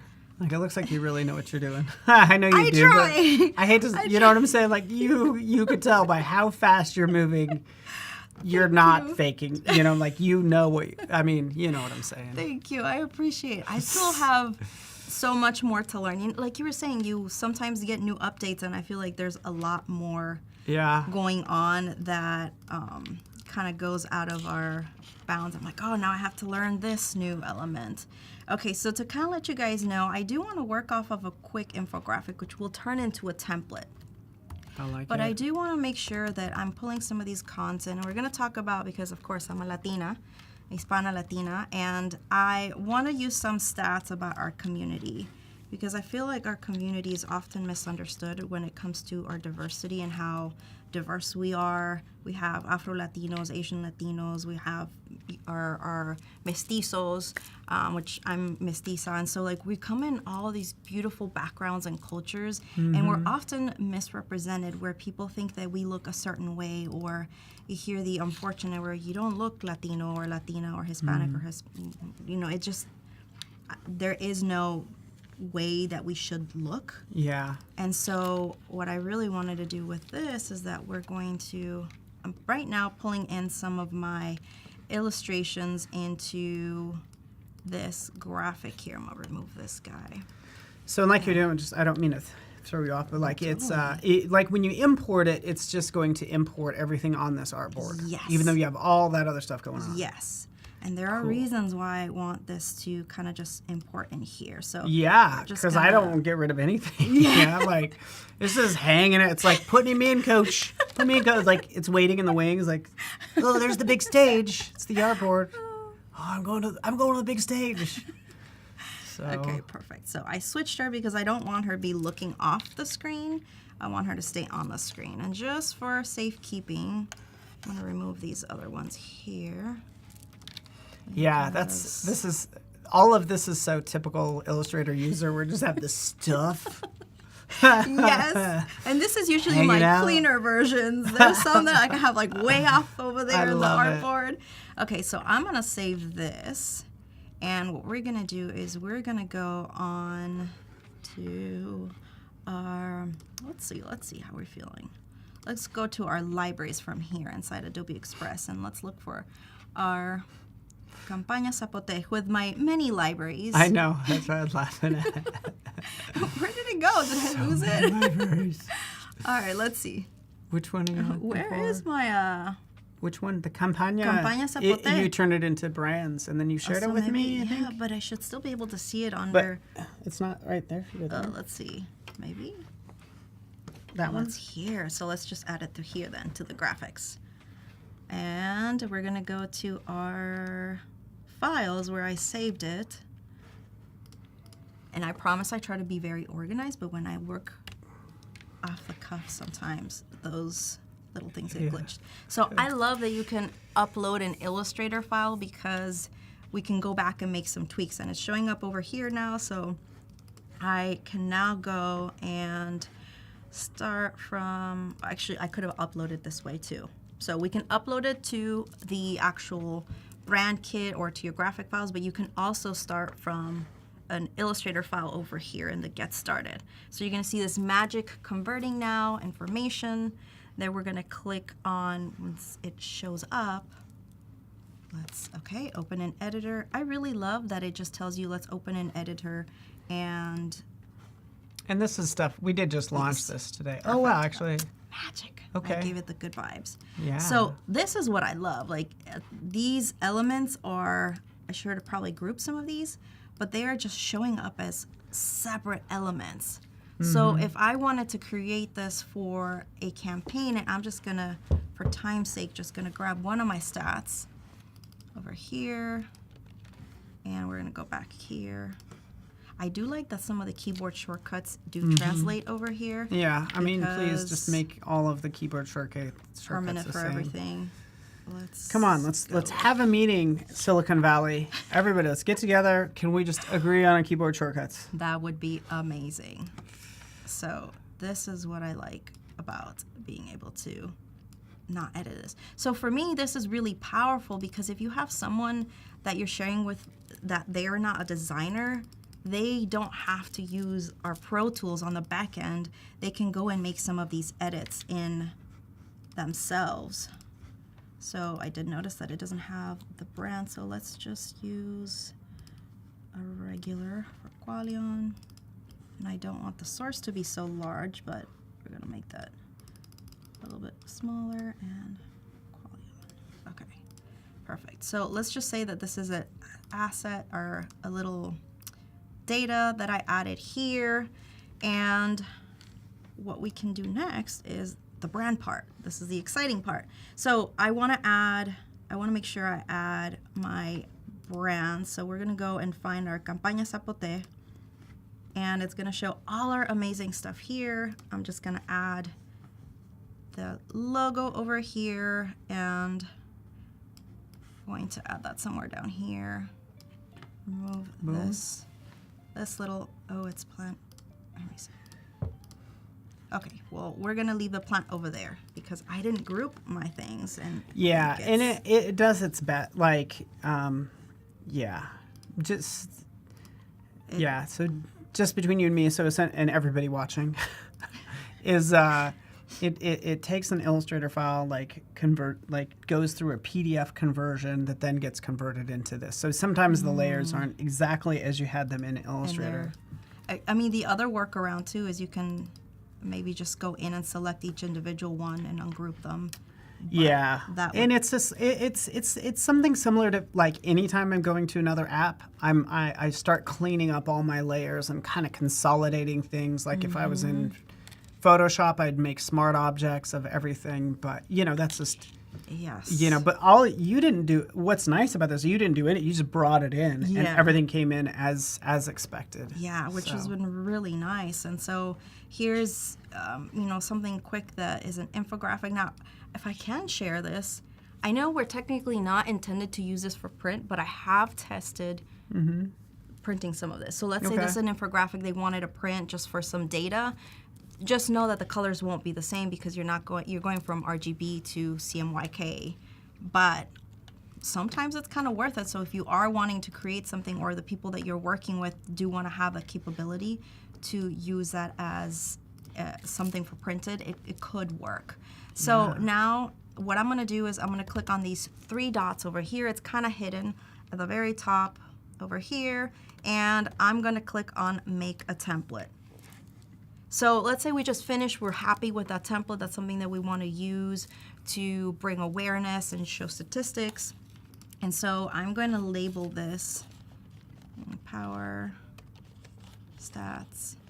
So this is where the branding and the brand management goes really into play of like really being intentional. So we can say use this for our campaigns to bring awareness. To answer your question, Gabriel, she made this design to use for campaigns to bring awareness to our community. Oh, yeah. Sorry. What are you making? Some sort of animation? No. It was perfect because they're asked, and you literally typed it right in there. So I just repeated what you typed. So again, it's an image for a campaign that going to get reused because you have those stats there. You're going to probably swap those out going forward and stuff. So now we can just go into my many libraries and, I found it. And so you find the library that you have. Now, let's say you don't have a library you haven't created. You can also either create a new brand from here or add a library. So you have a lot of these options. And then you can give it a name, add the note, save the template. And now, I believe if you still have access to Campañas Zapotes, you could even go in and create from that template. And to your point, Gabriel, like Gabriel could have access to this again. Yes, so you if you wanted to turn this into an animation, you actually can. You start from a template, start to move things around. Absolutely. Yeah, so I'm kind of curious to see if you can. I can also invite you as a collaborator. But do you see it? Can you switch? See it on there. You can share that with me. If you could switch to my screen real fast, just to kind of prove our point. Off to the side, same brand library. These are the fonts you added. Remember we were talking about that? Yes. So the fonts, and then into the graphics, and then down at the bottom is the templates. So this is the one you just added. Yes. Portrait Sing Power, boom, start a new file, and then I can go nuts animating it or something. Yes. So And here's something I'm going to try and see if it'll work. What can I do? this is, and we'd have to see how some of this stuff is grouped. I want Yeah. You know what I'm going to ungroup. do is while you're there, I'm going to add one of these assets here too. So I just selected a family here. Mm-hmm. And I dragged it. Hopefully it shows up. It may or may not. I don't know. To my assets panel over here. And hopefully in an ideal world you should be able to use it. But the other option is you can copy paste. So let's say I wanted to, oh, nope, didn't want her to see. This is where we're gonna do this. I have all my stuff kind of in pieces too. Yeah, this is where I didn't think about it too much, but we're gonna see if I'm trying to show that I have a lot of layers, y'all. Yeah, I know. In fact, if you have over 200 layers, like, so we learned this in Goldie's session earlier because she ran into the same thing. Her illustration was so complex. She put everything on like separate layers. Like it just that's just how it works. It's not your fault at all, but you could take all that stuff and group it maybe or something. Yeah, let me see. I'm gonna group it Or delete it and or remove it. This guy is without a head. Okay, so essentially what I'm trying to do without making people look really odd is I'm going to just here's the magic. Have we talked about the power of locking layers? We have not. We were waiting for you to talk about it, and here you are, right on time. This is why I was making those mistakes, because I wanted to show that we can now lock layers, so we don't have to worry about that. So that's exactly what I did, and oops. Okay, so now I'm just gonna go and paste that element. So you see, instead of dealing with my crazy icons, now we can do a really quick animation, which I absolutely love. So I have this family selected in, and I'm gonna click on loop in. I wanna kind of see if they can drift in. So it's kind of like they're pretending like they're walking up to the invisible counter here, since I removed some of it. Oh, 5 minutes. Sorry, just a time check. Yeah, 5 that's minutes. why I've been tracking. So if you guys hear me talk a little bit faster, you guys can always watch a replay and hear me a little slower. But you have all these options for how you have the animation coming in, out, etc., etc. We can even make this family wiggle a little bit more, and it could be a lot more intense. But these are like a really great way for you to create an animated infographic using your branded assets, using Illustrator and illustrations. That seems like an overkill, but Illustrator, and bringing in your illustrations, modifying your type, creating this infographic, because I think infographics are super powerful for information and really helping generate awareness. So you can use this and make them animated, which I don't think we had the power to do that before as easily. Not as easily. I mean, all I'm in one just like, place. just I'm animating some of this, and all I'm doing is like clicking buttons. By the way, I can't wait to So, see what you create. yeah. I mean, we'll see. Like, 'cause Yeah, the I moving the do. plant? I really wanna. Yes. I really want a. Oh, I wanna. that. I love a like. But if you could switch to my screen real fast, like I'd love a parallax.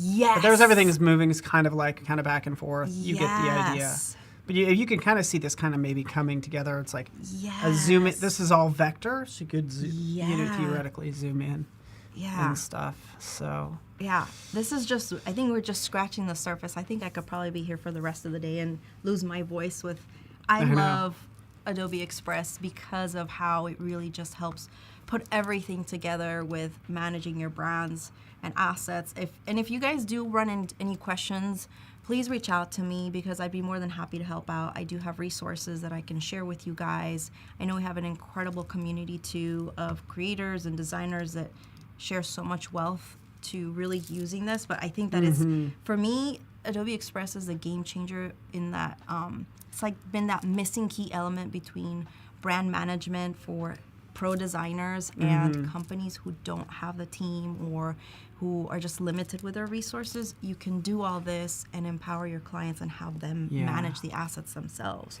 And I think it's only going to get better around that sort of templates. You locked some items, but like the team internally is actively, and I know you're aware of some of this stuff, but like we're actively working on locking down some elements, but you still have the editability to edit the text, but maybe not veer too far away from messing with the colors and doing, just constraints. Thank you so much. Not necessarily locking, but constraints within things for them to change. Which that's going to be even better, because then you can actually release templates and have someone else on the team create it and not have to come back to them and say, hey, this is not aligned with our brand. We don't use a Duty Brown color for our color, Don't use no Duty Brown.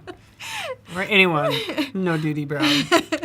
But it's super powerful. There's so Oh much we no, can do. now we're full screen. So that means we're done, and that's not fair. Dang it. But we got a lot done, and I'm amazed. So this is definitely like bookmark, save, send it to your friends and your enemies if you have any, because then they'll be your friends before long. But I want to thank Nick Tay. It's been wonderful having you. We can follow you on social media, and we really appreciate you. And everybody in chat. So thank you. Stick around. Thank you, everyone. We'll be back. Quick switch over. More exciting things to come. Gracias. See you in a sec. Ciao. Ciao.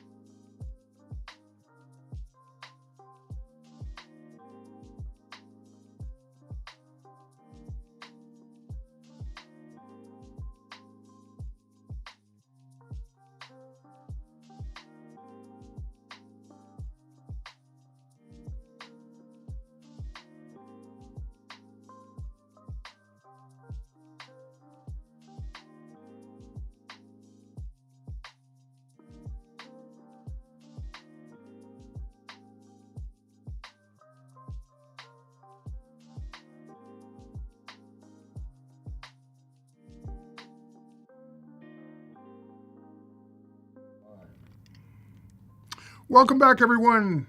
Welcome back to Adobe Live. My name is Terry White, and I'm here with the wonderful Lucas O'Keefe. Lucas O'Keefe.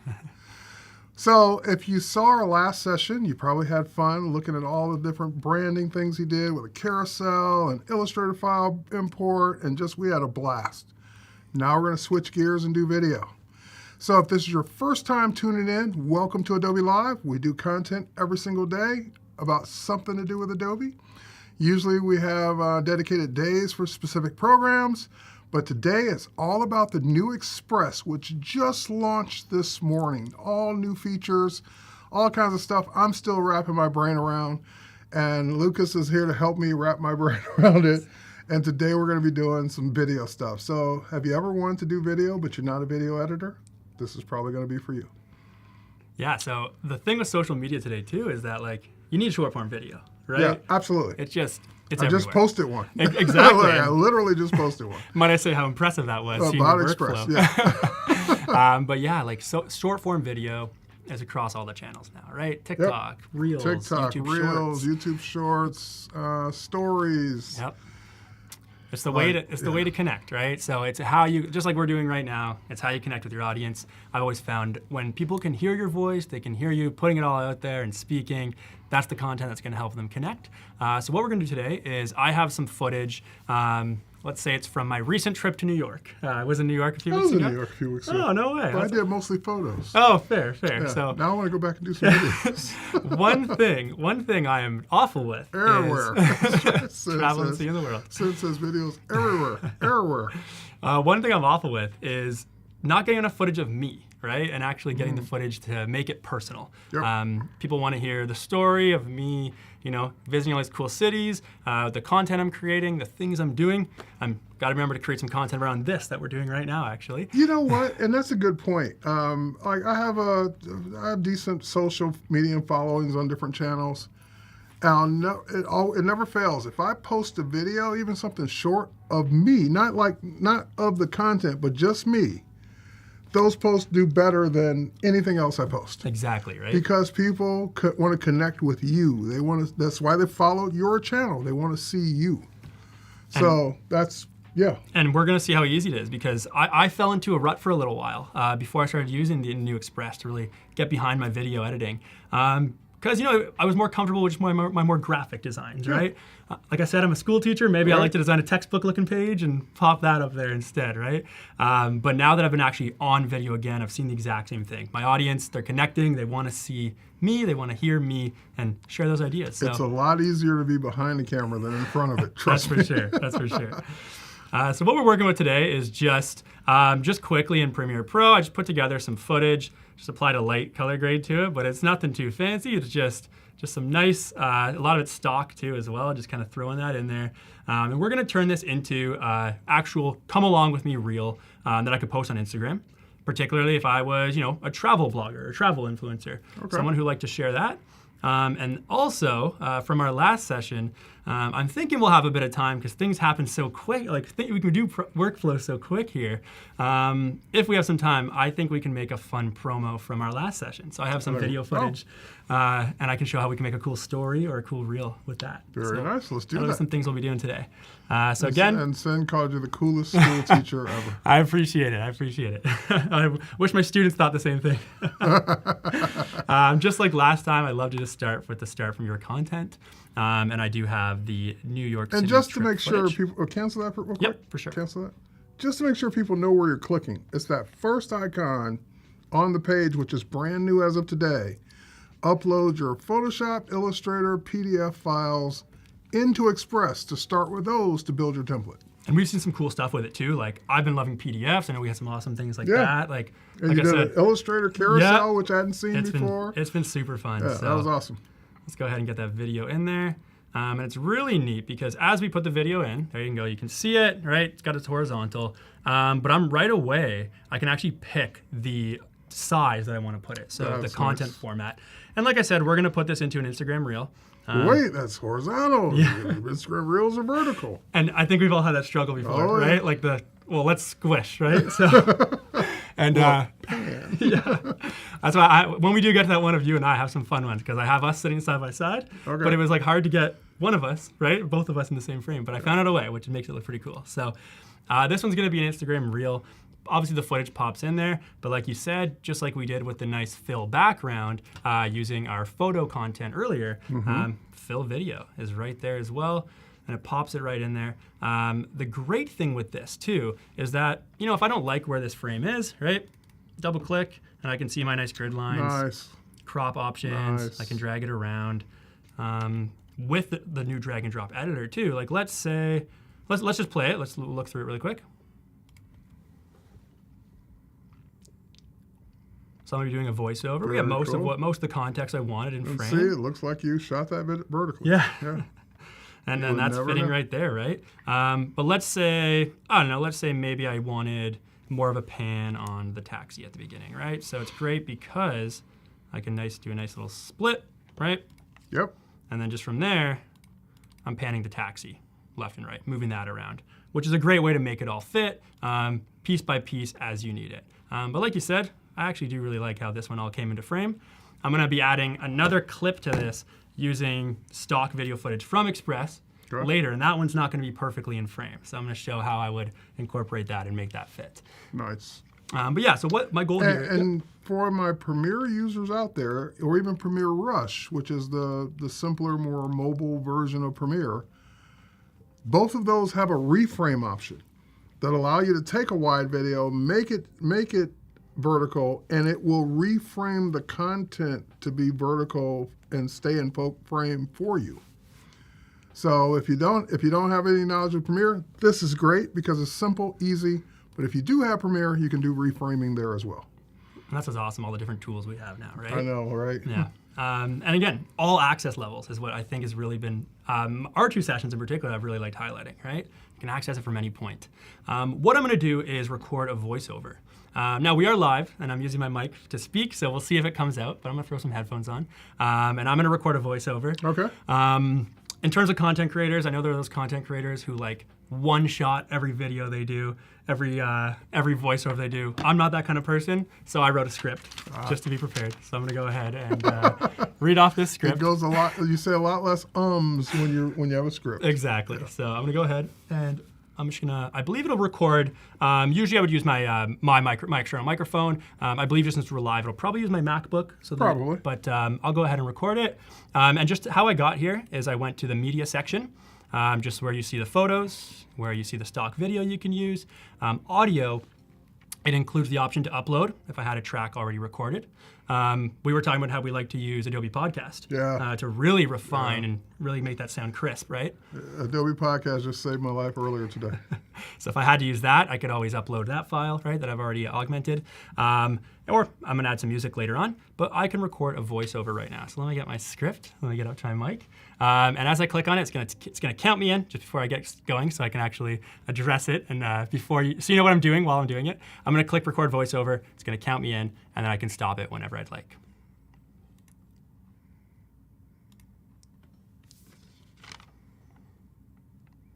Come along with me for a journey through the streets of New York.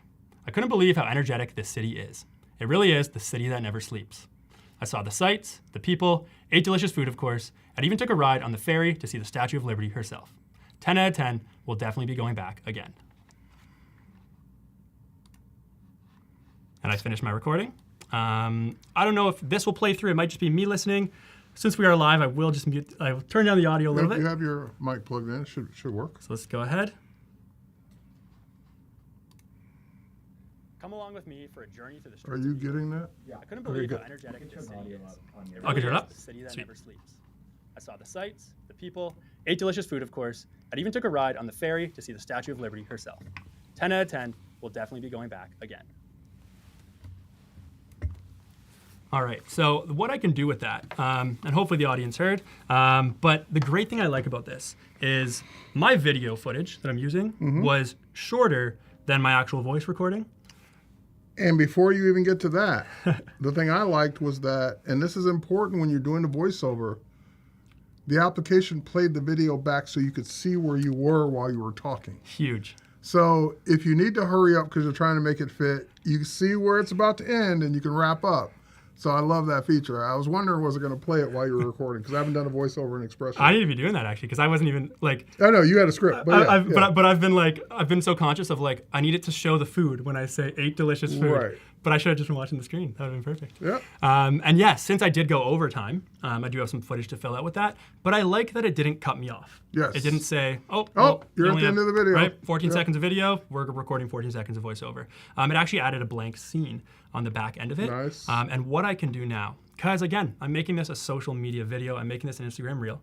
I love to tell stories. I just did a voiceover story, but I want to make it about me too. So I'm gonna go ahead and drag this scene that I just made to the beginning here. And again, drag and drop, super easy.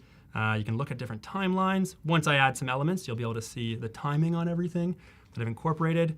But you just, Which is huge for animations. oh yeah, and just keep, yes, yeah, and we'll have some fun with animations for sure. But just the ability to continue adding scenes, and it's still one video, still one project, right? Still one window. I love that I can just do that with different video footage.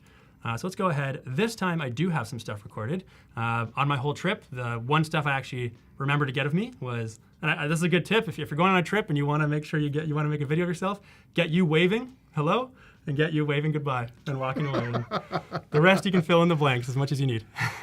But here I do have some footage. So we got Lucas, New York intro. Let's pop that in there. And right there, it's filling it in to be able to add it in there. I'm going to throw my headphones on just to be able to listen. All right, I want to listen too.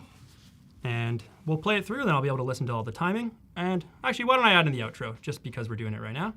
Let's go ahead and add in. There we go, just so we can see the complete picture we're working with. And right away, I love how it'll show me.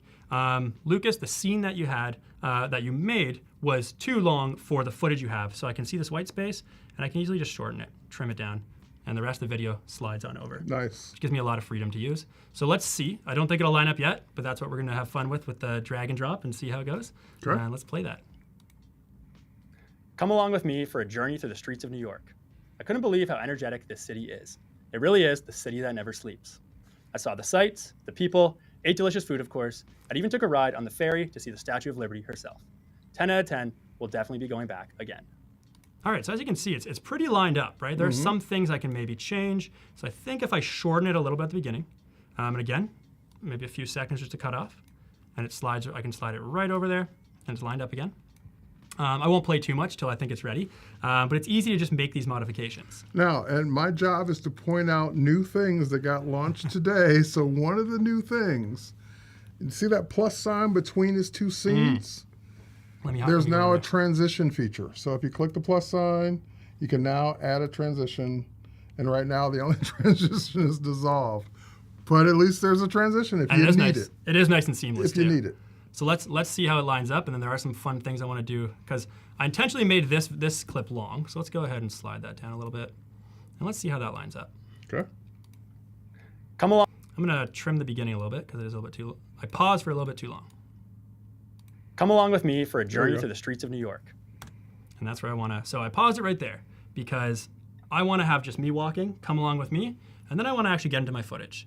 So again, I'm just gonna slide and shorten this one, and my footage will slide right over. I like how the playhead stayed there while you trimmed the video, so you know exactly how far to bring it in. Oh, and how annoying is that? Like, Yep. I've like, how amazing is that doesn't do it? But I've tried to edit before, and it's slid and jumped over. Not in Express and other things I've tried, and that takes half your time, right? Just trying to get back to where you were.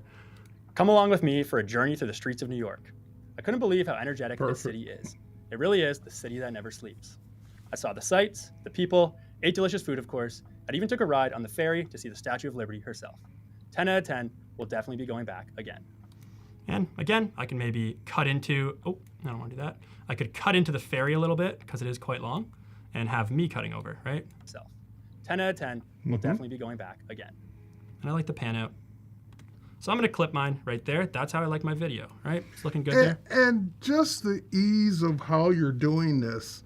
There's so many, especially photographers I talk to, that are so afraid of video because they think video editing is hard. And it really isn't. It's drag and drop. It's like playing the audio. Okay, you're telling your story. Where do I want this to stop? Where do I want the next thing to start? Just literally drag and trim the clips.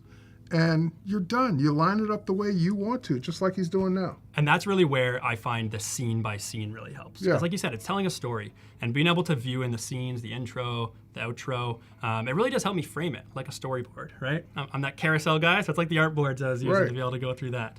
So I'm pretty happy with this. But let's say, for example, I mentioned the Statue of Liberty, but I mentioned that I was on the ferry. I got footage from the ferry, right? But I didn't actually I forgot to get footage of me seeing the Statue of Liberty, for example. Let's go ahead and add that in. I thought it. I wasn't going to say it. So maybe he's going to add it. Yes, let's go ahead. Here. I even took a ride on the ferry to see this. So to see, I'm about to transition into it, so I'm going to go ahead and split that, right?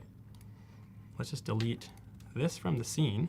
And I like how it stays. It's the exact same size. Right, it kept the space. Just as I needed. If you need to, you can delete the whole thing and Yep. it'll ripple delete for you. I'm sure Adobe Stock has some footage of the Statue of Liberty. There we go. I'd be shocked if it didn't. So this is popping in, and like it's great because what I could do, I'm sure this is probably the focus on the Statue of Liberty, but what we're seeing here is I can drag this to different sections. I know only the clouds are moving because it's a pretty locked-in frame, but think about that for like me walking on the pier, right? Right. If I really want to end with me waving, I can drag across and make it fit perfectly into that scene, which is awesome. So we got the Statue of Liberty. Let's fill the background so she fits. And here's what I was saying. So this, we have a little bit of an issue because, let's see. To see the Statue of Liberty herself. Right, that's not the full Statue of Liberty. But again, I'm just gonna double tap. And also you could do a different clip that like Yes. has more of the Statue of Liberty in the middle, too. Yes, there were plenty of the Statue of Liberty for yeah. sure. But I do like this one because it does add like a nice little different perspective. But there she is. I can move her over a little bit even. I like that. And now, let's just see. Even though the audience, I apologize, we're getting sick of this same audio over and over again. That's okay. Come along with me for a journey through the streets of New York. I couldn't believe how energetic this city is. It really is the city that never sleeps. I saw the sights, the people, ate delicious food, of course, and even took a ride on the ferry to see the Statue of Liberty herself. 10 out of 10, we'll definitely be going back again. There we go. That's it. So some other things I can do with this. I can go ahead and I can add in some actual background music, right? Because big thing with Reels I'm finding, if it's just my voice, right? I doesn't want it to be just the monotone speech. I like to have a bit of music to kind of vibe it up a little bit. The great thing is, the really cool thing, and people are asking if you can have multiple layers of photos. When I show ours later, I'm going to be doing when I do a promo for our last session to post on Instagram. You're going to see a stacked horizontal of us, which will be really cool. And you can stack the music, which is really neat as well. So let's go ahead. We go to audio again. I'm going to drag this one because I don't want it to sound blast, just because we are live. So I'm just being mindful. Okay, and I think Colleen's asking it a little bit differently, and I had to reread it to make sure I understood what she was trying to say. So, and this is the way I explain. So, for example, you've got 4 scenes. Those individual clips between with the plus signs in between. Each scene, think of it as a container. So the scene right now just has a video in it, but it could have a video with another video with another video. So like you could have 3 horizontal videos down the frame all playing simultaneously. It could be a text, it could be pictures, it could be whatever. So each scene can contain multiple things that you want. Animations, text, videos, photos, whatever you want. So say I want to do like a cool video and video effect, right? Right, Like here picture we go. in picture. Yep.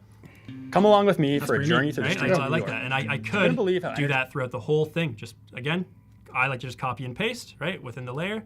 And the cool thing is, here's where this drag and drop, this layer timing shows up. I'm going to click on, this is the video, right? It's not the background, it's the layer up top. And there it is right there. I can make it come in a bit later without affecting the whole scene, right? And that's what I really like. And you can actually do some really cool, people love those fun social media graphics, right? I know. The way the editing really flies along. Come along with me for a journey through There the it streets pops of in New York. there, right? I can do that pretty easily and have multiple layers, which is a lot of fun. Absolutely. And yes, she says perfect. That's what she was wondering. So yeah, it can be as simple as just video, video, video, or as complex as you want with multiple things stacked into each scene and animating in and out, and you have complete control over it. And I think Colleen just showed me my new favorite way to edit videos, because I actually really like that effect of the smaller. Right, and you added music. I heard it the last time. I did, yes. So the music, and the really cool thing is, there's my voiceover, right? Right. And it's happening at the same time. There's my happy family loop that I like to have to go along with it. The great thing is, because this is a voiceover, I don't want the music to overpower it, right? The background music. Clicking on that, just like how we have layers upon layers of video, we have layers upon layers of our audio, and I can really tone down. Again, I don't know if the audience can hear it perfectly just because we are live, but I can really tone it down as quiet as I want so it doesn't dominate my voiceover. And my favorite button is the mute button, because you might have a clip like of the taxi as just road noises while you're talking, and you don't want to hear that. So you could actually mute the audio from that clip so that we just hear your voiceover or just hear the music. Exactly. So I'm going to play this one more time, and then I'm going to do some other fun stuff with it. And And then we'll take the audio off just so we can kind of go ahead without the headphones. But I do have some other fun stuff I want to do with it. Come So along let's with play me it, for a journey through the and streets then- of New York. I couldn't believe how energetic this city just so we can is. see what we're It dealing really with is the now. city that never sleeps. But what I'm going to Sights, add in next, people, I guess. delicious food, ride on the ferry I'll wait to till the it Statue plays. of Liberty herself. 10 out of 10. We'll definitely be going back again. There we go. Just so I'm not talking over my video there. You're doing the perfect pan into, here's going to be some messaging right here Exactly. in the sky. Unintentional. But it worked out. But that's what social media video is all about. So that's what we're going to do is we're going to add some animated graphics on top here. So again, whatever the brand is, you can have a brand kit. I mentioned earlier that my favorite thing to do with the new Express, just to really try out all these features, is every day I make up a fictional brand. And I say, what would 3 content pillars be for that fictional brand? Maybe they are very video focused. So what would a reel look like the one I just showed? What would a story be to interact with their audience? And what would just like a single 1080 by 1080 graphic for social media, the main feed, look like, right? And I like to just push myself to create. You can even see if you look in my recent files, I got a smoothie shack company, interior design, got my school teacher lessons that I do. And it really encourages me to look at all the features and to make these brand kits. So if I go to brands and libraries, it's set to our podcast from when we did our morning session. And you can see I have quite a few. So do I. So so we're not Sunny Smoothie Shack today. We are Wanderlust Travels. That's what we're looking at. So again, I have the brand kit loaded in here. I could load in some graphics. That's something I do have to do because you're going to see I'm going to use some graphics, and that would have made it a lot easier. And you can create some templates. So when I'm all done, I won't go through with this because that's not what I'm showing, but let's say I wanted to just replicate this scene by scene by scene video structure. I can go ahead and I'll show how I did that again. So just in your stuff, right? I'm at the bottom. You can create brand templates that you can basically just create from scratch anytime you want to replicate that content. So if I were to create that, scenic walking video, right? Come along with me video. Reel. I can add notes. This is a great template for daily travel vlogs. And saving it specifically to your brand. Yep, and I'll save it right there, and it goes ahead. It creates it while I can keep working, which is awesome. And then anytime, and we'll come back to that later, anytime I want to just create in that style, I can use that template, it'll load into a new file, and then I'm just replacing these scenes with different video, different locations that I've been, which is really cool. So basically making the video edit you did a template that you can use going forward, just dropping in new clips. Exactly. So let's go ahead though. I do want to, I like ripped paper effects for things like this. Again, kind of like the whole map travel vibe going on there. So let's go ahead and pop some ripped paper in. Let's grow that. I'm going to mute the audio just for the audience so they don't have to repetitively hear me tell my story over and over again.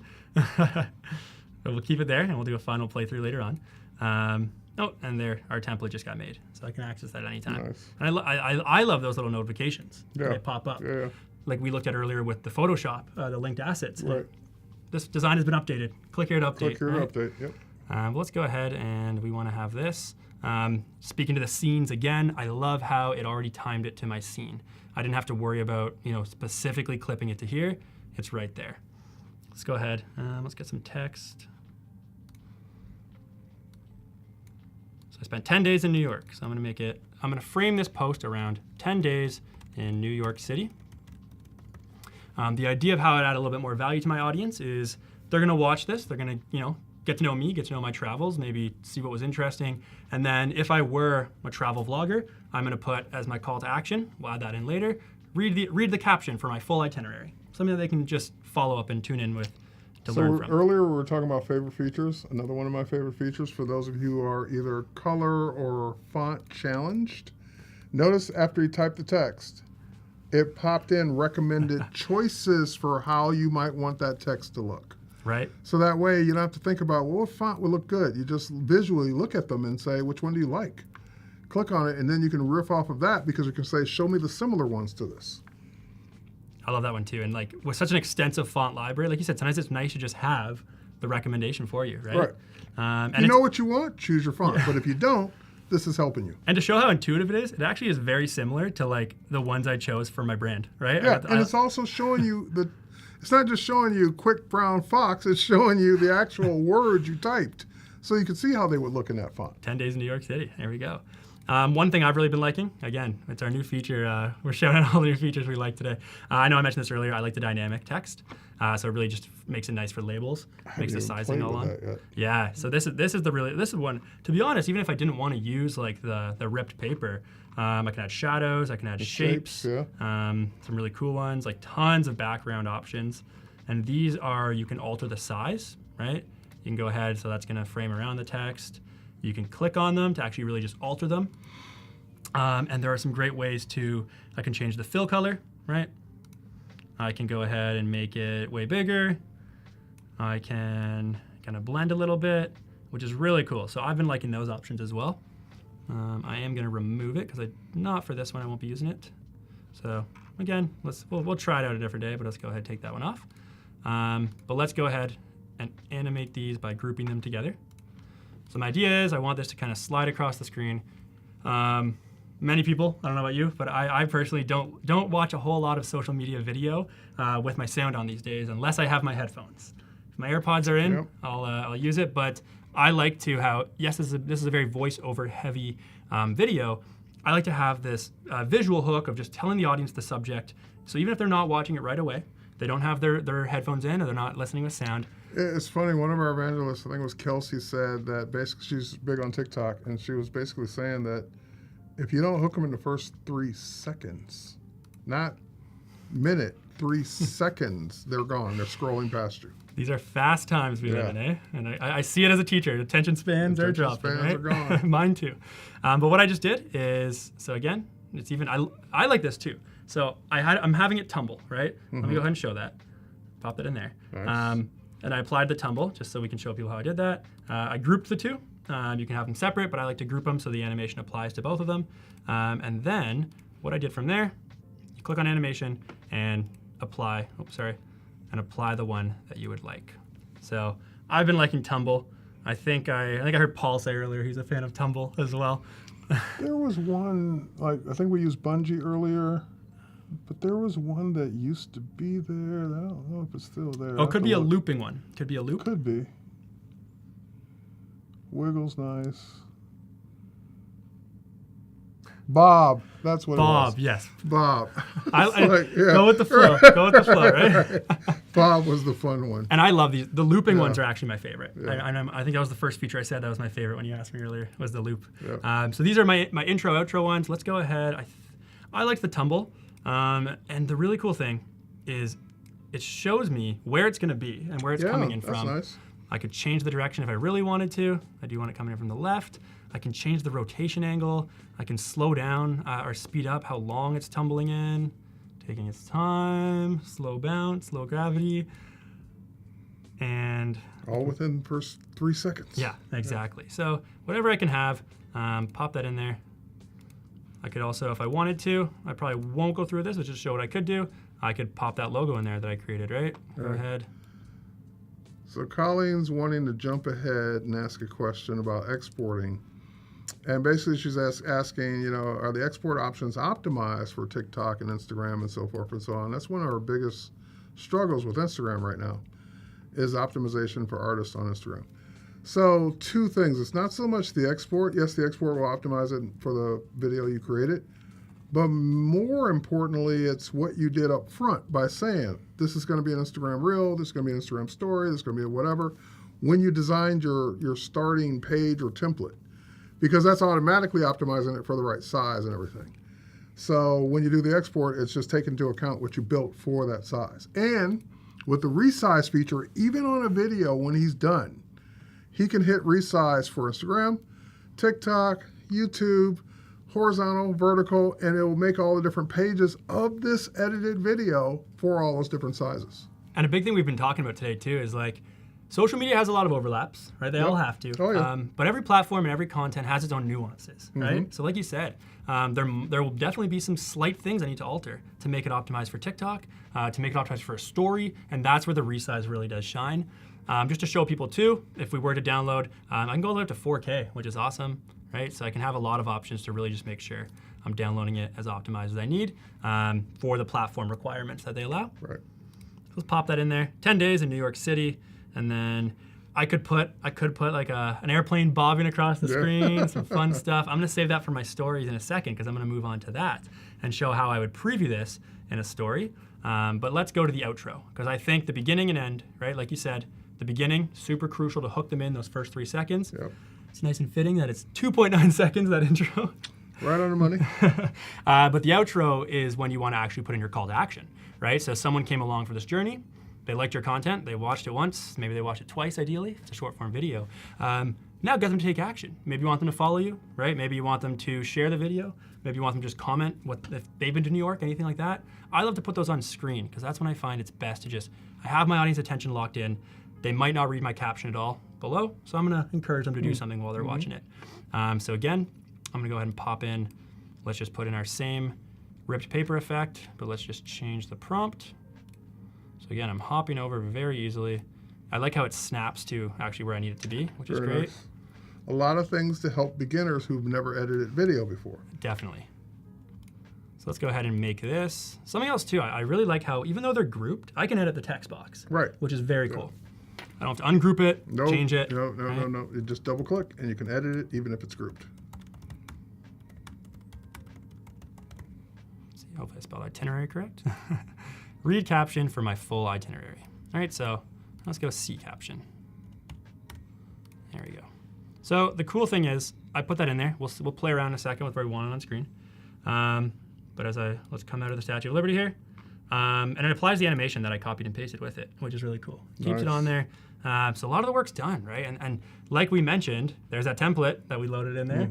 If I were to load that in, all my animations, anything I've already done, I'm a huge, copy paste kind of guy. So being able to do that, right, and just be able to copy and put that in there. I haven't been using the right click because it's a brand new feature. I know, it just happened today. So I use that. I've been using it all day today, as a matter Yes. of fact, because it's there. So I gotta train myself a little bit more. But I can put this on screen, which is great. Maybe I don't want it coming in right away. I don't want it to overwhelm my ending. Let's just get them in the last few seconds.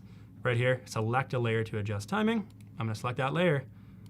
And I don't want it animating till the last little bit, right? 2.5, I think someone could probably read that in the last little bit. If not, they'll watch my video again, and that's great too. But there's my outro, and there's see caption for my full itinerary. Let's finish. I would move it up to the sky. Okay, nice. And then have it come in as it pans to the sky. So as you pan over, right. Now? No, a little bit more. A little bit more, right there. Okay, so a little bit later. So let's look at, and again, I love how I can, see, would we say around? Yeah, right there. There. Yeah, so let's trim it down. That's when I would have it pop in, because it looks like you're purposely panning up for where there will be a message. For something to right. be, yes. And I could put like a logo or something there. But let's see. Perfect. Yeah, I like that. That's great. And let's say, for example, I was worried that my audience can't read that fast enough, right? The cool thing is, going ahead with my animations that I have. There we go. Let me make sure I have them selected. There we go. I could make it faster, right? So let's make it a little bit quicker just so my audience is actually going to see it. And that should be the duration on the tumble, not on how long it's on, which is cool. So there, it's on way faster, and they can really see it, which is cool. There, get more time to read it. Yeah. Other things you can do with layers, which is a lot of fun. Let's go ahead. Like, let's say, I know I haven't really optimized my logo for this kind of background, but let's say I do want to pop in a logo somewhere, right? It's a very thin logo. We could do something like that, right? Have it come up maybe just under here. And again, this created its own layer, right? And I can time that to come in same time, after. or a little bit after. A little bit after. And I can animate that too. So easy. So easy to do. Love seeing it, right? And then there we go. So you're literally sitting in the director's chair saying, I want this to come in here, I want this to stop here, I want this to fly out, I want this to animate in, I want this clip I want my voiceover to line up with this part of the clip. You're just doing it all with drag and drop. Telling the story you want, right? Which is awesome. You can get some cool stuff from there. So let's say we want to now use this, and I want to add to this. Let's do a same size. Let's do a story promo. I like to, when I have a new post I'm excited about, maybe my audience has seen me sharing clips or sneak peeks from my New York trip on my story, but they want to see the full video or the full vlog. I could do a story to kind of promo it and say it's on the way, it's coming soon. Nice. So that could be done super easy to do. Let's go ahead. Added a page. Yep, added a page. I had options. I could do a custom size, right? I could do same size. If I was working, with another reel and I wanted to maybe change it around and try something new without drastically changing it and having to go back, right? I could resize, right? Go ahead, go from there. For what I just said, I could duplicate and have the same one. But if I were also working with a reel that I wanted to turn into, like you said, a square, right? For the main feed on Instagram, a TikTok video, YouTube video, I can go ahead and change those, right? And I can duplicate and resize so I don't lose this, or I could just outright resize. That's the best part, the duplicate and resize. And again, we're really liking the different project windows we can look at here today. But let's make a story. So I'm gonna go ahead. Let's go to templates. And it senses that I'm on Instagram Reels, which is really cool. Nice. And a lot of the Instagram Reel ones work for stories as well, I find. So I'm gonna type in travel. And you know what? Los Angeles is not New York City, but I like the look of this one. But you can see I like how you tons of didn't options. limit yourself based on the content in the template. It's more about the design. And that's been a big topic of ours today too, Yeah. I think, right? Stop thinking that you can't use it because it says Los Angeles. You're not going to Greece, that's Change okay. it to New York, right? You like it, use it. And that's the one, by the way, that one was animating 3 pictures. So that's what you kind of asked about, like 3 Yep. pictures coming in on the same video, Yep, pop it in there. stacked together. But I like this one. Let's go ahead, add as a page, could add as a new project. But no, it says Los Angeles. You can't use it. And I'm gonna, again, because these are scenes, I don't have to alter the whole video. I can just take this out, right? Maybe I don't wanna have that kind of scene. I want it to be quicker and to the point, but I like the animations. Well, let's make it New York City. There we go. Oh. You're changing the template. That's against the law. He's going off script. No palm trees in New York City, right? Right? Yeah. Not that I've ever seen. And maybe I want to add in Statue of Liberty, right? I like these little ones. Again, let me go back really quick. They had these fun palm tree elements that I was using, and I was liking to use those, right? Pop those up, that I was using. But I can just put the Statue of Liberty in, Yep. right? And go ahead from there. Oh, there it is, sorry. My timing was off. So there it is, I popped it back in. So I'm gonna go with that similar graphic because I liked how the template had that cartoony graphic to go with it. But let's do the Statue of Liberty. Pop her in there. What? You've changed it. It's no longer a palm tree. It's East Coast now? And here's where we like to wiggle. Let's wiggle a little bit, right? You can do an intensity to that wiggle if you want. How you can do the speed, which is a lot of fun. But also going back with the kind of how we can have video. Let me go back because I do want to take this scene. I'm going to show people. I'm not going to show them the footage, but I'm going to show it's me. This is a Lucas post, right? Here's the one I'm not using anymore. And there's my story. So I'm going to delete this. But I liked how they had it a little bit, it wasn't perfectly blended to the background, right? So I liked how they had it there. Or I could use the layer tools, or I could use my layer tools here, because I'm still using my menu. But I liked how they had that, right? Let me take out some elements here. There we go. Oh no, I wanted that. Let's pop our video back a bit. There we go. So we got it popping up, there we go. Travel to New York City. Look at that. Just that easily, just Right, taking and that template and swapping out the stuff you need to make it New York centric. Something very cool too.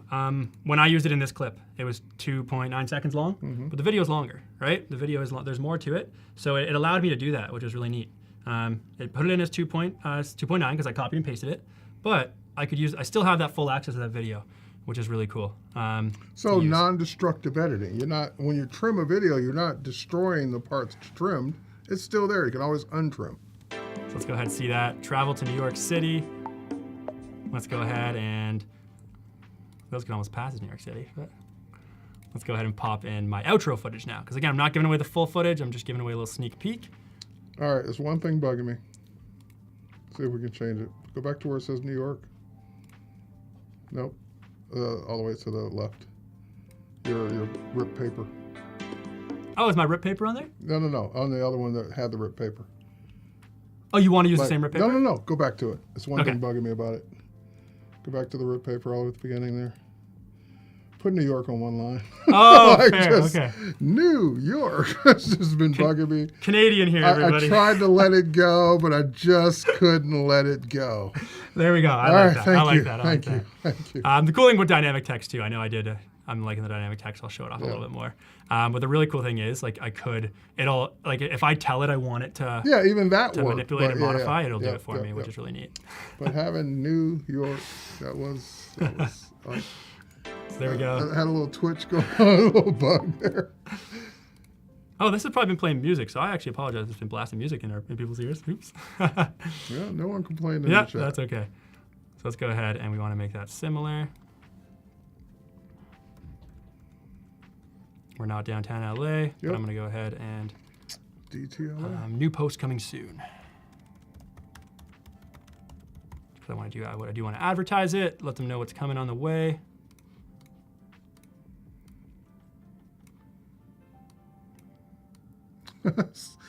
Stuart says, thanks for pointing out I was bugging me too. I was going to try and let it go. I just couldn't. Let me go ahead and shrink this guy. I could use dynamic text for that too. Really a lot of options, right? Yeah. I could always make this a little bit longer if I really wanted to. But there we go. Let's look at that story preview, right? Travel to New York City, Cool. doing a little sneak peek, a little bit more, a little glimpse. New post coming soon. Got some I like the clouds, keep them in there, pans out. We could add my logo coming in there now, right? Mhm. So that's a lot of fun stuff we can do. That's just 2 examples, really quick, because it looks like we have some time. I made a fun promo graphic of our first session, and I'm going to show how fast okay. we can do it. I'm All worried, but yeah, I know I'm in good hands. So we're going to go ahead. We're just going to do it in this When did you have time to put this together? You were just on. on our break. So let's go ahead. We're going to make an Instagram reel. So I forgot the person who asked about I think it was Colleen. Yeah, I see Colleen about optimization. That's the big part of the optimization, picking the right size up front. Right away. Or resizing it to the right size. You know what? It feels like we have a party here. So I'm going to go party. It's been a nice party day. And I like this template quite a bit because I think we can easily make that say There's Adobe. a lot going on. I think we can in easily there. make that say Adobe. I did erase these little guys. So again, I took them out. They're gone. Okay. But it's for like a block party. So again, doesn't have to be the intended purpose of your Right. your template. But I think we can easily make this. A. Okay, I see what you're gonna do here. D. Just happen to be the right amount of character. Right. There's an it's O from you already. O, yeah. B. Nope. Oh. B. There we go. E. Let's make this express. Now the Adobe, someone's twitching from the Adobe brand team right now that's not our font. Fair, but fair. We're gonna let that go. He doesn't have our font. The brand team's like, well, it's not Adobe Clean. It's not Adobe Clean. We can do that. But no, we're just gonna let that one go. I'm gonna go ahead, pop this up a little bit. Because like we said, sometimes you want to keep your horizontal video footage, right? So let's move that up. I like it. And let's go ahead and put us in there. Actually, I think I liked it longer. Oh, what did I just do? There we go. So I actually liked it longer. Let's keep it long. There we go. And let's put us in the background. So I went ahead and in Premiere Pro, I also just kind of clipped and put a few of some of our footage together. So here we got this. When did you have time? And I want to pop that in there. The time to do this. And I actually want it to stay. It's a big file, so I did do a big file. So let me actually go ahead. Let's put us down here. And I don't want us to be a scene, because like we said with that layer, we do want us to just have us in the bottom here. Let's put us down there. Got some horizontal. Let's see how that lines up. It's like Inception. We're watching us, watching us, watching us. Exactly. And I'm going to go ahead and crop that. So That was going to be my next Yeah. question, because like a lot of times you want to crop out part of a video, so you can crop video. there we are. Let's make it nice and diagonal. That's always fun too. Let's pop us back a bit. Not too far. We got. Oh, let's have us animate in. Maybe not right away.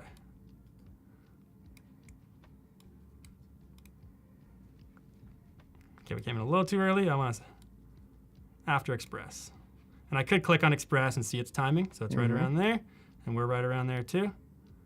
Let's animate us in.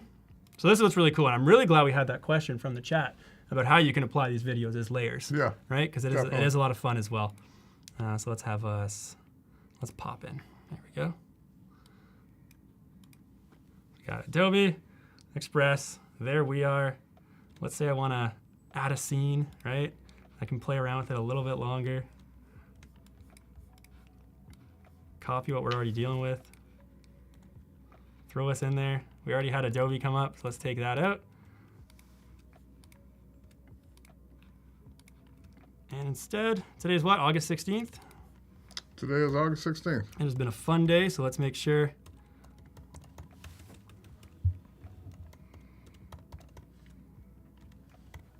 Let's dynamic text that.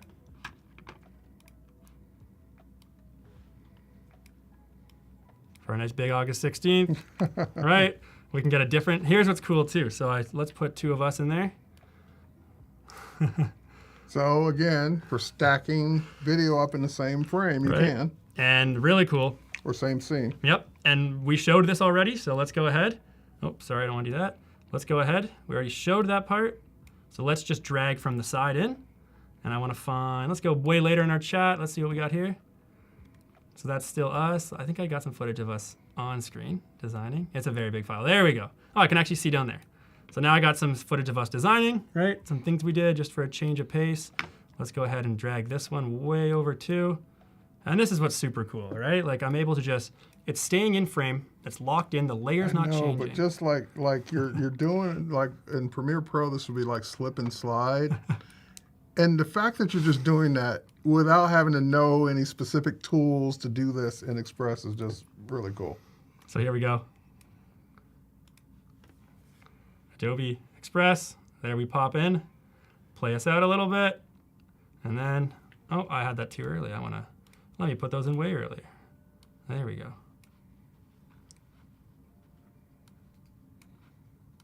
And that's just super easy. Just adjust those timings, right? Really drag it over. So I want to move this over now. So that's the right pacing. There we go. And I want to move this one so it lines up.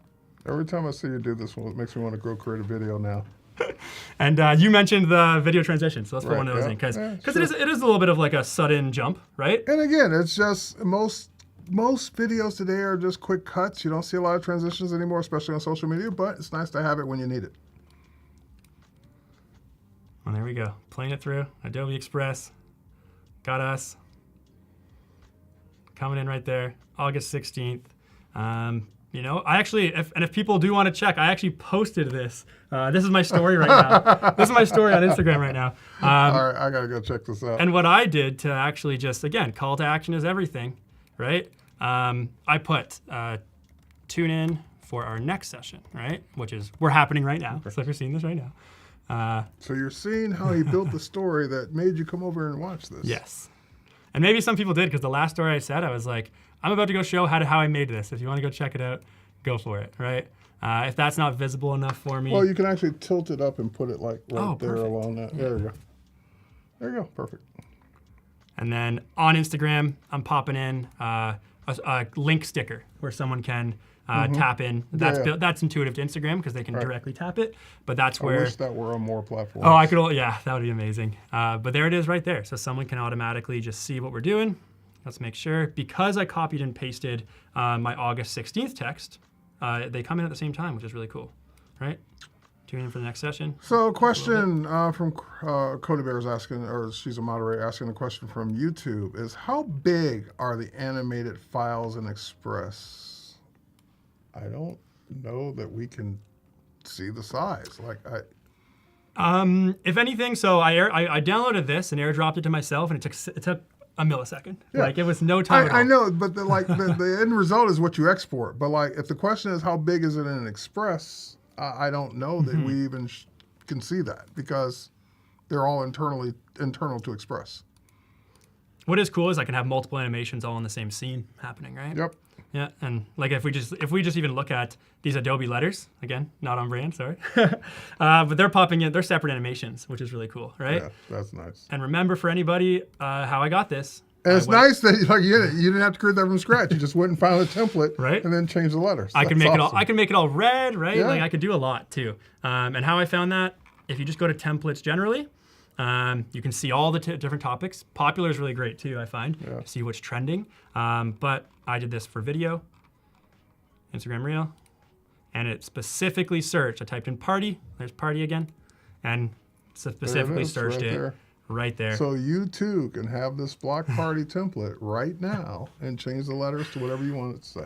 My goal after showing this is for this block party template to now show up on And the, to be featured. the popular Yeah, templates Popular, yeah. after all the different things that we have right. shown here. I got a quick thing while we're on the subject of video that's a new feature I want to point out because I think it's huge. I made an Instagram reel about this during our break. So we can pop over to me. It's just 2 seconds. So I have this video, and I just grabbed this stock video from the free area that he just showed you where to get content from. So when I play this video back, you see this, kind of woman with fashion and bags walking along a sidewalk with a background. But I want this on my template without the background. Now we've shown many times how you can take a photo, click remove background, removes the background for you. You can now do this with video. So I've already processed this so it happened instantly, but now this is walking without the background. This blows me away because I don't know of any easy way to do this, even in our Pro Tools, to remove the background from a video. But for social media content, this is huge. All right, back to you. Yeah, well, and the cool thing is I could have even just used that for the post that we did. I think we used it in the same window, right? Oh no, we made a new project. The post that we made, I'm thinking I could have had a GIF of me walking, like a video of me walking, like a little clip, right? Like where you were walking on that boardwalk. Yeah, you could remove the background of that boardwalk. I could have that easily, and it's just me walking. It would be off, right here. It would just be you walking if you hit remove background. Now, but it takes a while to process. So this is the other thing I was telling people. That's why this one was already cooked that I showed. When you say remove background from a photo, well, that's just one frame. It has to remove the background, done. But when it's a video, they're 30 frames per second. It has to remove the background out of all 30 frames. And it's done it. There it is. If I want to get this guy out of here, there we go. But it's really cool that it even picked up on that person in the background, right? It does show. Like it knows what is a person. Yep. What should probably be the subject and what should be in it. But there we go. And yours didn't take that long at all. No, not at all. There we go. I could always crop it too. That just freaks me out. If I really didn't want that guy in it, I'm cropping him out, right? Yeah. Which is really neat. And then there we go. Because it's doing a select subject, so that's why the guy's there. Thought he was part of the subject. But then it's just removing the background from a video. This blows me away. I love it. I'm going to play with this one today. Yeah. Lots of fun stuff. All right. That's awesome. So just, again, when you say remove from video and it's spinning, it's having to do it for every single frame in the video. So the longer the video, the longer it's going to take to remove the background from it. But yeah, you can do a lot of cool stuff with that, I think. Absolutely. And if you want to see that story, there's my Instagram in the chat. Thank you for posting that. Yeah, it's right on there. And it'll look very similar to the one we just created right before your eyes. Awesome. All right, folks. Wow, we're already out of time. That was it. I'm like, okay, what's next? Yeah, I know. I'm ready to go Let's to the pull out next some new thing. projects, yeah. That is it. We're out of time already, and that hour flew by, and I got one more hour in me. So stay tuned. 5 more minutes from now, we're going to come back, and we're going to do some more. But thanks, Lucas. You've been inspiring. You make me, I always like video, but you make me want to go play with video now even more in Express. Awesome. Thanks, Terry. Thanks, Adobe Live. All right. Thanks, guys. Catch you on the next one. Go follow him. Follow me. Cheers.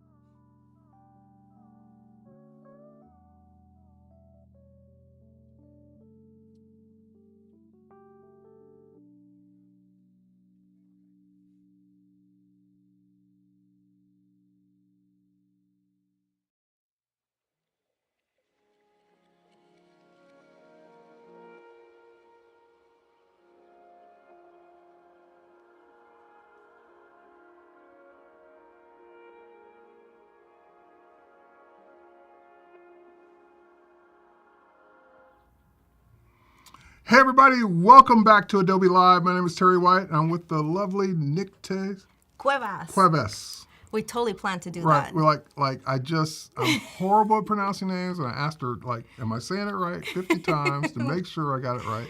I practice Nicte Cuevas. Yes. It's so wonderful to be here with you, Terry. I'm super excited. With you as well. Last stream of the day and Last pumped stream of with the energy. day. And today is all about the new Adobe Express. So if you've been watching along, this is just going to be another session with a great designer who's going to do cool stuff. And if you are watching for the first time, go back and watch some of the other ones too, because we did a lot of cool things all day today with the new Express. So express.adobe.com came out today with a whole new rebuild, lots of new features. And Nicte was telling me about some of the things she's going to do, and I was just like, wow, I can't wait to see that, because she's going to incorporate lots of things and bring them together. Yes. So without further ado, ready? Yes, let's get started. All right, let's get going. So I am going to do a variety of things today, and I really want to kind of focus on showing you guys the power of the all-new Adobe Express, really with the idea of it being an all-in-one app and so many of the things that we can do. So right now, I thought we would kind of just ease the mood a little. It's the end of the day, still keeping the good energy, and I love to create content on Adobe Express that allows me to show a little bit of my heritage, connect with our audience. So I thought we could start off with something fun. So here's this really cool template that I created inside Adobe Express with several different assets that I imported from Photoshop and some of these elements that I kind of adjusted. Some of these were actually from Fresco that I imported at one point and added them into my Creative Cloud files. What's Fresco? So Fresco is one of the fabulous Adobe apps that we can use to kind of draw, which is really nice. I didn't bring my iPad, but it's really nice if you want to have some of that hand textured feeling to not just clicking on the computer. I caught her off guard. Yes, you she did. I laughed, love that. But then she ran with it. She's like, okay, I'm going to explain what Express is. I like to roll with the punches, and Yeah, I you like did. Good job. I like the challenges of being caught off guard. So we can kind of take it back to then the idea of this fun template. So what I've done with bringing all of these apps together, this is why I'm just super excited, is that we can really create really great authentic templates, or even start from the existing templates. So right now what I have is one of these templates that I created, and what I did was that Wait, I hate to interrupt you. I got a question from the audience.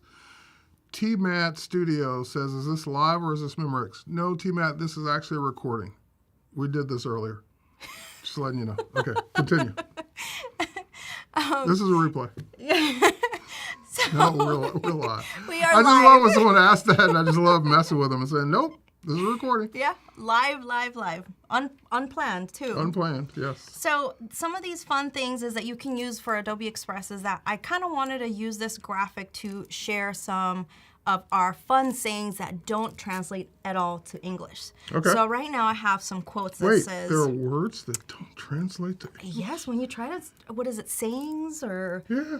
That we have that you try to translate it and it just doesn't make any makes no sense. sense. Got it. Okay. So this one says tanta carne y yo sin dientes. And I'll tell you guys what these mean. Ponte mosca. And this one's ¿Qué pasó mi caballo? And queja la bola. So on the other graphic that I had created is the one, and I use this on Instagram where you can kind of post a carousel.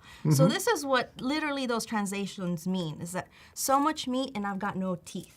But what that initial tanta carne y yo sin dientes, and I've got no teeth. Okay. But what that means is that it's a bad way for sometimes men to flirt with women, or sometimes women can use that, and it's kind of like they're saying, oh, you look really pretty or beautiful or handsome.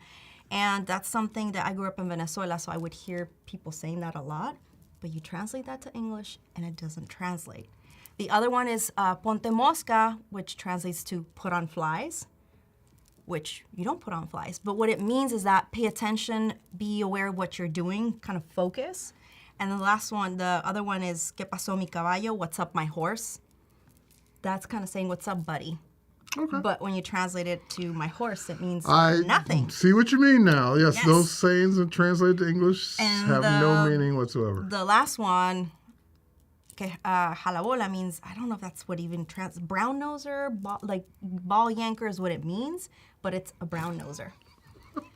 Terrible. So why am I showing this other than for the humor is that you can actually use a template like this and create information. So use it to really create humor or information and duplicate these templates. So I'm going to show you guys really quickly what I did. Once I kind of started with this design, you can go in here onto your view mode. So I had several different ones, but we're just going to stick to one.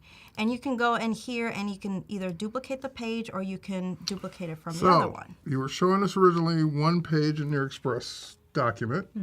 Now you're in the multi-page view, which allows you to have as many pages, I think there is a limit, but as many pages you want for the most part. Yes. And if you don't want to create a page from scratch, as you just showed, you can duplicate a page. Yes, absolutely. And it's really helpful if you're trying to run a campaign or a specific theme. You can all put it in one place.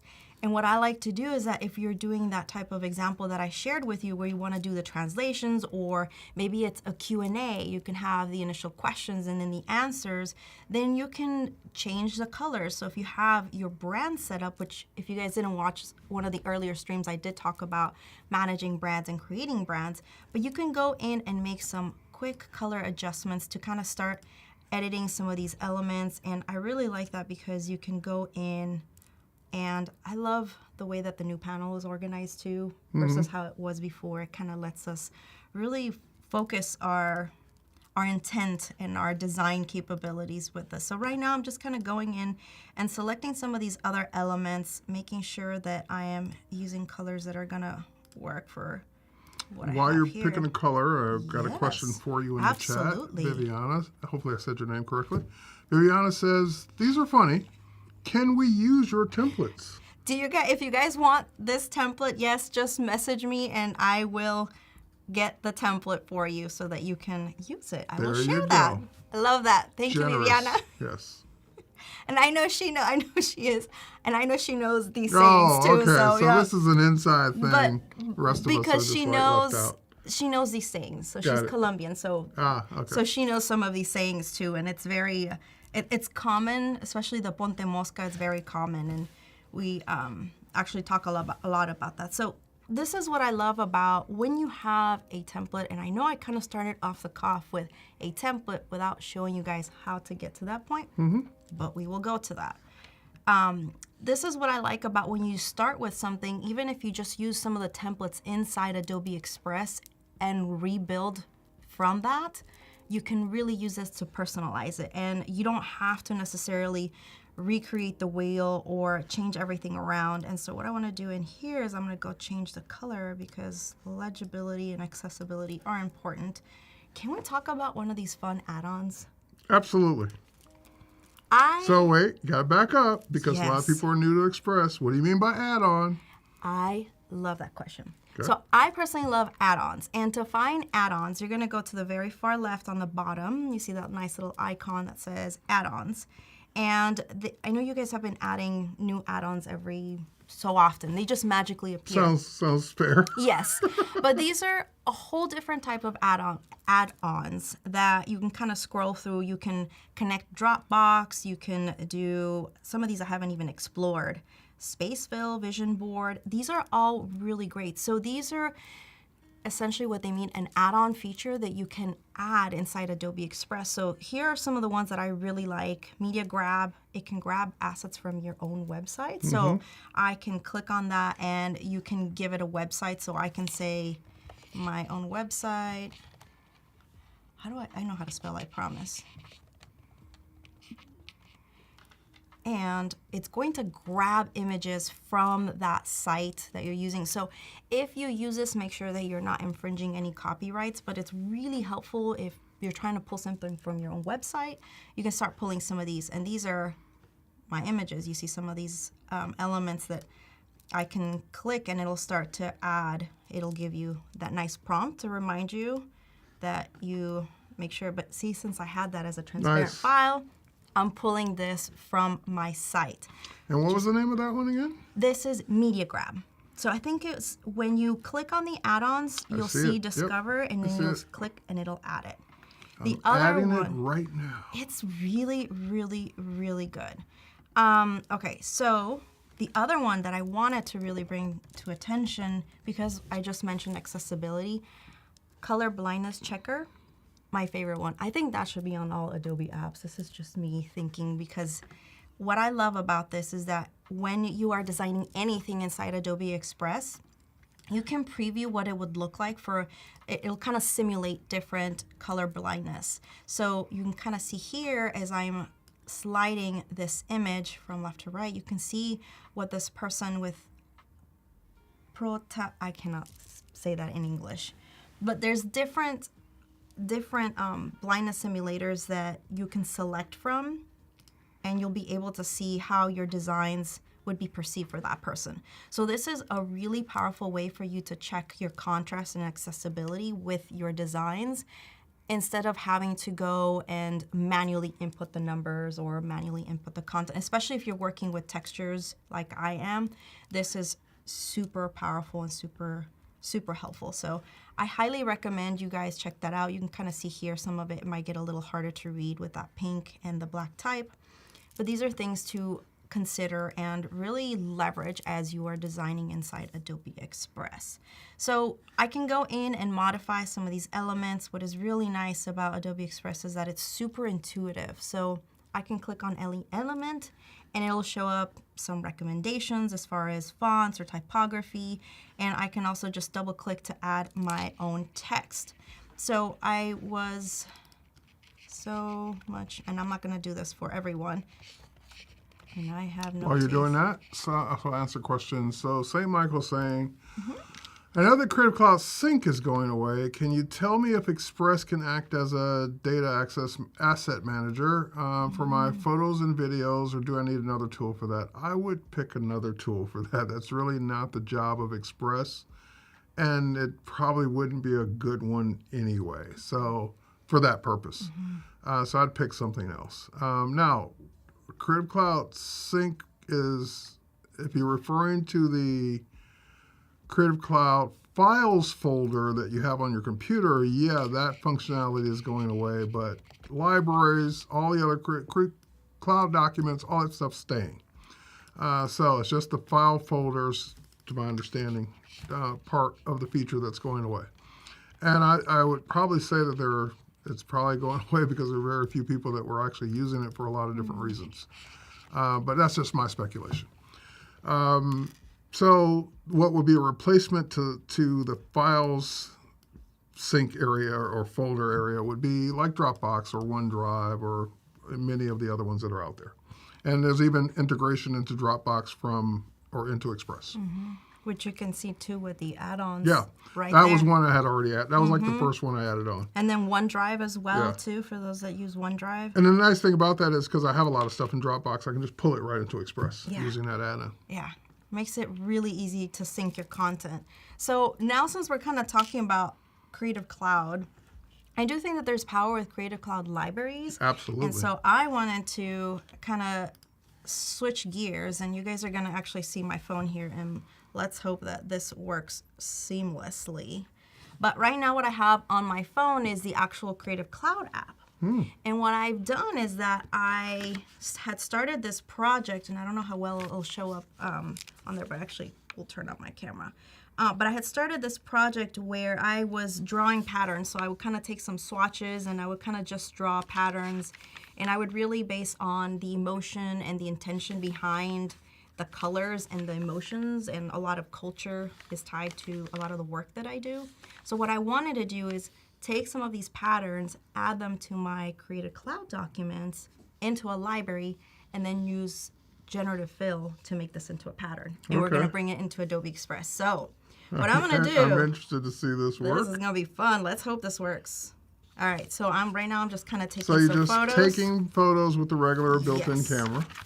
I'm not making it too fancy. You guys can get a little more fancy, but right now I'm just kind of working with that and adding these in. The other way that you can do this too is you can actually go inside the Creative Cloud app and go into your library where you want to add those photos. Or you could use the Capture app Yes. and capture them. Which is really great for creating patterns too. Yes. There's so many possibilities. Right. So Capture is a free app on the App Store or Google Play Store, and it can kind of do what she's doing in terms of the workflow. Yes. But I'm so glad you mentioned that. So right now I'm under libraries, and I'm going to go on to this library that I created from an earlier stream. It's called Campaña Zapote, and it's for this made-up brand that I created. And I'm just going to go to the plus icon on the bottom, and here's where you can take a photo. So I can actually go in and take the photo from the app. I'll try to not get too many shadows, and just use photo, and it's going to add that photo. But I can also upload the photos. So this is really helpful because I know from the question earlier too, how you can manage some of your photos and images.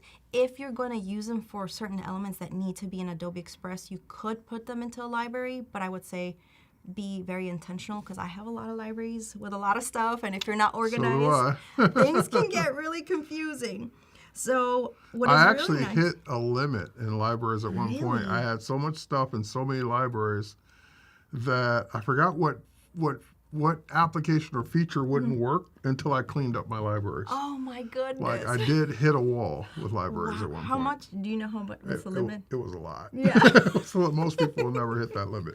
Oh my goodness. It was a lot of libraries. Oh, okay, so you can see the images are here that I just took. So now I'm actually going to go back to my other desktop, and we're going to go into magic of Photoshop Beta. So I actually had one just in case it didn't work for me. This is what we can do. Always have a backup. Yep. Always have a backup. I am obsessed with generative fill and what we can do. So am I am just super excited. So what I want to do is I'm going to go into libraries, and I'm just going to just create a new. Yes, that'll be fine. I'm sure I have to adjust it, but it should show up here. But because I have many libraries, I was in the wrong one. Okay, so I'm going to go into Campaña Zapote, and here is where it should load my images. Let's hope for the best. Did it upload? Another thing that I like to do is when things don't show up there, I like to go into my apps, no, my files. This is where we go. And I could also check that inside here to make sure that they show up, but they don't seem to be syncing. Okay, hold on. Let's see. If it doesn't show up, I might have broken the internet. Is that quite possible at the end of the day? It's possible. Nothing syncs fast when you're in front of a live audience. No, it doesn't. If you're at home, instant. Yeah. If you're in front of a live audience, it takes a Right minute. when you're needed. Okay, so let's pretend that this was working because I did have my backup for this one. And this is where I'm not sure why it wasn't working. Okay, let's see. I had a brand do that to me once. It just would not show me the brand until I got home. Oh my goodness. After the event was over. Then the brand was there, no problem. Oh, when I didn't need it. Okay, Right. so here's one that I took earlier, and this is kind of one of those screenshots. So what I wanted to do is, hopefully I can do this good, is I'm just gonna crop this stuff enough to get as close to the edge as possible so that when I hit the generative AI fill on the Photoshop beta too, I do have to mention that it is on the beta, that it gets as much as possible. So I'm just kind of cropping it so that it just contains that image. And instead of tracing this out for Illustrator, I kind of like some of the textures that came from the background of like the way that the lighting was hitting this. So now what I'm gonna do is I'm just gonna expand this and hope for the best. No, just kidding. So I'm gonna expand this and kind of center this because I wanna be able to use this actually for an Instagram post or a social media post of sorts. So adjusting around that, and then I'm gonna leave it blank, and then I'm gonna hit generate. And then it's gonna work its magic, and hopefully it works really well. And this is using, for those of you who are new, not only, that looks nice, the Photoshop beta, but also the new feature in the beta, which is generative expand on the crop tool. So she outcropped, and at the very top there was a choice, generative expand, And if you don't type in a prompt, it just expands your existing document. I kind of like it, but it wasn't quite the intent that I had. So this kind of with generative fill, I think you have to kind of play with it quite a bit. Well, sometimes I have to generate 3 or 4 times before I get exactly Before what I it does, want. yeah. I did notice when I was kind of testing this that sometimes just the color, so right now I'm kind of adjusting my brush size, and I'm going to kind of fill this color in just a little bit so that it's able to kind of read, these are the edges of the graphic. Brushing the brush tool, and you can also, I don't know if this does make a difference, Terry, I don't know if you've noticed this, but if you adjust like the lighting on it, if it's like really dark, does it make the generation or when you do the generate expand or the AI, does it affect how the image comes out? Yeah, it can, because if it's dark around the edges, it thinks you want to continue that darkness into the expanded area. See? So, okay, so I'm just adjusting a little bit of the brightness here.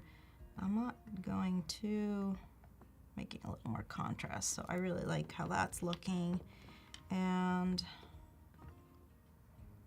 let's see, do I want to do another adjustment? Oh, that's too much. So I'm kind of just playing right now a little bit with the adjustments of the lighting. I'm sure, Terry, you would do a much better job than I am with these quick edits, but I kind of just It's working. wanted to soften it up. And let's hope that now, if I try the generative fill, again, it's going to work a little bit better. Actually, what I'm going to do is make it a little larger, and I can always crop inside Adobe Express. Okay, and I'm going to hit generate. And that's why I had that pattern, because I did have to do a couple of tests until I got that one. Yep. And let's hope the magic happens here. That's kind of nice. So I like, oh, this is like a nice little fun creature.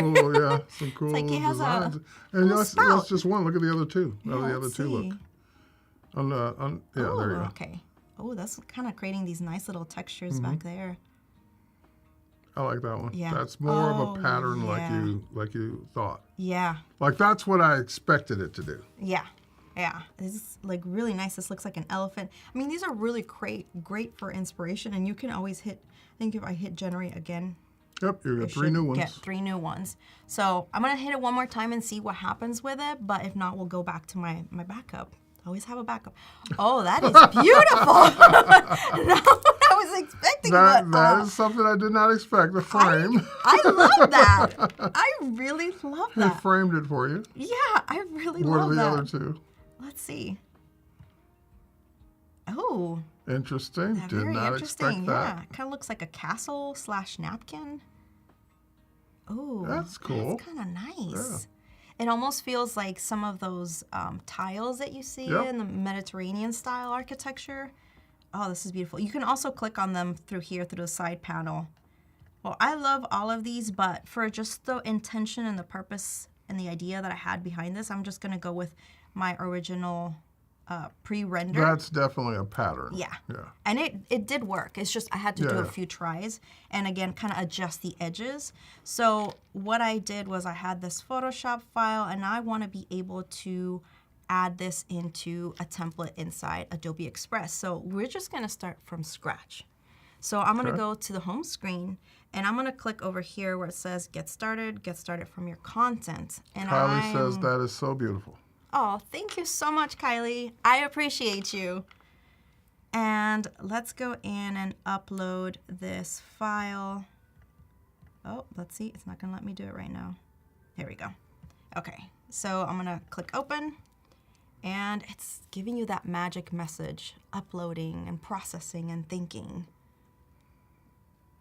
I'd love to know, too, if anyone has ever tried this out, too, using that. I've Taking their never patterns, seen anyone bringing it do in that. there. Well, now you guys know. Yeah, you're the first. Let's see. It is processing. I think, too, the larger the file, the longer it takes.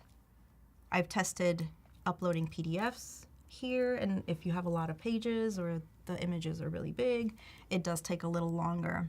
Definitely. So, Well, you're at the converting stage. Yep, we're So almost to there. upload it, it's now converting. These are fantastic.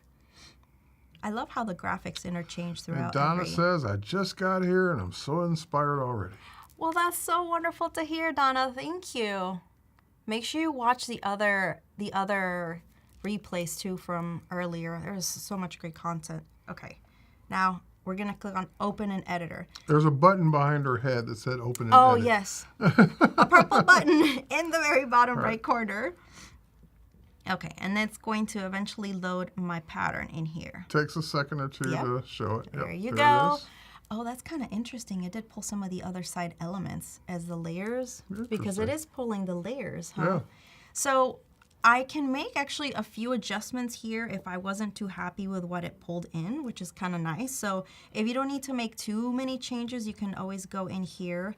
And what I ended up doing was going through the panel adjustments over here under adjustments, and you click on that, and that's how you get that window with those elements. And I can kind of see, since I didn't flatten the image, it kind of retains that little square where I did the kind of little pattern cut, and then it just expanded that. But I'm kind of happy with this for what it is, right? It's not about perfectionism right now, but we have our pattern here, and now what I want to start doing is create a template to kind of do like a quote, a fun, inspirational quote.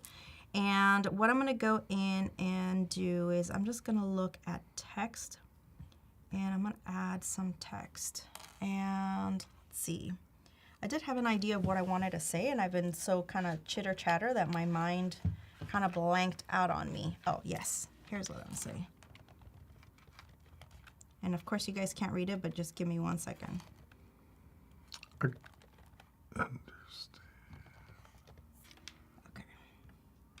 So what I want to do is I just added the text here, and I'm going to add because you cannot read this whatsoever, I'm going to add some elements, and I'm going to go into the shapes panel. And there's all these really great shapes that you can select from. I'm going to go with, let's actually go with this square. And once I selected the shape, it shows up here on my screen. And now I can actually bring this to the back. I don't want this to be black, but I'm going to, it isn't black. It's kind of just changes color for now. This is the beauty of working in the moment and seeing all of these elements. I'm going to go into my tab with all the amazing fonts that we get to use. I'm going to use the brand font, which is Quellion. I love that typeface. But right now, I noticed that And I that need to font use is this. from your brand, just to be clear. Yes, from my own brand, which you can now upload your licensed fonts. You have to make sure that you have the license to upload them and to use them. And so this is inside my brand within the font. So I do want to make sure I resize this for, let's see, where is that? Well, I'm just going to use Instagram Square Point size. And it'll resize it for me, and that's where I can kind of go in and resize some of these elements. Oh, that's interesting. I do see how it separated that Oh, generative that's fill. Interesting. Yeah, because I think it's Yeah, you bringing could- in the layers. You could group those together if need be. If actually, it didn't import it as a linked. No, I mean File. you could select them and group them now. Yeah, now I had them. I think I had them. Nope. All right, let's group them for now. And now I'm just gonna make this a little larger. That would make sense. Okay. And I can start going in to make this a little larger. Make this white because that's not working for me. But these are just like really great ideas that you can start kind of testing with the patterns. I do think that when I look at this, it's a little dark for my taste. I want it to be a little more vibrant. But this is how you can kind of start using. And unidos and juntos means together and united, we can thrive. I like to add a little bit of my Spanish into this.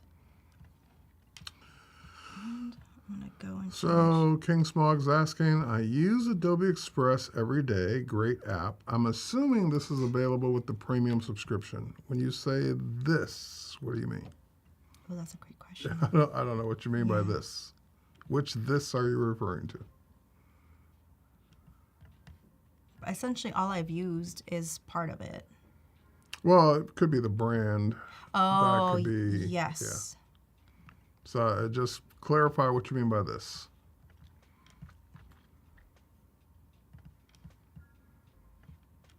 I can go in and add a text or go into the brands and where we are, your stuff. Here we go, brands. And if you have set up your brands, this is where you can kind of add some of these elements. So I'm just going to keep using this brand identity.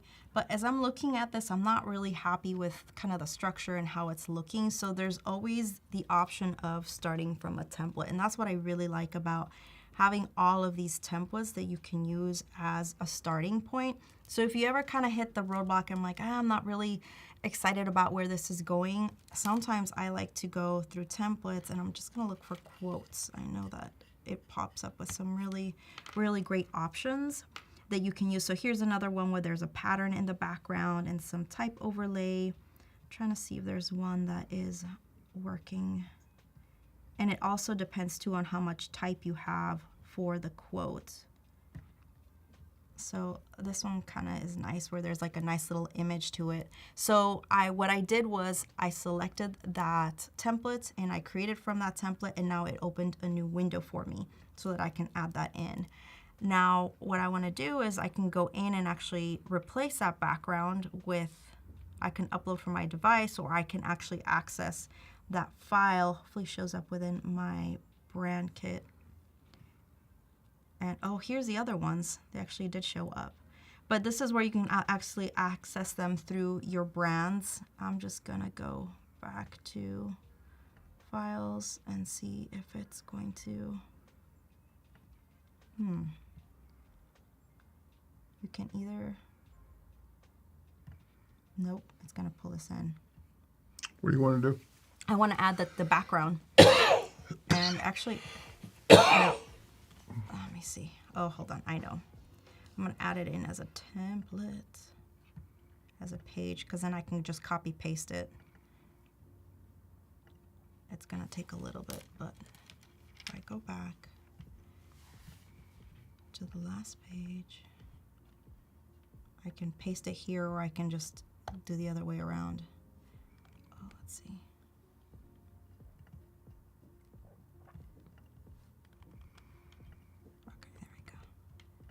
Now I'm going to just resize it because that's not, I'm just going to hit Instagram post, resize. Did you know too, if you select several, you can actually resize for several different in one go? I know. So we talked So about it all day. My exciting. favorite feature. So exciting.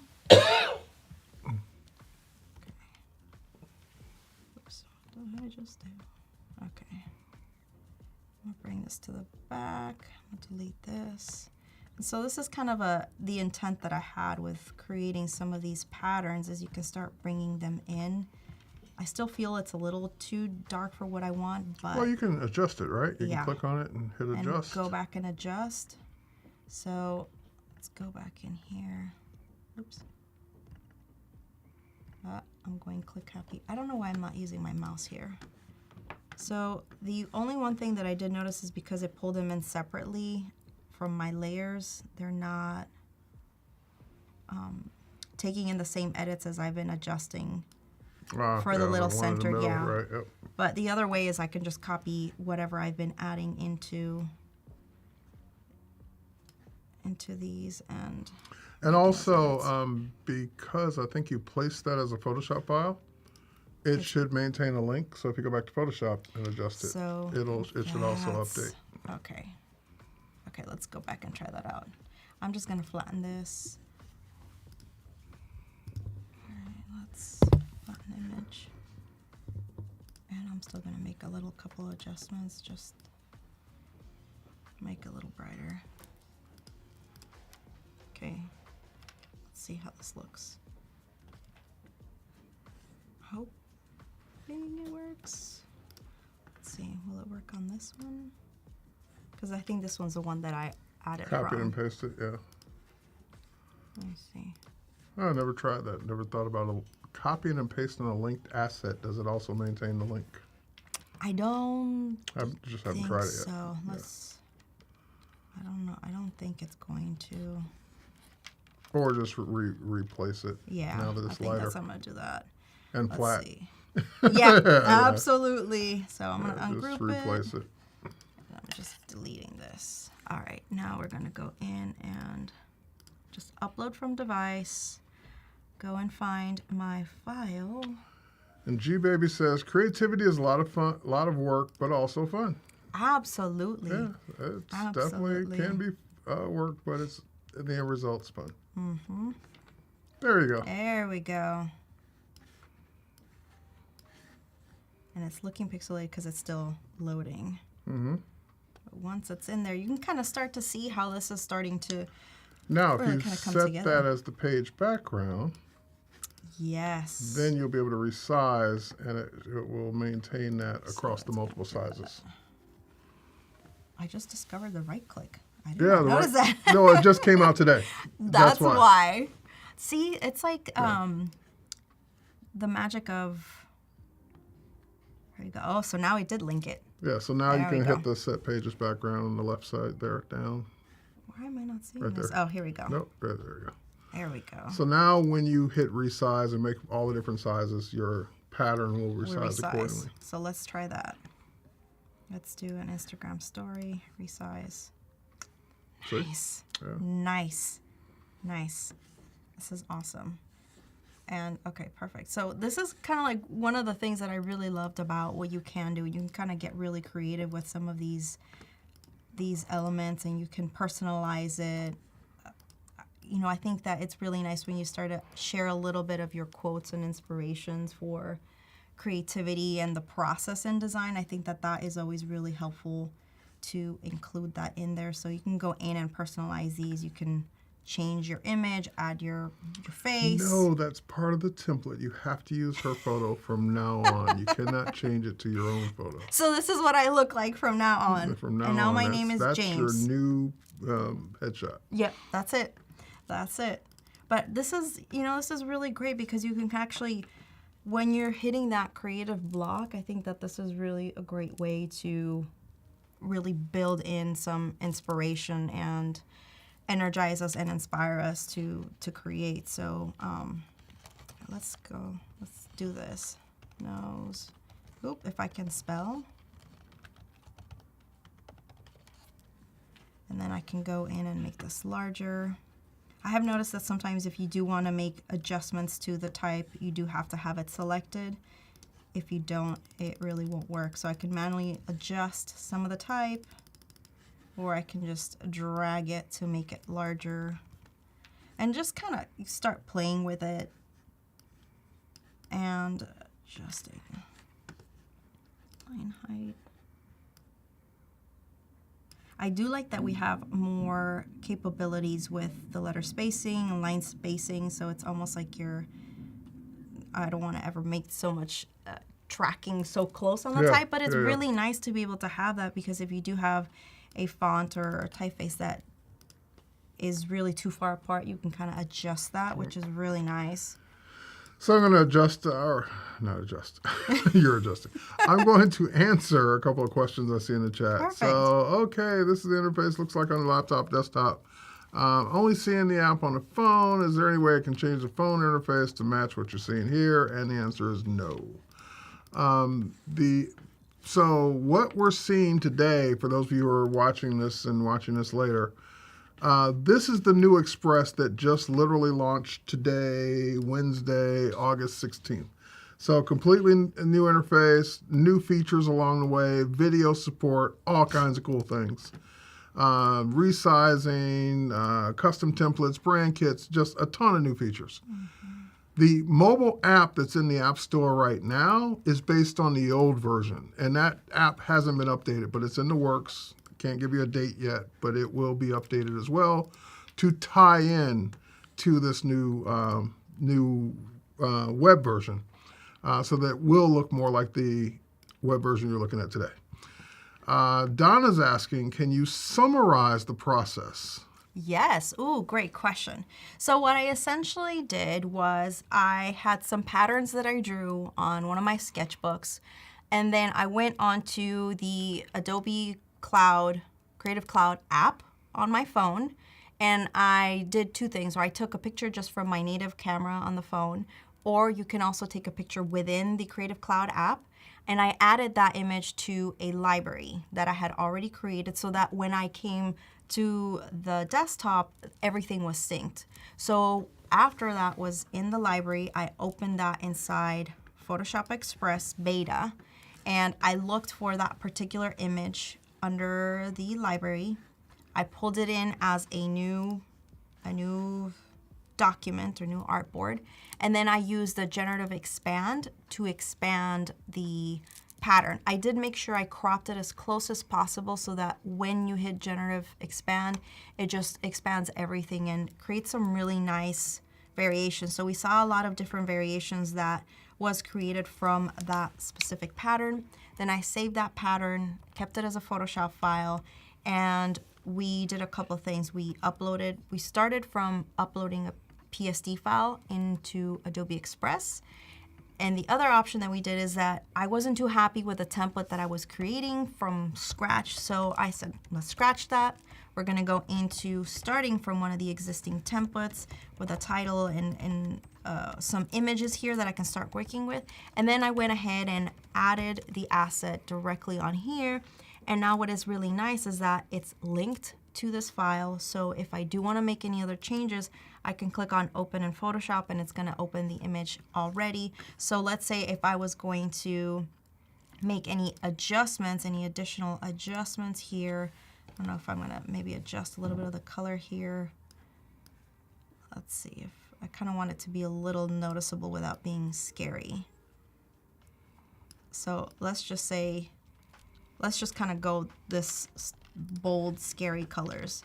But if I hit save, what's really nice about this is that once I go back on here, and it might not show up immediately, but I'll see a little prompt that says, here we go, your linked asset, it needs to get updated, so I'm gonna click on update, and then it's gonna show the update, which looks horrendous, but this is kind of really nice about being able to work with your synced files that way so that you're not having to re-upload and change everything.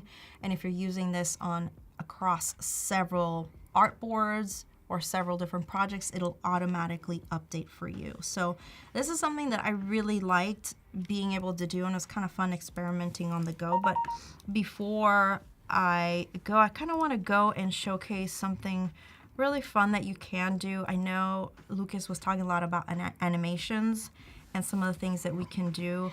I love working with Illustrator a lot, so I've actually pulled, this is one of these animations that I did from inside Illustrator, and it's kind of building out on this idea of the Campaña Zapote. And this is just an Illustrator graphic that I did, and I created all these fun animations on this graphic, just making it pop in, and then it kind of has that blob animation, so it's kind of floating in the air. So it's a really great way to create content that's more engaging and really using this. So I could use something like this for quotes or elements so that it just doesn't feel so static, which for me I think is really great because I used to actually go into Adobe Rush to do some of these updates and then come back and upload, and now it's all in one place, which is really, really great. So I am super, super excited about all the things that you can do, and you can kind of see here in the timeline all of these elements that you can start updating and changing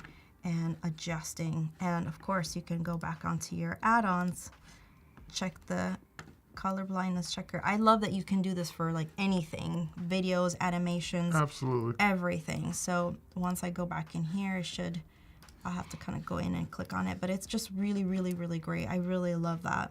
So there is just so much to explore, and I think that is. And speaking of new things, so Yes. between your scenes, you see the plus sign? Yes. The plus sign not only lets you add a new scene, but now you can add transitions. I love that. And currently there's one. Let's Dissolve. add this fun transition. Let's do Dissolve, that. that's it. That works. Yeah. So Okay. more to come, hopefully, but right now it's dissolved.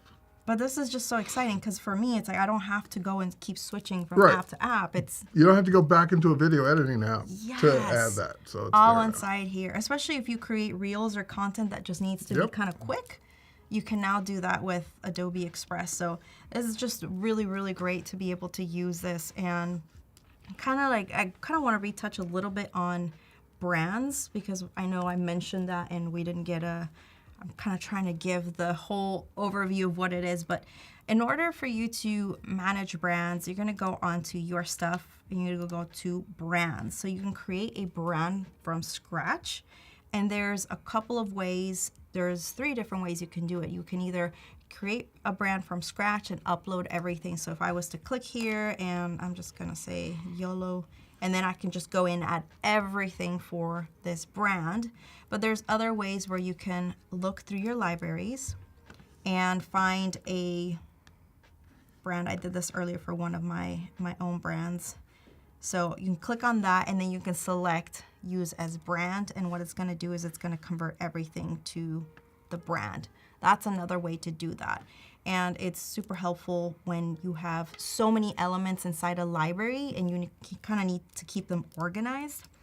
And this is where you would start to see your templates as well. So for example, in this Campaña Zapote, I do have a few templates that I had created over here. And that's really helpful, which I didn't really cover how we can add a template once we are done with the design. So I'm gonna kind of close Yeah, Lucas this. covered that earlier, but if you want Yes. to cover it for yours, that's fine too. I'll answer a question here. Great. Or Dre is just commenting, oh sweet, that's what I do. That's what I do, make reels for my state football teams. This is perfecto. Love that. I'm learning so much today. I'm so glad I attended this webinar. Thank you to the artists who taught today, and thank you for the cameraman. That's awesome. Yes. Hang on. What the keyframing allows you to do, Photoshop, Android. Okay, I'm not even sure what that question means, so I'm gonna just let that one go. Very helpful summary. So that was from Donna. Oh, great. Thank you. I'm glad it was helpful. Love you, Adobe Live. You guys are dope. Yay. So just really quick, how you would make the template, you go to the design that you have, click on the very top 3 dots, and then click on Make Template, and that's where you start to name it. And what I really recommend is that you get very intentional when you add a note. This is really great if you're collaborating with others, so you want to add some text, the intention, what you want to use a graphic for, if it's for a specific campaign. So that way, as people go in and use them, especially if you're collaborating with others, there is a little bit of information as far as what the brand is for and what the templates are for. So I had created this one earlier too, where we were using an actual kind of like an infographic, and we were animating some of these elements, kind of animating people. I shared this with Paul, and he was kind of able to animate some of the elements, moving them in together. So for the person that's saying they do reels, this is a really great way for you to actually leverage. If you use Illustrator, you can bring in illustrations and add them in here as elements. You can group them. I had so many layers on here, so I actually had to go back, copy and paste so that it would pull these people together. But you can bring them in as one and start to animate some of these elements, so you can use that to create really fun non-static infographics with that element. And then you can turn these into templates so that if you use this for an ongoing campaign, you have that already there for you to use. Great. And also something you mentioned earlier, I think it ties into who it was, Dre. You talked about saving the template to your brand. Yes. So if you're making, like you said, you make regular videos for your football teams, once you get one video edited like the way you want, and maybe it's just you're adding some text on the beginning, animating it, putting the clips in, and doing an outro, you save that as a template, and then you just come in next week and replace the media. And that way your edit's faster because you're not having to do it every single week from scratch. So let's see if we can do that. So I'm just gonna pull that other animation one that I had. So let's pretend that is what we're doing. Just gonna make a template, and I'm just gonna be very, very plain. And I'm gonna find my brand here. Campaña. Where is it not showing up when I need it? I have a lot of see. Here we go. So once it's done with that, you can go into your brands and go back in here. And I do have a couple of ones. Let's hope that works. It's still creating the template in the background. So there is a little small prompt that you get here on the bottom that's telling you that it's being created. So once it's done, that'll tell you the template is ready to go, and it should show up here under your templates. Yeah, There we go. it takes a second or two. And so I'm gonna click, I'm just gonna refresh. We noticed that earlier that it took a while for his to show up as well. Yeah. Lucas's earlier. And then start new file. And then you're gonna be able, what I do like about the capability of templates is that if you are sharing this with someone else, or even if you're managing these assets and you wanna retain a certain structure with those, anything that is created from those templates won't change the original template. Now what I've done, and this is just maybe me as having a fail-safe, is I've actually created a folder inside Adobe Express that says template backups. Okay. So I'll create those as an additional, backup in case something happens to the original template. I've never had that happen, but I like doing that as a backup. And then I can go in and add some of these. And then you can kind of go in and modify things, but it's going to make it so much easier if you just need to change some of these elements and Yeah, keep it just easy. once that's a template, it's just changing the content each time you need to use it, but the edit's already done. Yeah, absolutely. So it's super, super powerful, and there's just so many things Now, that you can like do. for example, that looks like a dragon. I'm not sure what that is. It's floating a phoenix. I Phoenix. believe. Oh, Phoenix. Yeah. Okay. So just out of curiosity, just for fun, Yeah. if you now click replace, Let's can we see. do a replace? It's I linked. think Oh, it's a linked. linked asset. It's linked. We would need one that's not linked. Let's see, actually, I can click on. Let's see, I go back to my timeline. I do have an image here, so I can Okay, yeah. replace. And is that image doing anything in the No, in the it just video? kind of shows up. Actually, I think it is a linked asset too. Are these linked assets? Yeah. You're doing it the right way. But what if we? Yeah, you were saying it would Well, yeah, automatically like for example, replace? you had done an animation, you had the Phoenix bouncing around, but that was an image you placed. You do a replace that image, it's going to bounce around because it's got the effect applied to it. It just doesn't apply to Linked, the linked yeah, assets. because links are different from a standpoint of replacing. Yeah, I almost wish you could unlink it. Now, to be can you able to go do back? that. Can you open it? Here, do this. Open or click on it and open it in the original program. I think it's just. I just uploaded it as an image. So, because it's an image asset, and I think I just did a background Gotcha. Okay. remove. So, let me see if I can quickly. Hang on. I'll go ahead. Keep going. I'll build one because that's what I do sometimes. Is I'll just build it and show people Yes. my example. Hold on, real quick. That would be amazing. Yeah, but keep going. Don't Okay, wait. great. Well, all right. Well, I'm going to go back to this. But this is where it's really helpful to kind of start building some of these elements and really kind of thinking about how all of these kind of tell a story for your brand with the content that you are creating. And one of the things that I really do love too is with the idea of Illustrator and how when you have a linked asset, I can go back into Illustrator and let's say I want to change the colors. Because I do have some of my libraries in there, I can actually access that, or I can just go in and manually change some of these colors in here. And this is a contrast I'm not too fond of, but let's just make these quick. Don't want to do that. Okay. Oops. Let's just remove these for now. Okay. Oh, lost some wings. Okay. So this here is what we call like an alebrije, which are like mythical creatures that kind of guide you. So it's it's a phoenix, but an alebrije. Kind of like Coco the movie Okay. from Disney. Yeah, so this was my own little version. I just learned something. Yay, well that's great. Okay, now that I updated that, I can see the new version and it's gonna show up here and boom, you can see that magically happen. So this is a really great way to integrate all your assets. Now, I did want to share something really quick because I do think sometimes there is a power in using the Creative Cloud app just to manage your assets and really kind of bringing everything together. So when you're coming to organize your content, you can actually do this through Adobe Express, or by just personal preference, sometimes I just want to be able to focus on the assets, is being inside the Creative Cloud app, and you can actually create groups. So I can go in and create groups, and I can have this for photos, and I can start then dragging my content into those groups. And what's really nice about that is that it'll start showing up as separate elements. I didn't mean to add that there.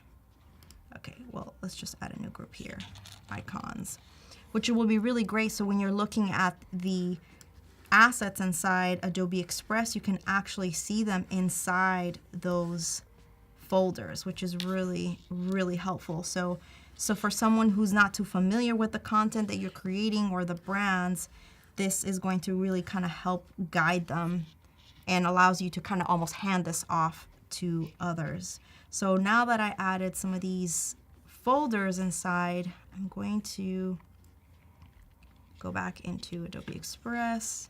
I'm going to go back to the main brand and just look at the brands. Now it should show up here, and it's not pulling my groups. But essentially, if the, oh yes, photos, new group, here we go. So you can start seeing how you can see the folders in there. So if you have a ton of different assets inside this brand kit, you can have a lot more organization by putting that. So if you do patterns, so kind of like what we did earlier, we can pull in a pattern, really modify things, or if you end up tracing it in Illustrator, it's a really, really, really helpful tool to use. Very cool. And unfortunately, we are out of time. Okay. So can you, we got like 3 minutes. You want to do a quick recap? Yes. Just like some maybe points you want to get across? I absolutely want to encourage you guys, since we did talk about creativity and the power of creation. I think Adobe Express is super powerful to make our minds just work so much better in sync. And I did want to encourage you guys, because we're talking about creativity, listen to Teresa's podcast here with Misha Blaze. She did have an amazing book that she wrote, that one of her things in that podcast talks about how we can deal with creativity and imposter syndrome and taking these deep breaths so that we create. So as you are thinking about creating, and if you get overwhelmed, I hope Adobe Express solves that issue for you and just create at your heart's desire. And also, I just want to say that we've enjoyed having you all day. Go check out the new Express at express.adobe.com. And if you missed anything from today, as soon as we wrap this up and everything processes, you'll be able to rewatch the whole day. So pick and choose whichever sections you want to come back and watch, and we'll catch you on the next one. Yes. It's been fun. Bye, everybody. Ciao. Have a great day. Bye.